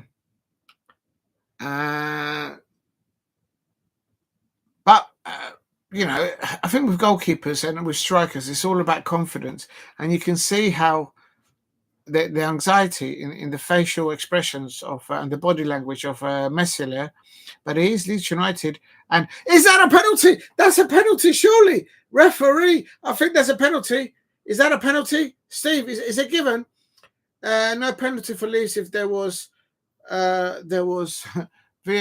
Yeah, you're right. There's no VAR. I think that would have been a penalty. Is that a penalty? I need to have a look at that again. Let me have a look at that. And I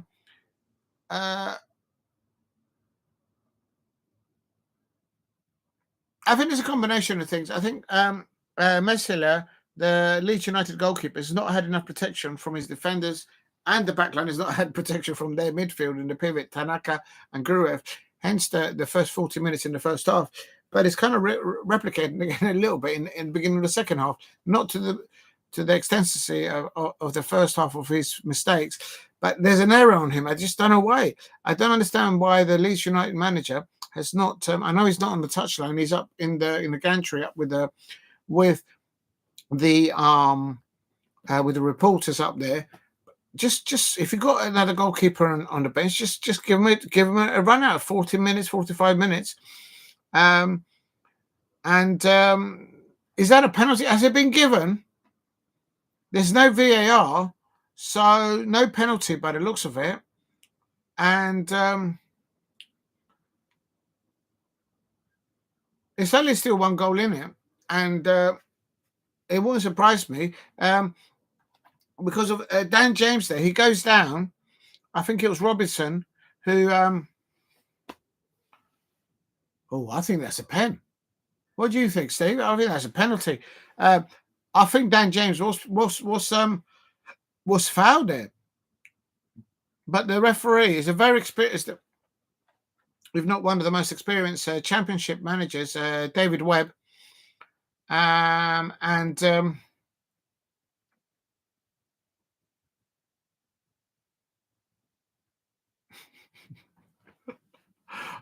think I've seen them given, and it'd be a soft penalty. Maybe Dan James still with his he learned a few tricks whilst at Manchester United.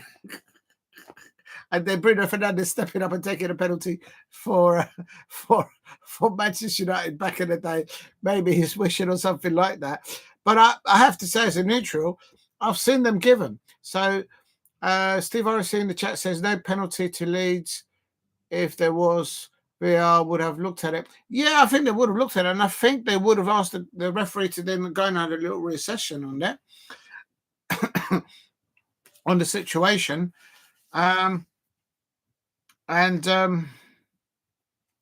would have been a soft penalty, but I think, as I say, I've seen them given. Please help me get to 10 likes if you can in the chat. And if you haven't subscribed, please subscribe at Diego C. Palace. Help me get to 2,000 subscribers. If you're new to the channel, please subscribe at Diego C. Palace. And it's still to play for, but it's still only 1 goal in it, and I can just sense that Leeds United might get to. I think it's going to be a double. I think they're lining up substitutions there by Daniel Farke. Of course, he's up there in the gantry with the reporters. He's serving a 1-match technical area ban. He's never had that before in his career as a manager, as a coach. Substitutions made by Daniel Farke, for instance. And I'm just hearing the commentator here that the Leeds United manager is very well at changing the formation sometimes if necessary, but his substitutions have made a difference as to the reason why Leeds United at the beginning of this match were top of the championship. So I expect the Leeds fan, and there's some great Leeds United content creators out there, I have to say, and they'll be anxious that these substitutions incoming by Leeds United could have they've blinked first. There was a half-time substitution for Sheffield United. Chowdhury coming on for the injured, I think it's Harry Clarke. He got injured at the end of the first half. I think it was a foot or an ankle injury, and they clearly couldn't run it off whilst at half-time, certainly during injury time. So Chowdhury coming on. There's good duels between Chowdhury up against Solomon of Leeds United. Of course, Leeds United with experience on the right-hand side with Dan James, ex-Premier League player, and Rak-Sakyi. He's not been getting enough on the ball for Sheffield United on that right-hand side for Sheffield United, because he is well talented enough not only to whip the balls in, but they've taken off. They're taking off Jesurim Rak-Sakyi, and it looks like that's Campbell coming off, and they've both been replaced by Gustavo Harmer and Tom Cannon. I think that's his surname, Cannon. So Jesurim Rak-Sakyi there, substituted there on 59 minutes, if you like. So now Sheffield United have had 3 substitutions. So and there was a substitution at the same time, a double substitution by Leeds United. One of their number 8 in the midfield, Gruev, has been substituted, and Rothwell has come in, and also Aaronson, he's off, and Mateo Joseph has come on for him. So it's interesting because Chris Wilder had the option to, now at this point in the match, to literally lock up shop and put 4 or 5 at the back, and to try and protect this 1-goal lead. But for me, they're more like offensive, more like attacking substitutions by Chris Wilder. So that's the way I'll read it. I could be wrong. And it's Tanaka crosses the ball to right hand side. Oh my days! And it gets what's his name? Junior Firpo gets in between of the 2 defenders, and and it's his header was just off target. Oh my days! Oh my days! Leeds United very close there to the equaliser on roughly around 61 minutes or so, and unbelievable. Oh no! That could have been the equaliser for Leeds United. It's only to 1-0, isn't it? I think there's more goals in there. And maybe I jinxed it at the beginning, because when I did my prediction, I did a prediction of Sheffield United 2, Leeds United 1. But when I said my prediction, I said, you know what? I think this might have a draw written all over it, because they were both like neck and neck at the top of the championship, you know. But I didn't anticipate the 4th unforeseen errors by the Leeds United goalkeeper Meslier, and the French international there. He's 24 years old, and he's had loads, 3 years of experience with Leeds United, or perhaps a bit more. So he's not new to the job, as it were. He's just had he had a shocker of a first half, but it's not an individual sport, so they've all got to protect him a little bit better. But Sheffield United here, the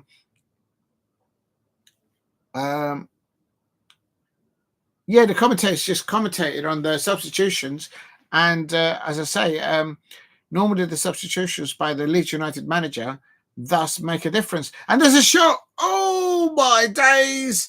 On 62, 63 minutes, that could have been. But for me, I think it's had I think the only way for Sheffield United to stay ahead of this and bring the 3 points home that they desperately want to sort of make a statement to the Leeds United fans and to the Bury fans as well, actually, because they're in 3rd place, is to basically say, we're going to do that, but from outside the thereabouts of the penalty area, Vinicius Souza there hitting a lovely shot there, and a good save. This would give him confidence. Of course, Ilian Meslier diving, I think, to his left-hand side, and so that will give him confidence that he's made a clear open save there from open play from the opposition. So that will give him the confidence to now just settle into his game as the Leeds United goalkeeper, because quite frankly, I mean, they were top of the championship when this started. But quite frankly, if this would be the Premier League, anyone in the chat, I'm pretty sure that Sheffield, Leeds United, with those unforced goalkeeping errors, it wouldn't be just 1 goal down. There would have been 3 or 4 goals down. Like literally, it would have been absolutely unforgivable. You just can't do that in the Premier League. You'll get punished. But here they're getting away with it. It's only 1 goal in there. Anything can happen. Please hit a like and subscribe at Diego Palace. If you haven't liked, please help me get to 8 likes. That would be wonderful. And it's that's a booking, surely, ref. That has to be a booking. Players being chopped up there, and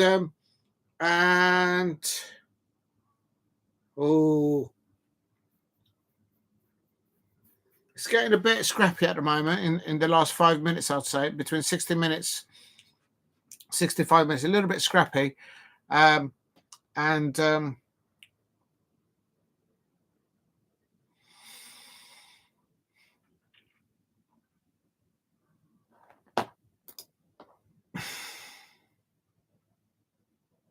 Not enough of a hair in the Sheffield United. He needs to do a bit more work, and of course Campbell, he's been substituted, and Hammer's come on, so we'll have to wait and see. That is a yellow card. Yeah, I thought that was a yellow card. It took for ages for the referee to sort it out.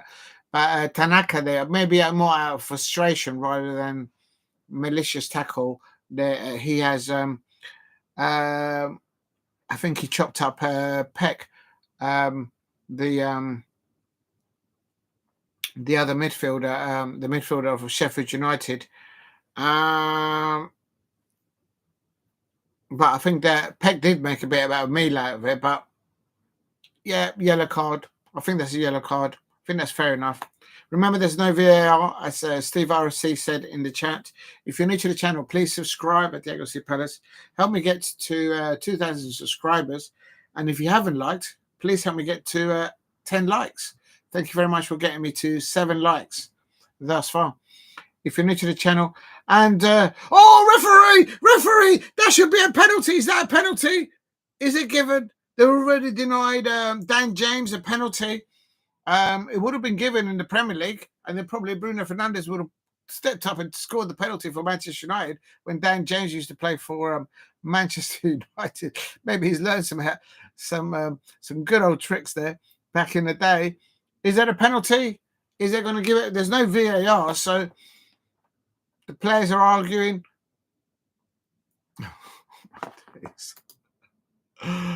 Oh my days.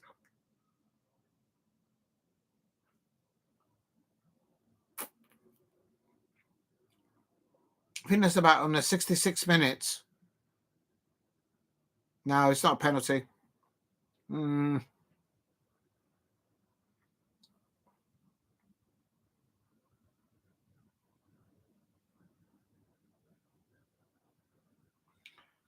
Just heard the commentator say that apparently David Webb was the referee for this match. All season, he hasn't given anyone a red card, but he has handed out no less.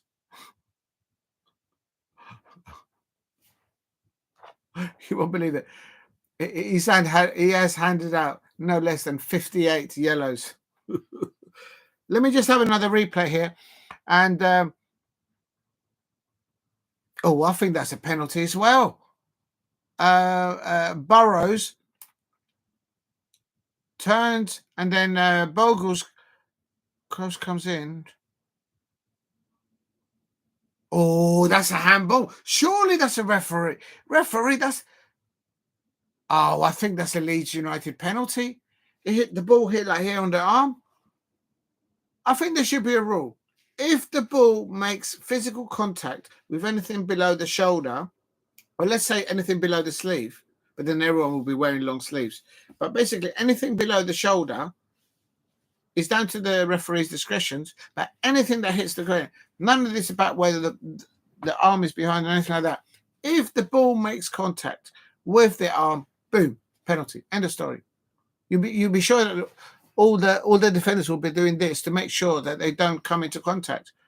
But it's a yellow card now. Gustavo Hammer has chopped up Bogle.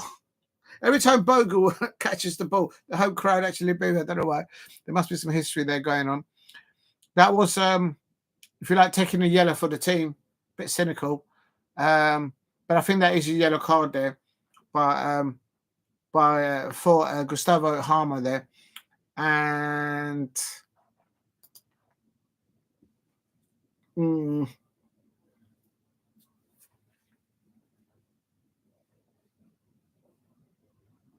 course, he replaced Campbell.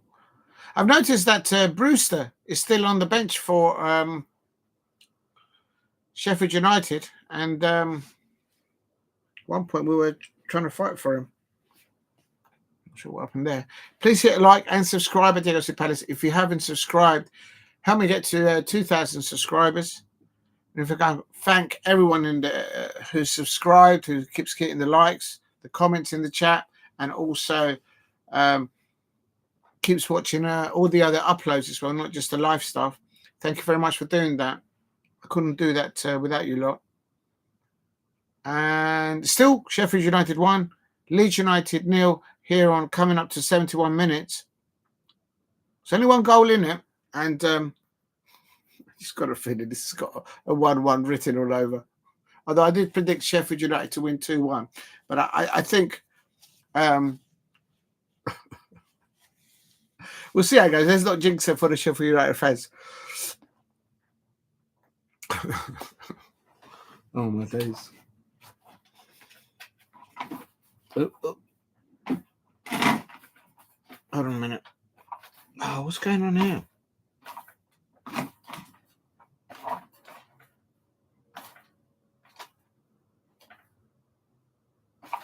I will leave it out. There we go. That's better. And oh, it's just over. Oh, that's a big chance. Oh, come on. Are you kidding me? Was there a foul on the lead up to that? There's no VAR, so are they going to show a replay of it? That's insane. On 70. Oh, that's a good chance there. Please hit a like and subscribe at Diego C Palace if you are new. And still only one goal in it. I bet you any money that Chris Wilder will be on his touchlines thinking, how did they not go in second half? In the first 40 minutes, definitely two goals up. And it's there it is. I told you that there was another goal in it. There you go. After missing a chance, I told you that there was. That he had a 1-1 written all over it. My prediction is Sheffield United 2, Leeds United 1, and there is. I think that's Firpo on 71 or 72 minutes.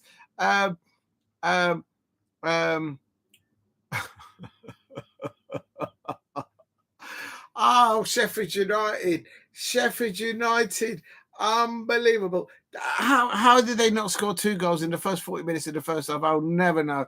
And because the goalkeeper of Leeds United, was just making calamitous decisions there. You're right, Steve RSC. Absolutely. Leeds United have equalised there on 71 minutes or so. And just before that, there was a missed chance as well. I can't deny. What a lovely cross there. Good run there forward. And good header there. There's still some work to do when the ball came over, I have to say. But the timing of the jump and the accuracy of the finishing by the number 9 for Leeds United, Piroe. Was it Firpo? No, it's not. It's Firpo. I do beg your pardon. It's Firpo, the left back for Leeds United. That's not bad for a defender to score like that. That's just before that, there was another missed chance by Leeds United. It's been on the doors. It's been knocking on the door, and a very good equaliser by Leeds United. And now substitution, I think, taking place. Please hit a like and subscribe at Diego C Palace if you are new. And that's Brereton being substituted, and Davies. I don't know what. I'll take this off. Davies coming on for the left winger there for Sheffield United. Yeah, I think that's Tom Davies that's come on for Sheffield United on the place of Ben Brereton Diaz. Oh, Sheffield United. So that means the table is probably changed now. Big up to Steve RSC in the chat. If you're new to the channel, please subscribe at Diego C Palace. And Leeds United. are back to the top now because now they're drawing. They're back to 73. Now they're on 73 points. Sheffield United are 71. And Leeds United manager there, you can see him. They've got a picture of him up where the journalists are because he's serving a one-match touchline ban. And his players have gone out into the second half and duly deserved. They've grinded, literally. They've worked for that equaliser. And just before they scored there on 72 minutes, and a lovely assist there by Dan James, the experienced Premier League player. Of course, he played for many years for Manchester United, so he would have picked up a lot of experience there. And Sheffield United, again, vulnerable to that attacking play for Leeds United. But quite frankly, they could have been 2-1 up. My prediction is still on course. I predicted Sheffield United 2, Leeds United 1. But at the moment, I just can't see Sheffield United scoring another one. And that's given the fact of how they started in the first 30, 40 minutes. This is absolute madness. They should be ahead now. But at the end of the first half, Leeds United nearly got their equaliser anyway. Real talk. And straight after the Leeds United equaliser,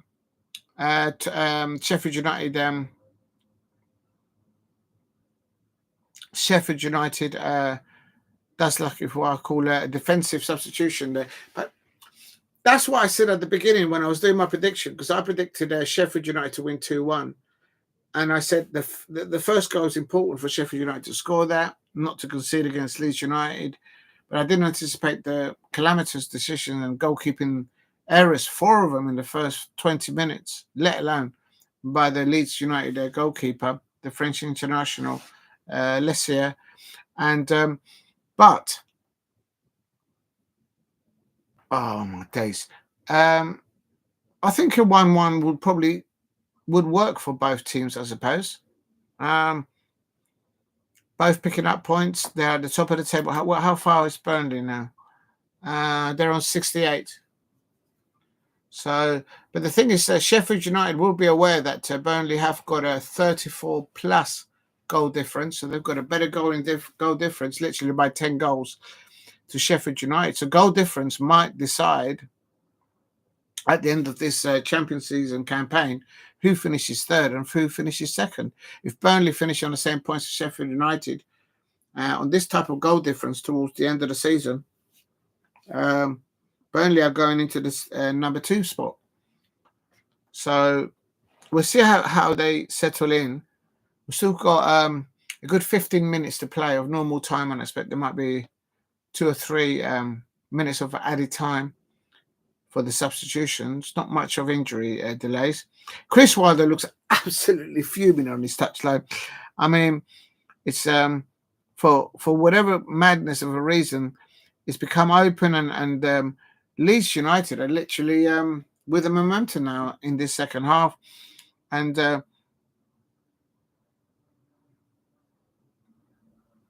yeah, it's interesting. Very interesting. Please hit a like and subscribe at Diego C Palace. Help me get to 10 likes if you can in the chat. And if you haven't subscribed, help me get to 2,000 subscribers. You lot, the support from all of you has been absolutely amazing. So thank you very much.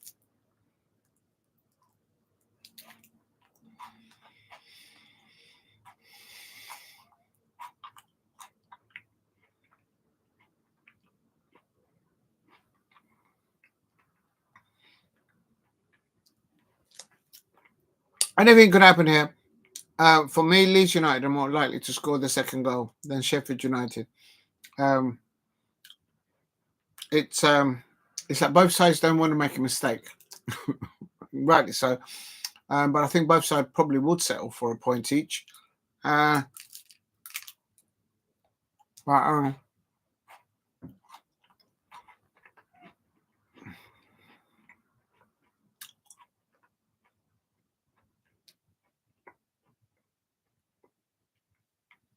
I suppose that from the Sunderland perspective and a Burnley perspective point of view, they probably want Sheffield United to drop all points. But Sunderland, for some reason, they're just on the bounce of 2 losses in the Championship.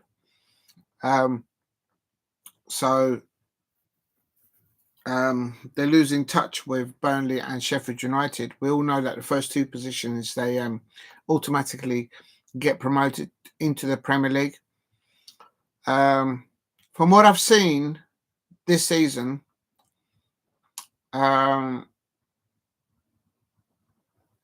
I don't think many Premier clubs would be worried that of what Leeds could produce next season, or Sheffield United on this display. But obviously there'll be a transfer window at the end of the season. But surprised that Middlesbrough end up there in the top 3, there and thereabouts. Michael Carrick started this championship campaign very well. These last 10 minutes is going to be absolutely, literally, they've got about 9 minutes of normal time, and basically it's going to be like a bit of basketball. Or they could basically decide, you know what, let's just see the match out. Let's just all take 1 point. It is what it is. But certainly a draw would favour, obviously, I think, Leeds United. Oh, that's a chance.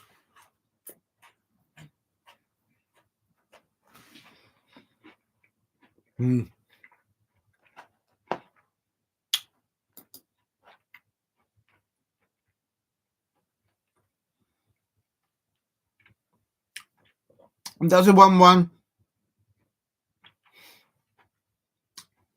result help Burnley fans or not?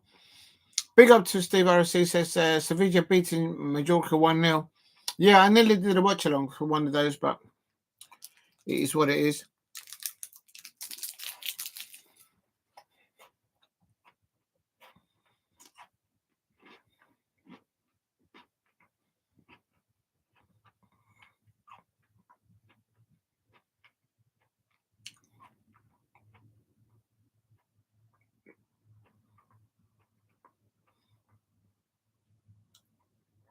If you're new to the channel, please subscribe at Diego C. Palace. I might as well have done with the tissue, so go there. Oh yeah, I was supposed to do the exercises every time someone scored, but oh, that's an opportunity, and that is a save there. Oh my days. The Israeli player there, Ahmedhodžić.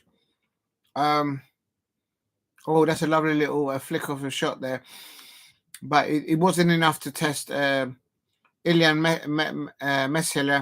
in the Leeds United goal. It's a pity because he's been very vulnerable for the 90 minutes, real talk. And yeah, I agree. It could go either way. As Sheffield United Leeds still has a goal left. Yeah, I think there might well be a goal left.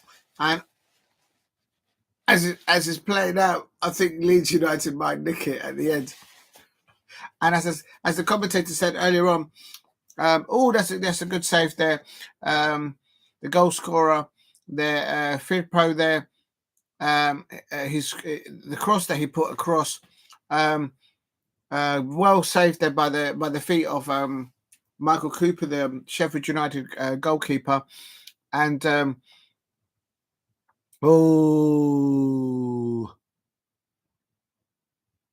probably going into the last 5 minutes of normal time. But is that a substitute going on now? Yes, there's a substitution been taking place now on 83, 84 minutes. Willie Gronto looks like he's coming on for Solomon, of course, for Leeds United.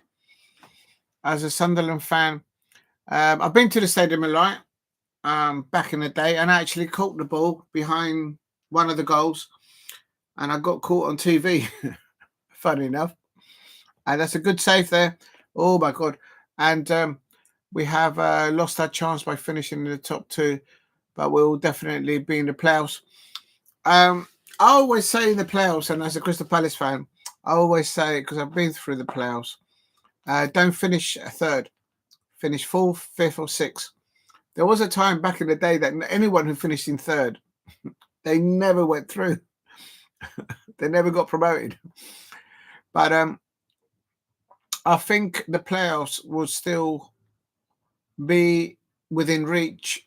I hope Millwall don't get in the playoffs. Oh my God, my head starts to hurt even if I just think about it. Literally. I think it's between, because obviously I don't want Millwall to be anywhere near it, but I think Norwich can still. Norwich are only on 47 points. And they won the previous game as well. Watford also basically Norwich, we are in 10th. Watford, Bristol, and Coventry City, they've all won the previous matches. Coventry City have won 3 on the bounce, and it is what it is. I think it's I think both sides are settling for a 1-1, but I think Leeds United are more susceptible to get a second goal, in my opinion. If you're new to the channel, please subscribe at Diego C Palace. Help me get to 2,000 subscribers. Interesting duel here between Sheffield United and Leeds United. In the first half, 40 minutes, definitely all Sheffield United. How do they score a second or a third goal? I do know with the intensity, with the way they approach from kickoff. Leeds United, the first 20 minutes, their goalkeeper, Meslier, making, I counted 4 unforced goalie errors. Even the commentating team of Sky Sports, they'll be like, oh no, he's done it again. Oh no, he's done it again. Oh no. He's just had a bad, but he wasn't substituted at halftime. He had a few saves in the first start of the second half, so gave him a bit of confidence, I'd say. But at the end of the first half, Leeds United nearly in the last 5 minutes, that's why I said 40 minutes, the last 5 minutes of normal time of the first half, and in injury time, Leeds United were more prone to actually get the equaliser. And it kind of like raised a few questions. I don't understand what's up with Sheffield United. They were just like literally, it's just like, come at us, and we'll see it out. But they've conceded one. And at the start of the second half, Leeds steadily, the build-up play was more assertive, and they got their equaliser. Dan James has been instrumental for Leeds United.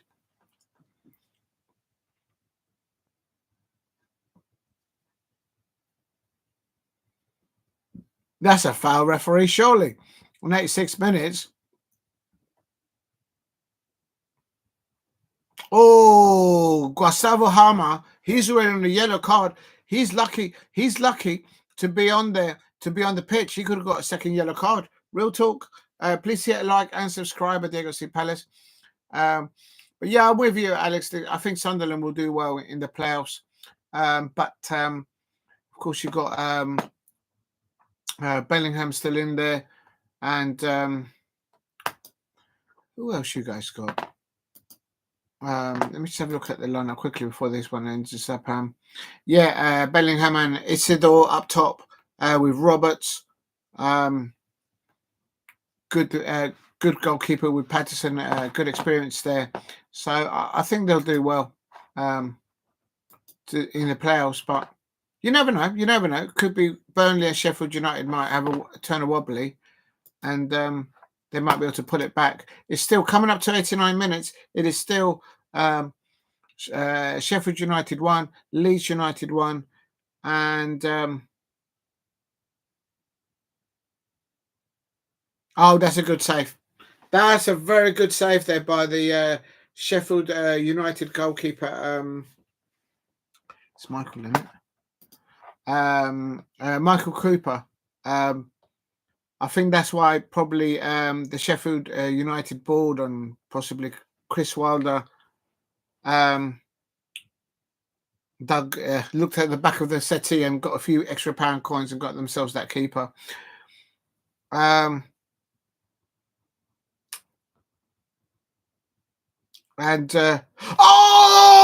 you go. Oh, I told you that Leeds United might nick it at the end of this. And there you go. And Tanaka there. Unbelievable scenes, but predictable. I called it about 10 minutes ago. I said, well, my prediction was Sheffield United 2, Leeds United 1. And there, in the last breath of the 90 minutes, 89 and 90 minutes, Tanaka there nicks it there. And it was incoming. Chris Wilder. And you know what? With the calamitous goal in errors in the first 20 minutes of Leeds United, Sheffield United should have took advantage of that. should have took advantage of that. I think the Burnley fans out there, and possibly the Sunderland fans, will be saying, thank you very much. Let's see if we can catch Sheffield United. That is a shocking. You know what? I think I've jinxed it absolutely for Sheffield United. The last time I did a watch along for Sheffield United, they were playing Hull City, and Hull City absolutely chopped them up 3-0. I think it was that night. And this is a great 3 points for Leeds United. I have to say, I haven't seen anything there to worry my Crystal Palace next season. But what a lovely little assist there by Firpo, the first goal scorer for Leeds United, and Tanaka. Absolutely, what an important goal. And they've just done it again. They've just done it, and they've not just got one more. They've got another one, and that's the first goal scorer, Piroe. He's just scored another one. It is Leeds United 3. As I was just taking in the second goal of Leeds United, bish bash bosh. Leeds United have scored the third. You could hear, you could feel the Leeds United fans that a lot of people don't like. I don't know why people don't like up north. They don't like Manchester United fans. They don't seem to like Leeds United. Sure, why they don't like each other? Because then they take Eric Cantona off them back in the day. But maybe I'm wrong. What a thunderbolt there. And oh my God. Oh, did you see that? Did you see that third goal? That could be a contender for the month for Leeds United and for the championship. And boy, I mean, Michael Cooper is a very experienced, very good goal stopper, but Sheffield United, oh my days. How did they not win this, given how they started this match, how they made Leeds United... this is what I said. The goalkeeper for Leeds United had an absolute shambles of a first half. Absolute shambles. But it's not an individual sport. It's a team sport. And the Leeds United, Tanaka wasn't in the first half. He wasn't in the first 40 minutes. He wasn't in the game, literally, against Sheffield United. But I'll tell you that I think Dan James is so vital for Leeds United with his experience. He's like literally the orchestrator for Leeds United. Obviously, from the experience that he's earned over the years, from decades that he was over at Manchester United. Sheffield United win takes them to. Also, I remember being in the stadium. At the stadium. Oh, you've been there, Steve? Yeah, I have been there. I've only ever been there once. And yes, it's a long way up there. It's a long drive. I can tell you that much. That one I did drive to back in the day. And that third goal could be a goal contender. Make sure you watch it on replay. And well, they do say it's a game of two halves, but literally Sheffield United should have made their advantage in the first half with the first 40 minutes. All the possession, all that intensity from the kickoff in the first half, and the Leeds United goalkeeper making so many errors. If he makes those kind of errors in the Premiership, Leeds United will not get an opportunity to come back with 3 goals. I'm not just worried about not jinxing it. They just won't. They'll get seriously punished in the Premier League. I mean, even Southampton didn't make those kind of goalkeeping errors, and look where they are right now, in the bottom of the Premier League. But Leeds United steadily from the 40 minutes onwards in the first half into injury time and the beginning of the second half, steadily. They've deserved their 3-1. Just Sheffield United were like reindeer in headlights, like literally. Please hit a like and subscribe. Help me get to 10 likes. I think Sheffield United fans will feel disappointed that their side didn't capitalize in that first 40 minutes of the first half. I mean, Chris Wilder will be like fuming. And remember that the Leeds United manager, Daniel Farke, he wasn't on his technical area. He was serving a one-match touch ban. And apparently he's never received that in his career. But after that first half, he must be thinking, "Oh my days, what am I doing up here?" It like literally was right at the top of the stadium at Bramall Lane. But at half time, his team talk has clearly had an effect. He's probably just told him, "Look, just keep going. You're gonna equalise, and you've got this." And quite simply, sometimes I don't think managers and coaches need to say much to their players, even when they're going at half time. Neil, they just say, "You do realise that we're going to win this." And then the players just, as professionals, they go out there, bish, bash, bosh, and there you go. Please help me get to 10 likes if you can in the chat. And if you haven't subscribed, subscribe at Diego C. Palace. I think I'm a total jinx for Sheffield United fans because the very first time I did a watch along for Sheffield United, they lost to Hull City. And they've conceded another 3 goals. I think on that night they lost 3-0. I'm a complete jinx for Hibs fans in the Scottish Premiership and for Sheffield United. But you know what? That's getting back at the Sheffield United because years ago I went to Bramall Lane and I was late driving up there. So if you know Sheffield United, Bramall Lane, it's just to the west. If you look at it, north, east, south, west of the circular around Sheffield United, and I just kept missing the turn and whatever because I was late. I managed to drive off somewhere, find some free parking somewhere, just looked it up, bleep, bleep, done the central lock, and then was rushing to Bramall Lane, got in there in time within 5 minutes of kickoff. And when I went back to the motor, I had to literally walk around the one-way system, all the way around. That's a long one-way, not one-way system, but the circular, just to try and get my bearings to find out where did I turn off and where I parked the car. I could not work it out. It literally, I was knackered when I got back to the car. So I'll never forget that. And Neil Warnock was the manager back then for Sheffield United, and he was always telling the ball boys and the ball girls to help his side at the time. I was fuming. We lost, and I was always saying the referee didn't do us any favours, and Neil Warnock had the ball boys and the ball girls at Bramall Lane giving him advantage. And then I couldn't find the car afterwards. So I'll never forget that. I think we lost 2-0 or something like that. Sheffield United 1, Leeds United 3, and no VAR, of course. I think even though Leeds United did win 3-1, I think it's going to be known for that calamitous own goal by not just that, but the fourth errors that the young 24-year-old French international Ilian Meslier did. But it's not an individual sport. It's a team sport. And his team, after 40 minutes into normal time at the end of the first half, and as I say, into injury time in the first half, they nearly nabbed a 1-1 then. But in the second half, Sheffield United did not start with the intensity, with the prowess of getting at Leeds United from the referee blowing the start of the half. As they did in the first half, they were brilliant, but in the second half, not enough. And Leeds United took it to them, and they got themselves a 3-1 win. Go and check out that third goal. It was what a goal! What a goal! What a goal! It was a thunderbolt goal. That could be a contender for goal of the month, I suppose, if they do that still for the championship.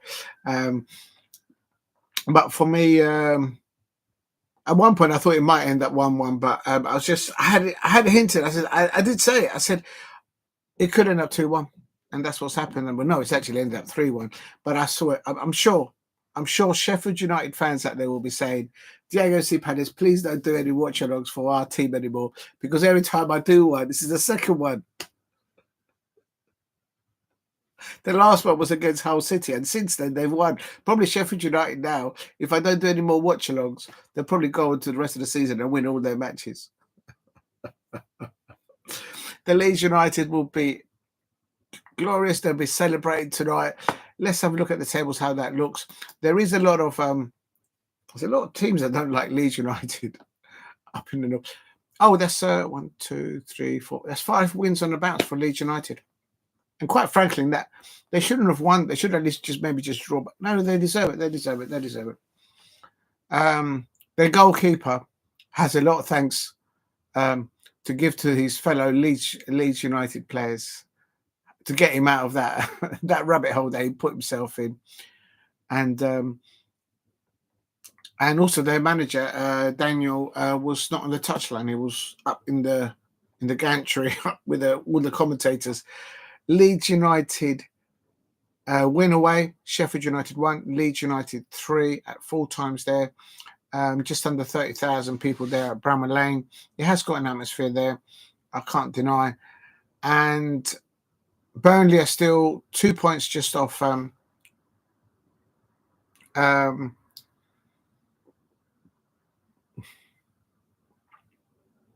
off Burnley. Sunderland.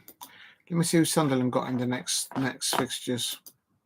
Please hit a like. They've got Sheffield Wednesday up next. They've got the Bluebirds after that. Preston North End, Coventry City, and Millwall. Sunderland fans, please beat Millwall. That's all I ask.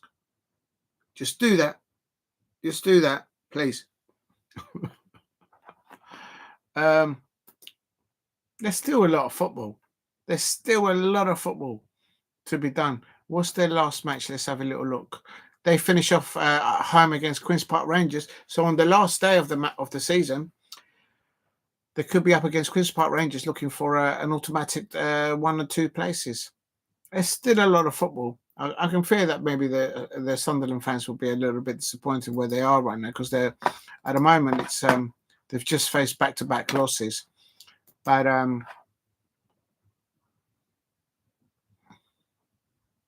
no, I think that's doable. I can't see West Bromwich Albion catching Sheffield United. That's 20 points. I think that's doable because Sheffield United are now only on 70 points, and if I read it right, Sunderland are on 62. So I think Sunderland, Burnley, and Sheffield United will have to battle it out for that top second automatic qualification, which means a lot of money, revenue for clubs like Sunderland, like Burnley, and Sheffield United. And no doubt Leeds United fans will want to cement this 5-point clear at the top of the championship. They've got 50 goal difference. Burnley have got a better goal difference than Sheffield United and Sunderland, literally nearly combined. So yeah, it's between Sunderland, Burnley, and Sheffield United who finishes in that second position. Please help me get to 10 likes in the chat. And big up to Steve RSC, says that he remembers he's been there. Yeah, I think quite a lot of people have been to the stadium a lot. The one that I'd like to see Newcastle versus Sunderland and Sunderland versus Newcastle. Of course, at St James's Park and at the Stadium of Light. If you ever know a Sunderland fan and you start talking about Newcastle United, the conversation just goes. They could be your best friend or whatever. It just goes downhill. It's just like, and they won't stop talking about it. Oh my God.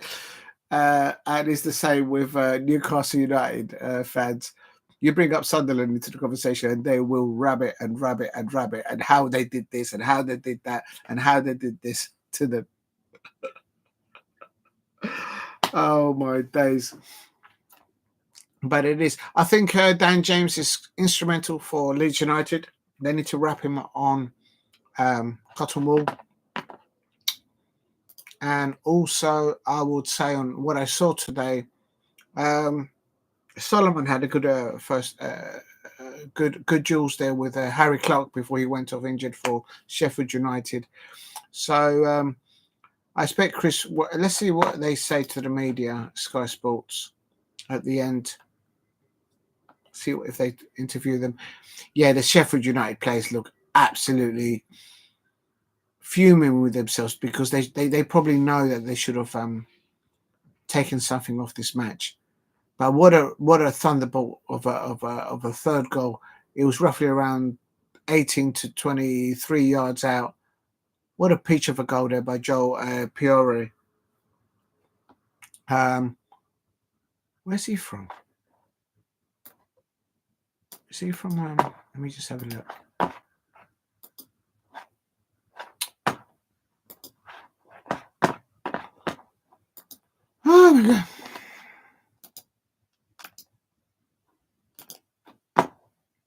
Oh, he's from the Netherlands. Well, there you go. If you ever wondered,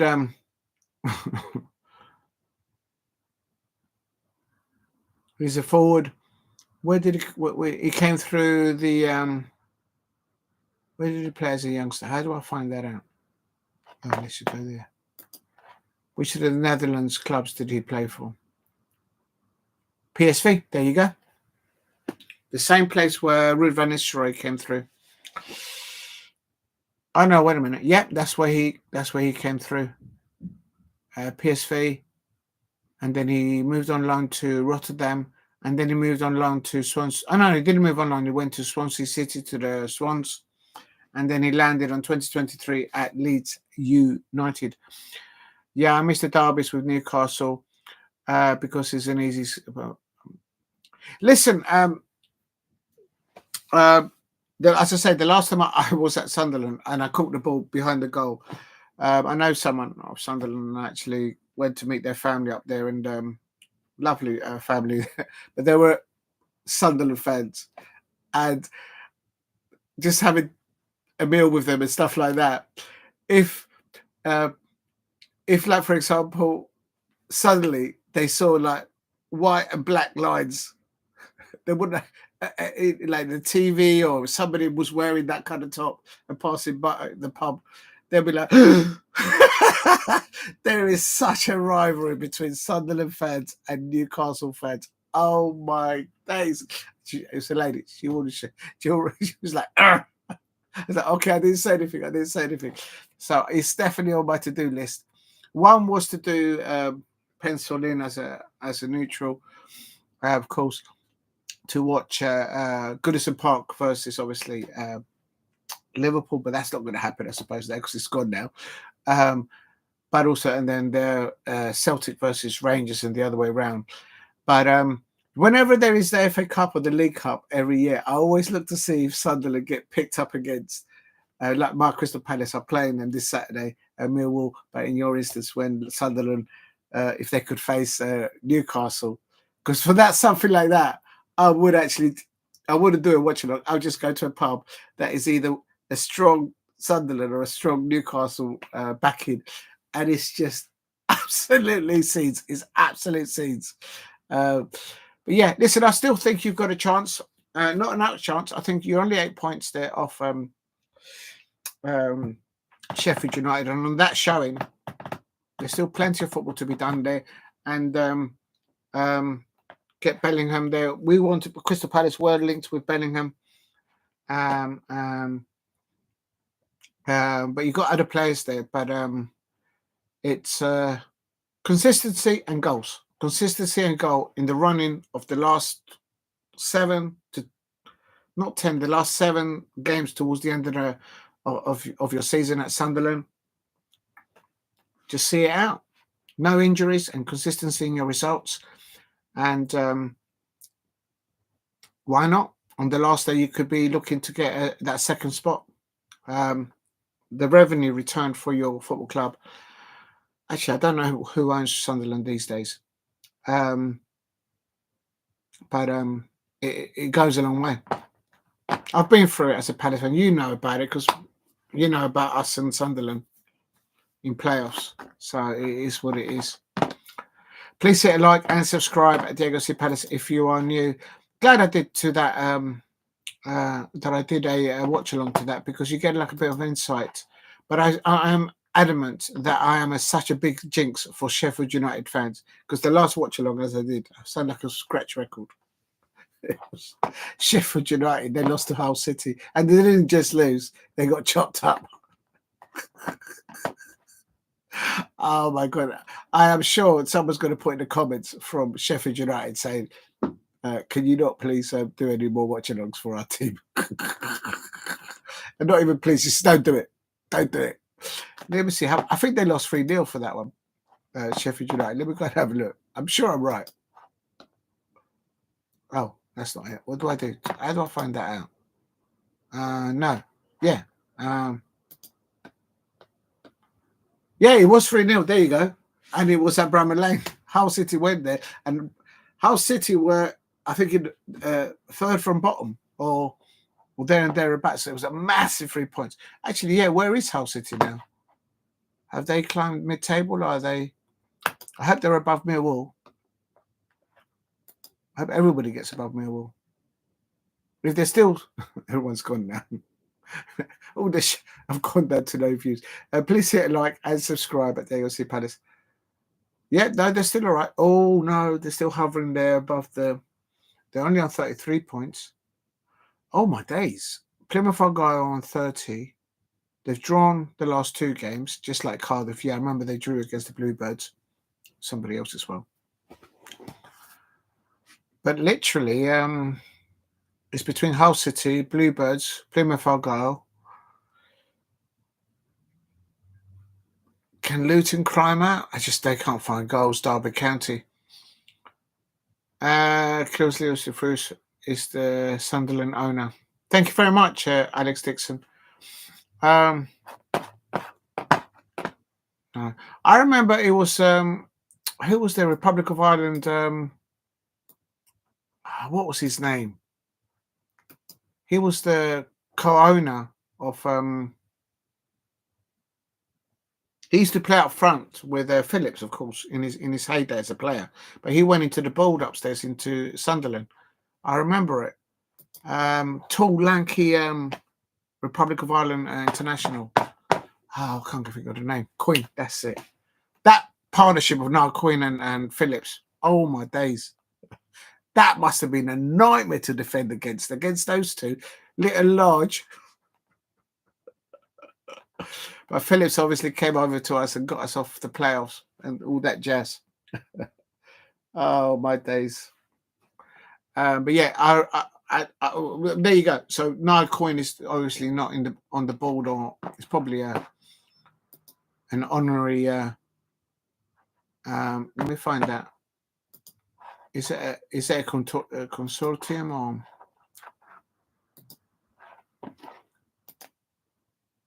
But yeah, I know of. I don't know. 1 minute. Oh, he looks very young. The owner of is a French businessman. Damn! What's going on here? He's only 20. No way. He's only 20 years old, and he owns Sunderland. Boy, I've been off the radar. Chris business. Where did he make his money from? Did he inherit it or did he make it? What's his backline? He's a member of the French Louis. Hello, hello. He's a member of the French Louis Dufresne family. I think that speaks for itself. Okay, très bien, messieurs, mesdames et messieurs. Monsieur Chris Louis Dufresne.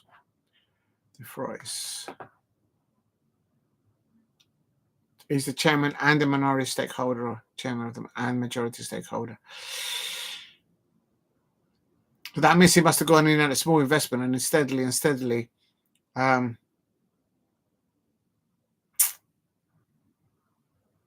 Listen, if they can get into the playoffs, and not the playoffs, and automatic promotion, you've got a very wealthy owner there.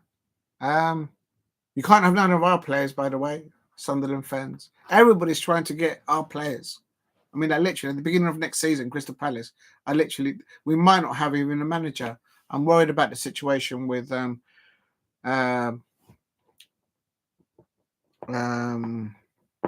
Vincent Kompany is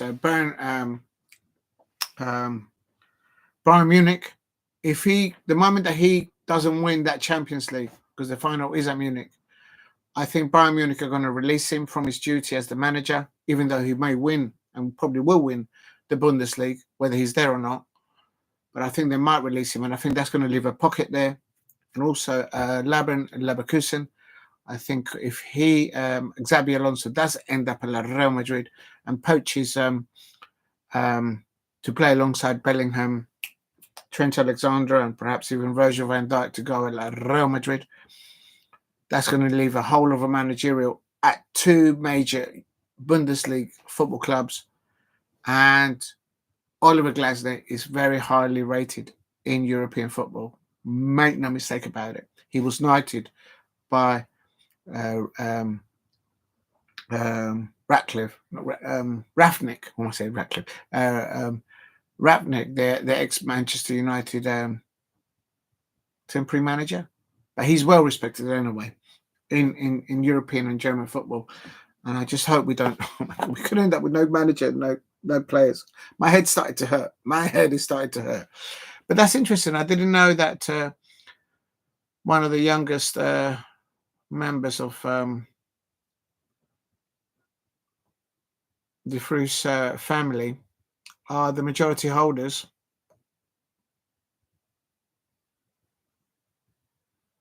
That's interesting. Thank you for that, Alex Dixon. But yes, I do remember the partnership of Nyquin and Kevin Phillips. Of course, of what Kevin did for us in that playoff final. Please hit a like and subscribe at Diego C Palace. If you are new, help me get to 10 likes. And if you haven't subscribed, please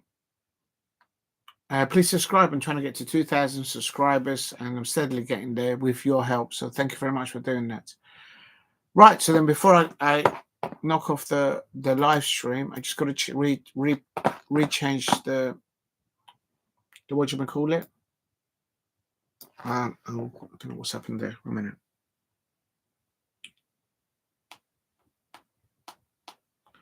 How do I do this? No,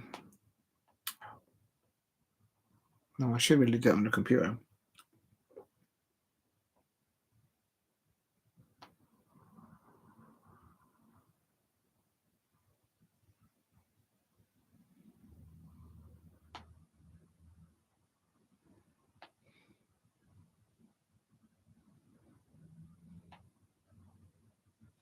If you're new to the channel, please subscribe at Diego C Palace. And oh,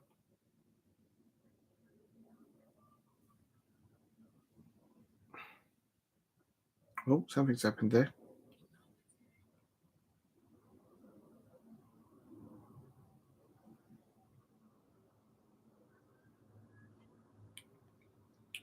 Let's have a look at this. Oh, I missed that. Yeah, I wonder why that happens.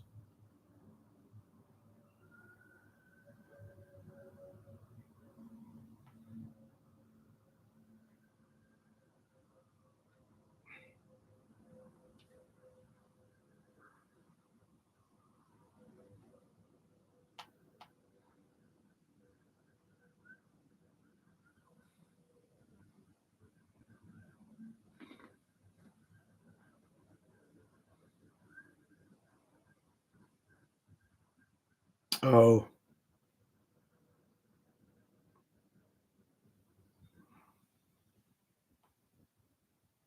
Okay. All right. Whatever. All right. So, how do I?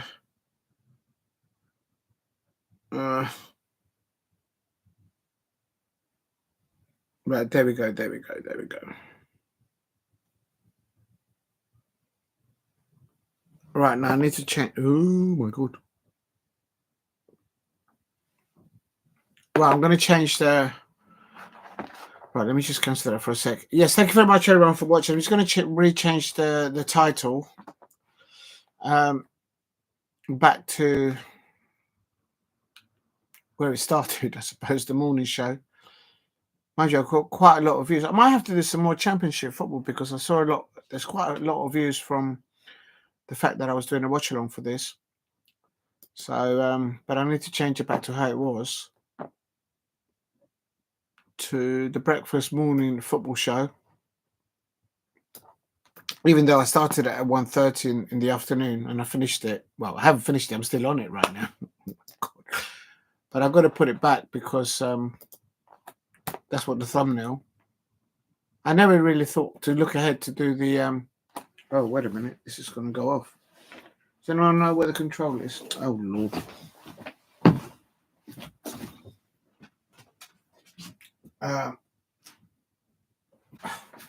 Sorry, the TV's playing up. Right, so I need to change it back to the beginning. Paste. breakfast. Morning football show with Diego C. Palace. Do you know what? I can do this actually. I can then put on here so you can still pick up the algorithms, I suppose. And how do I do this? So, and it ended share. Why is it not in capitals? Yeah. Sheffield United. Sheffield United. He ended 1-3, and it was Leeds United.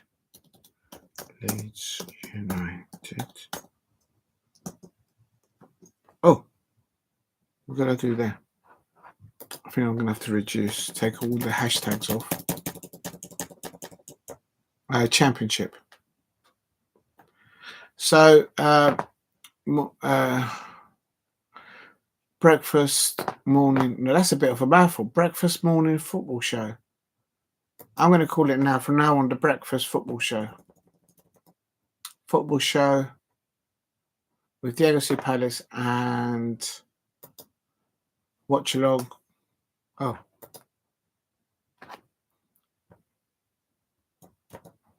And Sheffield United 1. Leeds United 3. Watch along, I suppose.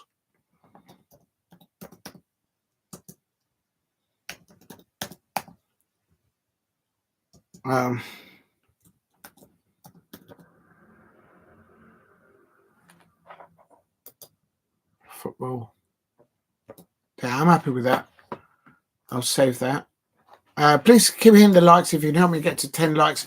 And before I cut off, I'm going to just a little sum up there on what I just saw with Sheffield United and Leeds, no more than 2 minutes. And then I'm going to quickly, if I can see it, there's Oliver Glasner would have had a pre-match interview on Palace TV. I've got nothing to do with the football club or Crystal Palace, just a football fan like you. But well-recommended Palace TV at the official, what is it, cpfc.co.uk. Great stuff there on the Crystal Palace women, on the unders for Darren Powell, the under-21's manager, head coach. Laura Kaminsky, the women's manager, and they are battling to climb up the WSL, and also of course Oliver Glasner. So there'll be a match. There'll probably be something to do with Oliver Glasner there, right? So let me just quickly double check that the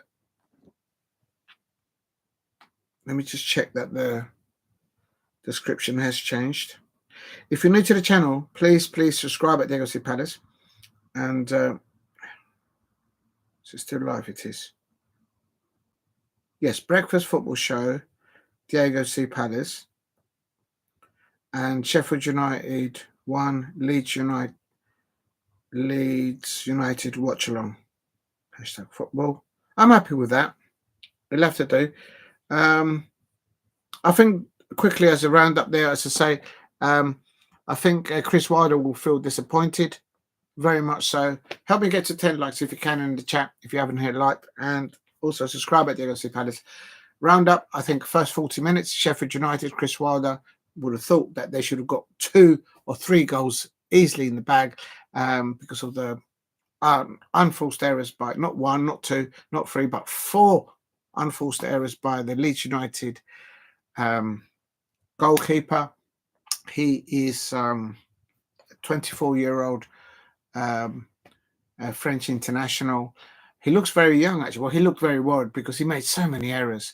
But Leslie, on 2 of the goals that he conceded, I have to say he didn't have any protection from his backline or from the midfield protecting their own defenders. So it was just madness. But literally, Sheffield United, up to 40 minutes, there should have been 2 or 3 goals up. They should have done that. And I think that's probably what's bad taste in the mouth for Chris Wilder. And I expect all the players for Sheffield United, including Crystal Palace, lonely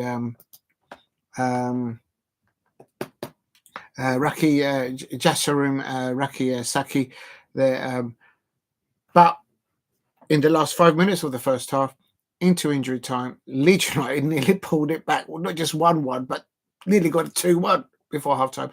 And then also I have to say, the start of the second half, Sheffield United didn't start with that consistency of high press intensity against Leeds United, preventing them from creating any build-up play. And Leeds United, from the referee, from the rep blowing the start in the second half, they built and built, and they got themselves not one, not two, but 3 goals in the second half. And I know this player didn't score the goals, but the man of the match for that match, I'm giving it to Dan James. I think his experience, he's absolutely, from what I saw today, not just in the first half performance that they were battling to keep it at 1-0, even then. But I think Dan James is so important to Leeds United. But they've got problems at the back. And they've got problems with that goalkeeper. But I mean, they're top of the league. They've goal scored everyone else in the Championship. So, but if Leeds United go into the Premier League, which I'm sure they will, even with the running, with there's still loads of games to play. If they do defend like they defended against Sheffield United for that first 40 minutes in the Premier League, they wouldn't be 1-0 down. There will be 3 or 4 goals down. You cannot make those kind of mistakes in the Premier League. The caliber of oppositions, even with the teams down at the bottom of the Premier League, they will punish you, and you will not get a chance to get back. You won't get a chance to get to half-time with only being 1-0. No chance. Not with those 4 errors of goalkeeping. And I think they'll look at that. And I think that will be another sour note on Sheffield United, because they've spent quite a lot of money on Michael Cooper, very good goalkeeper. But he didn't get any protection. It's just madness. Anyway, but he ended Sheffield United 1, Leeds United 3. I think Sunderland, Sheffield United and Burnley, they are in the chase for that second automatic spot. It's still doable for all those 3 sides.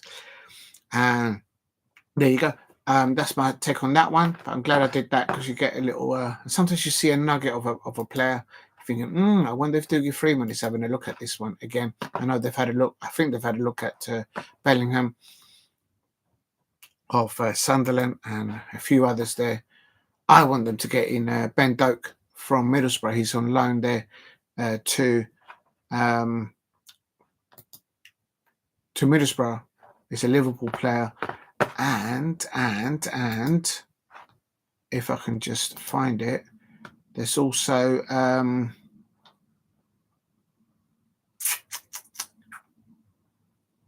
where did I copy this and paste it? There's a forward. There's there's a very young Liverpool player, a 19-year-old. Actually, I might do a video about this. Actually, you know what? I'm gonna, because I have made a note of this.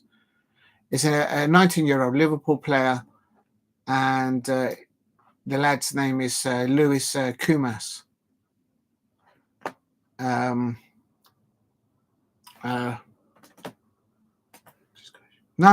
Ben Doak is Scottish.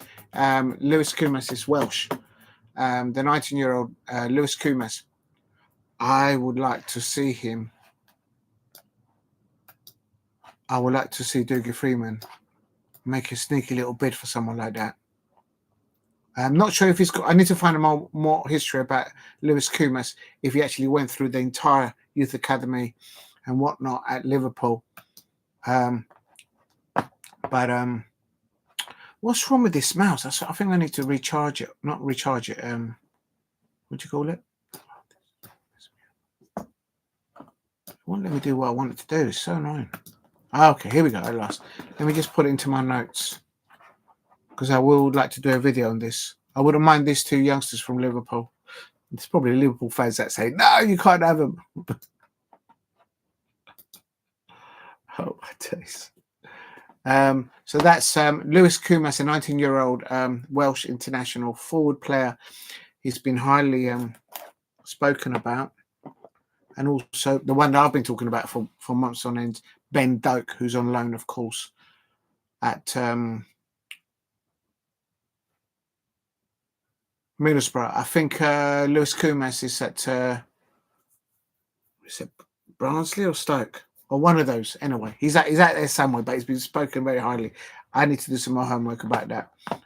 So we'll see about that. That's my gossip there for Crystal Palace. There's anybody out there, probably out this scale. There's probably no one there interested in that. But for me, it is. Right, let's go into the official Crystal Palace webpage. And let's see what not is going on there. Because, of course, tomorrow evening, it is Crystal Palace versus Aston Villa. And looking for the Crystal Palace players to continue with their away form for making history. The first time that in the Premier League, Crystal Palace have compiled, delivered 4 away consecutive wins. 2-0, 2-0, 2-0, 2-0. It's not the 2-0s that's important. 4 wins. Not considering any goals. If the Crystal Palace players can get 2-0 at home and replicate that for another 4 home fixtures at Crystal Palace at Selhurst Park, if they'd done that from the beginning of the season, they would be above Nottingham Forest. We would be in 3rd place right now. We will be in 3rd place. And how can I put this? Never been a coach, never been a manager, never been a player, but I can be sure that Oliver Glasner, the coaching staff, and all the Crystal Palace players definitely understand what I just said without me having to say it. They know that had they replicated their their away form at home at Selhurst Park, they would be top 3. Real talk. I know they've had a few knocks and injuries and all that, but I'm getting ready for tomorrow with my exercises during the watch along in the at the weekend. Every time somebody scored, I did some weights. 10 of these on each arm to get ready for Aston Villa tomorrow at Selhurst Park. And then, of course, we've got Millwall on 12:30 kickoff on Saturday. And for that one, I've got my protection and I'm ready for it all. Please hit a like and subscribe at DLC Palace if you are new. These things keep on sliding out. I don't understand why they keep. I wonder if there's like a little clip that I can get, or maybe just put some masking tape or something on there, but they keep sliding out. It's so annoying. But anyway, right, let's go into I'm going to put it in the chat. Oh, did I put the full time? No, I didn't. All right, so let's do that so I can see. So full time. Why is it in capitals? Sheffield United. I swear they're going to stop. They're going to ask me not to do watch-alongs for Sheffield United. Every time I do one, they lose. The last one was Hull City. Unbelievable. Well, not unbelievable. Sheffield United won. Leeds United. Leeds United 3. Okay, now doing a reaction to Oliver Glasner pre-match interviews.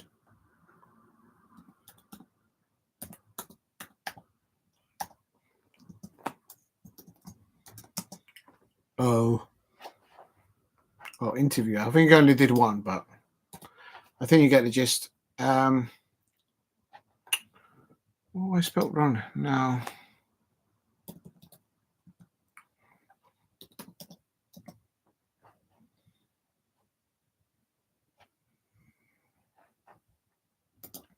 Let's get my grammar right. Pre-match interview. There you go. Right, here we go. If you can, please help me get to 10 likes. And if you can, please subscribe at Diego C. Palace. I can look at the program already. And there's an exclusive from Jefferson Lerma in tomorrow's program. I'm looking forward to that. I can actually look at it. Let's not go into that right now.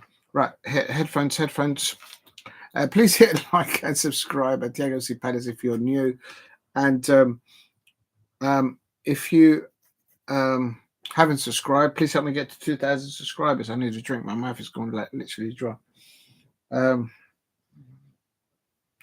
put it in there. I've got to serve a drink because my mouth is going dry.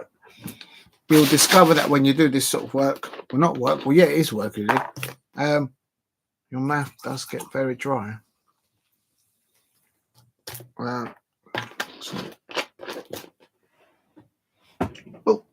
Remember what Cristiano Ronaldo said?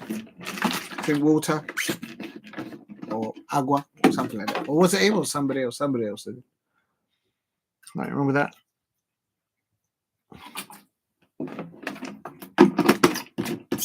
The reason it's like that is because I put it into the dishwasher. It was put into the dishwasher and that's how it came out. Don't do it. It's still functional though. It still does the job.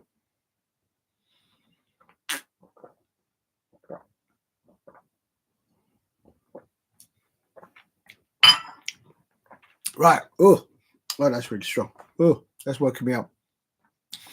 Oh my days, that's nearly 10 hours. That's madness. How is that even 10 hours? Right, quickly, let's get done. Let's get doing this. I'm going into Palace TV. So I'm doing taking this off actually because we're talking about the match. I'm going to get one of my lucky caps on. Come on, Palace. Come on, Palace. Let's get 2 points at home. 2-0. That's my prediction for tomorrow. But I don't know. Let's see if there's any. Hopefully, there's no injuries. Let's have a look at the conference. Why is it not letting me go into it? There's a pre-match conference for Fulham, Aston Villa. There it is. So I'm taking it off. Palace TV, well recommended. As I say, I've got nothing to do with the football club, just a football fan. But go and subscribe to Palace TV on the official webpage. It's well worth it. And right, let's have a look.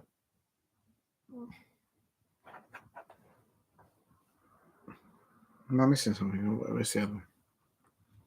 I'll try and relay what the question is, and then I'll stop, and then I'll listen to what Oliver Glasner says, and then I'll tell you. Sky Sports News first.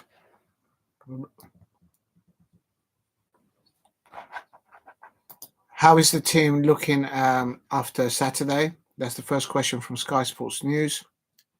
And Oliver Glasner responds. Always after winning, everyone is feeling well. No injuries. All good.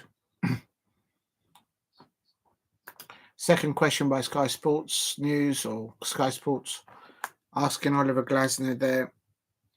It's so annoying. And 1 minute, let me just clean my glasses so I can see you lot.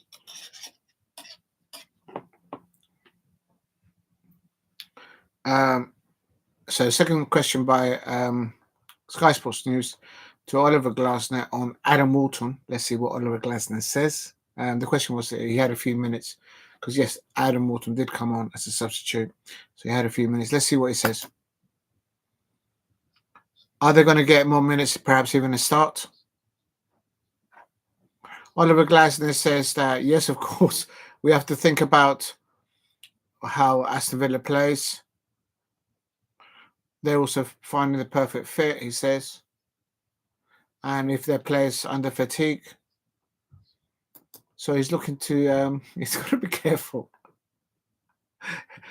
It's just the way Oliver Glasner articulates. He's like, yeah, of course. It's that. But he didn't say, yeah, that he's going to start. Because the question was like, is he going to get more minutes? Is he likely to start? And the way that Oliver Glasner articulated the response to that. He goes, yeah, of course. But he didn't say that he's got to start. Of course, no manager will say 24 hours prior to the match, oh, this player's got to. You don't, because you're given. Unai Emery doesn't need any help, and his coaching staff. But it's just the way he articulated it. But it's but no, Oliver Glasner, they're saying that it depends of who may need resting or rotating. That not his words, but also who they're playing up against, the position. And this is what I like about Oliver Glasner. He seems to not just set his mind and playing in one way. He actually looks. I'm sure all coaches and managers do that, but you've got to look at their position and what you're actually going to be facing and what you've got and what they're going to be facing. So, for example, I presume that if Marcus Rashford does start on that right-hand side, he'll be up against Daniel Munoz and Chris Richards on the right-hand side of us. So little things like that, I think it matters. 1.5 day.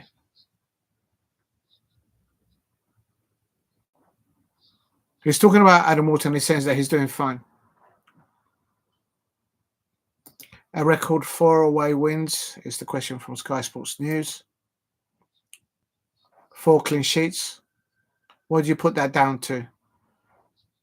It's great results, Oliver Glasner response.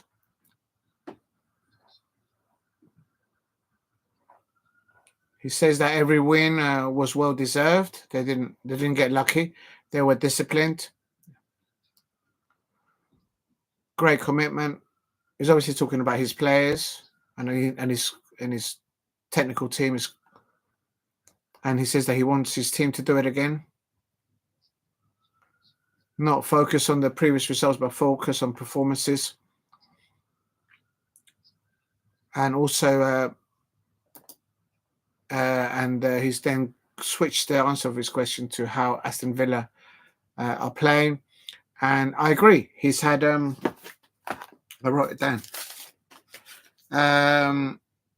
In the last 4 matches, because I didn't go all the way back, Unai Emery has had McGinn and Tielemans in that pivot in his midfield. And he has started Asensio, whom he signed in January, and he's brought on Marcus Rashford as a substitute. Just give them a rest. Just give them a rest. Give them a rest, man. Real talk. Let's see what Oliver Glasner says. He's saying that Unai Emery has a clear structure to his team. In and out of possession. They are very threatening on set pieces. Yes. They scored a game winner against Chelsea on a set piece. Everyone's scoring against Chelsea these days. You didn't say that, of course. I'm saying that.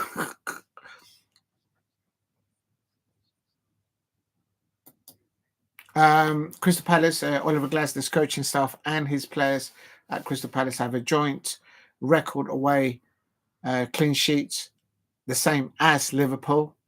So Liverpool, are you going to have a wobble away? This is what I'm worried. This is the kind of records that Oliver Glasner is doing with a squad in depth that he has available at Selhurst Park. And when Vincent Kompany gets released at Bayern Munich, when Bayern Leverkusen let go of Xabi Alonso, and if he ends up at Real Madrid and he takes on his way there, he diverts and picks up Trent Alexander-Arnold and Virgil van Dijk from Liverpool and takes them to La Real Madrid. Real talk, there's going to be 2 holes in the Bundesliga if those 2 teams don't win the Champions League. And make no mistake about it, Oliver Glasner is high on their wavelengths. There's no been approach from them to us, but make no mistake about it, Oliver Glasner, the moment that he was appointed as the manager of Crystal Palace, Dougie Breen brought him on, I went, did my homework, and every time, the more I look at it, I'm thinking to myself, oh my days. If you look at his record when he broke into coaching, into management, and you put it on a piece of paper, and you put it on the table, if you do the same for Jurgen Klopp, and you put that on a piece of paper, and you put it next to each other, you're just like, hello? And top German sides in Champions League football will be looking, keeping an eye close on not just Oliver Glasner, but the coaching staff that he brought in with him at Selhurst Park. And that worries me. That worries me because when a club like Bayern Leverkusen, when Bayern Munich come calling for one of your players or one of your coaching staff, something gives. And with the way things are going, our best players are either going to end up at Chelsea, Liverpool, Manchester City, some Spurs if they win the Europa League, or Manchester United if they win the Europa League, because they'll have 150 million on inward investment. And if Germany doesn't, one of the German top sides don't win in the Bundesliga, win the we could have no manager and no players. Oh my God, I can't think about it. I shouldn't think about it, but it's a reality down the line. I mean, okay, let's concentrate. Let's concentrate on Aston Villa. But that's where I'm taking it to people. And of course, it's always best not to think about it and worry about it until then. But it's because of all the great work that Oliver Glasner is doing with his staff, with his players, and everything that's been done at the club, that people are talking in Europe about what Oliver Glasner is delivering with a minimal squad in depth, minimal budgets, and we've got not stats but performances, real performances, to match that of Liverpool, of the Jurgen Klopp legacy, in a way form. In Europe, people make note of that, and the Bundesliga. I mean, no doubt that Bayern Munich and Bayern Leverkusen, they're looking at that. Real good. Let's go on. This is I'm on Palace TV at the moment, and of course they haven't discussed that in here, but I've just gone sidetracked. But I just go off on one. Sky Sports asking questions to Oliver Glasner, and let's see what else he says.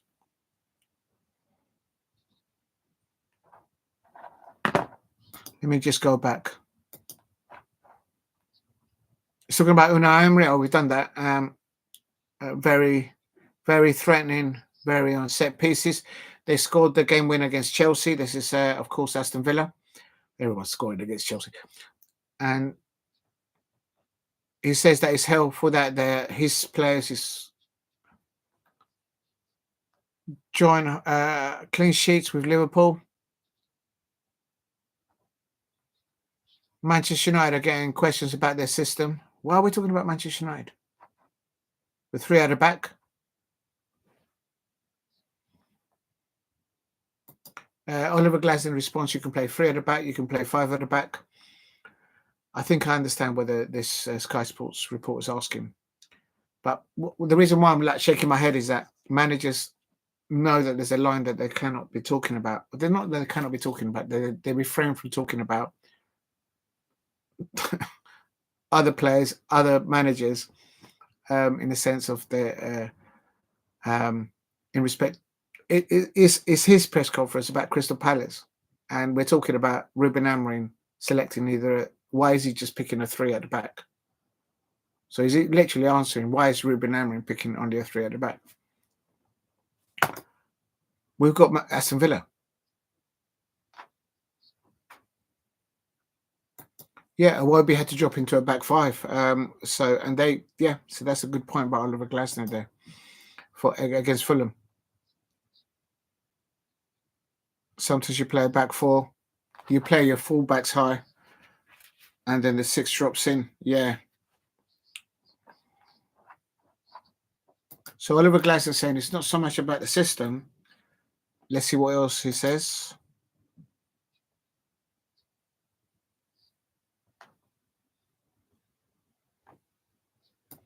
So Oliver Glasner is more concerned about how his players, not so much the formation, but how they are moving in between the lines.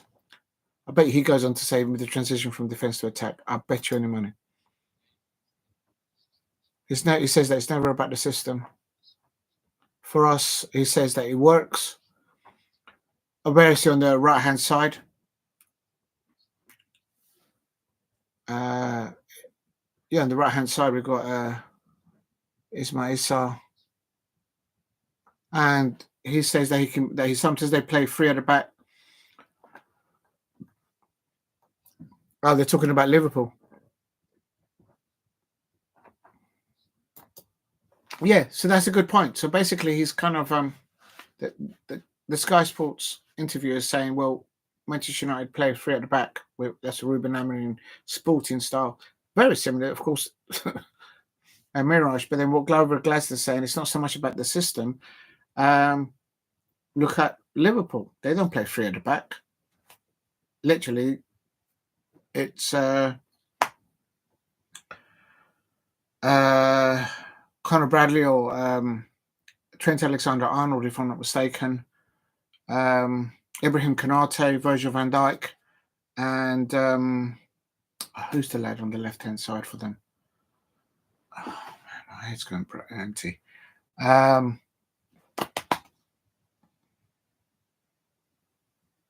Robertson. Is that right? Any Liverpool fans out there? I'm sure I've got that right. So basically, Klopp, oh my God. Well, it's Jurgen Klopp's legacy players. Jurgen Klopp's play, but let's be respectful. Arnold Slot's formation, this is what Oliver Glasner is saying, because they are talking about Liverpool. Why are we talking about Ruben Amorim's back three? Why are we talking about Liverpool's back four? But I guess why is because the way the question is orchestrated. But it's actually quite interesting because I'm discussing it, and what Oliver Glasner is how he's viewing it. And remember what managers have to say, or what do say 24 hours before a match. That it's always unconscious that the opposition manager and their coaching staff are listening to every word, every syllable. It's like, give us a clue, give us a clue. It's like that. So there could be a little bit of mind games here. But the point of Oliver Glasner in a nutshell is, okay, so you've started saying to me he didn't say this, but the question I asked him, we've got the same away stats and fixtures, 4 away wins, clean sheets, so has Liverpool. And then the question that asks, well, what's going on with Ruben Amorim with 3 at the back, and it's not been effective there, but Liverpool are. So then Oliver Glasner say, well, hello.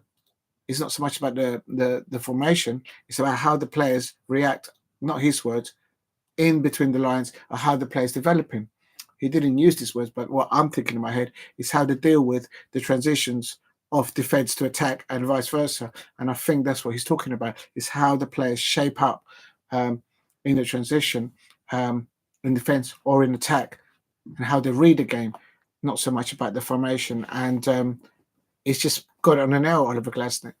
Liverpool have done their record with 4 at the back, and Oliver Glasner has done it with 3 at the back. And may I just say, Dougie Freeman has not had the net expenditure over the last 3 to 4 years that Jurgen Klopp had.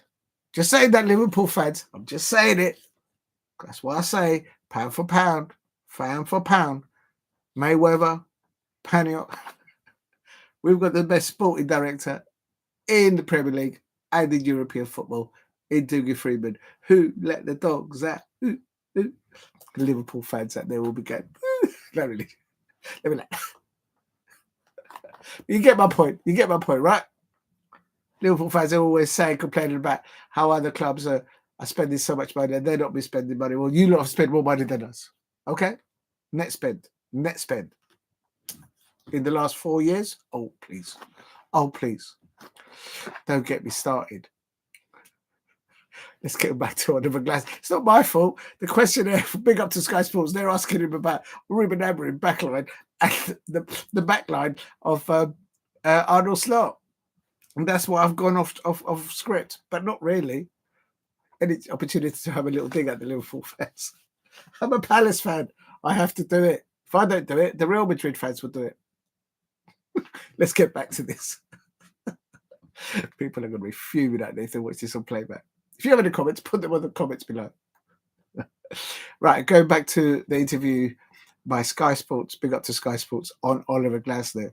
This took me right off script, but it is what it is.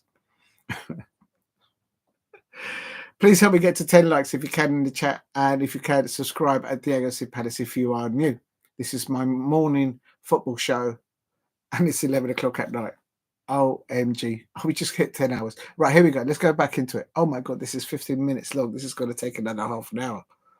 Literally, I'm going to be here until midnight. That's madness. Okay, let's go.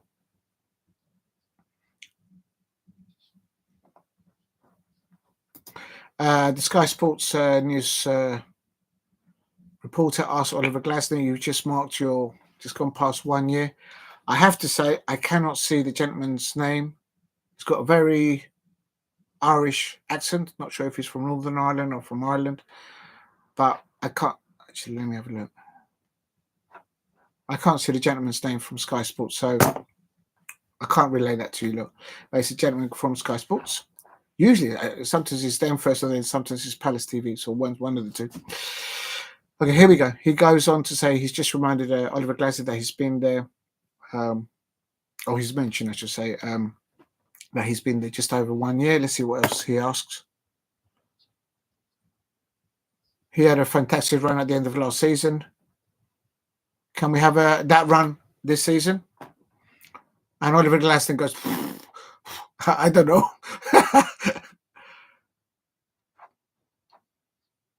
He doesn't really care about it.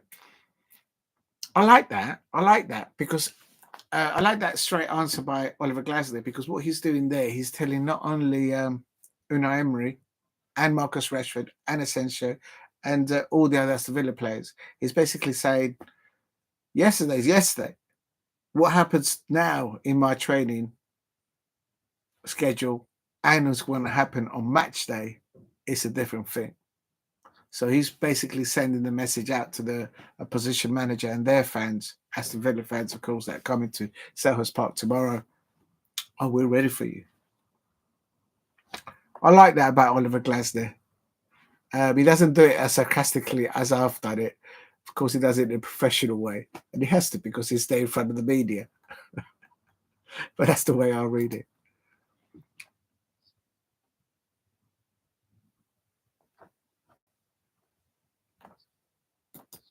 Oliver Glasner goes on to say that he believes that, of course, that he's had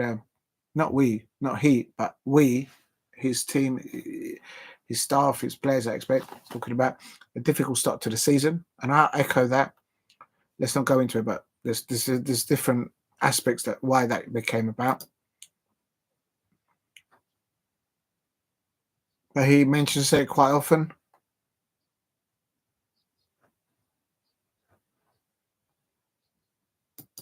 So after in performance, I think his Crystal Palace players with his staff are like fifth in performances.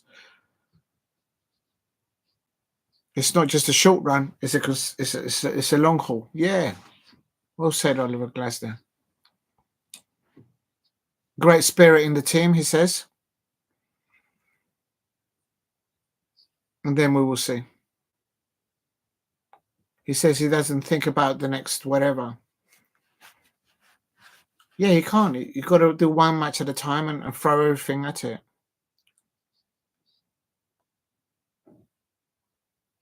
He says it doesn't make sense to look too far into the future.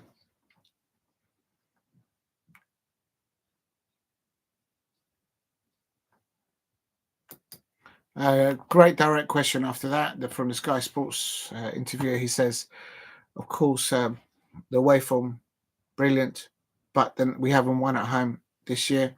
So the next, when is it going to come? And Oliver Glasner knew this question was coming, but fair play to Sky Sports. They've got to ask the question. Why hasn't that form transferred? He must be sick and tired of answering this question. The league table is the Premier League. It's like whether it's a home and away. Every game is decided by 1, 2, 3 decisions or decisions taken.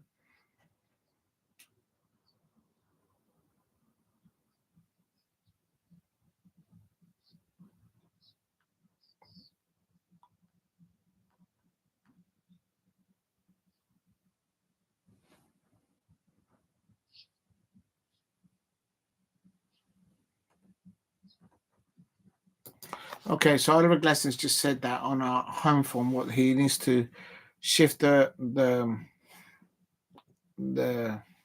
thinking, not the winning, not to win, but not the winning, but on the performance.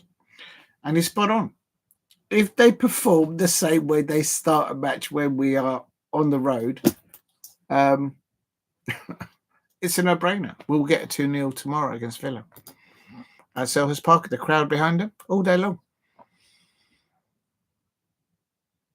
Please hit a like and subscribe at Diego C Palace if you're new. Help me get to 10 likes if you can.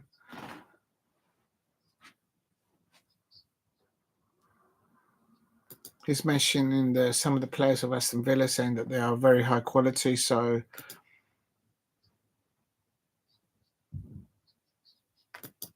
Oliver Glasner says this could be a little bit of mind games going on. He says that Villa are struggling a little bit with their defenders, with injuries. And I don't think it's mind games. It's just a reality. We've all seen them during matches just having to pull up, and Unai Emery going like this, thinking, is that another defender injured? It's like, come on. It's like one every half in every match that we played. We're running out of defenders. So I don't think it's a mind game. It's just it's a reality. I'm aware of it as a Crystal Palace fan, that Unai Emery's got defensive injuries piling up. And they're going for the chat. And he's saying that Aston Villa always, that's what I was about to say. And Oliver Glasner just says that obviously Villa are challenging for the Champions League, even with those defensive woes.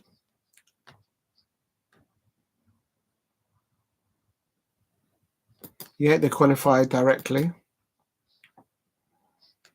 So he's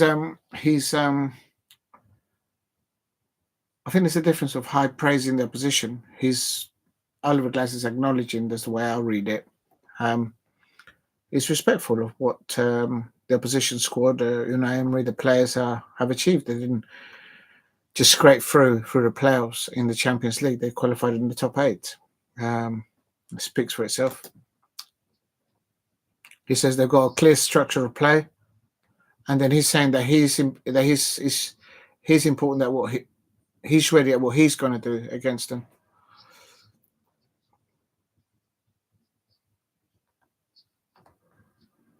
So the skills that his players have, Crystal Palace, Oliver Glasner is saying that they will we defend well and we attack well against them.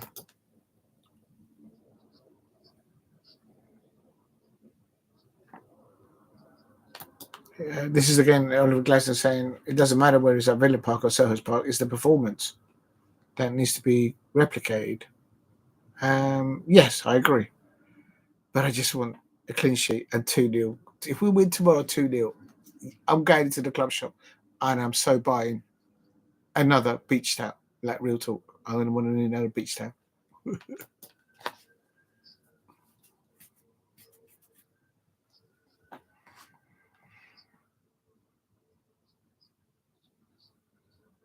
Last question from Sky Sports News.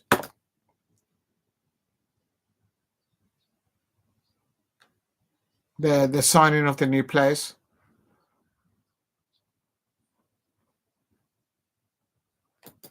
Yeah, so basically from the last time that we played them to tomorrow night, the question from is clever because we all know what we're thinking about. The Sky Sports said, a reporter's asking him from the previous performance, because they've signed players in January. We all know we're talking about Asensio and Marcus Rashford.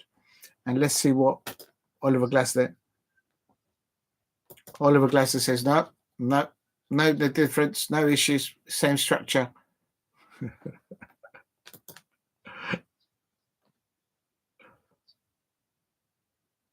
Bailey on the right-hand side, coming into the 10 position, yeah.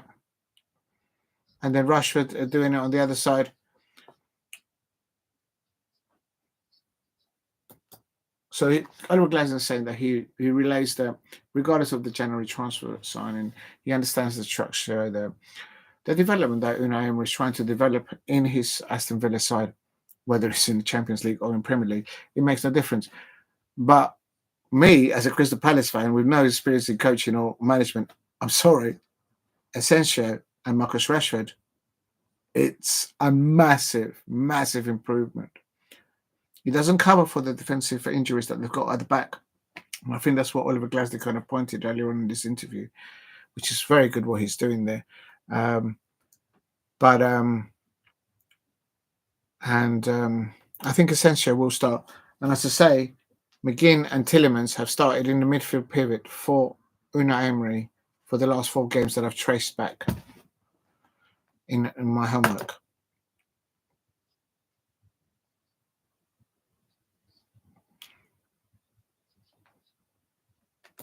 So that he's saying that before in the previous match, when we attacked them with a 3 at the front, they defended with a 4-4-2 formation. That's what Oliver Glasner's just said.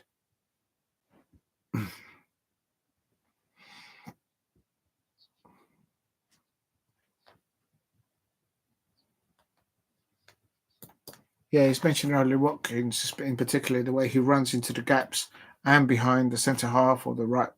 He knows how to find the angles. Yeah,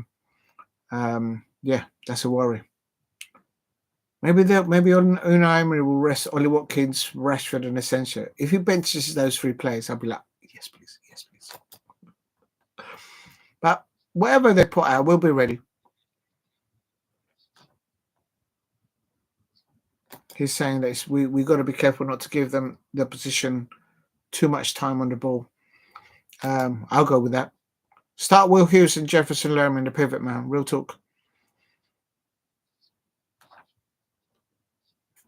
Please hit a like and subscribe at DLC Palace. Just relaying back to everyone what I think about the interview between Oliver Glasner and Palace TV and Sky Sports earlier on today. Tomorrow we have Crystal Palace versus Aston Villa.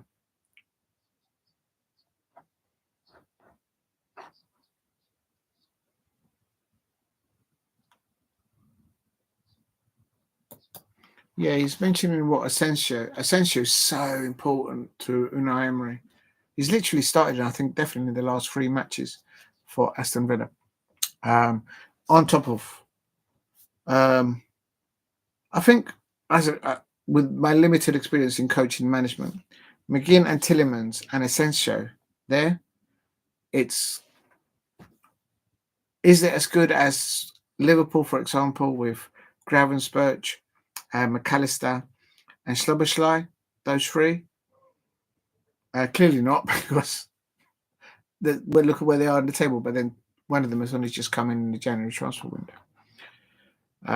But I think that's what people are looking at to see what Unai Emery. Make no mistake about it, Unai Emery wants that Champions League and definitely wants to return to his employers or to us, the Villa fans as well, Champions League football next season. So let's have a look, see what Oliver says.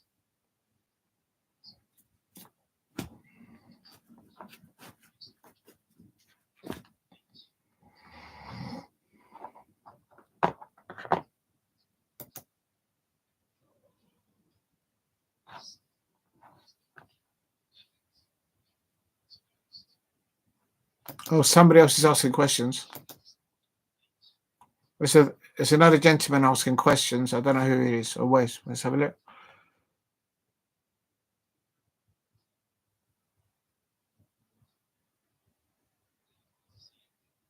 He didn't say.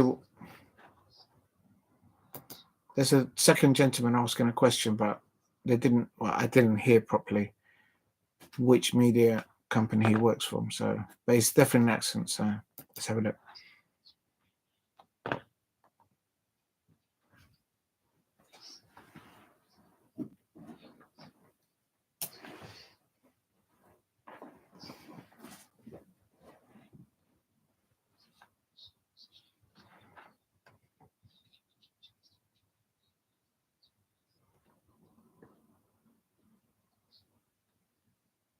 Okay, so the question. So the question from the new person asking the questions during this interview that I'm watching from Palace TV. The first one was the first person that asked the questions. The first question was from Sky Sport. The second one, I didn't catch which media firm it's from. But the question from that second individual reporter was to Oliver Glasner. What was the atmosphere? What was the feeling after leaving Craven Cottage on the journey back home? And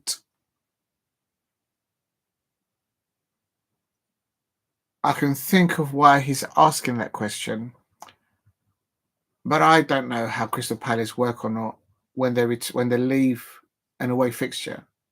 But I do understand, as a Crystal Palace fan, that if it's like where Craven Cottage is or something in London, the players are allowed to just, once they've had that meeting at the end of the match in that changing room, everyone to their home and utilize that time with their family members. That's what's important. And so everyone, and this is exactly what Oliver Glass, I could have answered that question. After Craven Cottage, after the 90 minutes, and they've had their talk in the change room, after that, everyone, if you live around the corner in the Kensington and Chelsea area, why are you going all the way back there to South London? Do you know what I mean? So everyone, and Oliver Glass has just said, well, no, we didn't all go back together. Because everyone just went their ways, because everyone probably lives around the corner.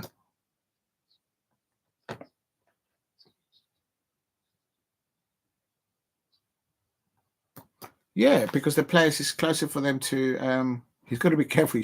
But I could understand that. So it's a good question, but Oliver Glass has just been truthful about it. After the game at Craven Cottage, you don't all hold hands and do an okie dokie into the coaching and all go back to the training camp and then they all get in the car. No, they're there at Craven Cottage. Time is limited with them and their families, and if they happen to live up the road on the King's Road or something like that, or maybe not there, but they will disperse from that moment, and time with their families it has to be important.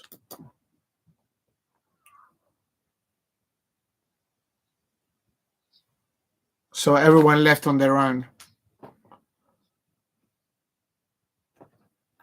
And apparently on Sunday morning, the players were a bit tired because obviously they left everything on the pitch. Not his exact words, but I could understand that.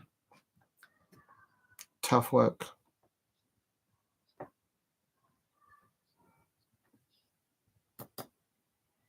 And today they had about 30 minutes just prior to this interview.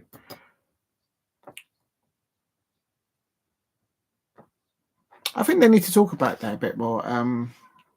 Because of the look, Crystal Palace are not in European football, but the recovery of a body at top flight running for not just 90 minutes with all this added extra time.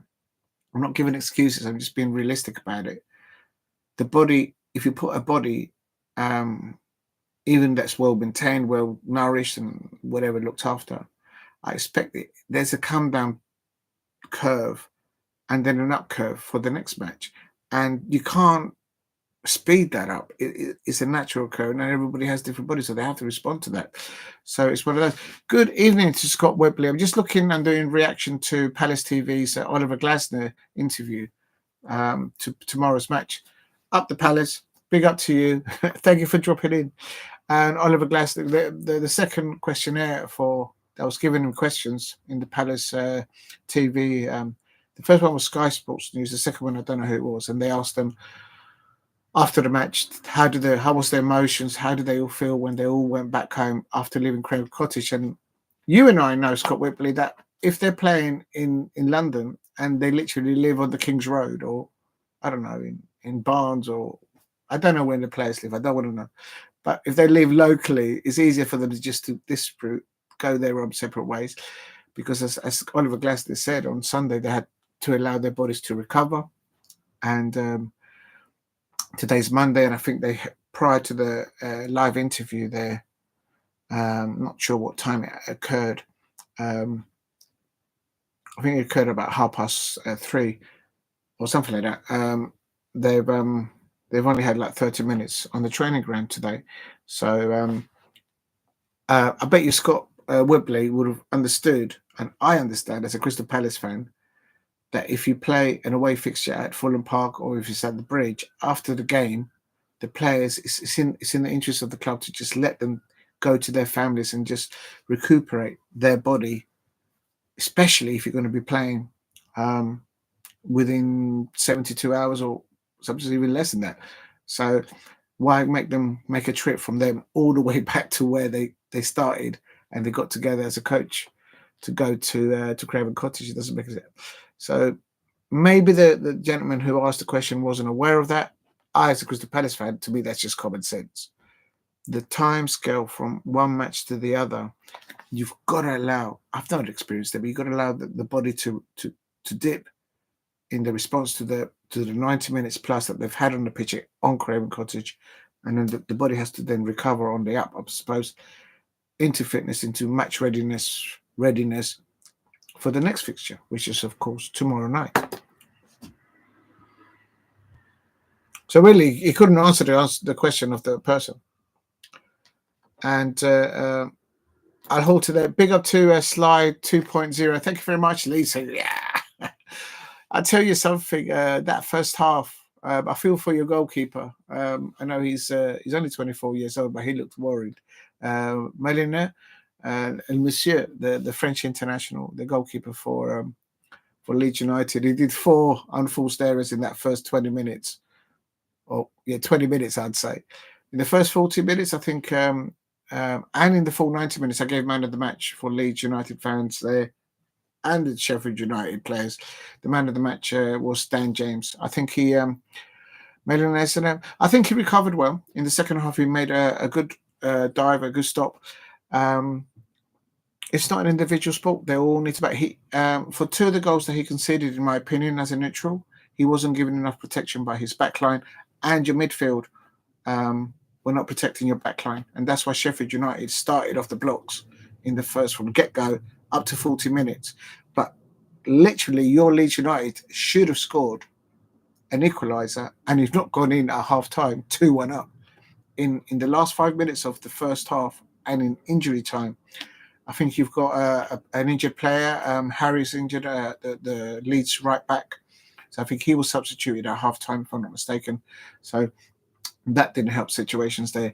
But I think the experience of Dan James is very experienced. But I will say this. If you make those kind of mistakes in the first 15 to 20 minutes in the Premier League, Leeds United fans, the real ones out there, they know you will not get a second bite at the cherry. Like, you won't. In the Premier League, you will get chopped up. You won't get an opportunity to go in at halftime just 1-0 down, like Sheffield United gifted that for you. I think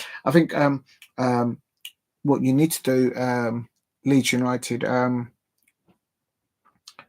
you need to start constructively looking at the squad in depth, not just for a backup in all key positions, but triply checking up because injuries kick in. You know what it's like, Leeds United fans, coming into the Premier League. But as much as you want to have a squad in depth, injuries pick up to vital players, and to survive out of those bottom 3 in the Premier League, you need goals. OMG, you need goals, and so that's what I think you need to look into. You need to wrap Dan James in Cottonwood between now. I think you're not certain mathematically to get the top spot or second spot, but it's for Leeds United not to end up going up in the first or second position. I don't think Leeds United fans could deal with a playoff campaign to try and get into the Premier League. You guys, your hairlines was literally recede. I don't think you go through that. I think it's between Sunderland, Burnley fans, and of course Sheffield United. I think with Sheffield United, I think they ruined them not taking it to 2 goals lead or 3 goals lead in the first 40 minutes because of the volume of mistakes that were done by the Leeds United Meslier. The thing is, if you replace Meslier, the fact that your manager, who was on the we need to secure Tanaka 10-year contract at least. It's before I go into that, before you replace Meslier, your club needs to think. First, I would have thought have a word with Daniel, who's your manager, who was up in the top of the Bramall Lane because he was a touch ban. It's the first time apparently he's ever incurred a manager, coach, sideline match ban. So Leeds United fans, what are you doing to Daniel? your manager. What have you done to him that you've made him get suspended on the touchline for one match? Come on, Leeds United fans. But the board at Leeds United, they need to back him in, as you said, before you release squad in depth going into the Premier League, you need to have not just a double backup for the goalkeeper. You need to have there 3 backup, yes, many key positions, I would have thought. And also then it's also depending of the style of football that your manager wants you to perform at consistently or not in the beginning of a Premier League campaign. Squad in depth in the transfer window before the next should you go up, and Farke has failed in the Premier League with Norwich. But sometimes it's good that they know, because then he should have learned the mistakes. You probably know more about Norwich than I do. I haven't watched Norwich for a long time, so when they went down, does Leeds fans feel that they've got a better squad in depth than when he had with Norwich? A pointed question is, look at Eddie Howe when he was at Bournemouth. Literally, he was just bad luck with injuries. Literally. And I actually doubted him to do well actually at Newcastle when he went there. I put my hands up to that. But right now, I'd say Eddie Howe's the best pound-for-pound manager in England. I don't understand why they've given the England job to Tuchel. I understand that he's on a very high expense contract at Newcastle United. But then why then give 6 or 7 million to Tuchel and let him work from home in Germany and being the England manager? I expect that you, Sly 2.0, and me combined has easily been to more football matches than the England manager. Are you getting paid 6 or 7 mil? Because I'm not. I rest my case.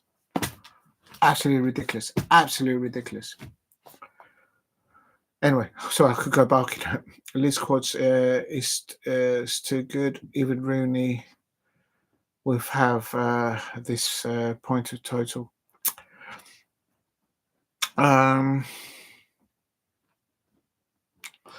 It's interesting. I don't know.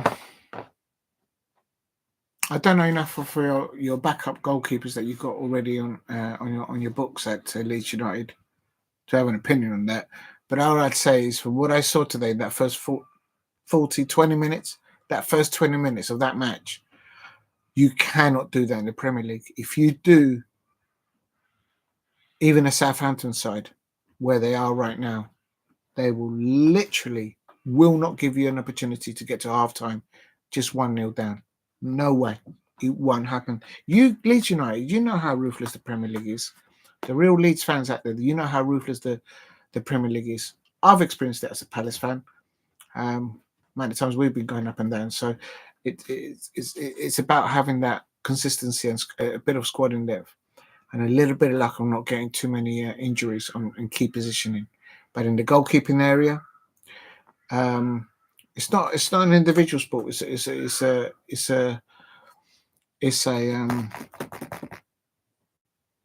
a team sport. It could maybe argue that the Leeds United fans have got where they are. I think you've got like 60 plus goal difference in the Championship. Maybe your goalkeeper's not had to do anything. So maybe that's why he's lost a bit of confidence. And one thing that goalkeepers thrive on to get their confidence back is competition for key places. So maybe that's something that Leeds maybe need to do, is bring in another keeper that keeps Meslier on his toes and gives himself into another level up to compete against somebody else. There'll be no shortage of possible candidates that could give him competition for that place of number one spot for Leeds in the goal. But you cannot defend like that. In the first 20 minutes, you cannot do that in the Premier League. If you do, it's Henderson. Don't even think about it. Henderson. Oh, God. Stop it.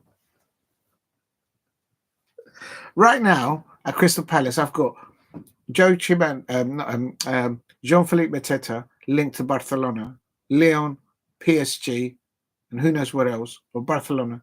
I've got him linked also to Manchester City 2 days ago. Not officially.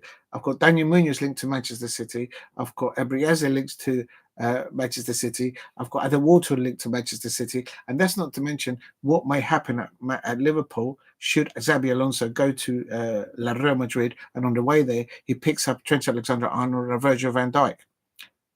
If Liverpool come asking for Mark Gahey,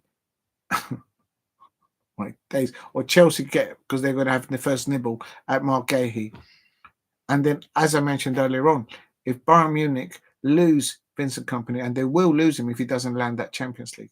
If Bayern Leverkusen lose Xabi Alonso to Real Madrid, there's two big gaps there in Bundesliga German football. They are keeping an eye on my manager. And you're asking me about Henderson as well? Come on, man. Come on, let me enjoy my seat. Let me go through Aston Villa and Millwall at the weekend.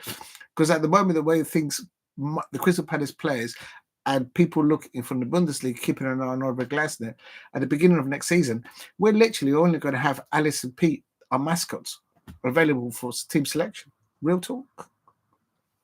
I'm having a meltdown here just thinking about it. Leeds United fans coming in for the Anderson, but much respect for that. Is he on? I think he's still got 2.5 years. I know what you say, but I respect your question. Definitely. Literally, my hairline is just receding. I can't deal with it. Leeds coming in for my best goalkeeper. I'm having a meltdown. Mushroom cloud explosion situation. No, I think he's still got 2.5 years at least. So there's so much to go on towards the end of the season. But listen, Leeds United get into the Premier League. The moment that you secure mathematically promotion to the Premier League, you've got to start building on squad in depth. Like you're asking the question, Henderson, where is the best keeper that we can get, pound for pound, etc., etc. I mean, Sheffield United, they've paid a lot of money on, my understanding, on Michael Cooper in the Sheffield United. Chris Wilder brought him in, but he got no protection. That third goal from Leeds United tonight, if it's still tonight, that could be contender for goal of the month, perhaps even the season in the Championship. What a thunderbolt. What a goal. But yeah, big up to Leeds. I'm going to carry on because I need to finish this before midnight. This is supposed to be a morning show and it's like nearly midnight. Big up to the Leeds fans in the chat. For some reason, whenever I get a Liverpool fan in the chat or whenever I get a Manchester United fan, they don't seem to like you Leeds fans very much. I don't know what you guys have done against each other. Maybe it's a Northern England thing. I just don't get. They don't like Leeds fans. I don't know. Is it Burnley that they don't like mostly, or come on, man? just Manchester United fans, Liverpool fans, Leeds fans. Just go to the pub and enjoy a fine drink. Chill out.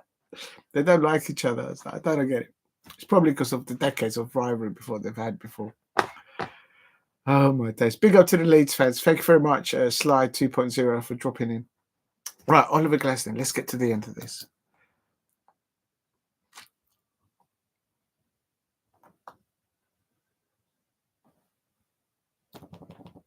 I'm not sure where we are in that. I think it's still the second person that's asking the questions to Oliver Glasner.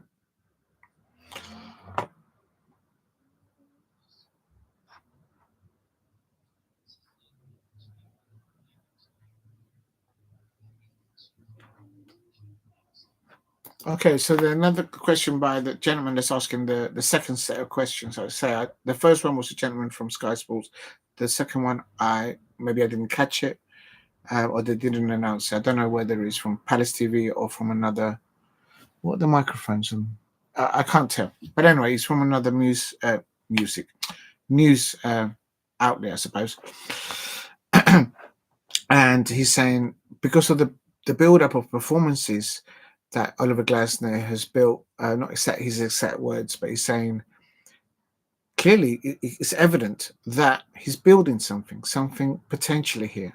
And this is what goes back to what I said before. The moment that Dougie Freeman signed Oliver Glasner, if you put his CV on the table on a piece of paper and you put it there next to another CV of Jurgen Klopp, oh my days, if you put side to side, you're thinking there's like a photocopy, but of course they're in their own ways. And I'm in no doubt, but Bayern Munich and Bayern Leverkusen, if they both lose their managers to Spanish football, and Vincent Kompany is released by if they don't win the Champions League, because the Champions League final is at Munich, if he doesn't get that him keeping him in that match against Celtic in the last minute, he was that close. I mean, they'll probably win the Bundesliga, Vincent Kompany and Bayern Munich, but the moment those two jobs become available in German football, I'm getting a headache just thinking about it. Make no mistake about it. Those two football clubs are keeping an eye on what Oliver Glasner is building. And the question here by this gentleman to Oliver Glasner is people are taking note. I noticed it before he even got through the door. I said the moment that Oliver Glasner landed at Crystal Palace, is this manager has got the identical upbringing into coaching and mentality as when Jurgen Klopp started to do his stuff in Germany. OMG, it's so similar. And I think he could be, I said it as a boast, but I'm standing by it. Oliver Glasner is the next Jurgen Klopp of European football. And I swear, if the Liverpool fans come in for him, I'm going to lose it. I am so going to lose it. Oh my days, don't even take me there. Liverpool fans, don't take me there. Let's go on to see what Oliver Glasner says. They say to him, they're sure that that Oliver Glasner doesn't want to look too ahead in the season, because Oliver Glasner has already said he's just focusing on the next match and getting a performance. Looking down the road, it's not something that he's with logic looking at, because he shouldn't. He should prepare his team, his staff, ready for Aston Villa to deliver the 3 points. And hey, let's go for a clean sheet.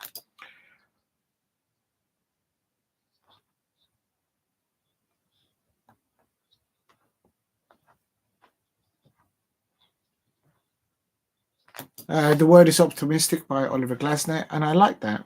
And he says that with a smile, with a sincerity, that he came into Crystal Palace with an optimistic mindset to make the players. These are not his words, but this is how I see it as a fan, as a Crystal Palace fan, of what he's delivering. Of not just because of the running of how he ended the last season. You can't judge it on that, because there's so many of those players that didn't make it to the first day of this season. Hello, and that's why we had such a difficult situation to get momentum, especially on home form.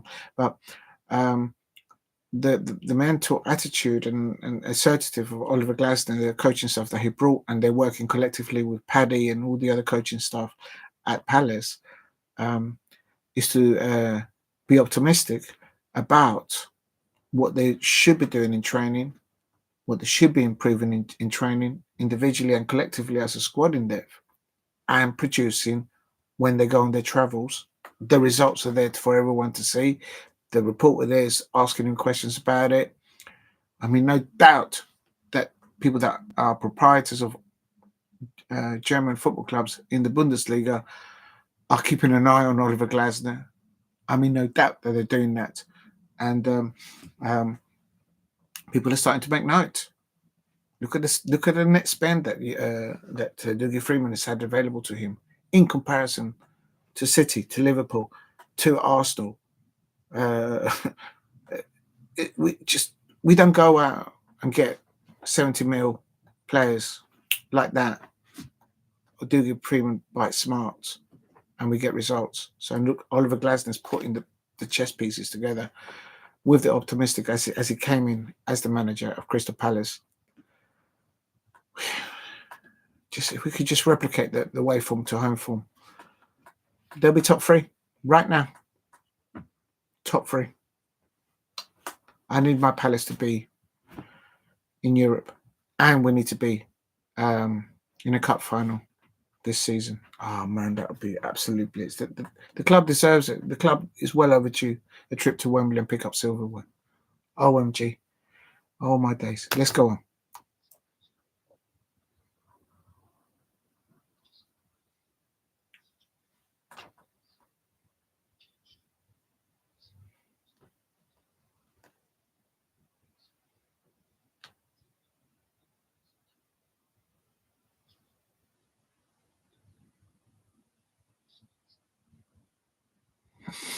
I'm coming to your chat, slide 2.0.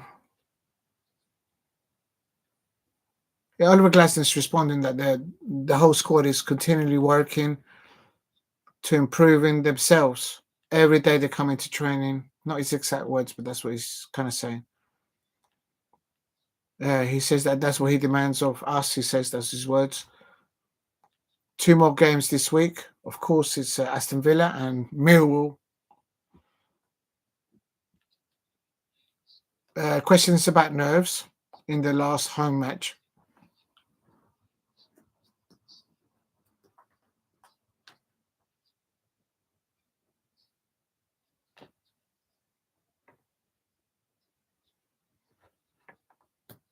The questioner asks him, is it to do with nerves and confidence? And Oliver Glasner says, no, it's not about confidence.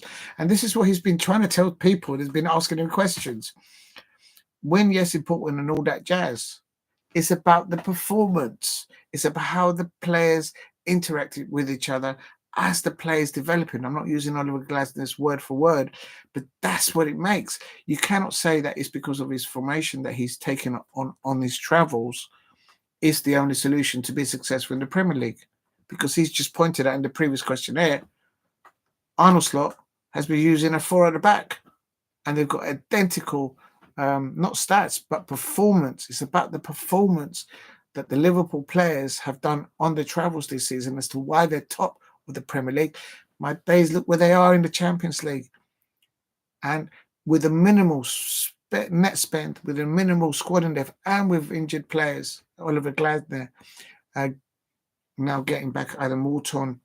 Briesi, I think, is choking off that foot injury. We've replicated the set. Not we, but Oliver Glasner, the staff at Crystal Palace, and the players have replicated the performances, not just the stats, but the performances that Liverpool have landed this season. And we haven't got the net spend. We have not been able to. We're doing more with less and a less cost. And Oliver Glasner has to be credited for that. And obviously Dougie Freeman as well. But also, of course, let's not forget the players themselves. But so it's about the performances. It's not about jinx. It's not about anything like that. The players need to just deliver on the performances when they get into Selhurst Park. They're the professionals. They know. They know how to turn it. The crowd there, we got the best fans at Crystal Palace, the Homestale Ultras in the Homestale. Man, you do a 2-0 win at Selhurst Park against Villa. OMG. OMG. Listen, come Millwall. Come Millwall. I'm ready for Millwall. I'm so ready. I'm ready, man. I'm already getting into shape. I'm so ready for the weekend. Real talk. I'm telling you. I'm going to have me some fun. Real talk. Please help me get to 10 likes in the chat. And if you can, subscribe at Diego C. Palace if you are new. Let me just finish off with this interview here. Quickly see what Oliver Glasner says.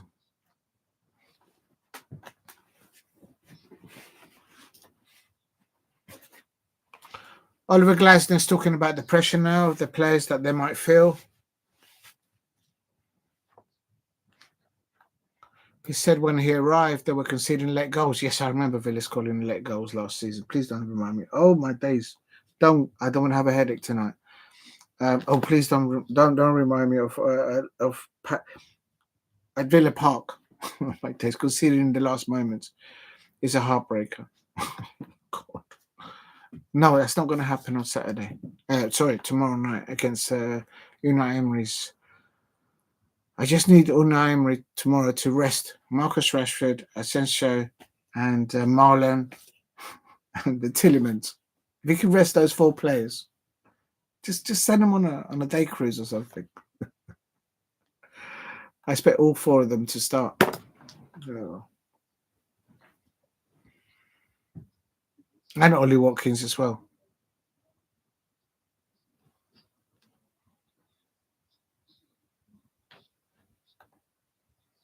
Oh, that's a great thing that he's just said. Let me just say that again. That's great. I might even use that as a thumbnail. Listen to this. This is what Oliver Glasser's just said. The pressure that they feel, that we have to win at home. I remember, he says, when I arrived 1 year ago, it was always considering let goals. And this, listen to this bit. It's up to us to change it. We have to work on it. The more you focus on the result, you lose focus. Yeah, that's it. So that's a brilliant way to say it. Man, if that's not the mentality that Jurgen Klopp had when he started into coaching and management, either I'm just like being. It's exactly what Jurgen Klopp started to do with the coaching strategy in mind and in practice in training. You focus on what you can control in training and on match days. That's what you got to focus on, not because of you may have a jinx playing at home. That's got nothing to do with it. And me as a Crystal Palace fan, what we need to do is very simple. Crystal Palace fans, just someone get in a brown envelope, stick some notes in there. At night, someone get into Selhurst Park, ring the bell at night, get the caretaker to come out. Who's that? Slip him there, that brown envelope with a few notes. If I could take 35%, thank you very much. But the home changing room and the away changing room, there are apparently 2 plaques there with the Black & Decker. Just swap them around. All right. Swap them around. So when the Crystal Palace players go in there tomorrow evening, all nonchalant, with their Gucci badge and all that jazz,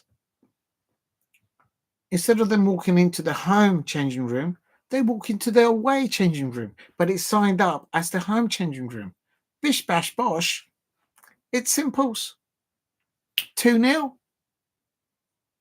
Boom, boom, boom. Mateta's in the room. Your defense is terrified. As is on fire. It's coming. It's coming. Big up to Slide. I'll tell you. Listen, Leeds fans in the chat. You know that back in the day, when the pitches were designed differently, where you would go to Ellen Road. Back in the day, I'm talking mid-90s. Probably late 80s, you know that at Ellen Road back in the day, the groundsman was such a powerful person because the manager will say, hey, there was no mobile phones in those days. Do you know what I mean? It was CFAX and teletext.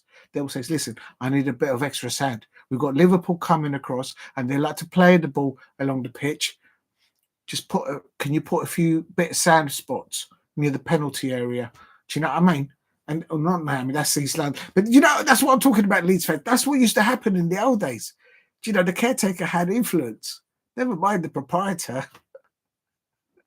Messenger pigeons. Listen at the moment, mate. It's drones. They don't use pigeons now. They use drones. Oh, my days. It's just simples. Get the Crystal Palace players to change in the away changing room at Selhurst Park. Don't worry about changing whether they have Cocoa Pops or shredded or sugar puffs in the morning as a team. Forget about all that jazz. When they get into Selhurst Park, get them to change in the away changing room. Just swap it around, man. It's simples. It'll be a 2-0. 2-0, a half-time, 2-0. I can go myself, get an extra drink, an extra pie, an extra kidney pie, sit there, watch my game, lap it up. Come on. It's that simple. And next season, bring on the Leeds fans. Bring them on. Come on. I'm going to get in trouble now.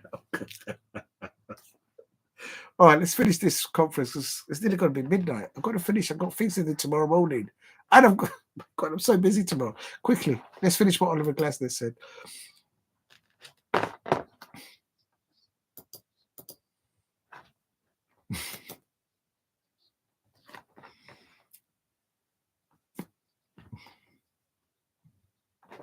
He's finishing talking about Aston Villa.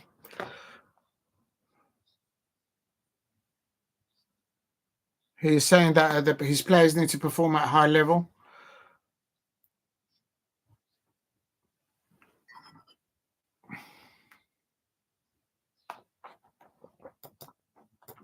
I like that. He's just said that if Palace play tomorrow at 90% and Villa play at 100%, we're going to lose. So let's get to 100%. Let's be that animal that we are, the eagle. We were also in Attenborough talking about the Golden Eagle. Let's all behave like eagles when we go out there on that Selhurst Park, not just the players, but also the fans at Selhurst Park, the Homestale Ultras. They'll be leading by example, no doubt. And when we're defending set pieces against Aston Villa, let's not defend like meerkats, because we are eagles. All right. That's not what Oliver Glasner's just said, by the way, to the media. That's what I'm sort of sidetracking, and that's what I'm saying. Real talk. If you can, please help me get to 10 likes, and if you haven't subscribed, please subscribe at Diego C. Palace. Just quickly, this is supposed to be my morning show for today. Gee, it's nearly midnight. All right, let's hurry up. Last few minutes.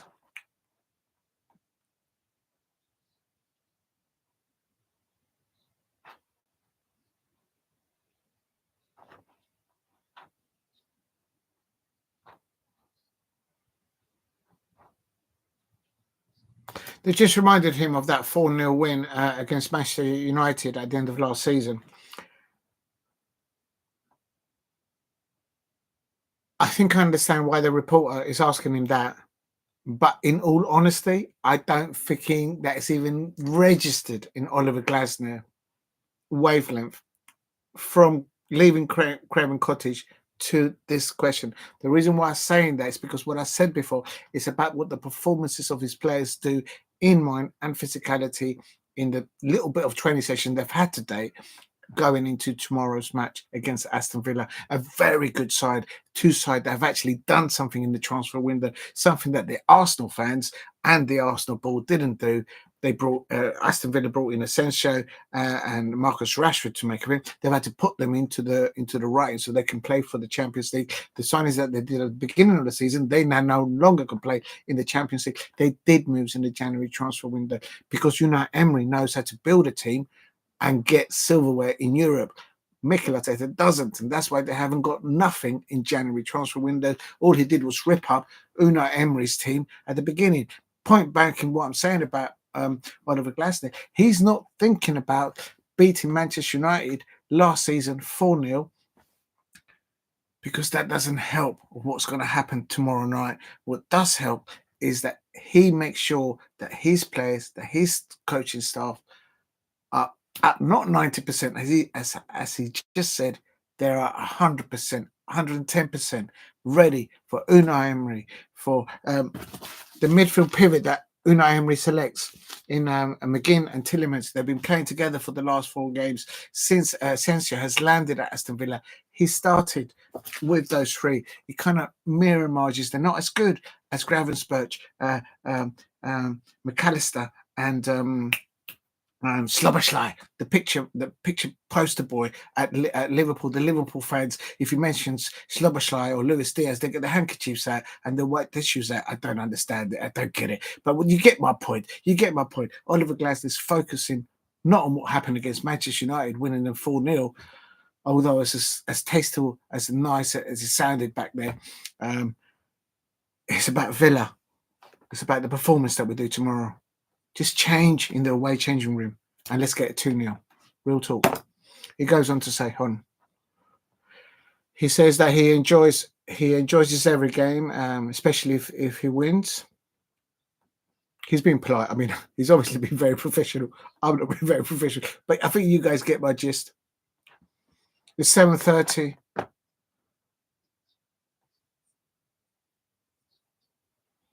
And on Saturday it's 12:15.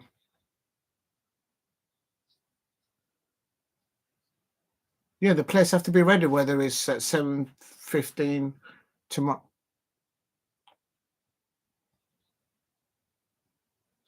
A question about Unai Emery is the last question, I think.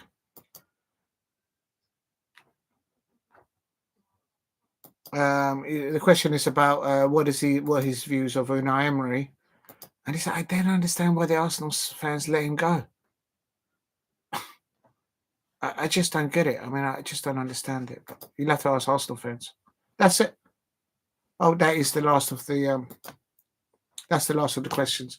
So the last question was about Unai Emery, and of course he's very knowledgeable about Unai Emery and his achievements there, not just within Aston Villa, but wherever he's been as a manager.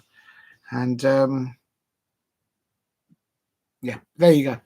Right, that's me done. It was supposed to only be the morning show. I extended it to a watch along for Sheffield United. Well done, the Leeds United fans. I think you need to you cannot defend like you defended those first 20 minutes. If you do that in the Premier League next season, you won't get a second bite at it. You won't. But you could. Well done. Congratulations to the Leeds fans. They turned that around. Even though what's his name? Chris. I'm tired. The Sheffield United manager, Chris Wilder.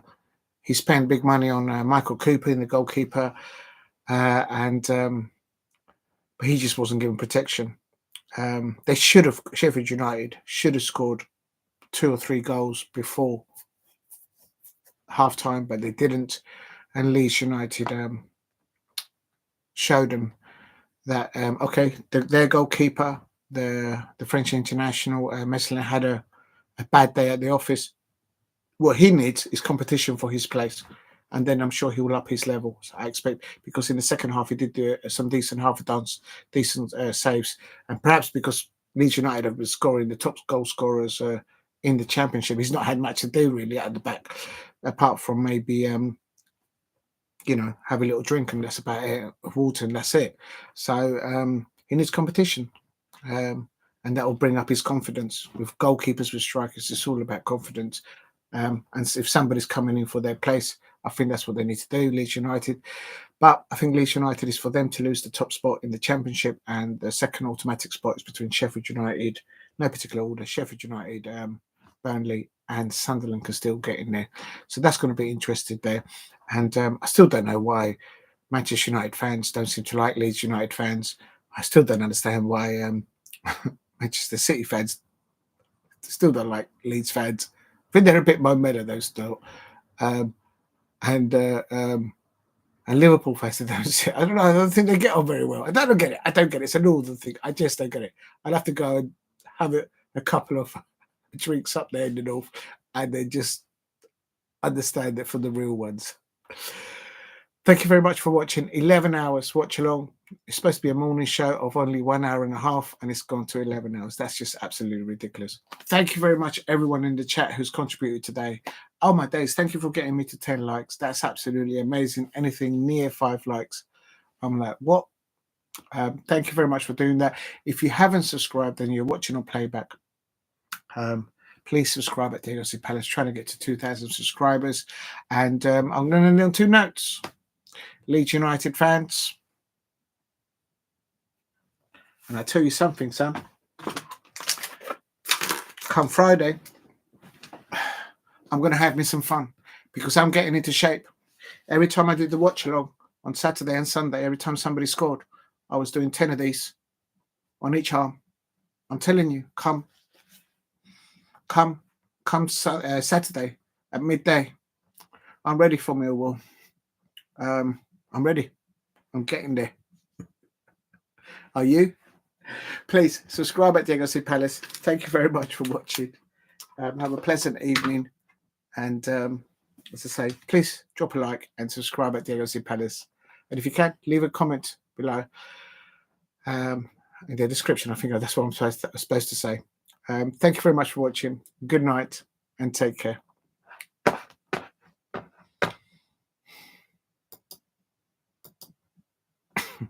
Oh, I'm going to end it with this one, Scott Whitley. I've got to put this one up there. How do you replace this quickly? Now, Scott Whitley, I've put your one up the Palace. I have to end it on that. Come on, why not? We've got Millwall on Saturday and we've got Villa at the weekend and tomorrow. I'm only thinking on the Millwall game, I have to say. Thank you very much, everyone. Stay safe and good night. Thank you for watching. Good night.